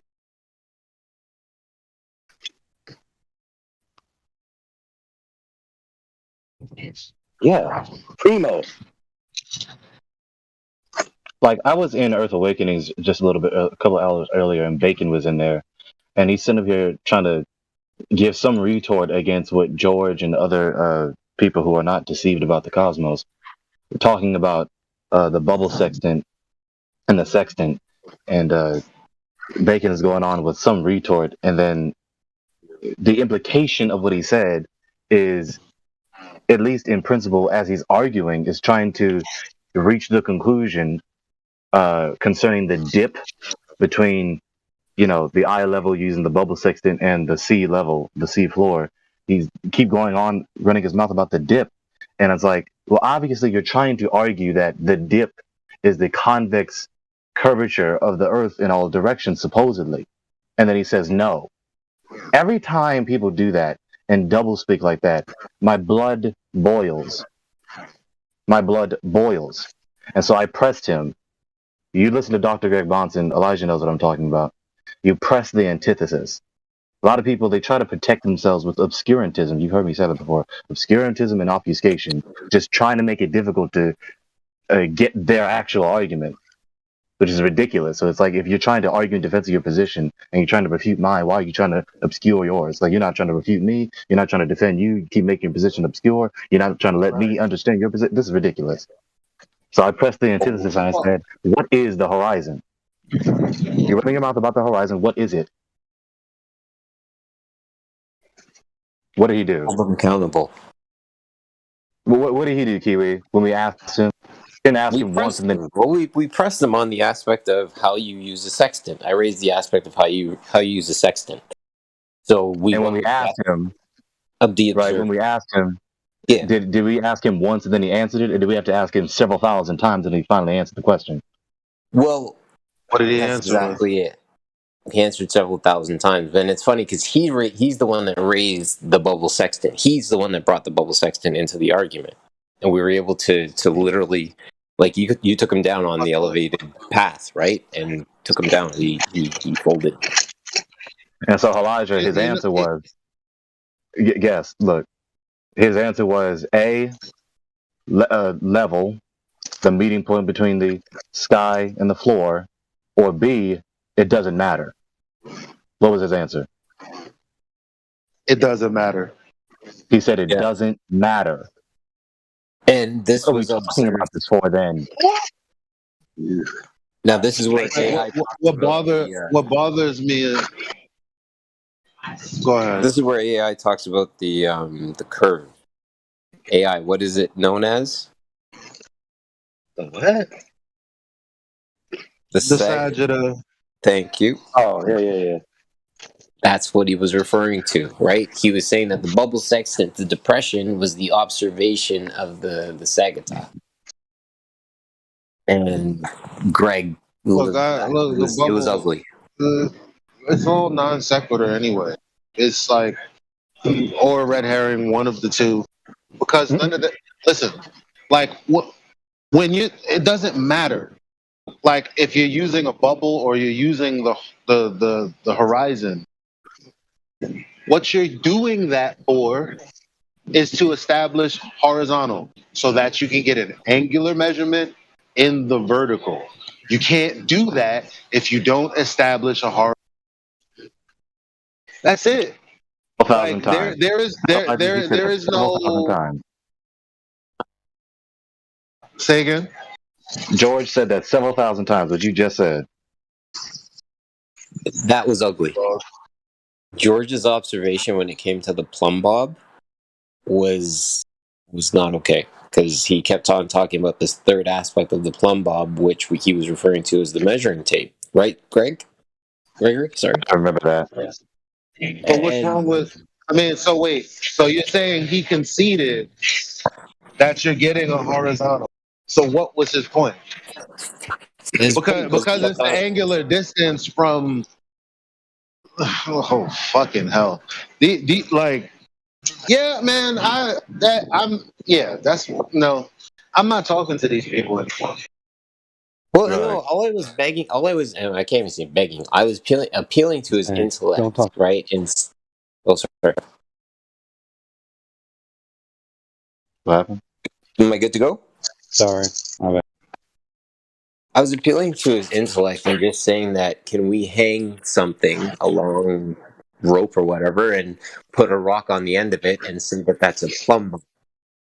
And he kept on saying, no, you need a third thing for a plumb bob, so on and so forth. And like, no, that's a construction plumb bob. Let's park that. But all I was saying was, with the illustration of the line with the weight at the end, can we observe down?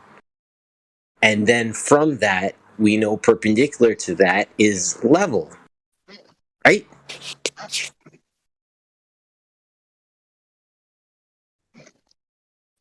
Just to make sure everything's clear, I was talking about what Bacon was saying in the nonsense sophistry that he was giving.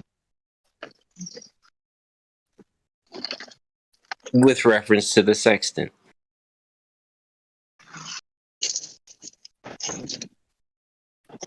You know, Bacon, it doesn't matter. So the point of discussion doesn't matter to the discussion? Are you serious? Oh, yeah, you're right. It don't. Hold on, Gregory, you talking to me on that? Wait, I'm lost. I'm sorry. No, Bacon said in our answer to our question, what is the horizon? His answer, it doesn't matter. So the point of discussion matter to the discussion? Yeah. Is that how communication works, Bacon? You had him get in the corner at that point in time. Where did he go after that? I mean, that wasn't even like sophisticated, that line of questioning. He just gave idiotic answers that backed himself into a corner. Like, you're talking about something. Then I ask you for clarification. What are we talking about? Well, what we're talking about doesn't matter. What? Then why are you talking about it? That's what he said. It was irrelevant. It sounded like he was picking and choosing to back for to Kiwi. Are you ready, young Padawan, for the next level of Jedi? Go! I'm so eager. Okay, why does the horizon not matter? Okay, I'll tell you. Because the Sagittah doesn't exist in reality. It's derived in the circle segment formula. 100%. In order to have one, you must have a circle. Right? A circle has a particular function to it, being that it has an equidistant radius at all times. The object that they claim that the Earth is does not have such a thing. Right. Therefore, they can never use any measurement of any horizon ever for any reason at any time categorically. But hold on, and wait, AI for the courts, for anyone who's listening to this, they have to realize that we observed this over the lake. What was the distance over the lake? Oh, you mean my lake? Yeah. This was 333.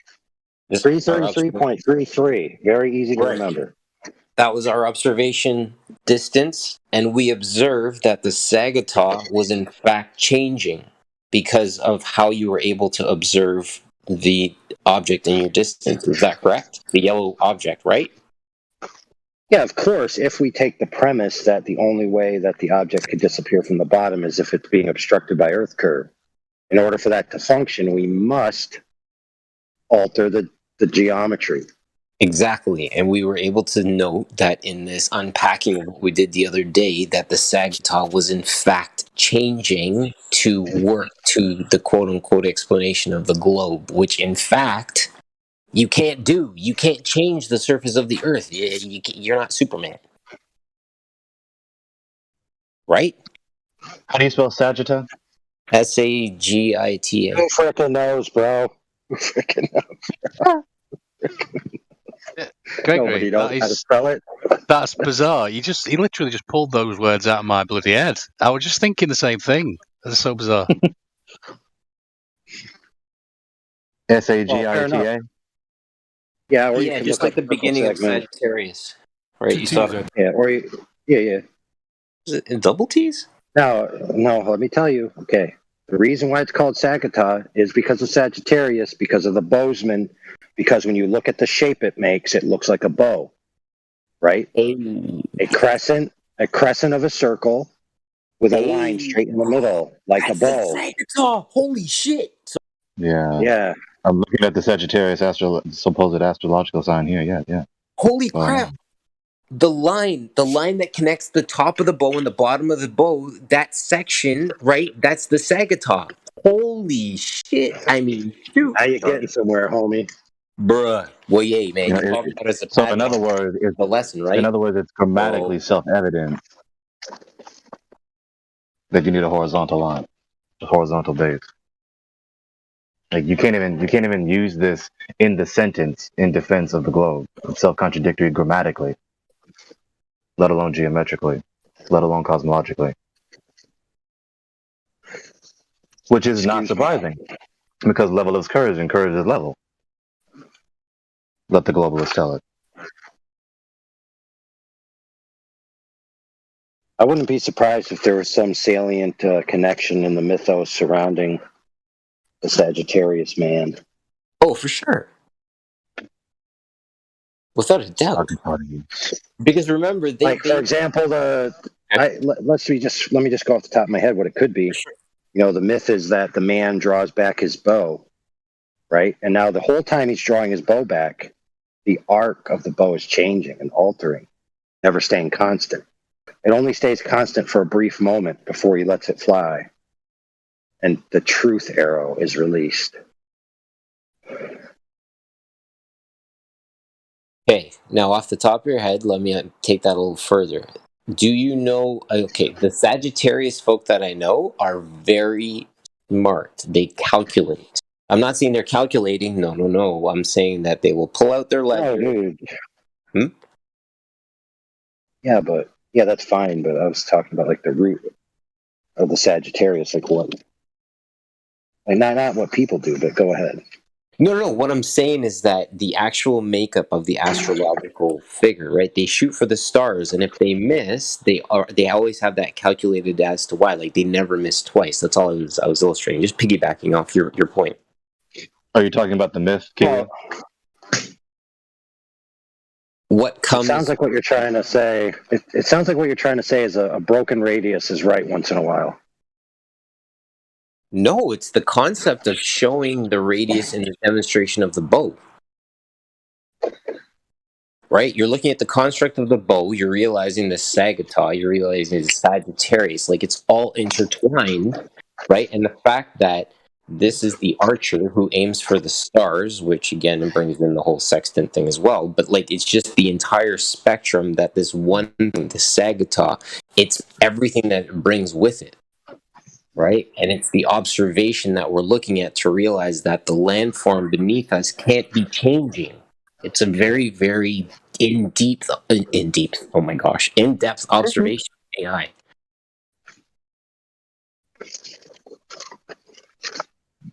Well, it also plays on that that phrase.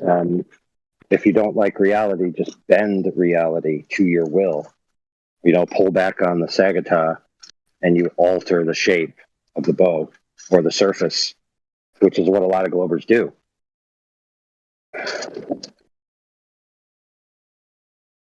Shove a humongous ball on the drawstring so that it curves. See, now, Kiwi, if you ever speak to Quantum Eraser again, you have a cool segue into talking about his bow, which if you talk about his bow, he'll like you.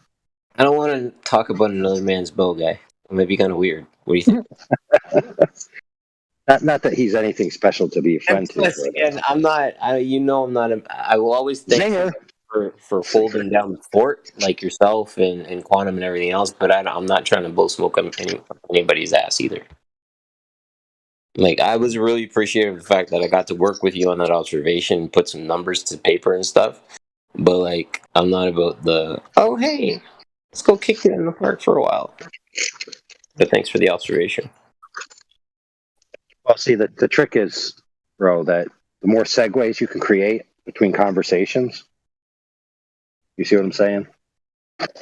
True. So if somebody's talking about their bow, pontificating and prolacticating or whatever other words you could think of, you could be like, hey, we could talk about your bow some more, or we could talk about the Sagittah, Sagittarius, Bozeman, the horizon, and they'll be like, aha, I see what you did there. Let that be a warning. What you're trying to say is you're sick and tired of hearing about my bow. Is that what you're trying to say, sucker?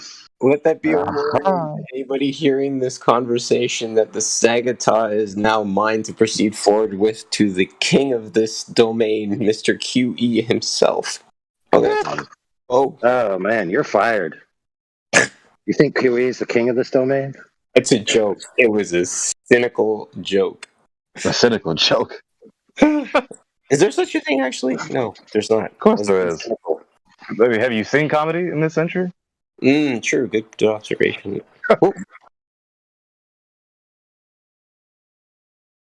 The oversaturation of that comedy. Dude, we don't even let QE see the secret rooms. I mean, never mind. You know what's hilarious?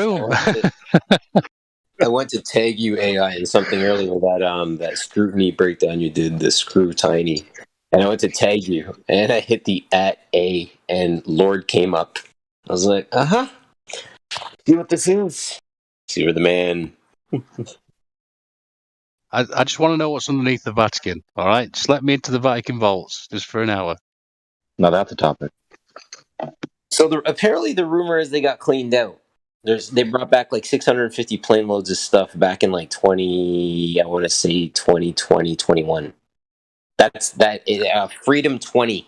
That was apparently the European operation where they went after the Vatican. Freedom 20, apparently.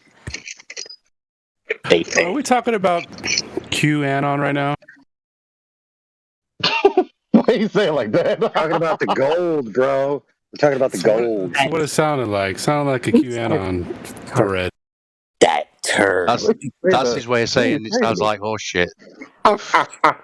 Hey, you said Vatican. I'm not responsible for anything that comes after that. Let me tell you.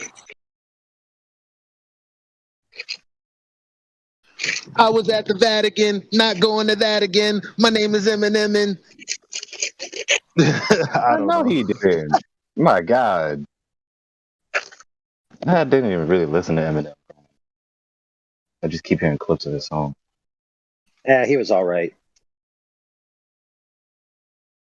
I didn't listen to him either. But he does string together some impressive sentences. I do appreciate that very much. So does Judge Judy. Oh. snap back to reality. Whoop, there goes. What kind of science are they doing in the Vatican? I'll give him credit for Rap God, but that's about it.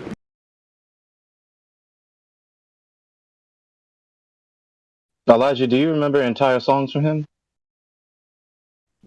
Kinda, yeah. A few. I used to listen to him a lot. Yeah, you like my friend over here, here in my area. Be right back. Getting in an elevator.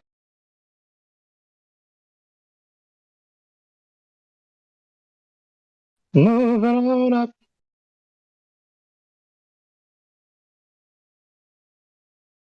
What's up, Gregory? Hi there. You been well? I have, thank you. How about you? I am blessed. Keeping the faith.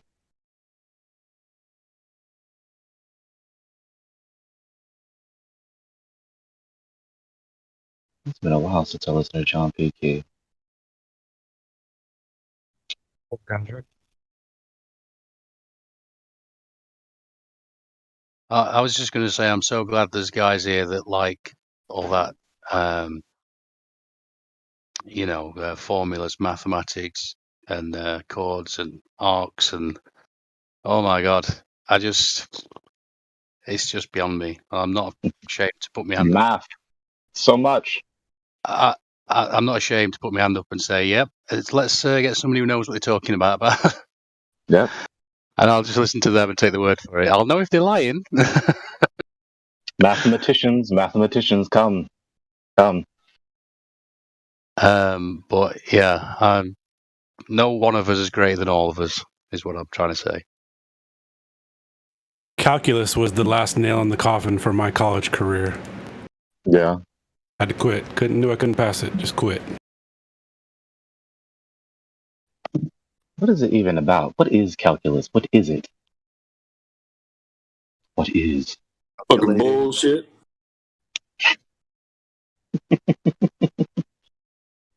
It ain't nothing. Calculus ain't shit. Yeah, calculus. That's right. That's right. You ain't calculating shit, now. Messing up my damn GPA. Yeah, wow. Right? Could you imagine if you can't sing these notes? This is 50% of your grade. Could you imagine? Fam, we're just all good and bad at. I'm terrible at math. If I can't use my hand 10 minutes, forget about it. I mean, I feel like I can comprehend any subject. It's just that in my experience, like we're all referencing right now, when we were in school, most teachers, there are some good teachers, but most teachers are not good teachers. They don't even teach. Yeah, they've got to be enthusiastic about the subject, at least. And they're not even honest. They got They're to not love even it. honest about their career. They're not even honest about their career and the nature of the institution and the way they do their career. Because public school is not a team program. It's an obstacle course that you must pass to get your certificate, your degree, right? Your token of completion. Learning does not happen on a fixed schedule that someone else fixes for you, notwithstanding the Lord, of course.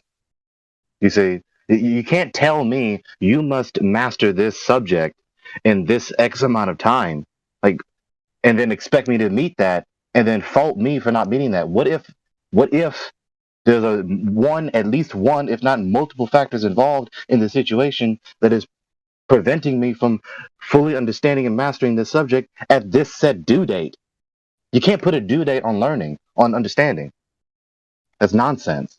That is not how you learn. Sorry, Gregory. My question is, but are we drawn to these things? I mean, is it all laid out already? I just don't know. It seems that way to me. Like it's just you could try and do this thing because everyone said it was the thing to do, and then all of a sudden you find yourself drawn to this other thing, and I'm not exactly sure how that works. But I mean, I was drawn to psychology because I was so broken, and I had to heal myself, and so I had to study all the greats and find out what they thought about it, the mind and such, and then sort of go to work on myself. Me too. Yep. Same with me. So who asked what calculus is? I did. I have a calculus related question after. Okay, so there's a very salient example of the confusion with what calculus is and capable of doing. It has to do with McToon and our friend John from FED at debates, Mr. Refracted Curvature. So if you got a few minutes to spare, I can give you a homework, which is go to McToon's channel or just search YouTube for Flat Earther. Flat Earther blatantly lies about his credentials. It's about 2.5 minutes long, and watch it. After you watch that, we can further the discussion. I don't want to watch anything that he's done.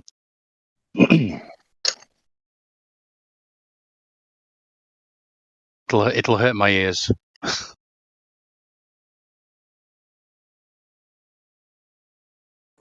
Okay, so now for the actual question about calculus.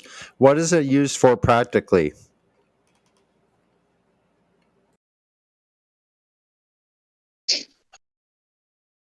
Calculating stuff. Duh. But is it used? But is it used in the world in a practical sense? Like, does it help you make race cars? Calculate how many tiles you need, like for given. What? That's not right. Can it make you a more efficient race car driver or something like that? I'm just trying to let you know. You asked, fam. I mean, just for calculating. So for calculating anything? No. I just told you. You said practically, and I just gave you an example. Okay, so say it again. Tried to.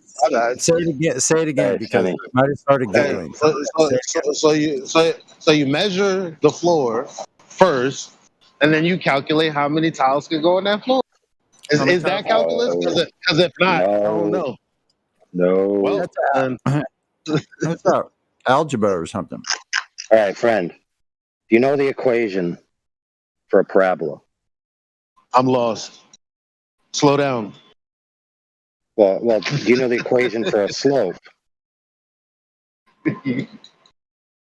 Right. So these are pretty standard equations, right? But what if you no longer have just a simple shaped line, like a straight line or a parabola, right? What if you have a squiggly line?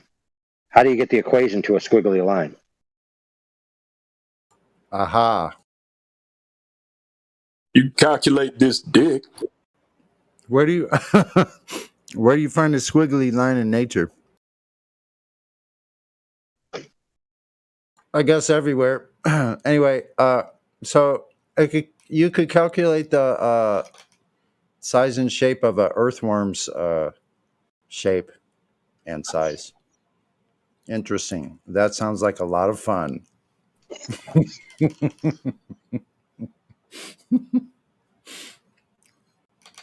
Anyway, that's a very crude example of what calculus is, but that's essentially it's just an attempt at charting curves. So I don't feel answered. So can I clarify? So what is it used for practically out in the world? Like in what field? Engineering. Yeah, big time. Okay. Because you're That's identifying why. the start point and the end point. Like if you have a squiggly line, like the first thing that'll come in as an observation, the shortest distance between the 2 points is a straight line. So that's called, what is that, AI? The vertex? Or what's that axis point? That main point? I don't know, man. I don't That's know, what I man. figured. That's what I figured. Engineering, and so it's probably used in architecture as well. I imagine. Well, yeah, I mean, I'm just thinking like you have the beginning point and the end point of the squiggly line, and I think of that. Well, what's the shortest point between those two distances, or between shortest distance between? Right, yeah. So if you were only told the start point and the end point, right? Right.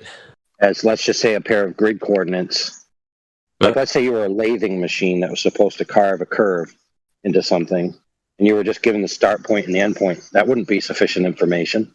No, because you'd have to identify how much you're gouging out of the surface, so to speak, like the scoop, the chamfer of it, maybe, for lack of a better. Yeah, it would scoop down, then it would scoop up, then it would scoop down. Yep. To create the sagittah, right? The depression, the observed negative. So is that something that would be used in frequency analysis as well? Because those are sine waves, right? So is that also something? It's probably. I don't know. They sound like they have their own formula. Who's they? Sine waves. Oh. Yeah, sine waves. It's a I mean, aren't they just a bunch of paraboloids or something like that? Yeah. Well, yeah, different. Yeah. So it's just varying parabolas, right? Different Sine sizes, waves, shapes. sine waves are a function of Pythagorean theorem, SOHCAHTOA, right? So sine is SIN, and that would be the opposite and adjacent. I think no opposite. SOHCAHTOA. SOH. So the opposite angle and the hypotenuse would be the sine. I guess in electronics, then that would be, your amplifier circuits and things like that. Frequency response. A sine wave. Interesting. So, wait, hold on a second. So those terms would be in more like electronic terms, as far as like how much resistance in this little circuit right here causes the amplitude to raise or lower, as the case may be, or an increase in voltage here. So it's usually that type of thing, even though like there are a wave going into said instrument or amplifier going in, and certain changes happen to this frequency. But I guess that's pretty much all theoretical, really. You can't really see the sound wave.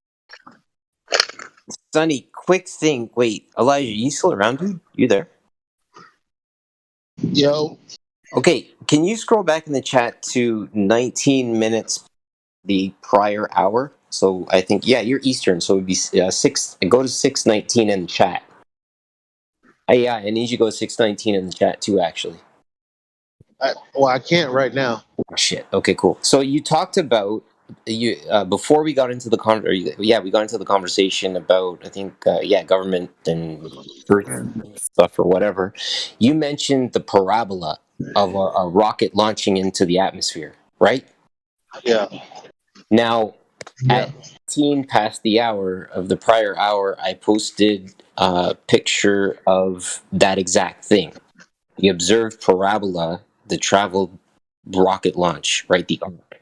What's interesting about that picture is it identifies the same kind of pattern that AI and I were discussing about the sagittah, that bow, right? But again, the 2 points, it's the straight point that goes from the ground where it took off to the point that vanishes. That line would be it. I just find it crazy that you mentioned that an hour ago, and we came right back to that very thing that you were observing. Now, the interesting thing with the Arc rocket is the Elon Musk SpaceX Falcon 9 rocket launch interacted with something overhead. Have you guys seen that video?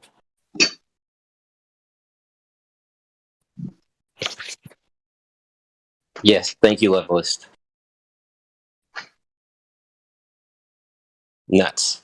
Thanks, Rookie. Appreciate that, man. Thank you. Anyway, just real quick, a sagittad doesn't apply to all curves. But isn't it the 2 points? Like, I'm looking at that picture and I see the part where it took off from the land, and that point where it vanishes. And I quickly go to the aspect of a bow, right? That line, that invisible line, would be the line of the bow, would it not? The 2 connecting points, the part that you pull back on?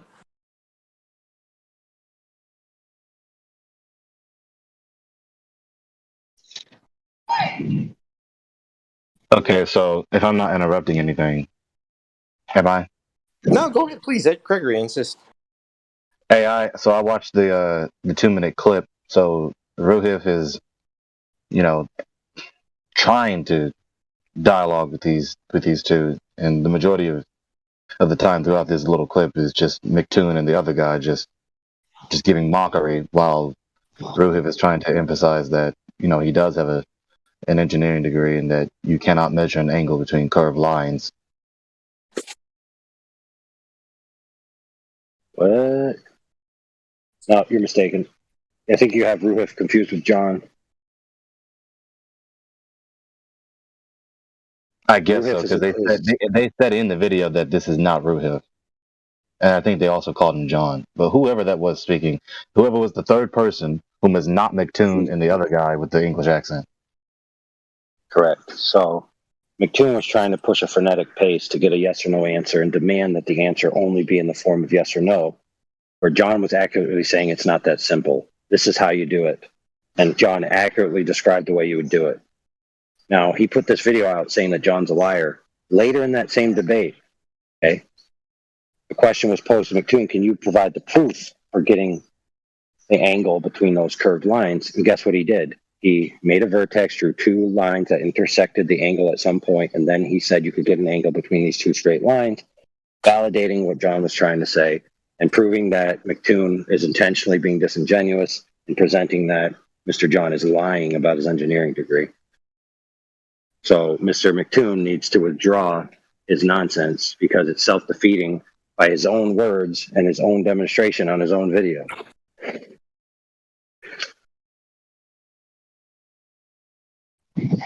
But yes, you notice how Mr. McToon was saying, if you're an engineer, you did calculus. If you did calculus, you could answer yes or no. John actually answered correctly.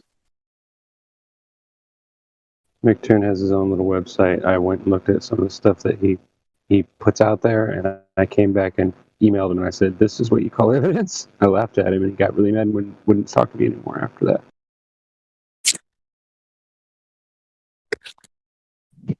And it's so amazing to me. This is why I use a certain rhetoric that I know irritates them. Nevertheless, it's still accurate because these people are behaving in the same way like an evangelist, like any other theist of any other theistic ideology. They go out into the world and they preach their doctrine and they preach their gospel and they give their apologetic in defense of their position and they give their polemic against the positions that is contrary to theirs. Like, you're doing the same thing. But you just don't want to say it. You just don't want to concede to that fact being stated. Yeah, so Gregory, let's talk about it. So you've seen the image that he showed with the squiggly lines? Mm-hmm. So John was correct that you must draw 2 straight lines. And McToon will actually do that when he's attempting to do the proof at the end of the debate from which that segment came from. So here's what he does. He draws 2 straight lines, picks a vertex point, draws 2 straight lines to a point along each curved line. Now, that being said, if you do not see the squiggly black lines, and the only information that you had was the vertex and 2 straight lines and 2 points, is there any way that you could determine whether or not you're measuring that to a curved surface?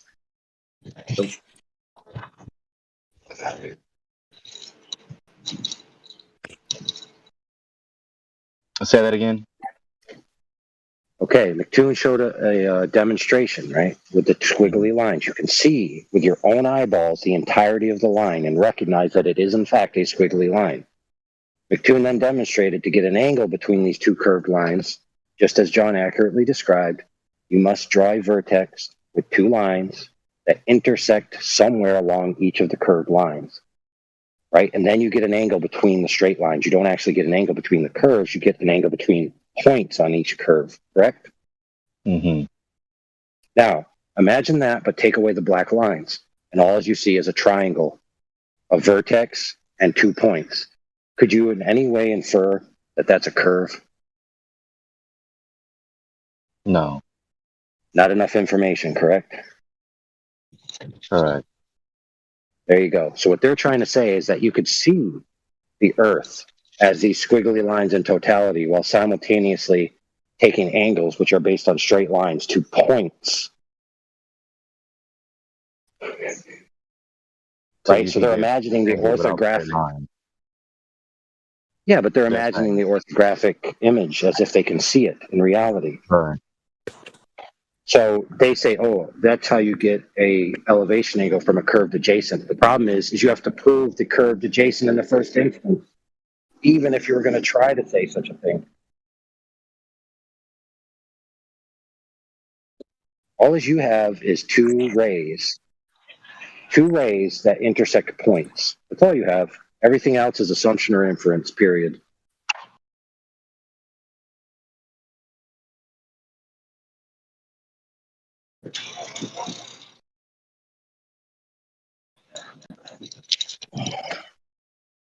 Science, math, the ACP, defending it, giving their apologetic in defense of it with all their might. You know, make an idol out of anything, be it concreta or abstracta, but not give the glory to the one who actually is responsible for making any of that possible. That's right. You got to give it up to God always. But they say no. Just give us that first miracle, and we can do the rest. Earth That's funny is you say that. Earth is not a globe, not on a plane, not on a train. Bitch. Earth is not in a globe. No, Earth is not a globe. In a bar, Earth is not a globe. In your car. I was just thinking of that Tom Hanks movie. Remember Big? When he's talking to the little kid about calculus, and he uses a basketball analogy. That's the only thing I remember about calculus. It's a good analogy, actually.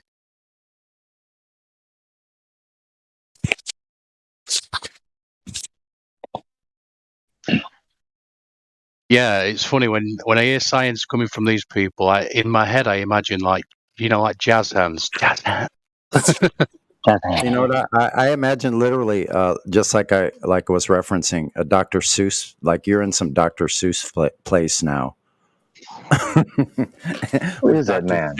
Dr. Seuss physics are being applied.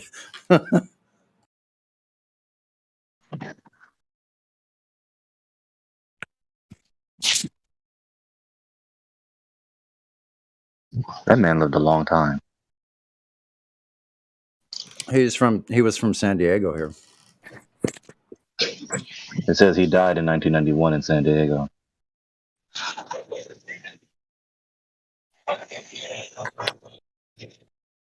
Theodore Seuss Geisel. 21 years later, I actually know this man's first name. Wow. You know, things you just don't think about until you think about them.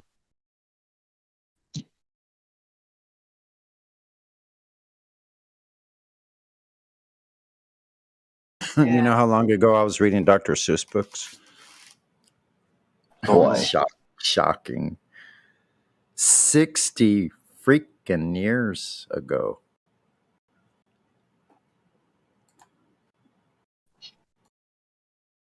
Why did he become so popular? Is it just, I mean... What's your name? Yes. Have a good one. Take care. Right on. Farewell. Greetings. Salutations, good friend. Salutations. That was Joseph from the east. Joseph from the east. How far east? As far east as I am. That's a really far away. East over that way, quite a ways east. So interesting that we're having these like thunderstorms from this literal tornado hurricane that's directly offshore from us, almost directly west of us right now, but it's like a couple hundred miles offshore. And earthquakes in the last two that I felt, tremors in the morning about the same time at 4 o'clock in the morning, 4:20, 4:30, somewhere right in another tremor this morning. And the air is super saturated, and these high clouds everywhere, and they're expecting thunderstorms. Just kind of strange. I don't know. Gregory, you experience a lot of earthquakes? No, I experienced one minor earthquake in my life. It was a couple years ago. It already started raining a little bit here earlier. I don't know where the clouds came from, but it's weird. Is that you? Rookie? Is that you, Rookie? Yeah, it's me. I'm up here in the East Bay. Yeah. I was actually looking at the radar, and it looked like There's there was lots of static out here. My cats are hiding, and I can feel it on my telling you, skin. man. Like, I'm a little hairy person, and I can feel the static. Yeah, it's like there's charge in the air. That's what I'm saying. There's something weird going on. Like my hair is standing up on end. It's really bizarre, strange stuff. The wind, it's speaking to me. What's it saying? It's saying, Hey, it's saying, hey, Gregory, you're in South Bay, right? I'm in Central California, Fairfield. Oh, okay. I thought you were in LA area. Okay. Oh, Gregory, did I send you that? No. Did I send you that video about? Did I send you that video about what God's name is? No. Oh man. Send it to me too if you do. Who sent? Now I have to figure out who sent it, and maybe it's on Instagram.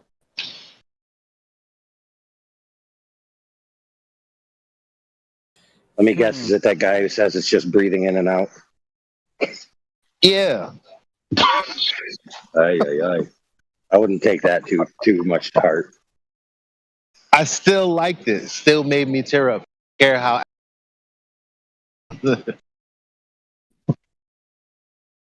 People focus too much on the phonetics that came after the fact. If you read the context of the conversation, God was being very obtuse with Moses. He deliberately said the meaning of his name. It was almost like he was telling Moses, all right, since you're being a jerk and just want a name, here you go. Blah, blah,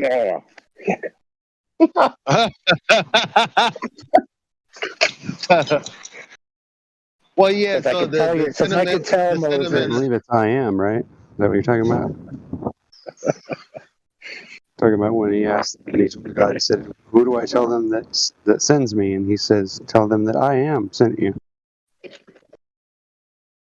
So the sentiment of the video was that, with all of the bigots and idolaters, other people out there, the people who would curse God don't understand that the first thing he did was make sure you had no choice but to speak his name, even with your first breath and your last breath.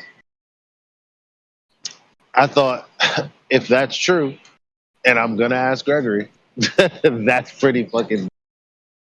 Which I agree with his sentiment that he's trying to get across, but the supposed facts that he's trying to use to get across that sentiment are not facts. But nevertheless, the sentiment still does stand. That the very fact that you exist and move and live and have your very being is evidence that the God is real, and you are obligated to glorify him because of that.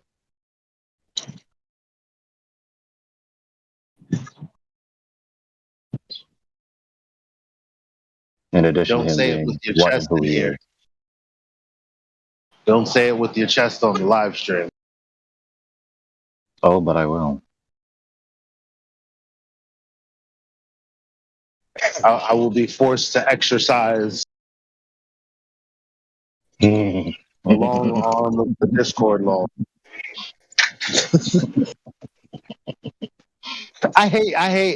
That's what I don't respect about cops. It's like, hey man, I gotta do what I gotta do and beat your fucking head in. I understand the nuance of what you're trying to tell for a specific reason, and it wasn't to listen to you. Sorry, fam. Somebody's getting their ass kicked, and it's not me. And it's not me, he said. Oh, but the thing is, it will be you, sir, ma'am, in the end, if you don't repent. Yeah. That is true. And that's the nice way of putting it. Some of us just haven't had it hard enough, and yeah.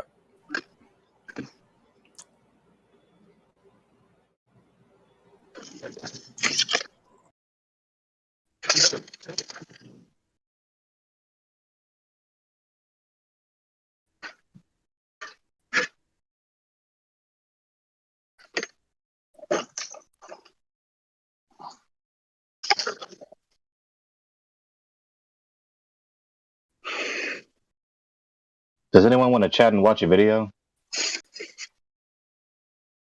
Elijah? I can't at the moment. This phone is a government issued phone. It's free and dude. Really? Yeah. Oh. What happened to your other phone? It's not paid for. I know what he's talking about. I have one like that too. Wait, what did you say, Elijah? What happened to your other phone? It's not paid for. Oh. Hence the free government. God willing, the Lord remedies that soon. I'm willing to bet it works probably just as bad as mine does. Yeah, it's not seamless. It's not pretty. Can't use too many apps or download pretty much anything. Right. It'll freeze to death and die. But it was only made for its namesake, called the track phone. They're trying to track us, that's all.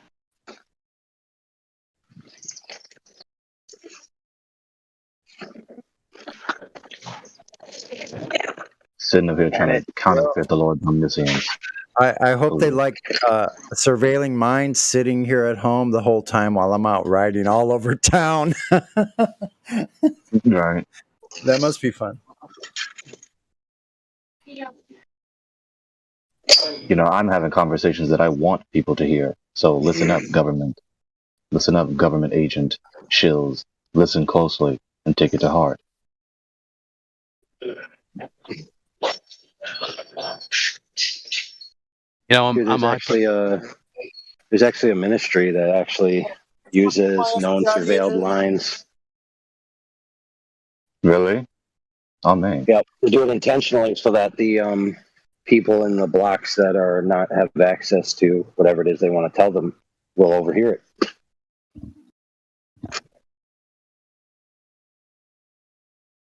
Oh man, I like that. So, I mean, you could try to find them and become part of their organization if you wanted to. Stop them from the inside. Hey, what's the name of these people that you just referenced? I don't know. Oh, they're called the Group of Deplorable Slime. I think that's No. Yeah, I think that's what it is. They got a lot of headquarters, man. I could ask next time. The pastor from my home church was mentioning it, so I could ask him. He probably knows the answer. Please get back to me with that. What do you think would happen to me if I went into one of our local blue or red lodges and took a bunch of pictures and just left? At the They'd be all very right. least, a very stern rebuke. At the most, something much worse. Yeah, Well, I don't think so. I don't know if they'll be that I obvious think you'd about probably just get a brochure. To be honest, I think you'd just get a brochure on the way out, and they'd be for like, sure. "Oh, I hope you Yeah, joined for us." sure. I hope you joined. Well, here's something. In my hometown, they're starting to put up an obnoxious amount of new car washes. Okay, Car wash. tons, absolutely tons. So I want to walk into one of them one day and go, "Hey, okay, so check it out, guys. I noticed that you came to town with your private jets and all that. So, which mob group are you from? New Jersey? What are you doing? Are you Sicilian? Are you, what's happening with your family right now? Because this is a great operation you got going here. But yeah, I smell the kind of fish you are. So, hey, listen. Also, I'm willing to put work in. So I won't tell the cops about you. If you, what would happen to me if I did that?"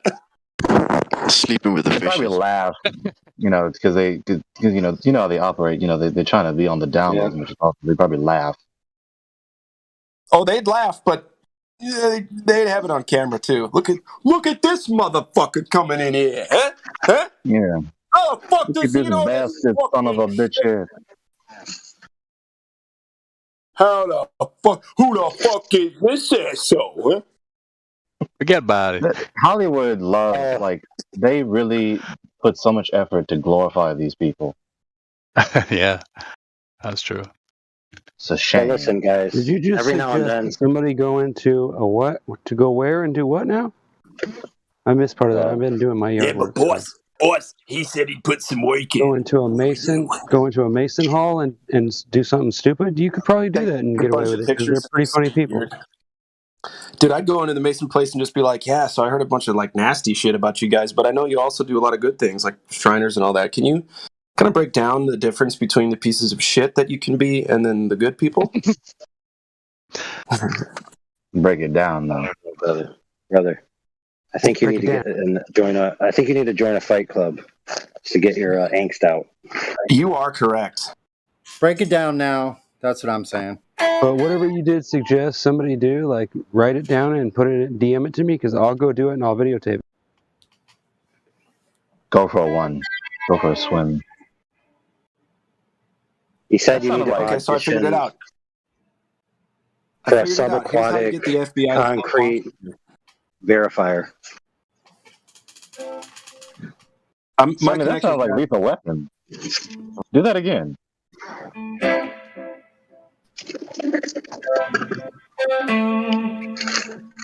Yeah. Yeah, transition shot in Lethal Weapon. Yeah. That's exactly what it is. Right? Yeah, I didn't know I knew about that, huh?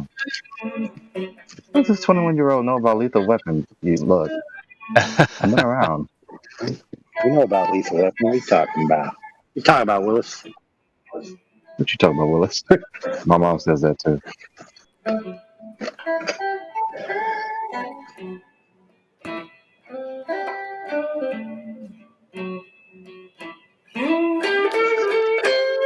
Now this demonstrates Sonny's musical genius because that quality of that instrument is so fitting to this moment right now. It's all about the blues. You gotta recognize the crowd. You gotta feel the crowd. You gotta feel their blues. Sing it to them with the guitar.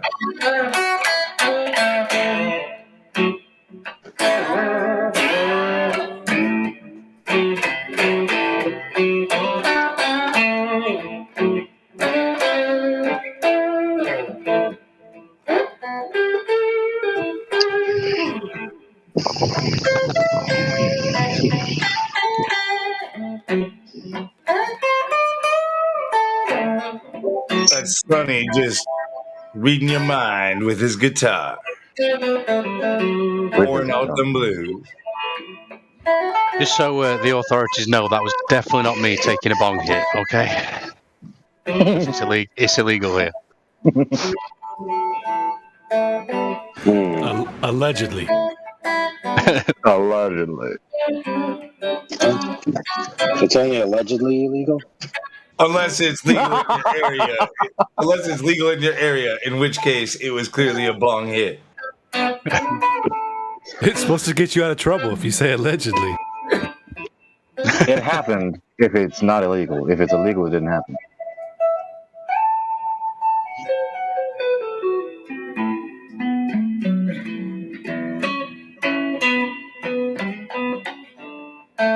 I know what Sonny's doing right now. That probably is so fitting for the beach. You just look at him, you look over, you see the sun sitting on the horizon. Nobody sings the blues. Nobody sings the blues in California. They're always happy all the time. Big smiles all the fucking time. Not looking like that lately, Lou, to be honest. Exactly. Not exactly. We love birds running across the sand. Evening jog.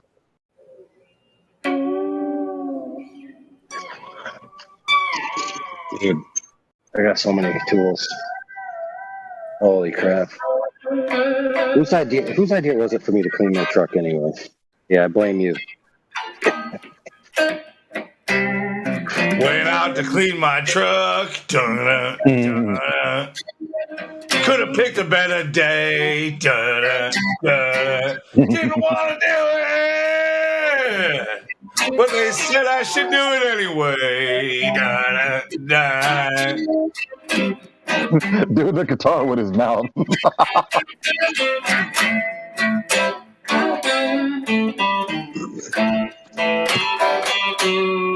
Oh man. Got a pin nailer.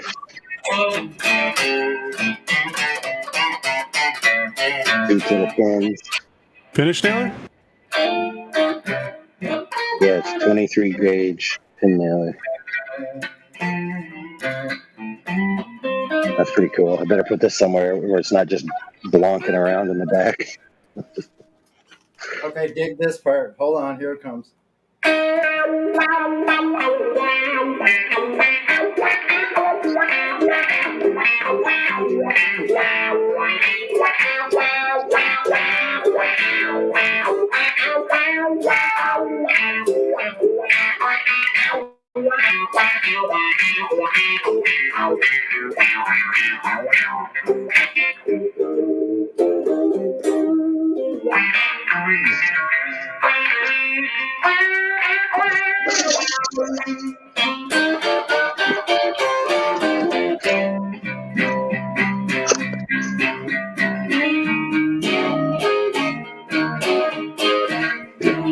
Is it just me, or am I getting Voodoo Child right now?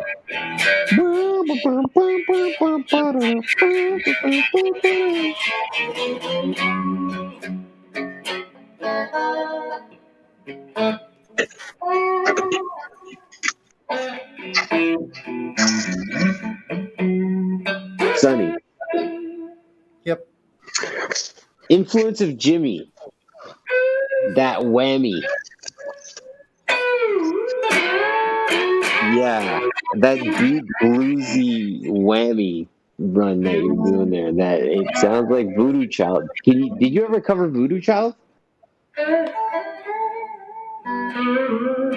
You mean Morgan? Oh yeah. Like, give me the beginning to Voodoo Child. Let me hear that, man. I don't know if I can remember it. Holy shit. No, just even if you can just jam on that theme, that deep. Yeah.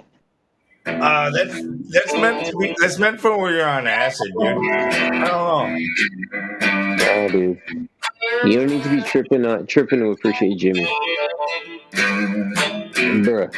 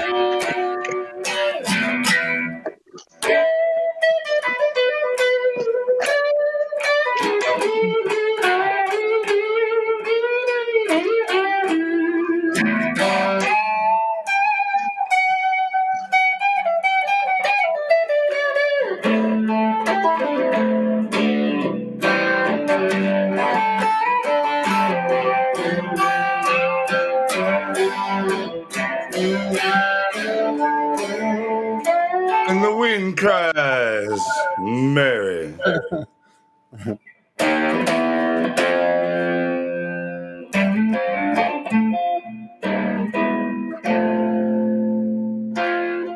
Dum, dum, dum. Will the wind ever remember the lives it has blown in the past? I'll have to get the lyrics, man. I feel like that's terrible. Good Wind start. cries Mary. Wind cries Mary. I'll do it. Hold on. Somewhere. I don't know the lyrics. Sonny, myself. Lil Wing in there, right? Before that? Was that Lil Wing? Well, he definitely finished into the Wind Cries Mary. That's Yeah, where he was going with it. There might have been some Little Wing in that, yeah. Here's again, I always do this to him. He needs a break, though. Here's a friend of mine on SoundCloud.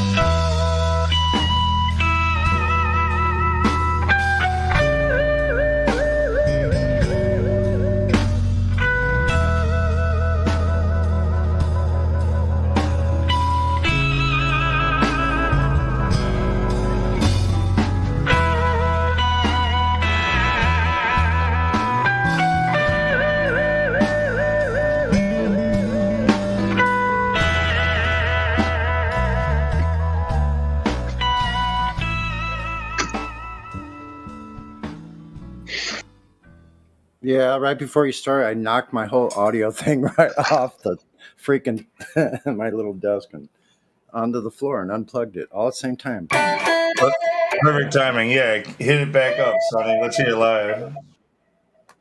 Okay, hold on. How's the volume? How's the level? Pretty good. I mean, you could probably push it a little bit heavier, actually, but like I wouldn't want to go too far.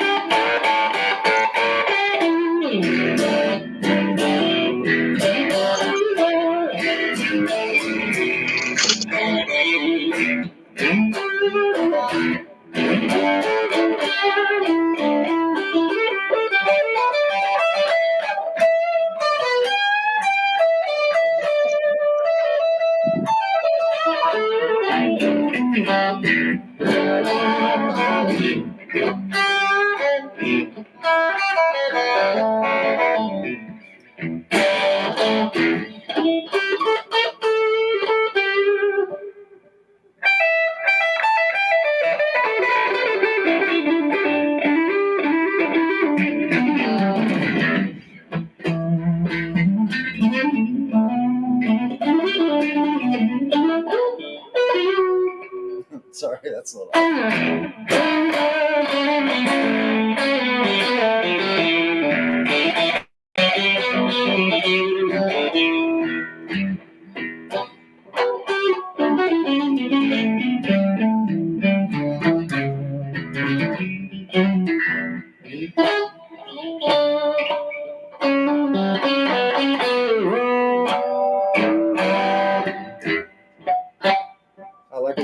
I like what he's doing.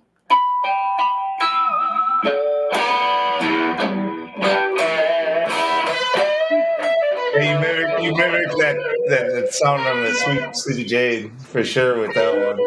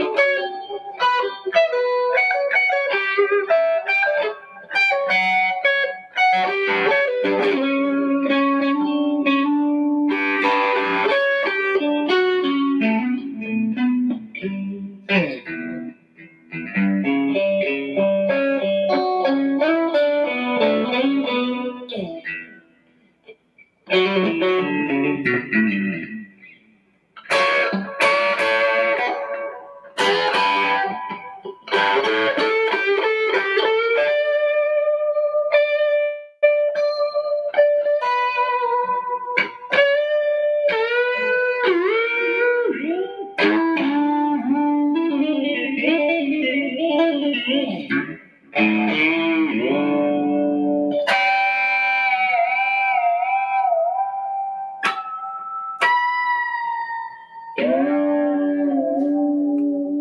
one can do this one.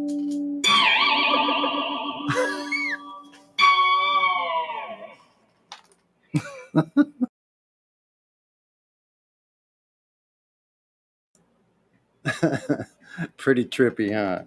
Welcome to my world.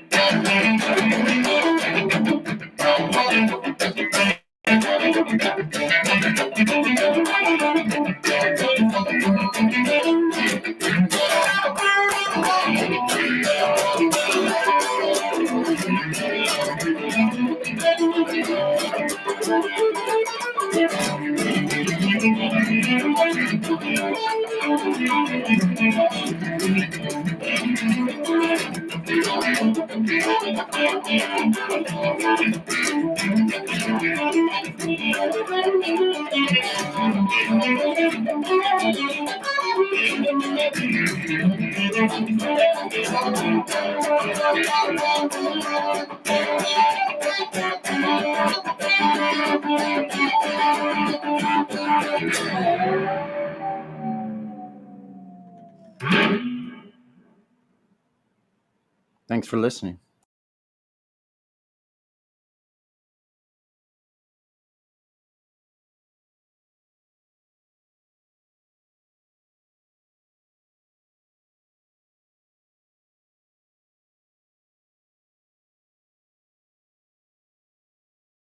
That last little bit was pretty cool.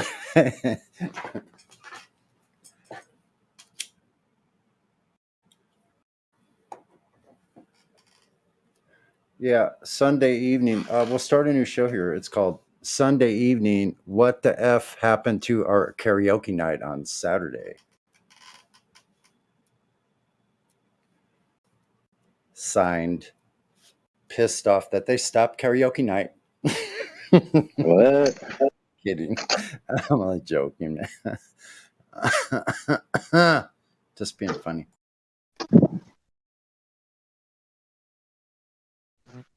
Have to amuse myself. Now I'm all warmed up here.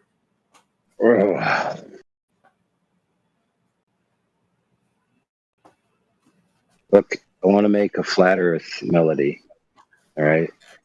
With the rappers and the rockers and the orchestrals and the operas. Awesome, man. It'll be like a So for example, it might start out with a lead up to a techno drop, and immediately go into like some operatic. And then as soon as you think they're about to finish the pitch tone, you go some guitar. And then you think you're going to get like an orchestral guitar rock run out, right? And then just somebody starts rapping.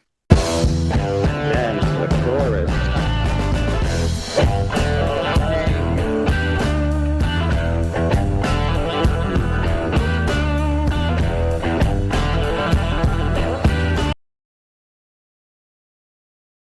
Yeah, that could be a veritable flat Earth West Side Story. I only meant for that to be a few notes. Sorry, I'm not fast enough with the commands. That's all right. It was meant to be for effect, but I couldn't cancel it fast enough. Bummer. It was a good effect, actually. and then the guitar comes in.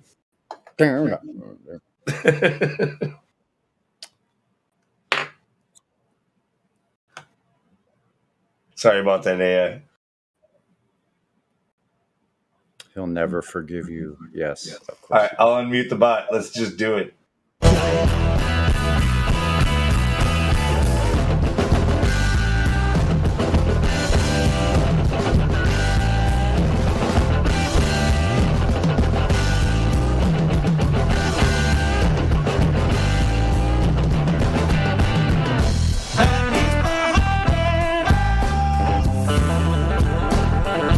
Takes you way downtown.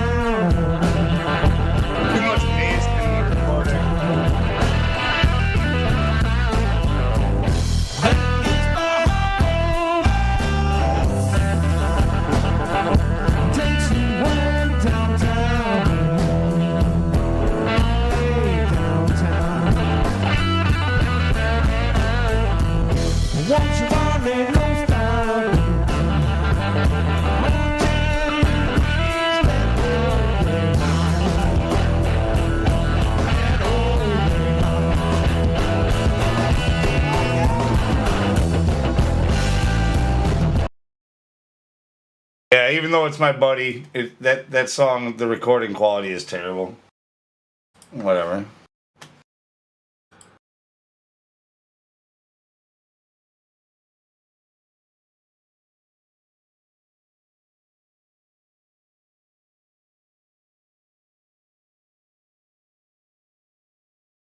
Ooh, here's one. No.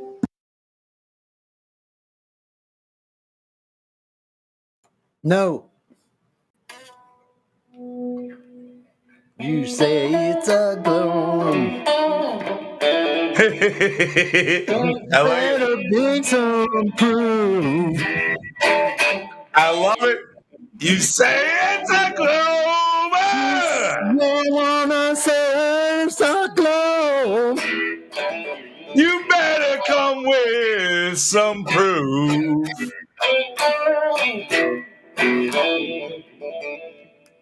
You say it's a clover.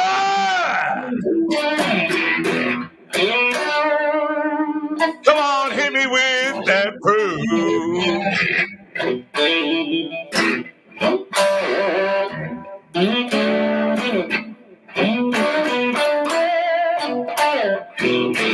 Honey, we got some work to do, man. I know.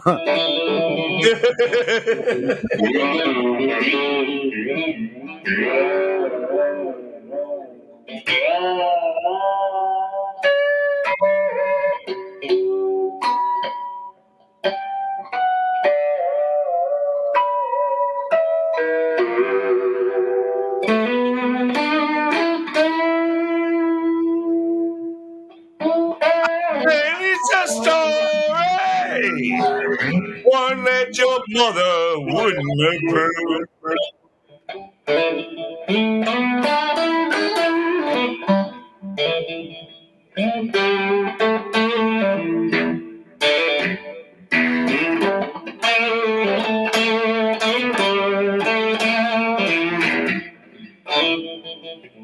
That's pretty cool. That's pretty awesome. Huh?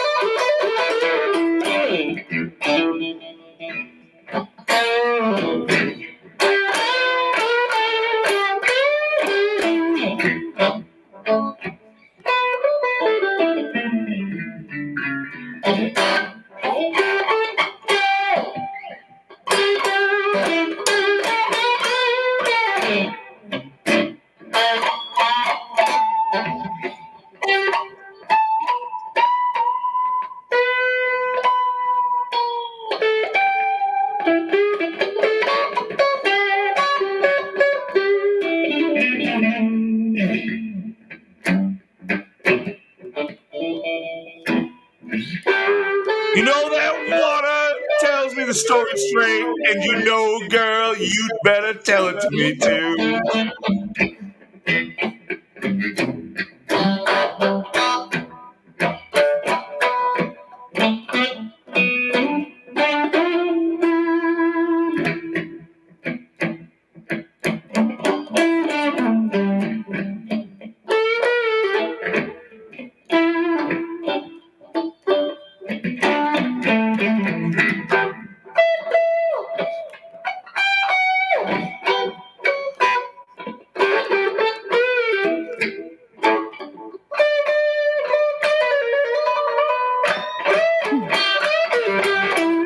Bluegrass, you don't know his shit. Give him some fucking Middle Eastern bullshit.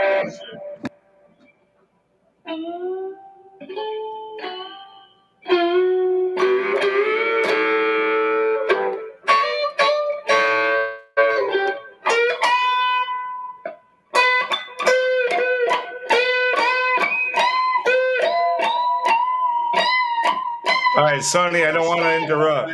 I got another one coming. Play into it.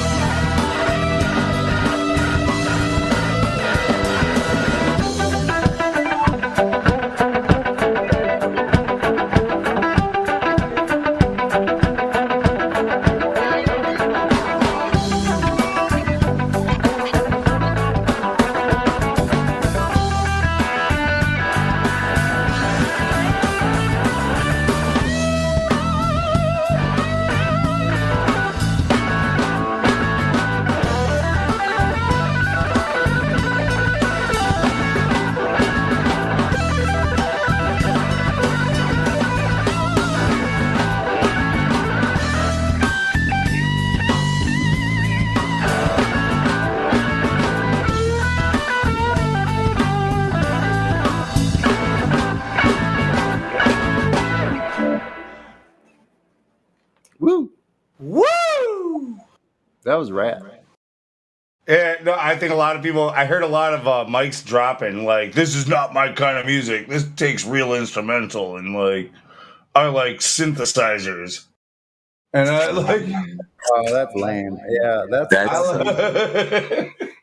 That's that. You don't curl up. I don't know if we got double. Yeah, we got double volume somewhere. You don't curl up your upper lip, that stank face, like somebody farted, to synthesizer music, right? Like that's that deep grungy stuff. Like when I was listening to Sonny play, I could only think like he's got that pick in his hand and he's just gouging at those strings to get that deep grungy tune out of the strings. It's really good, man. Dude, that's why the blues is great. Like, I love Sonny's play style. This is a good friend of mine. I'm not trying to like compare them or by any means. They're both really great guitarists. Like honestly, it's a fantastic. Like I think it's a kind of music that transcends generations if you can appreciate like what it takes to have musical talent. Yeah, and I don't know if there was a lot of echo or anything when I was playing along with it, but it's like I feel like I'm playing along with the dude. Actually, it's a lot. It's just about as much fun, you know. Like, be fun playing live with someone like that. Yeah, like two guitars, like he and I can rip. We could tear stuff up, man. You'd be fighting over who's leading though, like which could be cool. Well, yeah, that's true. It is. It can be. Yeah, or you could just have one guy doing rhythm and whatever. But like, yeah, like it's No, you have the leads that are like weaving through each other. That's the cool part. Oh. Anyway, AI. But I mean, he might not be active in here as a flat earther, but he's been a long-time truther for like. I've known him for like 20 years. I've known him since shortly after 9/11 and shit, and we've had many a good conversation. So the guy that I'm playing, it's not like these. He might not be in here active as a flat earther, but he's a truther. Seems to be a lot of musicians in this community, in our community. Weaving in and out like a helix. That's right. Right? Sonny, what do you think? What do you think of Mick Gordon guitar? Mick Gordon, refresh my Yes. memory. Man, I have brain damage. It's probably because you listen to his music. Mick Gordon. forgot. I don't know. And Like JP has played. I want to That guy's play awesome, some. I man. want to play Whoever that some, was but was it's awesome. definitely hold on, let me look real quick. definitely copyrighted. I'm just gonna look it up here. Videos. Oh man, you know what? Great. Let's see, Couldn't heavy use metal the streaming choir, play it. doom music, rip and tear. Is that him?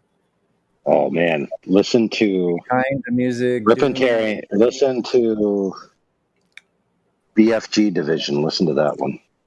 Okay, that. Yeah, I see the hands on the. Is that a keyboard? Oh man. Okay. Better mute myself here.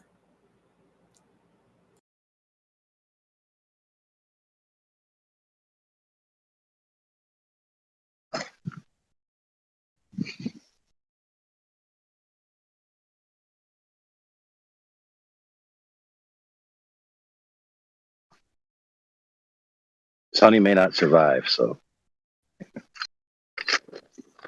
depending on what kind of sound system he has.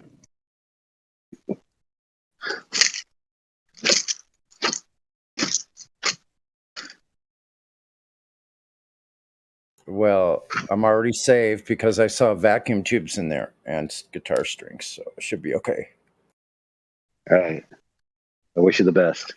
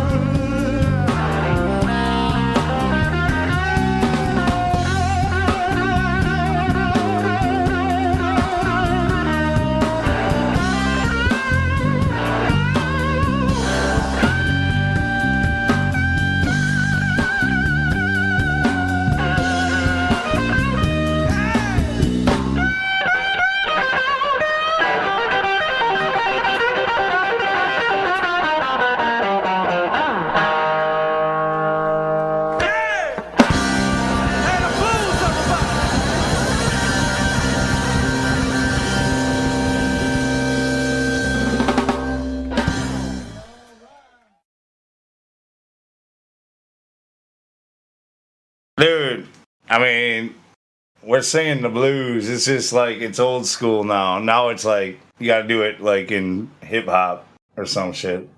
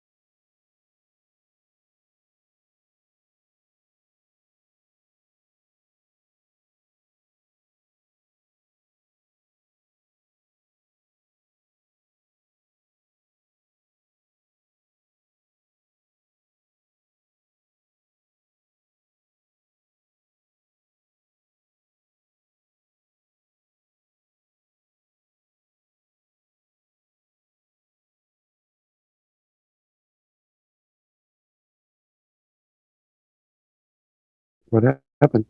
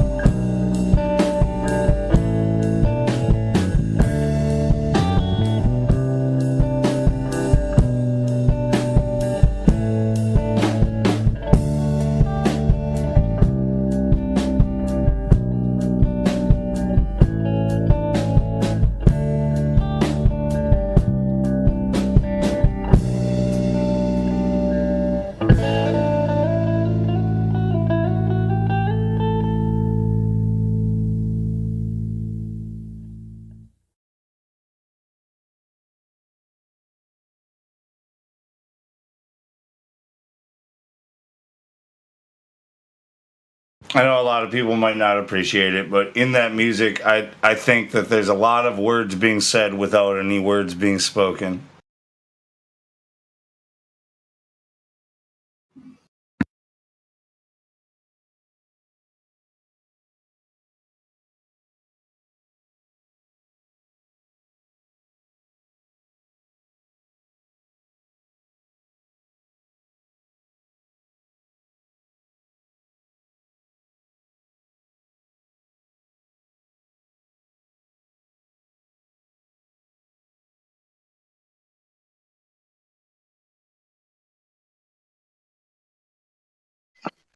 Sweet, my sky is purple, purpley pinkish.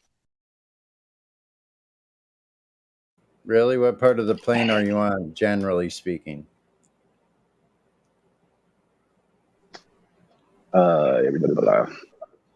New England, upper north. Oh, okay. All right. Way over there.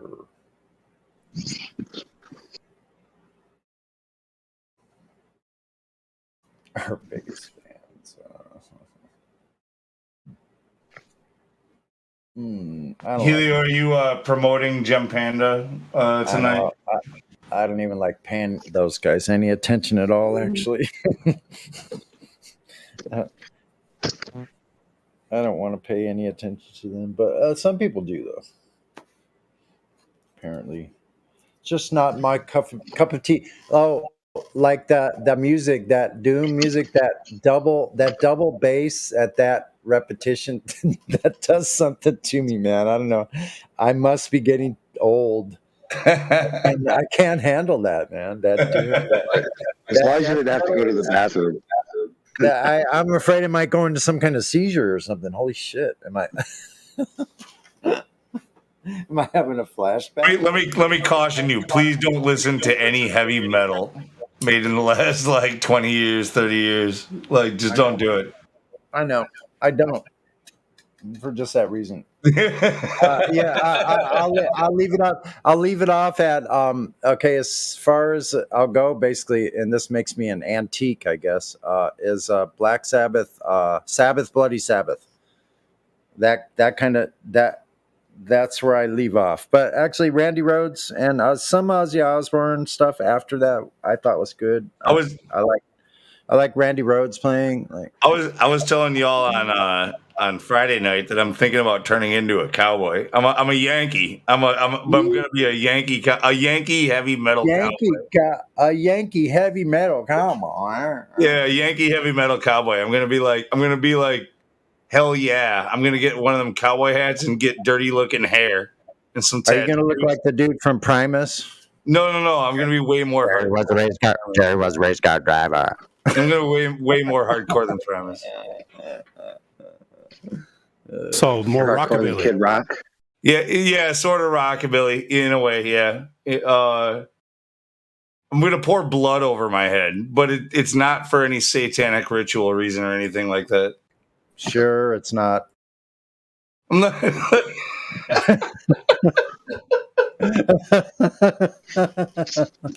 Sure, it's not. Hey, Miggy, how's it going? Oh, he doesn't like to say anything until it's time for the globe proof. Where is that globe proof? What globe proof? No globe proof? Earth is not a globe. Not on a plane. Not on a train. Mic check 1, 2, 3. 2, 3. We hear you. Yeah, what's up, man? Not much. We're just doing our usual Saturday and Sunday night kumbaya, I guess you could call it. Yeah. We sort of like won the war, and only few flagelling casualties come crawling in from time to time.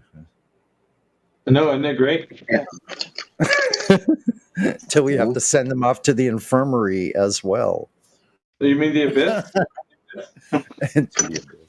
The Abyss with Alice and Bob are facing, or any aircraft that are flying. So that means Matthew told us last night that every aircraft flying on Earth all at the same time, they're on top of the Sagitta, every single one. Oh, Matthew. When will you ever learn? Right? Think about that. What is that? What kind of world does that look like? All the Sagittas everywhere, because it has to be. So that means that every plane looking at each other are looking down a chasm. Every single one. Amazing. You should respond to him like they do in Dumb and Dumber. Just when I think you couldn't get any dumber. I just kind of, I think I did respond, but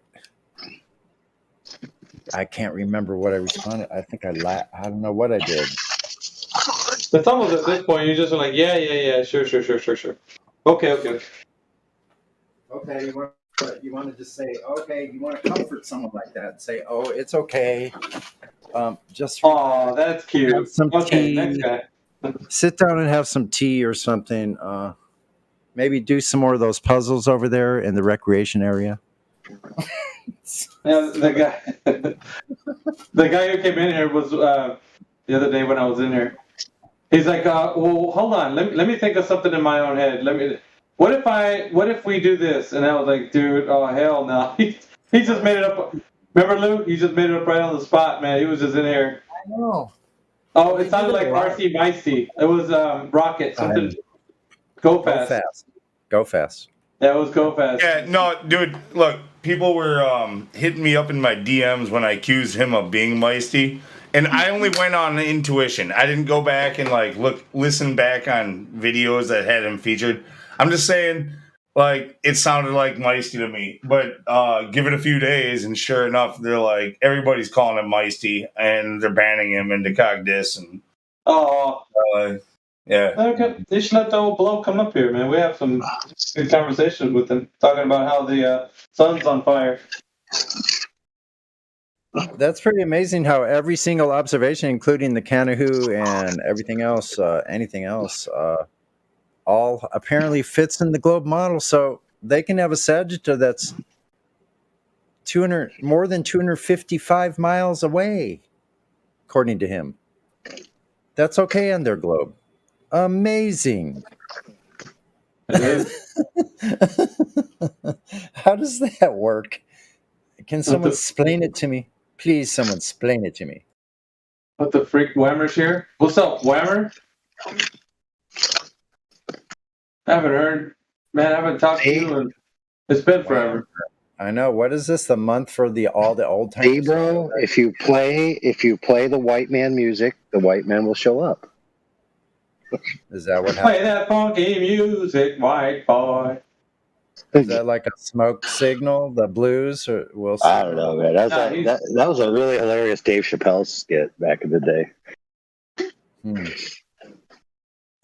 I must be kind of sheltered. I don't remember the Dave Chappelle skit, but when it comes to the music, I know that pretty much everything is credited to the black man. Like, white man appropriated everything we got, right? Isn't that the story? I don't know. Possibly. Sounds pretty myopic. I mean, rock and roll wouldn't have existed if it wasn't for the blues, which wouldn't have existed if it wasn't for the black man.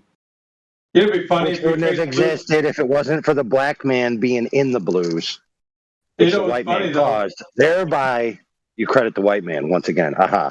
Oh. But what if it was a Chinese guy? Mm-hmm. But it wasn't. It wasn't though. That's the thing. How do we know that? It was a black dude for sure. You should go back and do another Crossroads movie and have it be all of a sudden it's some ancient wise man from the east. Actually, you guys, you see, the thing is that Marty McFly went back in time to see the black guy playing the music, and he gave him the music from the future. Therefore, and he couldn't have done that without calculating for the space-time distortion. So if you have to credit anything for this music, it's clearly credit the globe. Oh, that must be where the distortion pedal came from. It was only 2.2 gigawatts, AI. Oh. That's how they got there. How much refraction do you need for this observation? 1.21 gigawatts. All I know is they have to refract the shit out of that sound to make it go wow, wow, wow, wow. No. Can you imagine what's going on with that sound when it does that? Through that whammy bar and that wah-wah pedal and whammy bar at the same time? Hey, Sonny, how do guitars work on a flat Earth? They only work on a flat Earth because the Doppler effect is happening all the time, and if it was a curved surface, the sound would never reach you, especially if it was a moving surface. All right, good answer, man. Sounds like you had that one loaded in the chamber, man. Somebody ever talks about how guitars work on a flat Earth, you're just like... It's true. Think about it. no sound would reach you like it thinks. There'd be all kind of weird things happening with sound. You would never know where the sound was coming from if it was a spinning ball and a moving. I guarantee you, if you hand this over to what's his face that's always in here, he'd probably spin something up on that whole idea. Yeah, dude. The speed of sound is slower than the speed of the Earth's rotation in most places. Okay, so like. Oh yeah. So there you go. What? Wait a minute. That's irrelevant. The Doppler effect works on ambulances, which aren't going faster than the speed of sound. So. Right. Okay. So I have a physics question, though. Okay. Real quick, I have this physics dilemma. How in the heck do you get jumper cables back in the stupidly small container that they sell them in? You have to engineer the coil size in your mind. Holy crap. And then you're going to conform your hand to that size, and you're going to just intuitively make the coil the right size for the box. Oh, it's not going to happen, bros. Yeah, it's always those damn clamps, isn't it? Dude, somebody who engineered this didn't understand calculus. I think if I had calculus, I wouldn't be able to make a difference with that either. Yeah, Anybody interesting coming today? Any notable globalists? Yeah, our latest notable one was trying to go by a different name and wouldn't admit to who he was. So, no. The answer is no. Probably not, huh? Not today. What do you mean? I just got here. I've only been here one day. Okay. Why do you guys keep calling me Micey? I don't know what's this. Who's this Micey guy? Just like the globe, they're not going to give up their identity either. Try to come in and pretend they're someone else, but I don't know. It could be us. In order to make themselves feel like they have the majority, they have to be 2 or 3 or 4 or 5 people. They have to like spread their shit out. Like, yeah, boy. Love it. He's he's the same guy that tries to get into movies, with the mustache on. Dude, I know who you are, man. You ain't gonna get another discount. Let's go. Who's that guy? I don't know who he is. That real cheesy guy who tries to, wear a wig.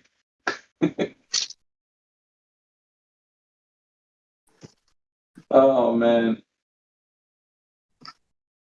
What a life on the flat plane here. Yeah, here we are. I just want to speak to one globalist that can actually hold a conversation without just on the spot making stuff up. Here's the problem: is right on the spot. You can do that any day. All you gotta do is like go to the bus stop and just start talking to somebody or whatever else. Like normal people will have that conversation with you. I feel like that's right. These clowns will not have that conversation with you. Yeah, that seems to be true because whenever I've talked to people like live and they are more they're listening. Most people are listening. Hey, are we live right now? But we're always live. You know what room you're in. Let's go. Come on, guys. Come on, Globers. Come on in. You can invite Go Fast back. Yeah, is he still banned? He's in Cogdis. Oh, let's remedy that, shall we? Oh my goodness. Someone could remove it. Where is his name? Where is he? Well, no, friend, hold on. Before he was basically DMing and doing people, he basically said, "When you are ready for my presence, let me know." Oh yeah, let's roll out the red carpet. Oh, okay, we have to bow to him first. We have to lick his boots before he'll actually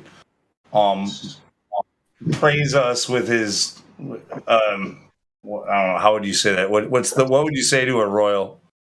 Bow down for those for the one you serve. You're gonna get what you deserve. Is he?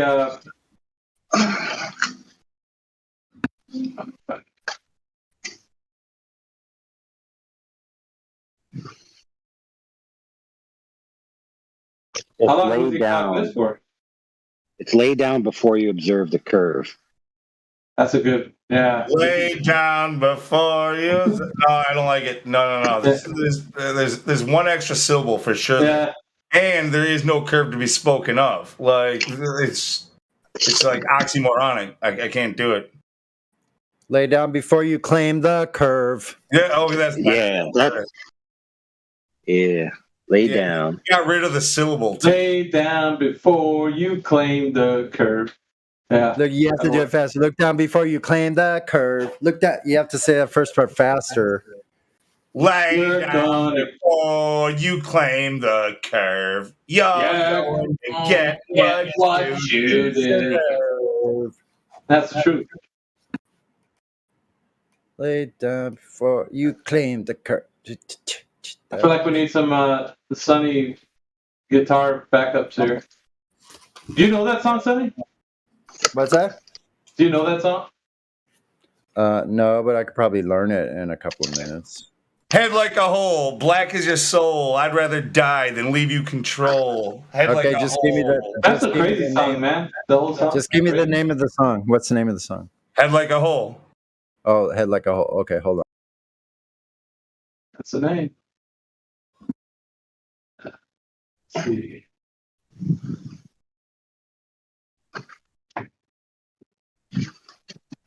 What are you doing this fine day, AI? Cleaning my truck. Sound like a country song. Cleaning my truck.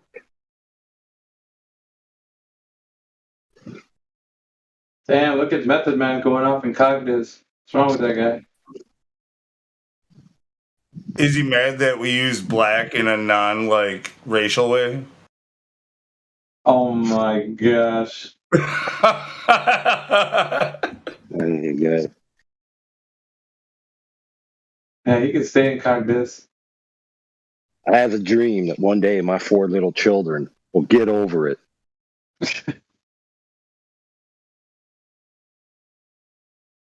Freaking. Like, oh my You goodness. guys gotta hear Tom McDonald, man. Oh my gosh, Lou.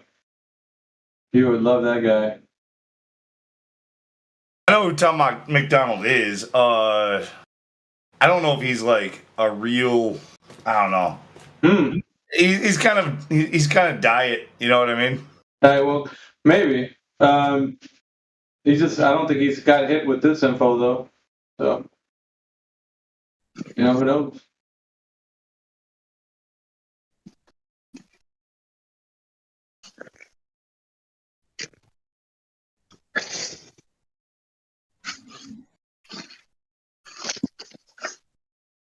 He's arguing with Kunai.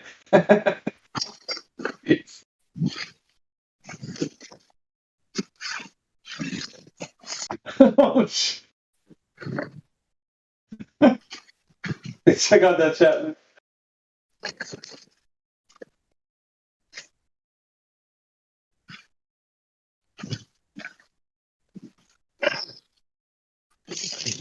He's not ready to come out general population.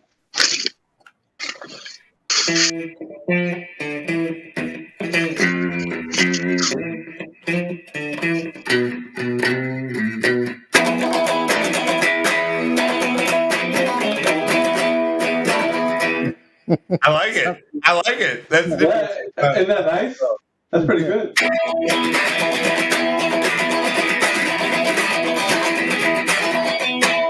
Oh shit, my hair's doing that thing too. So, do you guys think I've had the same name for too long? Do you think I should go from lunatic to Illuminatic or something like that, just to fuck with people? What would you do? What else would you change it to, Lou? I have no fucking clue. It's something like Illuminati, though. I would just be like them. I would say I'm joining them. See what people. Well, are you gonna do the whole thing like what's his face in here? Yeah, the problem is. Pyramid with the eye on it. Yeah, but check this out, friends. The problem is that the Illuminati has been ridiculousized in the new Marvel movie called, what's it called? Doctor Strange in the Universe of Madness. Oh, speaking of which, man, there is a Netflix show that talks about a secret society. freaking forgot the name of it, but yeah, they're all about it. Like this one guy's trying to save the secret society from going under or something. It has the symbol and everything. What So movie now is there's it's a Netflix show. Forgot the name of it. It's something Secret Society or something. Yeah, I'll find it.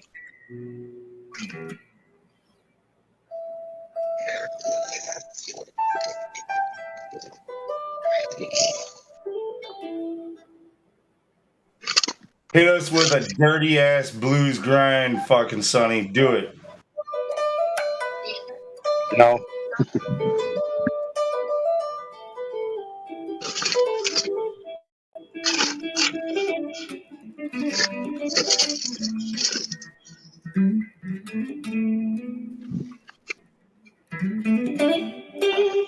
There it is. It's the Pentaverse. Pentaverda.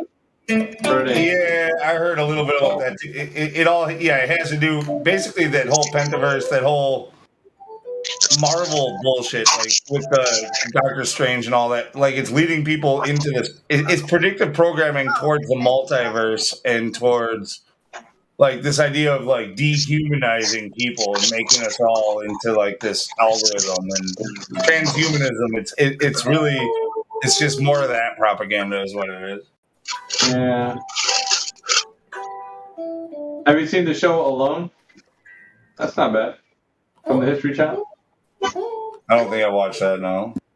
They put 10 people. It's a reality show, but I mean, it's kind of cool because it's just got people in like just strange places trying to make it.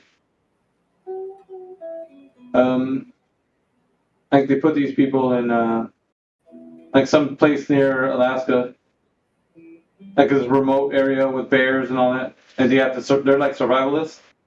They have to try to make it with like bare minimum 10 items they can bring along. Not bad. I mean, at the end of the day, I think it's just a show, but yeah, no. Oh, I mean, you know. I mean, you know me though. I mean, you and I have talked a lot. Like, I'm not into the whole like comic book shit very much. Like, I'm not for it. I think it's all been propaganda all along. Like, I just have never read into it. I don't like it. Never have. I think we're talking about two different things. Well, no, you're talking when you mentioned Doctor Strange and all that stuff. Oh yeah. No, this thing is a show. The other one, it's not a comic thing. It's a Pentaverda. It's like a show. It's not a cartoon. It's just a show. All right. Well, it might be something that would be more down my alley, but again, yeah, it looks like Mike Myers on the cover. It sounds like it's probably the same type of propaganda, though. Like, yeah, no doubt, man. I mean, I haven't seen it. It's just I saw the previews of it.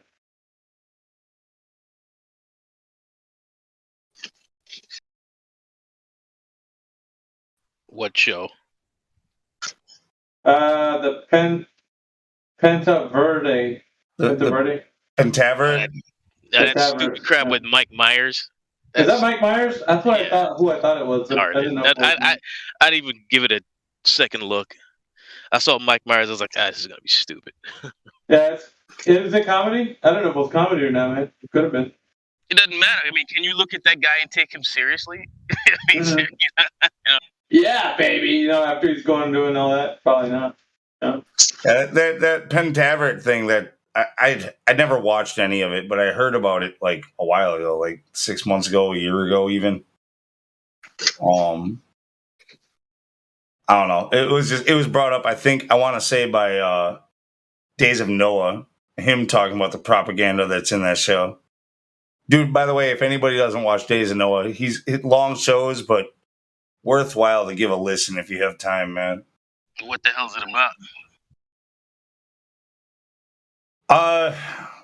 The name sounds very religious, but it's actually not all that much based around religion. It's just more about it's a really good source to go to for people who discuss the overall overreaching agenda and like the technocracy and even like like futurism, technocracy, and is it a docudrama or is it a show? No, I'm just talking about a YouTuber, a truth YouTuber. That's all. Oh, okay. So he's just discussing things, is what he's doing. Yeah, but he's got really long shows, and he's long-winded because he's black like you. And I'm not long-winded. It's that one guy. What's that? that retard that's in here. I mean, was it Gregory? That motherfucker. That nigga won't shut up. Oh, you talking about Gregory? Yeah, that motherfucker talk way too much. Shit.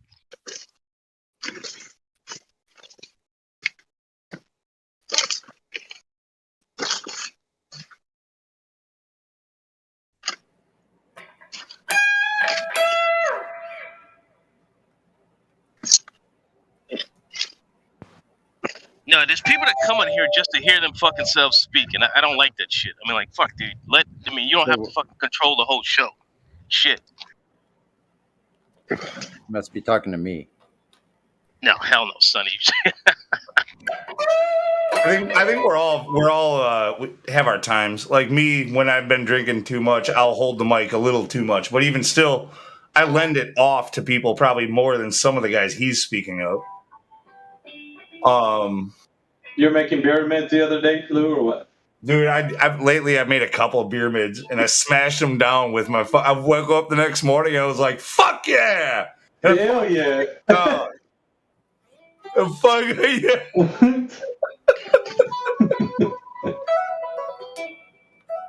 I haven't heard. Well, Helio's been here quite some time. He's still on it. He can hear us right now. He's everywhere. Excuse me. What up, Helio? Shout out to Helio. Freaking none of these cognitive dissonance guys want to come out. They just want to they're playing footsies with each other.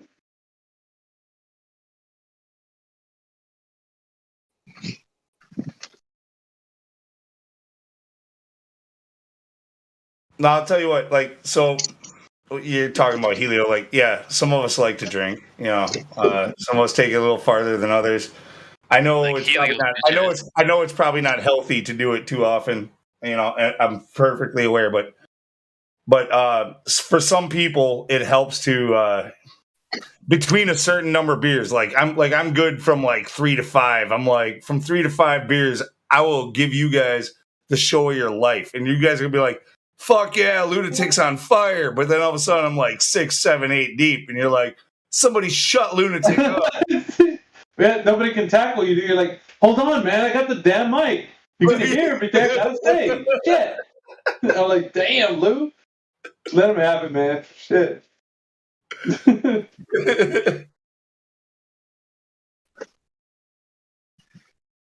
Oh man, that's a good rhyme. That's a good rhyme. We got to get on the record for use later. I dropped the mic so hard I left shard in your retard globe earth canard. That is good. Not bad. Oh yeah. That might be almost too much, dude. Yeah. Too hard. No, you got to put it at the right moment of the song. You can't have the whole song like that, man.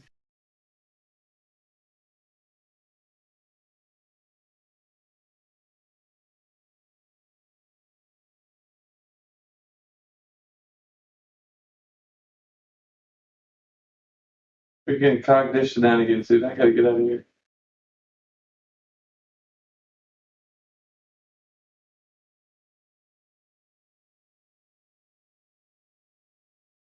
Whoa, listen to this neck pickup. Sorry.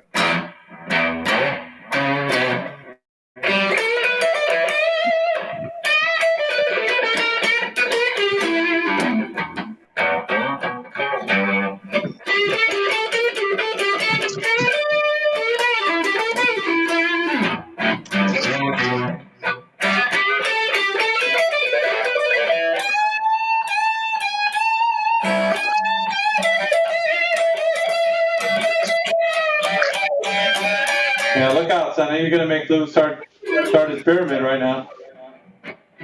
Let's get fucked up, till we fall down, like the pyramid, in my front yard, What are you drinking these days, Lou?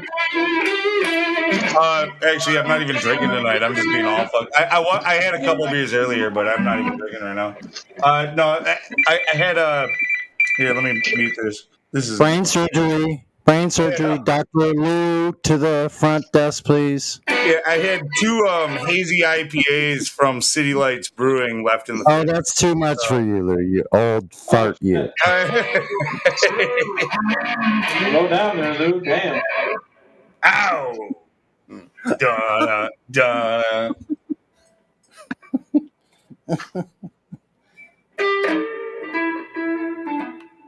All these young whippersnappers joining the server. We're getting some good conversion rates on a lot of these newer flat Earth guys. They're What's coming in here. The newer flat Earth guys that come in here. Yeah. They're coming in here all hot and fired up, with zeal and everything. That's true. Sometimes they don't know like how we do it. Like the old, back in our days, we used to hold it down. Like they think that they every now and again need to dogpile somebody. We're like, dude, we got this, bro. Chill. All right, don't worry. AI's in the room, man. You don't have to fret. He's got it.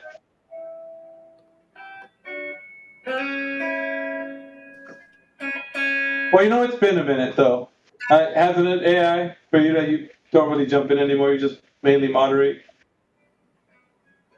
kind of keep the peace. Yeah, but AI is he's great at like getting the conversation off to a different trajectory to like get it onto something that we can kind of like I don't know how to describe it. I don't know. We need to redirect like back to the main topic. Like sometimes we all get lost. AI is good at bringing it back, all of us. Like, damn, where the hell are we? Yeah, like look, friends, I got you. You're lost, but I will be your guide. We got Traveler in here. What's up, Traveler? How we doing today? Hey, how you doing? I'm doing well. Thanks for asking. Pretty well, man. So, you been a flat earther longer? Like, how long you been in the server? A few months now. Good stuff. Had some good convos with Sunny. Yeah, man. For sure. Yeah. Any good recent flat smacking stories? You guys actually missed the boat on that, man. You're like a year or two late. All that stuff was like back in the day. No, I'm just kidding. There's a few trickle in every now and again. Like that guy Chicken Foot and I don't know, Beer Can or whatever his name was. Chicken. They got weird names, don't they? They come in here with like obscure names and then they want you to take them seriously. I know. True. I like how they just like, well, hypothetically, like they always go down that rabbit hole, like. And then you got a bunch of flat earthers indulging them. All right, flat earthers. Let's hear him out. Like, I don't want to hear him out. He's gonna talk hypothetically. Come on, man. Let's get real, guys. I'm gonna sit here for half an hour to digest his hypothetical idea. I know, and we're so hard up for Globers. Yeah. We're just let him talk. Let him talk. Like we need some. We don't have any food. Yeah. Let him talk. Every now and again, man, they get caught in the snare. You're like, dude, we got one. No. And you got the flagrant flat earther who just wants to come and stomp him out right away. You just no. Even if he's got a freaking hypothetical, man, just let's see what he's got. And listening to it, you're like, yes, I love the sound of you not making any sense because I want to demolish you. But like now, it's like you don't get the chance anymore. There's no hope anymore for these guys. I mean, didn't they exhaust every type of conversation? There really isn't anything new. Let's see. The Sexton argument was over. I know that that was a few months ago, I think. It was over in a couple months. Yeah. Because they kept running into the same issue. And trying to say that you're trying to measure the distance to the star, that's what the purpose of it is.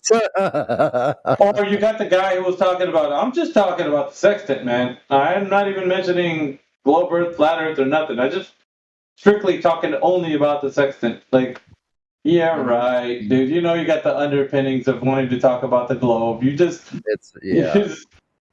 trying to kind of grease the skids a little bit. I'm not gonna do that here. Come on. Let's get real. Bless their hearts, man. That's what I said, Fraud. Yeah, but he doesn't have a mic apparently. I mean, it's pretty amazing. I mean, we get used to it and all after this many years, you know, but it's amazing that this much time has gone by and they have nothing. It has been 5 years, right?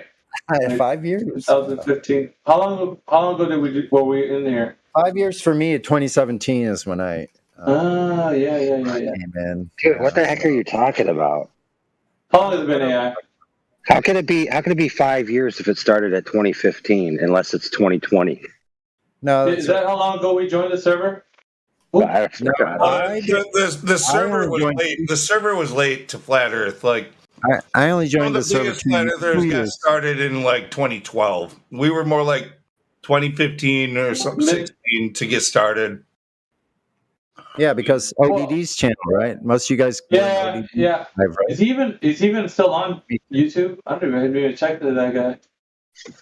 I don't think so.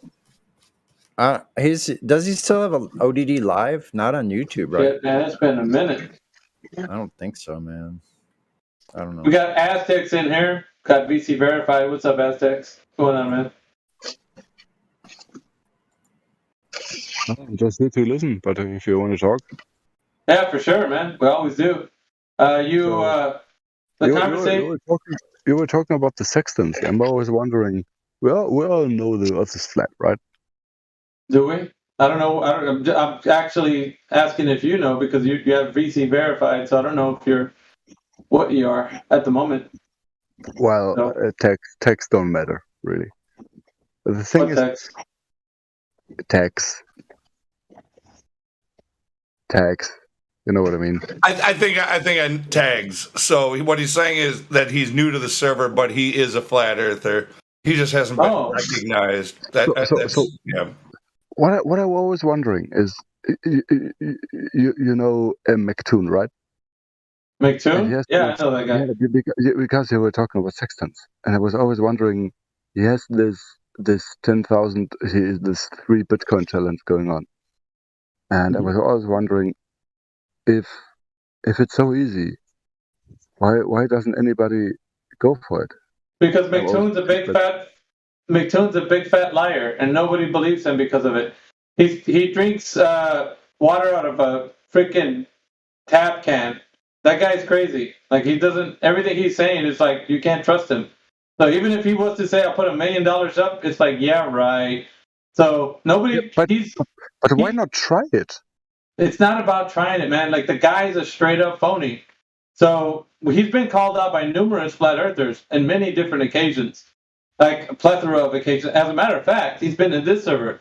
So he's always saying the money is in escrow. So why not try it? I don't get it. Because once again, I'm going to reiterate the point I just said. The guy is a big fat liar. He's not going to stand up to anything he says.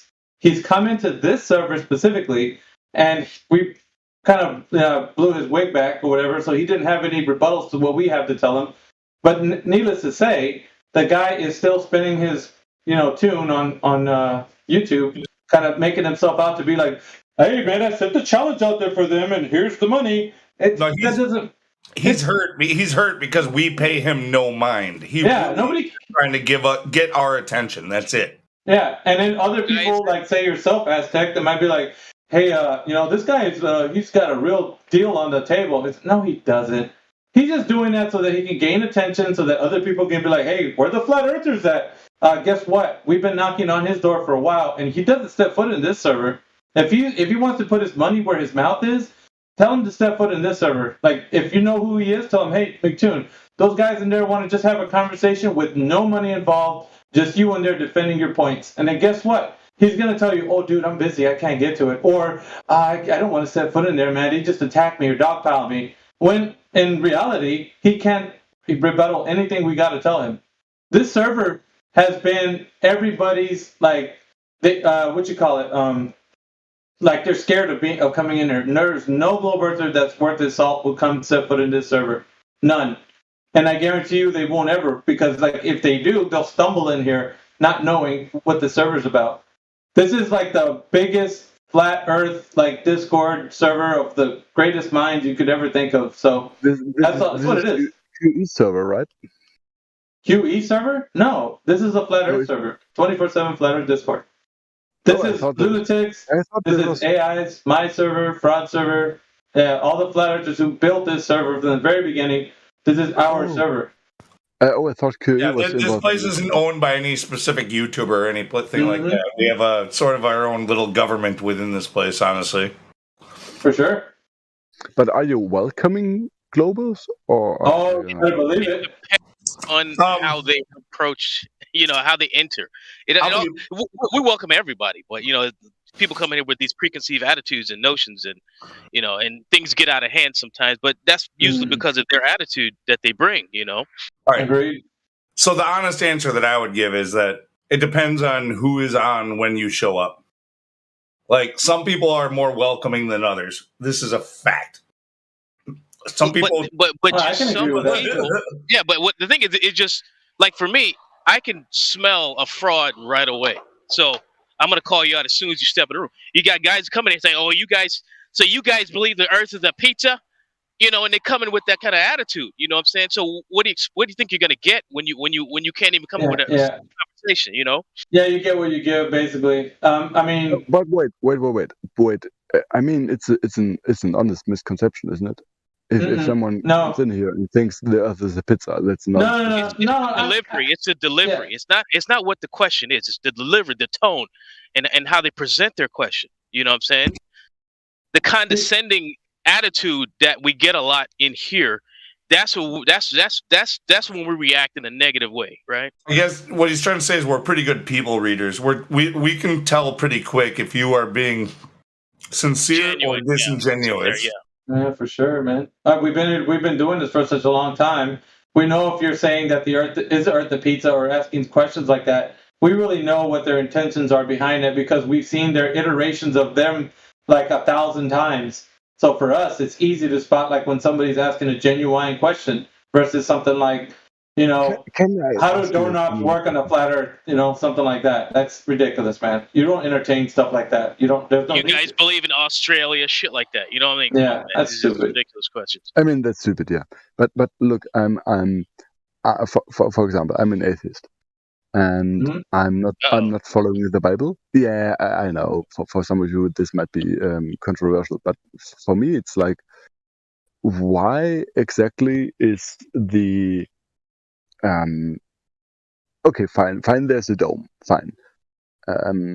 But I was always wondering, there's flat earthers who say there isn't a dome, and I'm always weirded out like that. But I think it's people hung up on the term. So there's a lot of people that have that term high on their burners.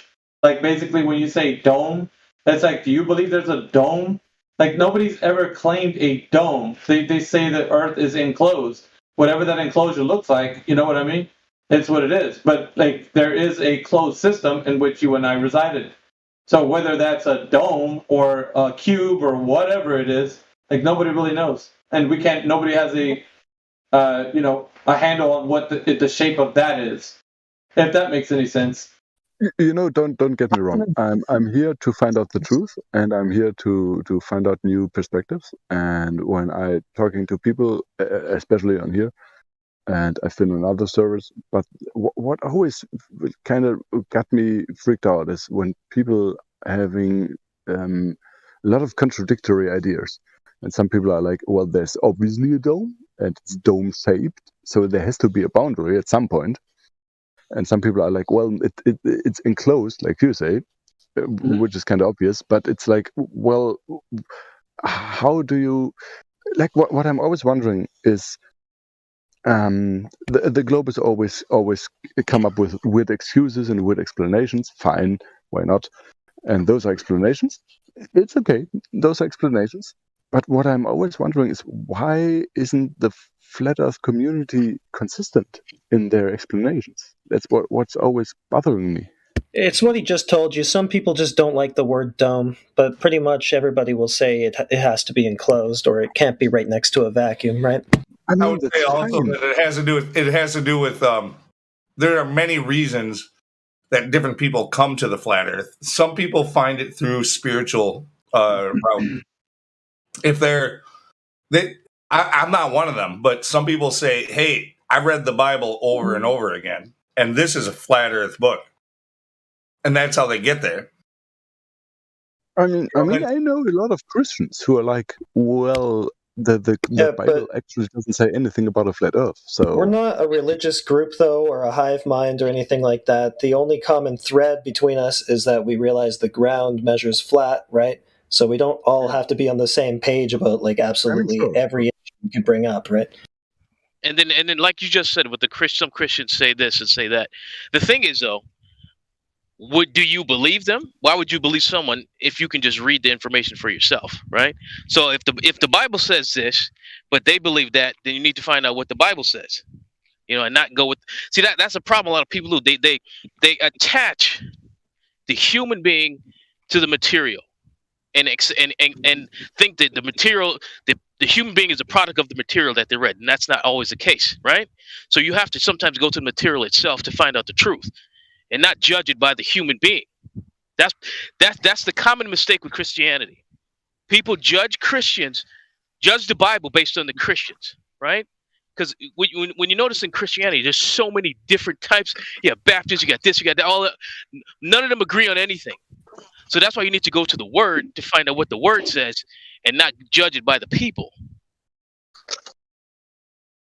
Because the book overwhelmingly states that the Earth is flat, right? The book does. I don't care what you think about these Christians. Who cares what they think? Read it for yourself. You know what I'm saying? So you say you're an atheist, and you have the perfect personality for someone to talk to and have a civil conversation with. People don't usually come here with that kind of interest. You know what I'm saying? So I don't want to be controversial. Being an atheist takes just as much faith. I'm sorry.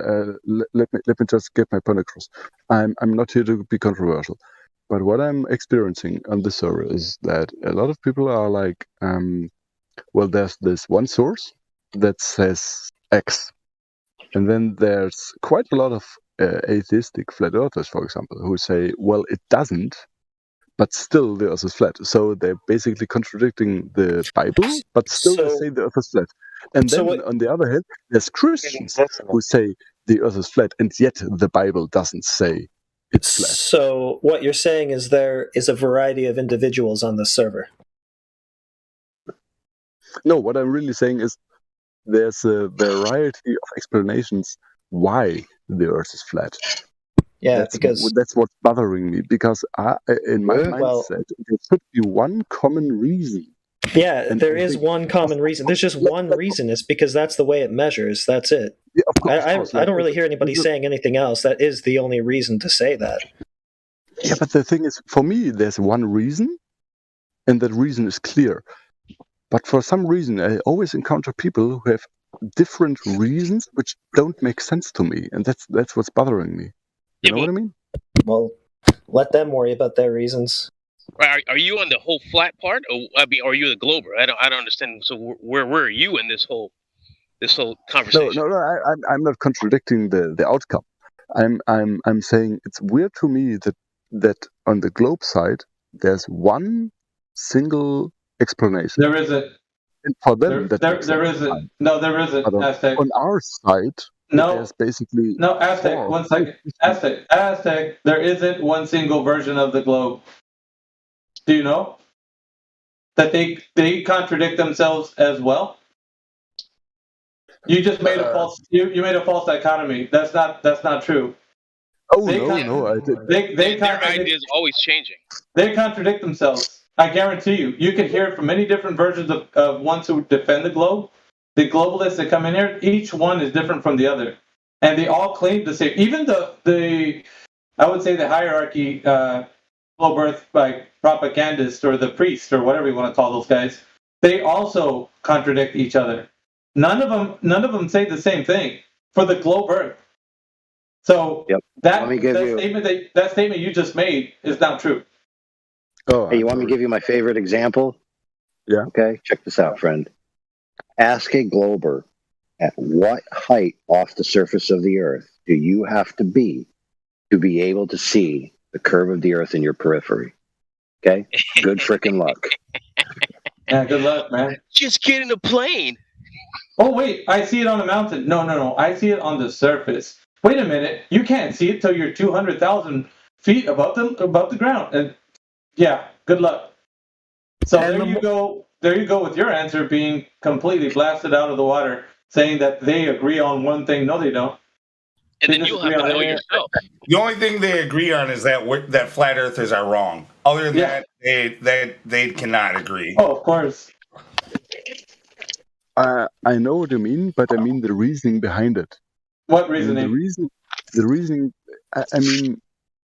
Go ahead. What reasoning? Me as an atheist, I do not believe in the Bible, right? Right, but you keep stating that. Nobody's even talking about that. Like, go to the part where you're talking about the. Yeah, talk about the globe earther. Like, what do you mean about the globe earther? Like, let's hear about what they have to agree or disagree on. Like, because you've already made a wrong claim.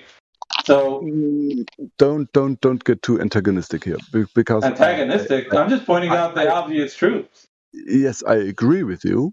Okay. That they can't settle on a let's say on a how to explain this? I don't know. Explain it. Let's say their explanations are always the same, but the outcome is always different. Whereas in the flat Earth community, we just finished telling you that their explanations are not the same. Let me finish. Maybe it makes sense.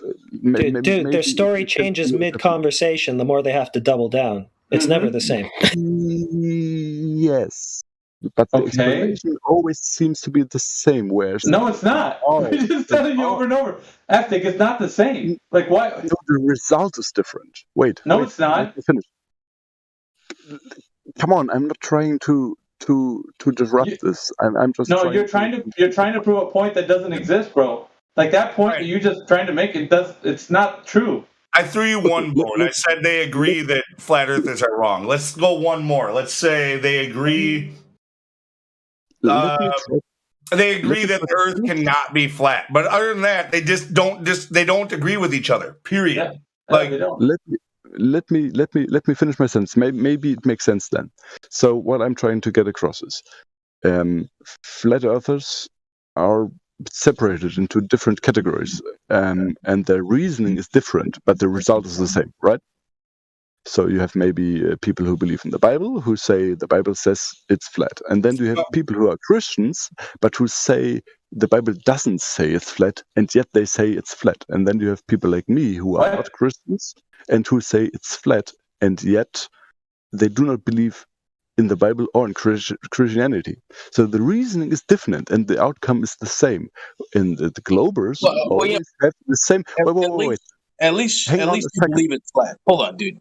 At least you believe it's flat. Yeah, but we're getting off into philosophy and what people think. We can't control that. But wait. And the Globers say they all say the same. The reasoning is always the same, and the outcome is different, and that's weird. We're saying who cares? It just measures flat. That's all we care about, really, dude. Yeah, but we don't really care about the rest. Weird. Yeah, but we don't care about that. I mean, am I alone in this? Yeah, I think so. I think it does.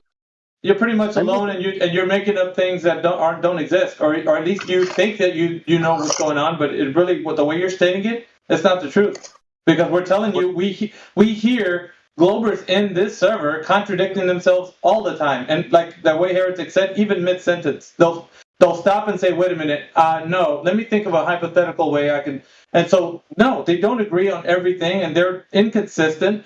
They're falling over themselves. There's nothing in the globalist mindset that can ever come to like where they can all just realize that something is true. My good sir, they also say that you can't even be 100% sure on any information. So really, everything that they say, you can just throw it in the bin because how can you know anything if you don't even know that anything can be 100% true? Right. So let's To be quite honest, I want to rephrase. If you were American, real quick, to sum up what you were trying to say, if you were American, you would have said, at least the Globers have their shit together. They seem to be on the same page, right? Absolutely 100% false. They do not have their shit together. They are not on the same page. All you have to do is question them at a very fundamental level. Give me an example. Maybe I'm just too dumb to argue. Well, we just gave you one. The elevation height of where you can see the curvature of the Earth. That's one example, and we could. You know what?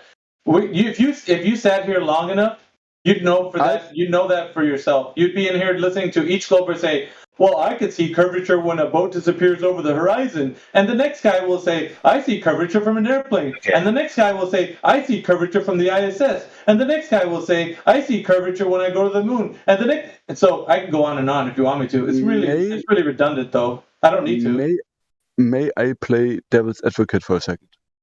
Go ahead. Okay, so the thing is, I've talked to a lot of Globers. I've talked to them for years. I've questioned the arguments, and when I say, where do you see the curvature? So some people say at ground level you could technically see it if you have the proper measurement devices. And then you go like, okay, so 10 kilometers up or 30,000 feet up. And they're like, well, you could see it if you have good eyesight or good measurement devices. And then at, I don't know, like 100,000 feet up, they're like, okay, yeah, well, you could see it with your eyes. And you can obviously see it if you have like photographs and not stretch them. Come on, compress them horizontally. And I've seen pictures like that, and I'm like, well, it'd be a good argument if the good argument. Possibly. Okay, stop right there. Stop right there, friend. Stop. We want to address that point. So back in the day, we had this argument going around where they would show a level on a table, and then they would compress the horizon to show the curvature in the horizon. Now, the key is, if you're an astute observer, you notice that the first thing they present to you is the level and on a table. In the second image, the table is conveniently cropped out. Do you want to know why the table was cropped out, friend? Well, because it isn't flat. Because the table curved. The flat table curved in the image, proving what? Proving what? That you can't trust this. You can't trust this observation. Yeah, sure. But I'm not saying they're right. I'm saying their argumentation is always the same, and that's what's bothering me. They're not. I said it once. I said it twice. I'll say it 3 times. They are not the same aspects. And if you were to say they are the same, please state which ones are the same. Example, please. Go ahead. Oh, wait. I don't know. You wouldn't even know the people I've talked to. I don't know. No. I don't care about the people. I'm saying the argument. Like, what are you saying they're consistent on? Okay, Tell us so that we can know. Okay, let's say the argument is always. So you know the argument, right? The argument is always. No, you got to tell me because I don't know what's consistent. Okay. Like. Well, then let me speak on.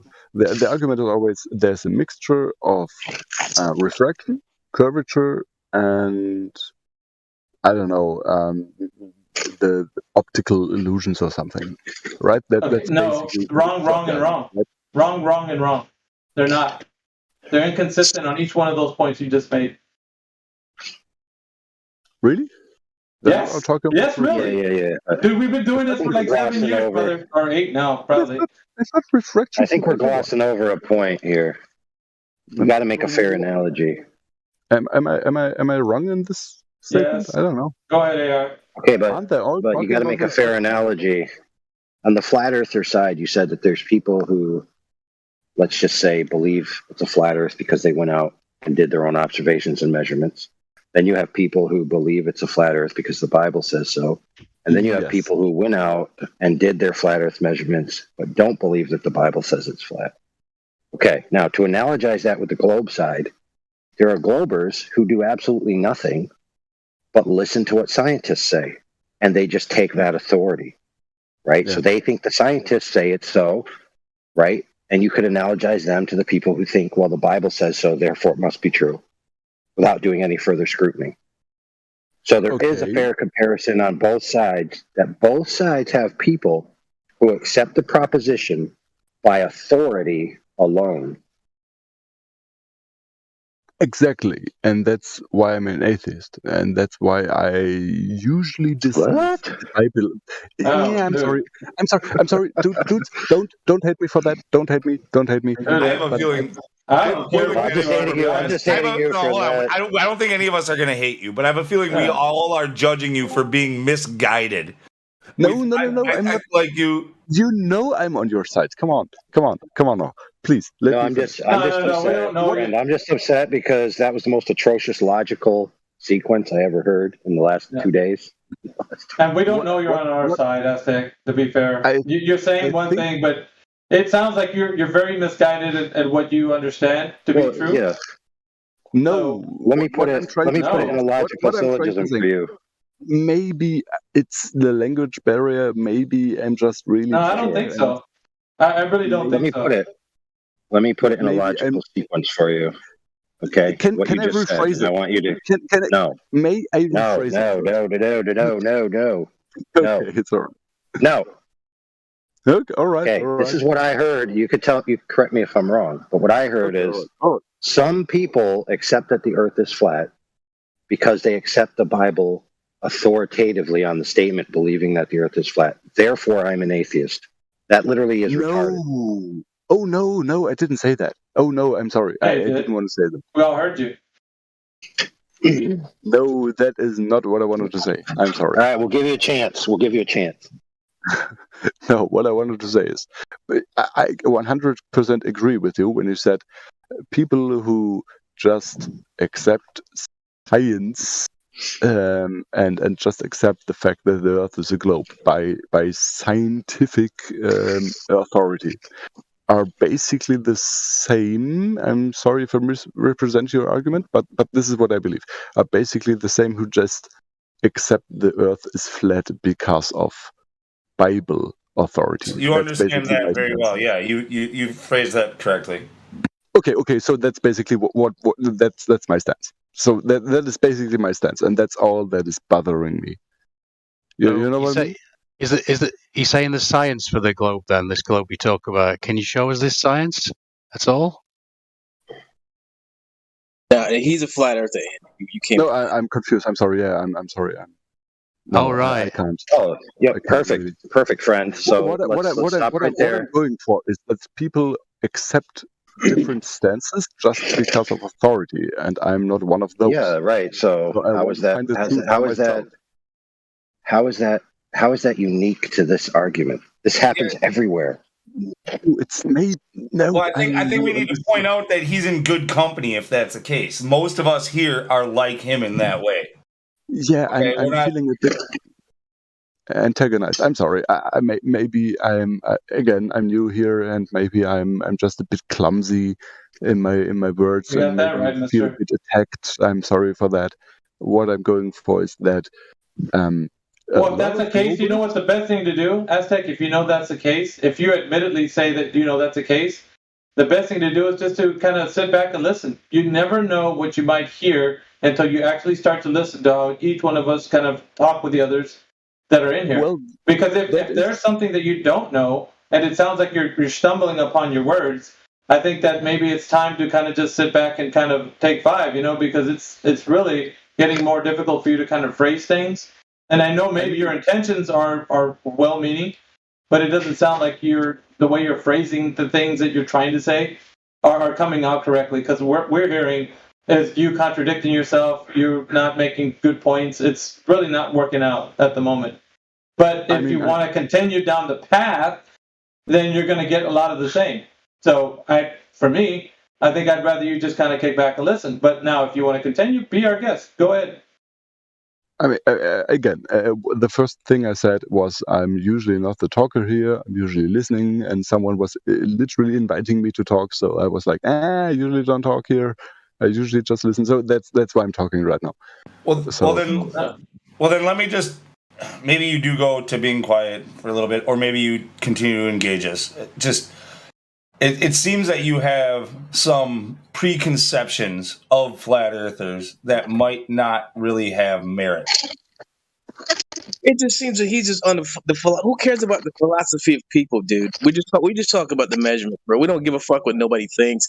Oh, why do some Christians think this and some think that and some Globers think this? Who cares, bro? That's what human beings are like, bro. You can't make people believe what you want to believe or think what they get their own brain, man. Why y'all in the philosophy of it all? Who cares, dude? It's not even important. Yeah, when the standpoint is when you approach somebody, I say basically the best thing to do is just to talk about the measurement, right? Because that's the only thing that really matters when you talk to somebody of an opposing mind that says that the Earth is a globe, right? You really want to talk to them about how do they know it's a globe? Was there any measurements done? You go straight to the facts. And damn what their philosophy is on whatever who cares? You're an atheist, you're a believer. You know what? It doesn't really matter. At the end of the day, if you think that the Earth is a globe, there's a fundamental, really bad understanding of what the Earth actually is. So that's what you really want to talk about to people, is what they know about the shape of the Earth. Now, when you start diving into why it bothers you because somebody believes that the Earth is flat because of the Bible, then that's your prerogative. You got to deal with those kind of demons in your own mind. Like, we don't care, honestly. What you have to, that's what you got to deal with. Us, we just got to deal with the fact that people are lying about the shape of the Earth. And that's what we're on about here. So if there's a lot of inconsistencies in what you're saying about misconceptions of what they're talking about and what we're talking about, and we're just here to clear the air. But just so that you know that this is, it has nothing to do with your idea of why things bother you as to why somebody believes in God or why somebody's an atheist. Who cares, dude? That's your prerogative. Yeah, that's a brilliant. Work on yourself, isn't it? That's a brilliant opportunity right there in front of your face to sort of work on yourself. Don't you think? Yeah. I just thought but let him talk. Can I ask you two questions? First of all, how many of you are Bible believers? What does that have to? Why, bro? Why? Why do you want to know that aspect? Why not? Why are you so obsessed with people instead of the Earth? Instead of taking a poll just to satisfy him, I'll give him this. I believe in God. I don't necessarily believe in the Bible. How is that? I believe in God and the Bible, 100%. There you go. Okay, it's fine. I'm not judging. Again, we can have different words. This is a non sequitur as far as I'm concerned. It is. Okay. Second question.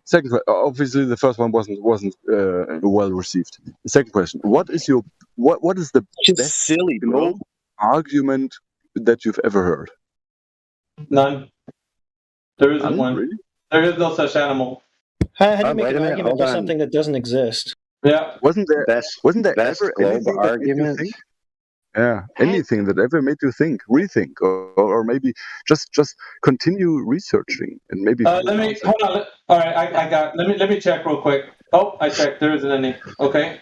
The other day they showed us a picture of a thing that you wouldn't be able to see if Earth were a globe. I guess maybe that was about the best one. Okay, my friend, I'll take you down the road. It's very simple. All globe arguments, all, are presuppositional frameworks. Okay? Except I know that. one. Right, except one. Okay? All of them except one, which is kind of a two-parter, which is pictures or eyewitness testimony from space. So the only thing they have is the trust and authority in the picture or the quote-unquote person who's been there to see it to tell you. That's it. Yeah, that's it. Well, that's easy. Of course. Because they might be all into it, right? Well, that would be easy, except for the testimonies of the people who have supposedly been to space don't match up once again. And they don't match up with the official written narrative either. Once again. Again, Yeah. if they're contradicting each other, that's easy. Well, that's just back to the point, right? What I was telling you, which you conceived notions that everybody on the globe side where they're all consistent, and we just kind of blew that right out of the water where we told you no. Now these are all examples of that, isn't it? Well, again, it didn't say they're all consistent. I said their argumentation is all consistent. It didn't say the Right. results were all consistent. That's No, it doesn't really matter, sir. Like everything that they do is inconsistent. I listen. I failed to heard you validate that statement that their argumentations are consistent. You just keep saying it, but I don't hear like any examples. Maybe I haven't looked through it all, but my conception was that they always. Well, now we're getting somewhere. We're getting somewhere. Let's take the side-to-side curvature, right? And they're always like, well, it's too low to the ground. It's too low to the ground. And if you reach higher levels, they're like, well, it's refraction or it's anything else. And they're basically all saying the same. No, they're not. But you just admitted in your own words, you might not have even noticed you said it. You said it was to your own conception. So, like, well, yeah, of course. The way that you imagined it in your mind is that everybody is in agreement. That we're here to clear the air and tell. Yeah, you are. You're definitely wrong, 100%. Because we're here to clear the air and tell you that there's people that come into this server, like daily almost, and will contradict them each one to another. They don't ever stand together and unitedly say the same thing. That's never going to happen. Oh my goodness! Can I give you an example? I'll give you another salient example. So we had this guy, which we were doing a long form battle with, not only here but elsewhere, and specifically with this guy called man, I might remember it, but I know the other guy is Sleeping Warrior. So he was constantly going back and forth about gravity, whether it's a force or not a force. And supposedly they were going to quote this guy, George Musa, who was a curator for National Science Magazine. Finally, this one Glober got to have an interview with Mr. Musa. And he was trying to tell Mr. Musa that gravity is a force. And Mr. Musa was basically telling him, dude, gravity is not a force, dumbass. So they can't even get their story straight on what magical gravity is. Yeah. Gravity isn't obvious, dude. So there's gravity is obvious. No, what do you mean? No, it You isn't. drop something and you go, oh, look at that space-time curvature. It's obvious? Wait, did you say gravity's obvious? And you're claiming that you are a flat earther? I don't understand. What's going on here, Asik? Are you now saying that gravity is Well, obvious? you got to define it. You got to define what you mean by gravity, and that's the problem. I mean the gravity argument is obviously wrong because they're not consistent with it. I know that the gravity point is obviously wrong. That's what I'm saying. Okay, so they don't have a consistent argumentation then, do they? The gravity point is obvious. That's what I'm saying. But what's not obvious for me is, for example, the talk about refraction. And to be quite honest, I don't really understand refraction. But you're talking about gravity. Now you switched over to refraction. You're kind of... Yeah, but then you just said the magic word. You don't understand it, so go understand it, bro. I never used to understand it either, and then I went and fucking sought out the information. It's there. I mean, you don't have to ask us. You can find this shit out there, bro. I don't understand. It's like you need us to agree with how you think in order for you to find validation. I don't understand, bro. Just go find this information for yourself. I don't get that. I don't get why people just don't go look for the shit you're talking about. It doesn't make any sense to me. I don't understand that mentality. I'm sorry. I thought I would come here and get some input, and I thought I would. You are getting input. Yeah, but refraction is something you can look up, bro. I mean, I don't understand. Okay, fair. Listen, fair point. But listen, you can't come in here and say that the globe earthers are consistent in their argumentation and then be poked holes through like a shotgun through a piece of paper and then say, oh, I just want to ask questions. So just retract your statement right? Admit you don't understand what you're talking about, and then start asking questions. There you go. Problem solved. Agreed. Why is this community so hostile? I thought if Hostile? What are you talking about, bro? Oh my god! I haven't even gotten hostile yet, but let me change this. cut that one off, right? Let me cut that one off right here. We're used to debate. We're used to disagreements. It doesn't necessarily mean that we are holding a grudge against you by any means or anything like that. You've actually handled yourself pretty well, but we're not going to coddle you. We're not going to fluff you. We're not going to, we're not gonna stroke your ego, bro. Listen, I'm the guy. I will pop up first. Usually I do, and that's why I said to you, go look up the shit for yourself. You know what I'm saying? Because I'm sick. You asking some silly ass fucking questions, dude. I'm just being honest. Go look up the shit for yourself, dude. You asking for shit. I don't understand, dude. It doesn't make any sense to me now. You kind of getting annoying. I'm sorry. I didn't want to. I'm sorry. Okay. So let's go back to what I said. Friend. Let's just say Hold on. No. Give me a chance here. No. You're not going to do anything until you admit that you've been demonstrably shown that your assertion that the Globers have consistent argumentation is false. If you do so, we'll then take you seriously. I might have phrased that wrongly. They are not consistent in their argument. You are absolutely right. Gravity is a perfect point for that. You are correct. What I wanted to say is there are some points where they are in agreements. I don't know. And those points. Okay. Again, a general statement. It's a general statement. Please make one example. Once again, please make one example of the one that you say they're consistent of. I need to hear one because you haven't given us one. So please, one example. Go ahead.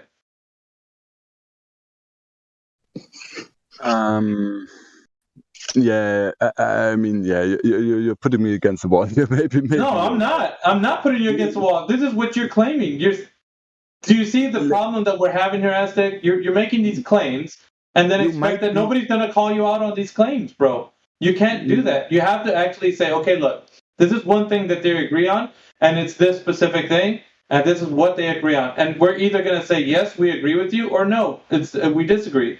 But if you don't have an example, then you don't even. Why are you bringing that up? You shouldn't even bring it up. You should be like, how can he have an example of generalized vague horseshit?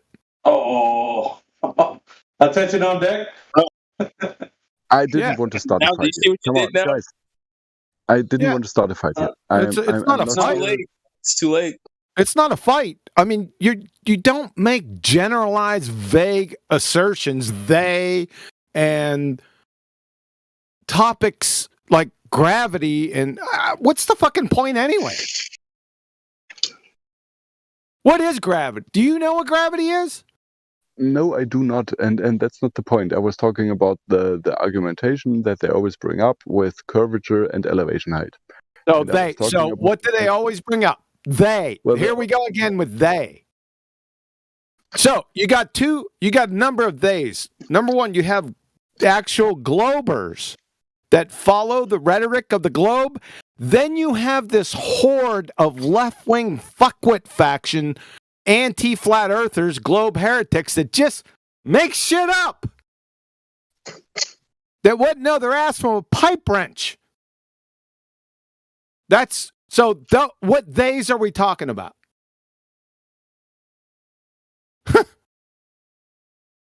I'm confused. I'm sorry. Yeah. I am too. That's why we say be hyper specific. Well, I'm here to find out something new. I'm here to find out the truth. I'm here to learn something new. I'm not. If I knew already, if I was completely sure, I wouldn't be here. You know what I mean? I'm here to get some new input. I'm here to learn something, and I'm confused by your specificness because I don't know already. If I knew, I wouldn't be here. Maybe I don't know. Okay. You know what I mean? Well, maybe ask a specific question. Okay. Damn it. Why? Just give him the flat Earth proofs.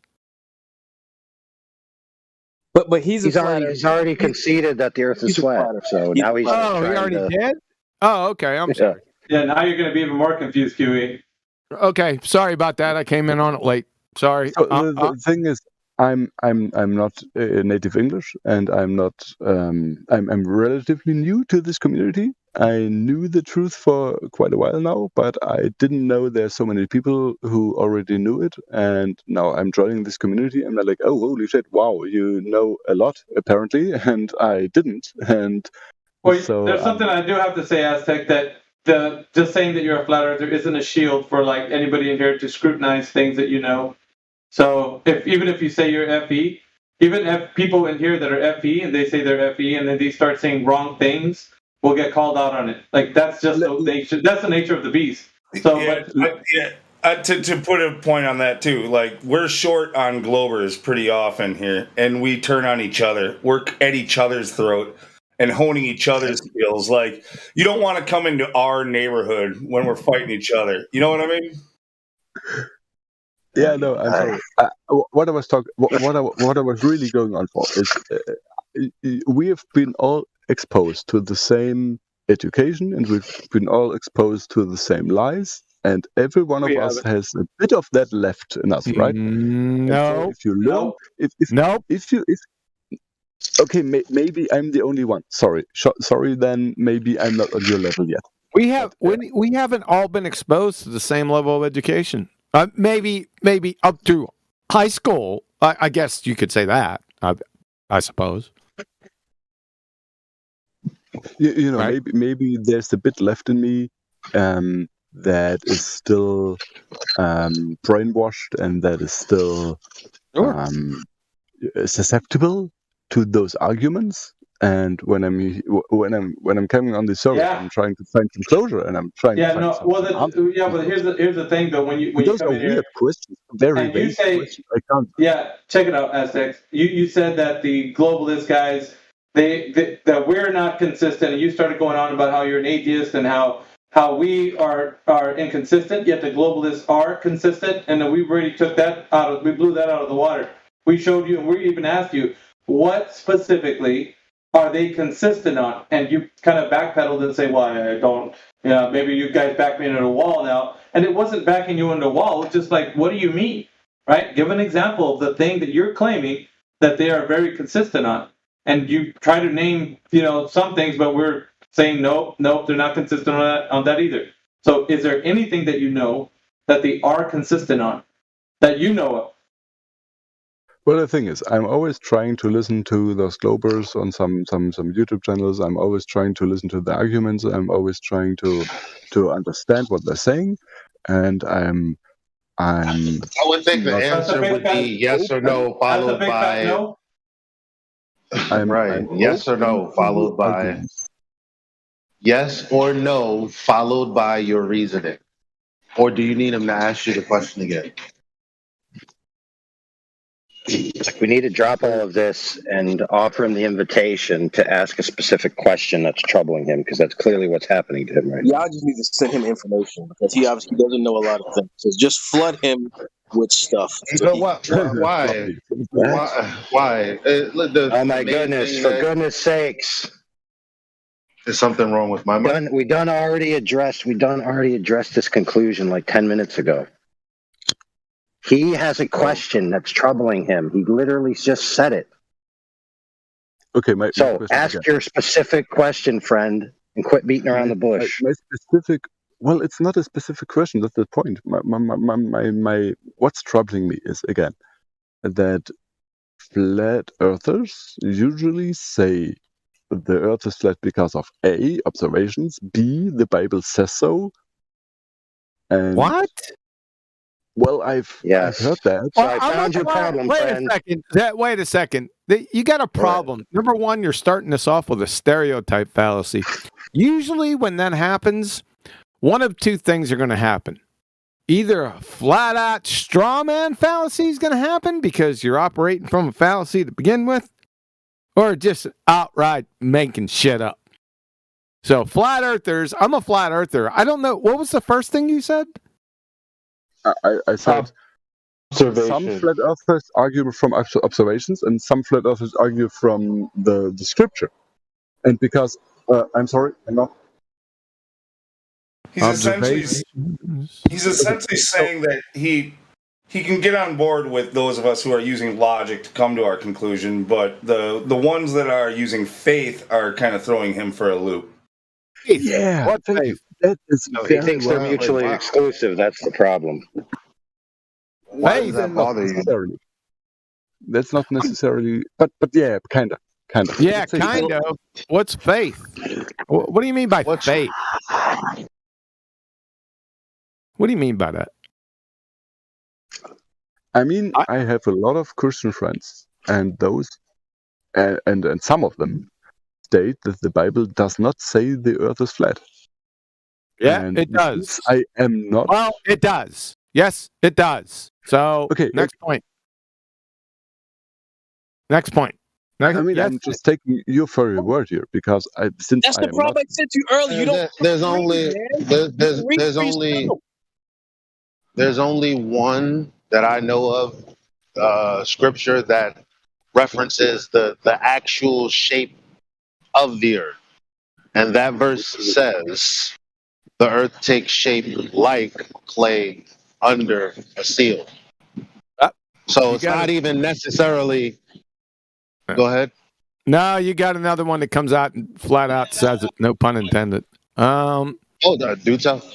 Yeah, I got to search for it. I want to be specific. So go ahead, continue with your discussion. Let me search for it. Yeah, so I mean, you know, somebody told me, well, you know, in certain like processing plants, like they have like machines that you can like stamp a sphere. Like that's really wild. That's a weird flex, right? After somebody's like take shape under clay under the seal. But anyway, so there's no reason to really argue that. Just read it. There's nothing about heliocentrism in the Bible. Nothing about it. So there's that. Then when it comes to observation, what we're really talking about is we're not observing the geometry that has been put forth by the globe. That's what we're observing. No claim. Or the claim not being valid. That's literally it. So okay, if it's not curving, then we have a horizontal frame of reference standing here on the globe. I mean on the earth. That's it. It's like what's troubling about any of that?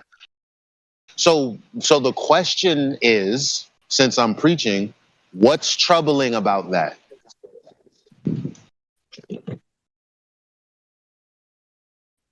I'm just confused why some people are saying. Are you troubled or are you confused? Because if you're confused about the shit that different shit that different people say, I don't know. I don't know why someone would be confused about different people saying different things.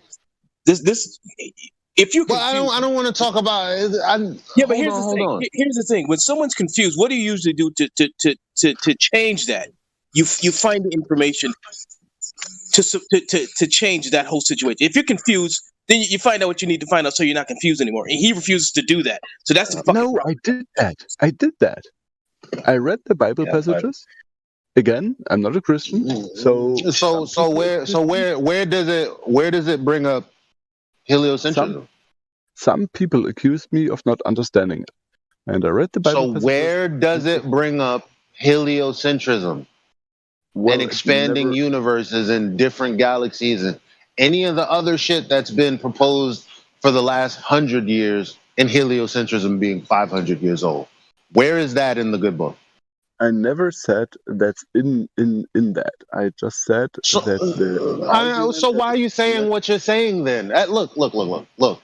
We live in a heliocentric paradigm. Not really, but mentally, most of the world today lives under a heliocentric paradigm. Now, the thing that's troubling you is some people, some Christians who say one thing and some Christians who say the other. Well, guess what? Some are geocentrists and some are heliocentrists. So when you read the Bible, where does it say anything about heliocentrism? If the answer is either A, I never said anything about that, or B, they never said anything about that, or C, the scripture doesn't say anything about that. You can basically kick heliocentrism to the side, which leaves what? True. Which leaves what? Yeah, but also which leaves what? Late. He's not. Which leaves what? He's not a global. Which leaves? You're listening, dude. He's not a global. I hear you, but I'm trying to figure out where the confusion is at. That's because you can't say you're confused and then, but really you don't have a justification for saying that you're confused, because then you're just playing games. You know about those logical fallacies, right? And yeah, sometimes I just feel that the argument the Bible doesn't say anything about the heliocentrism, therefore it's flat, is a false dichotomy. That's what I feel. So what? That's a bad argument. Yeah, and your point? It is a dead argument, but I feel. And your point, my 4-year-old little cousin can make that argument. Oh my goodness, Elijah. So Elijah. what? The point is, he doesn't want this journey to truth to end at God is real. It's just that simple. Oh, thank you. Who said that? Tell me your name, please. Because I feel you're the only one who really understands my point. I'm sorry. I've been the only one who understands you this entire time. Yeah, I know. That's why I want to know your don't name. pull that shit. Don't pull that crazy shit. You said you were an atheist the whole time. We knew where this was going. You're atheist? Oh, holy shit! I'm getting the fuck out of here, man. Fuck all this. Hey, Elijah, don't leave yet. Don't leave, Elijah. There's that passage. I'm gonna be around. Chat. Elijah. Hello, Elijah. Yeah. I didn't. Hold on, Aztec. Just start a fight. Hold up, Aztec. We're gonna get back to you in a second. Elijah, that passage is at 57 minutes after the hour. Well, do you mind if I read it out loud? Go ahead. Yeah, anybody have a? All right. Revelation 20, verse 9. And they went up on the breadth of the earth, and compassed the camp of the saints about, and the beloved city, and fire came down from God out of heaven and devoured them. Breadth. Plato's Strong's Greek definition, G4114 from G4116. Plate OOS. Spread out flat. Yep. The passage in English should read, and they went up on the flat earth and compassed the camp of the saints about, and the beloved city, and fire came down from God out of heaven and devoured them. Yep. I don't know how fire would come from all around 360 degrees. Yeah, coming from down is easy when it's up there. I know that. But anyway, that's interesting. Anyway, there you go. I know it had nothing to do with the breath part, but yeah. Yeah. That's what's up. So there you go. It comes out straight. Now we can deal with the main problem. He's an atheist. So can you define that? Oh shit. That's the main problem? Oh fuck. Yeah, that's your main problem. That's your big mistake. That's the foundation where you're all out of whack. Oh shit. Oh shit. You see, one of the things is maybe you've noticed, but I'm not native English, so I'm that's all right. Austrian. Speak good enough English. Yeah, but I'm Austrian. So hang on. So now you hang on. We're going to deal with this atheism real quick. So to be an atheist, whatever the fuck that is, we're going to get you to define that here in a second. I'll bet you can't. But as an atheist, you have to consider, or you must assign yourself with shit creating itself out of nothing, and ink, paper, and glue molecules authoring technical instruction manuals. And hang on a second, please. Hang on. Hang on. It's quite loud here. It's loud. Okay. The noise is gone. Do continue. What I'm saying here is you have to believe something came from nothing, and ink, paper, and glue molecules author technical instruction manuals and blueprints. Yeah, something from nothing. Yeah, you have to, that's what your main foundation is based on, to be an atheist. Now, let's start over from the beginning. This is really important. What the hell is an atheist? Okay, so an atheist is someone who does not believe in a deity, who does not believe in the No, it's no. You don't tell me what it. No. That's not the definition. See, you can't give me a what it's not. So if I walk into a courtroom and somebody asks me to define a banana, I can't say that it's not transmission fluid, right? You got to define. That's not a definition. That's non sequitur. So what is an atheist? So you see, a theist No, is someone atheist. who believes in a deist, and an atheist is No. someone who does not, because So you're telling me what it's not. syllable Again. A stands for not. So, yeah, A means without. That's true. But you can't define something as the lack of it. What the fuck is it? I don't know. Asexual means you. Yeah, you I don't know have what the asexuality. I know what the fucking letter means. But you can't define a fucking term, a thing, by what it's not. If I walk into a courtroom and they say, "What's a banana?" QE, and I say, "It's not fucking transmission fluid." Is it? Or do you know what a banana is now? Yeah, of course, sure. Oh, for fuck's banana is well defined. What? Huh? You're not You listening, asked- fam. you asked You're what not is listening. banana, and the If rest is yes. they said what, you're not listening to what he's saying. And then when I tell you that you're not listening, it's not like you respond reasonably like, "Oh, my bad. What was your point?" He might just not. You're still understand. talking. He might just not understand. No, I'm not hearing that language shit, barrier. bro. The Every time language somebody barrier. comes in and because they have a little accent, there's a language barrier. No, he's talking just fine. Now, QE said that because I tell you what a banana isn't, just pretend you don't know what it is. Like if I say it's not an orange, that doesn't help you with knowing what it is. Would you agree or disagree? Yes, I agree. Okay. No, what's I'm an a good atheist? Again. translator. Say again? I'm a good translator. Yeah, that was good. So you just contradicted himself. So what the hell is it? Do you want me to define it for you? Yeah, please do. An atheist is such a person, and I already did before, that nature is the creator. Nature is an atheist creator. So they're not actually atheists. They believe in nature. They're natural philosopher, you can call them philosophical naturalists or philosophical naturalism. So, and the reason being is that I can say that is based on the laws of thermodynamics. I can get into quantum mechanics. If I do that, then you're crushed.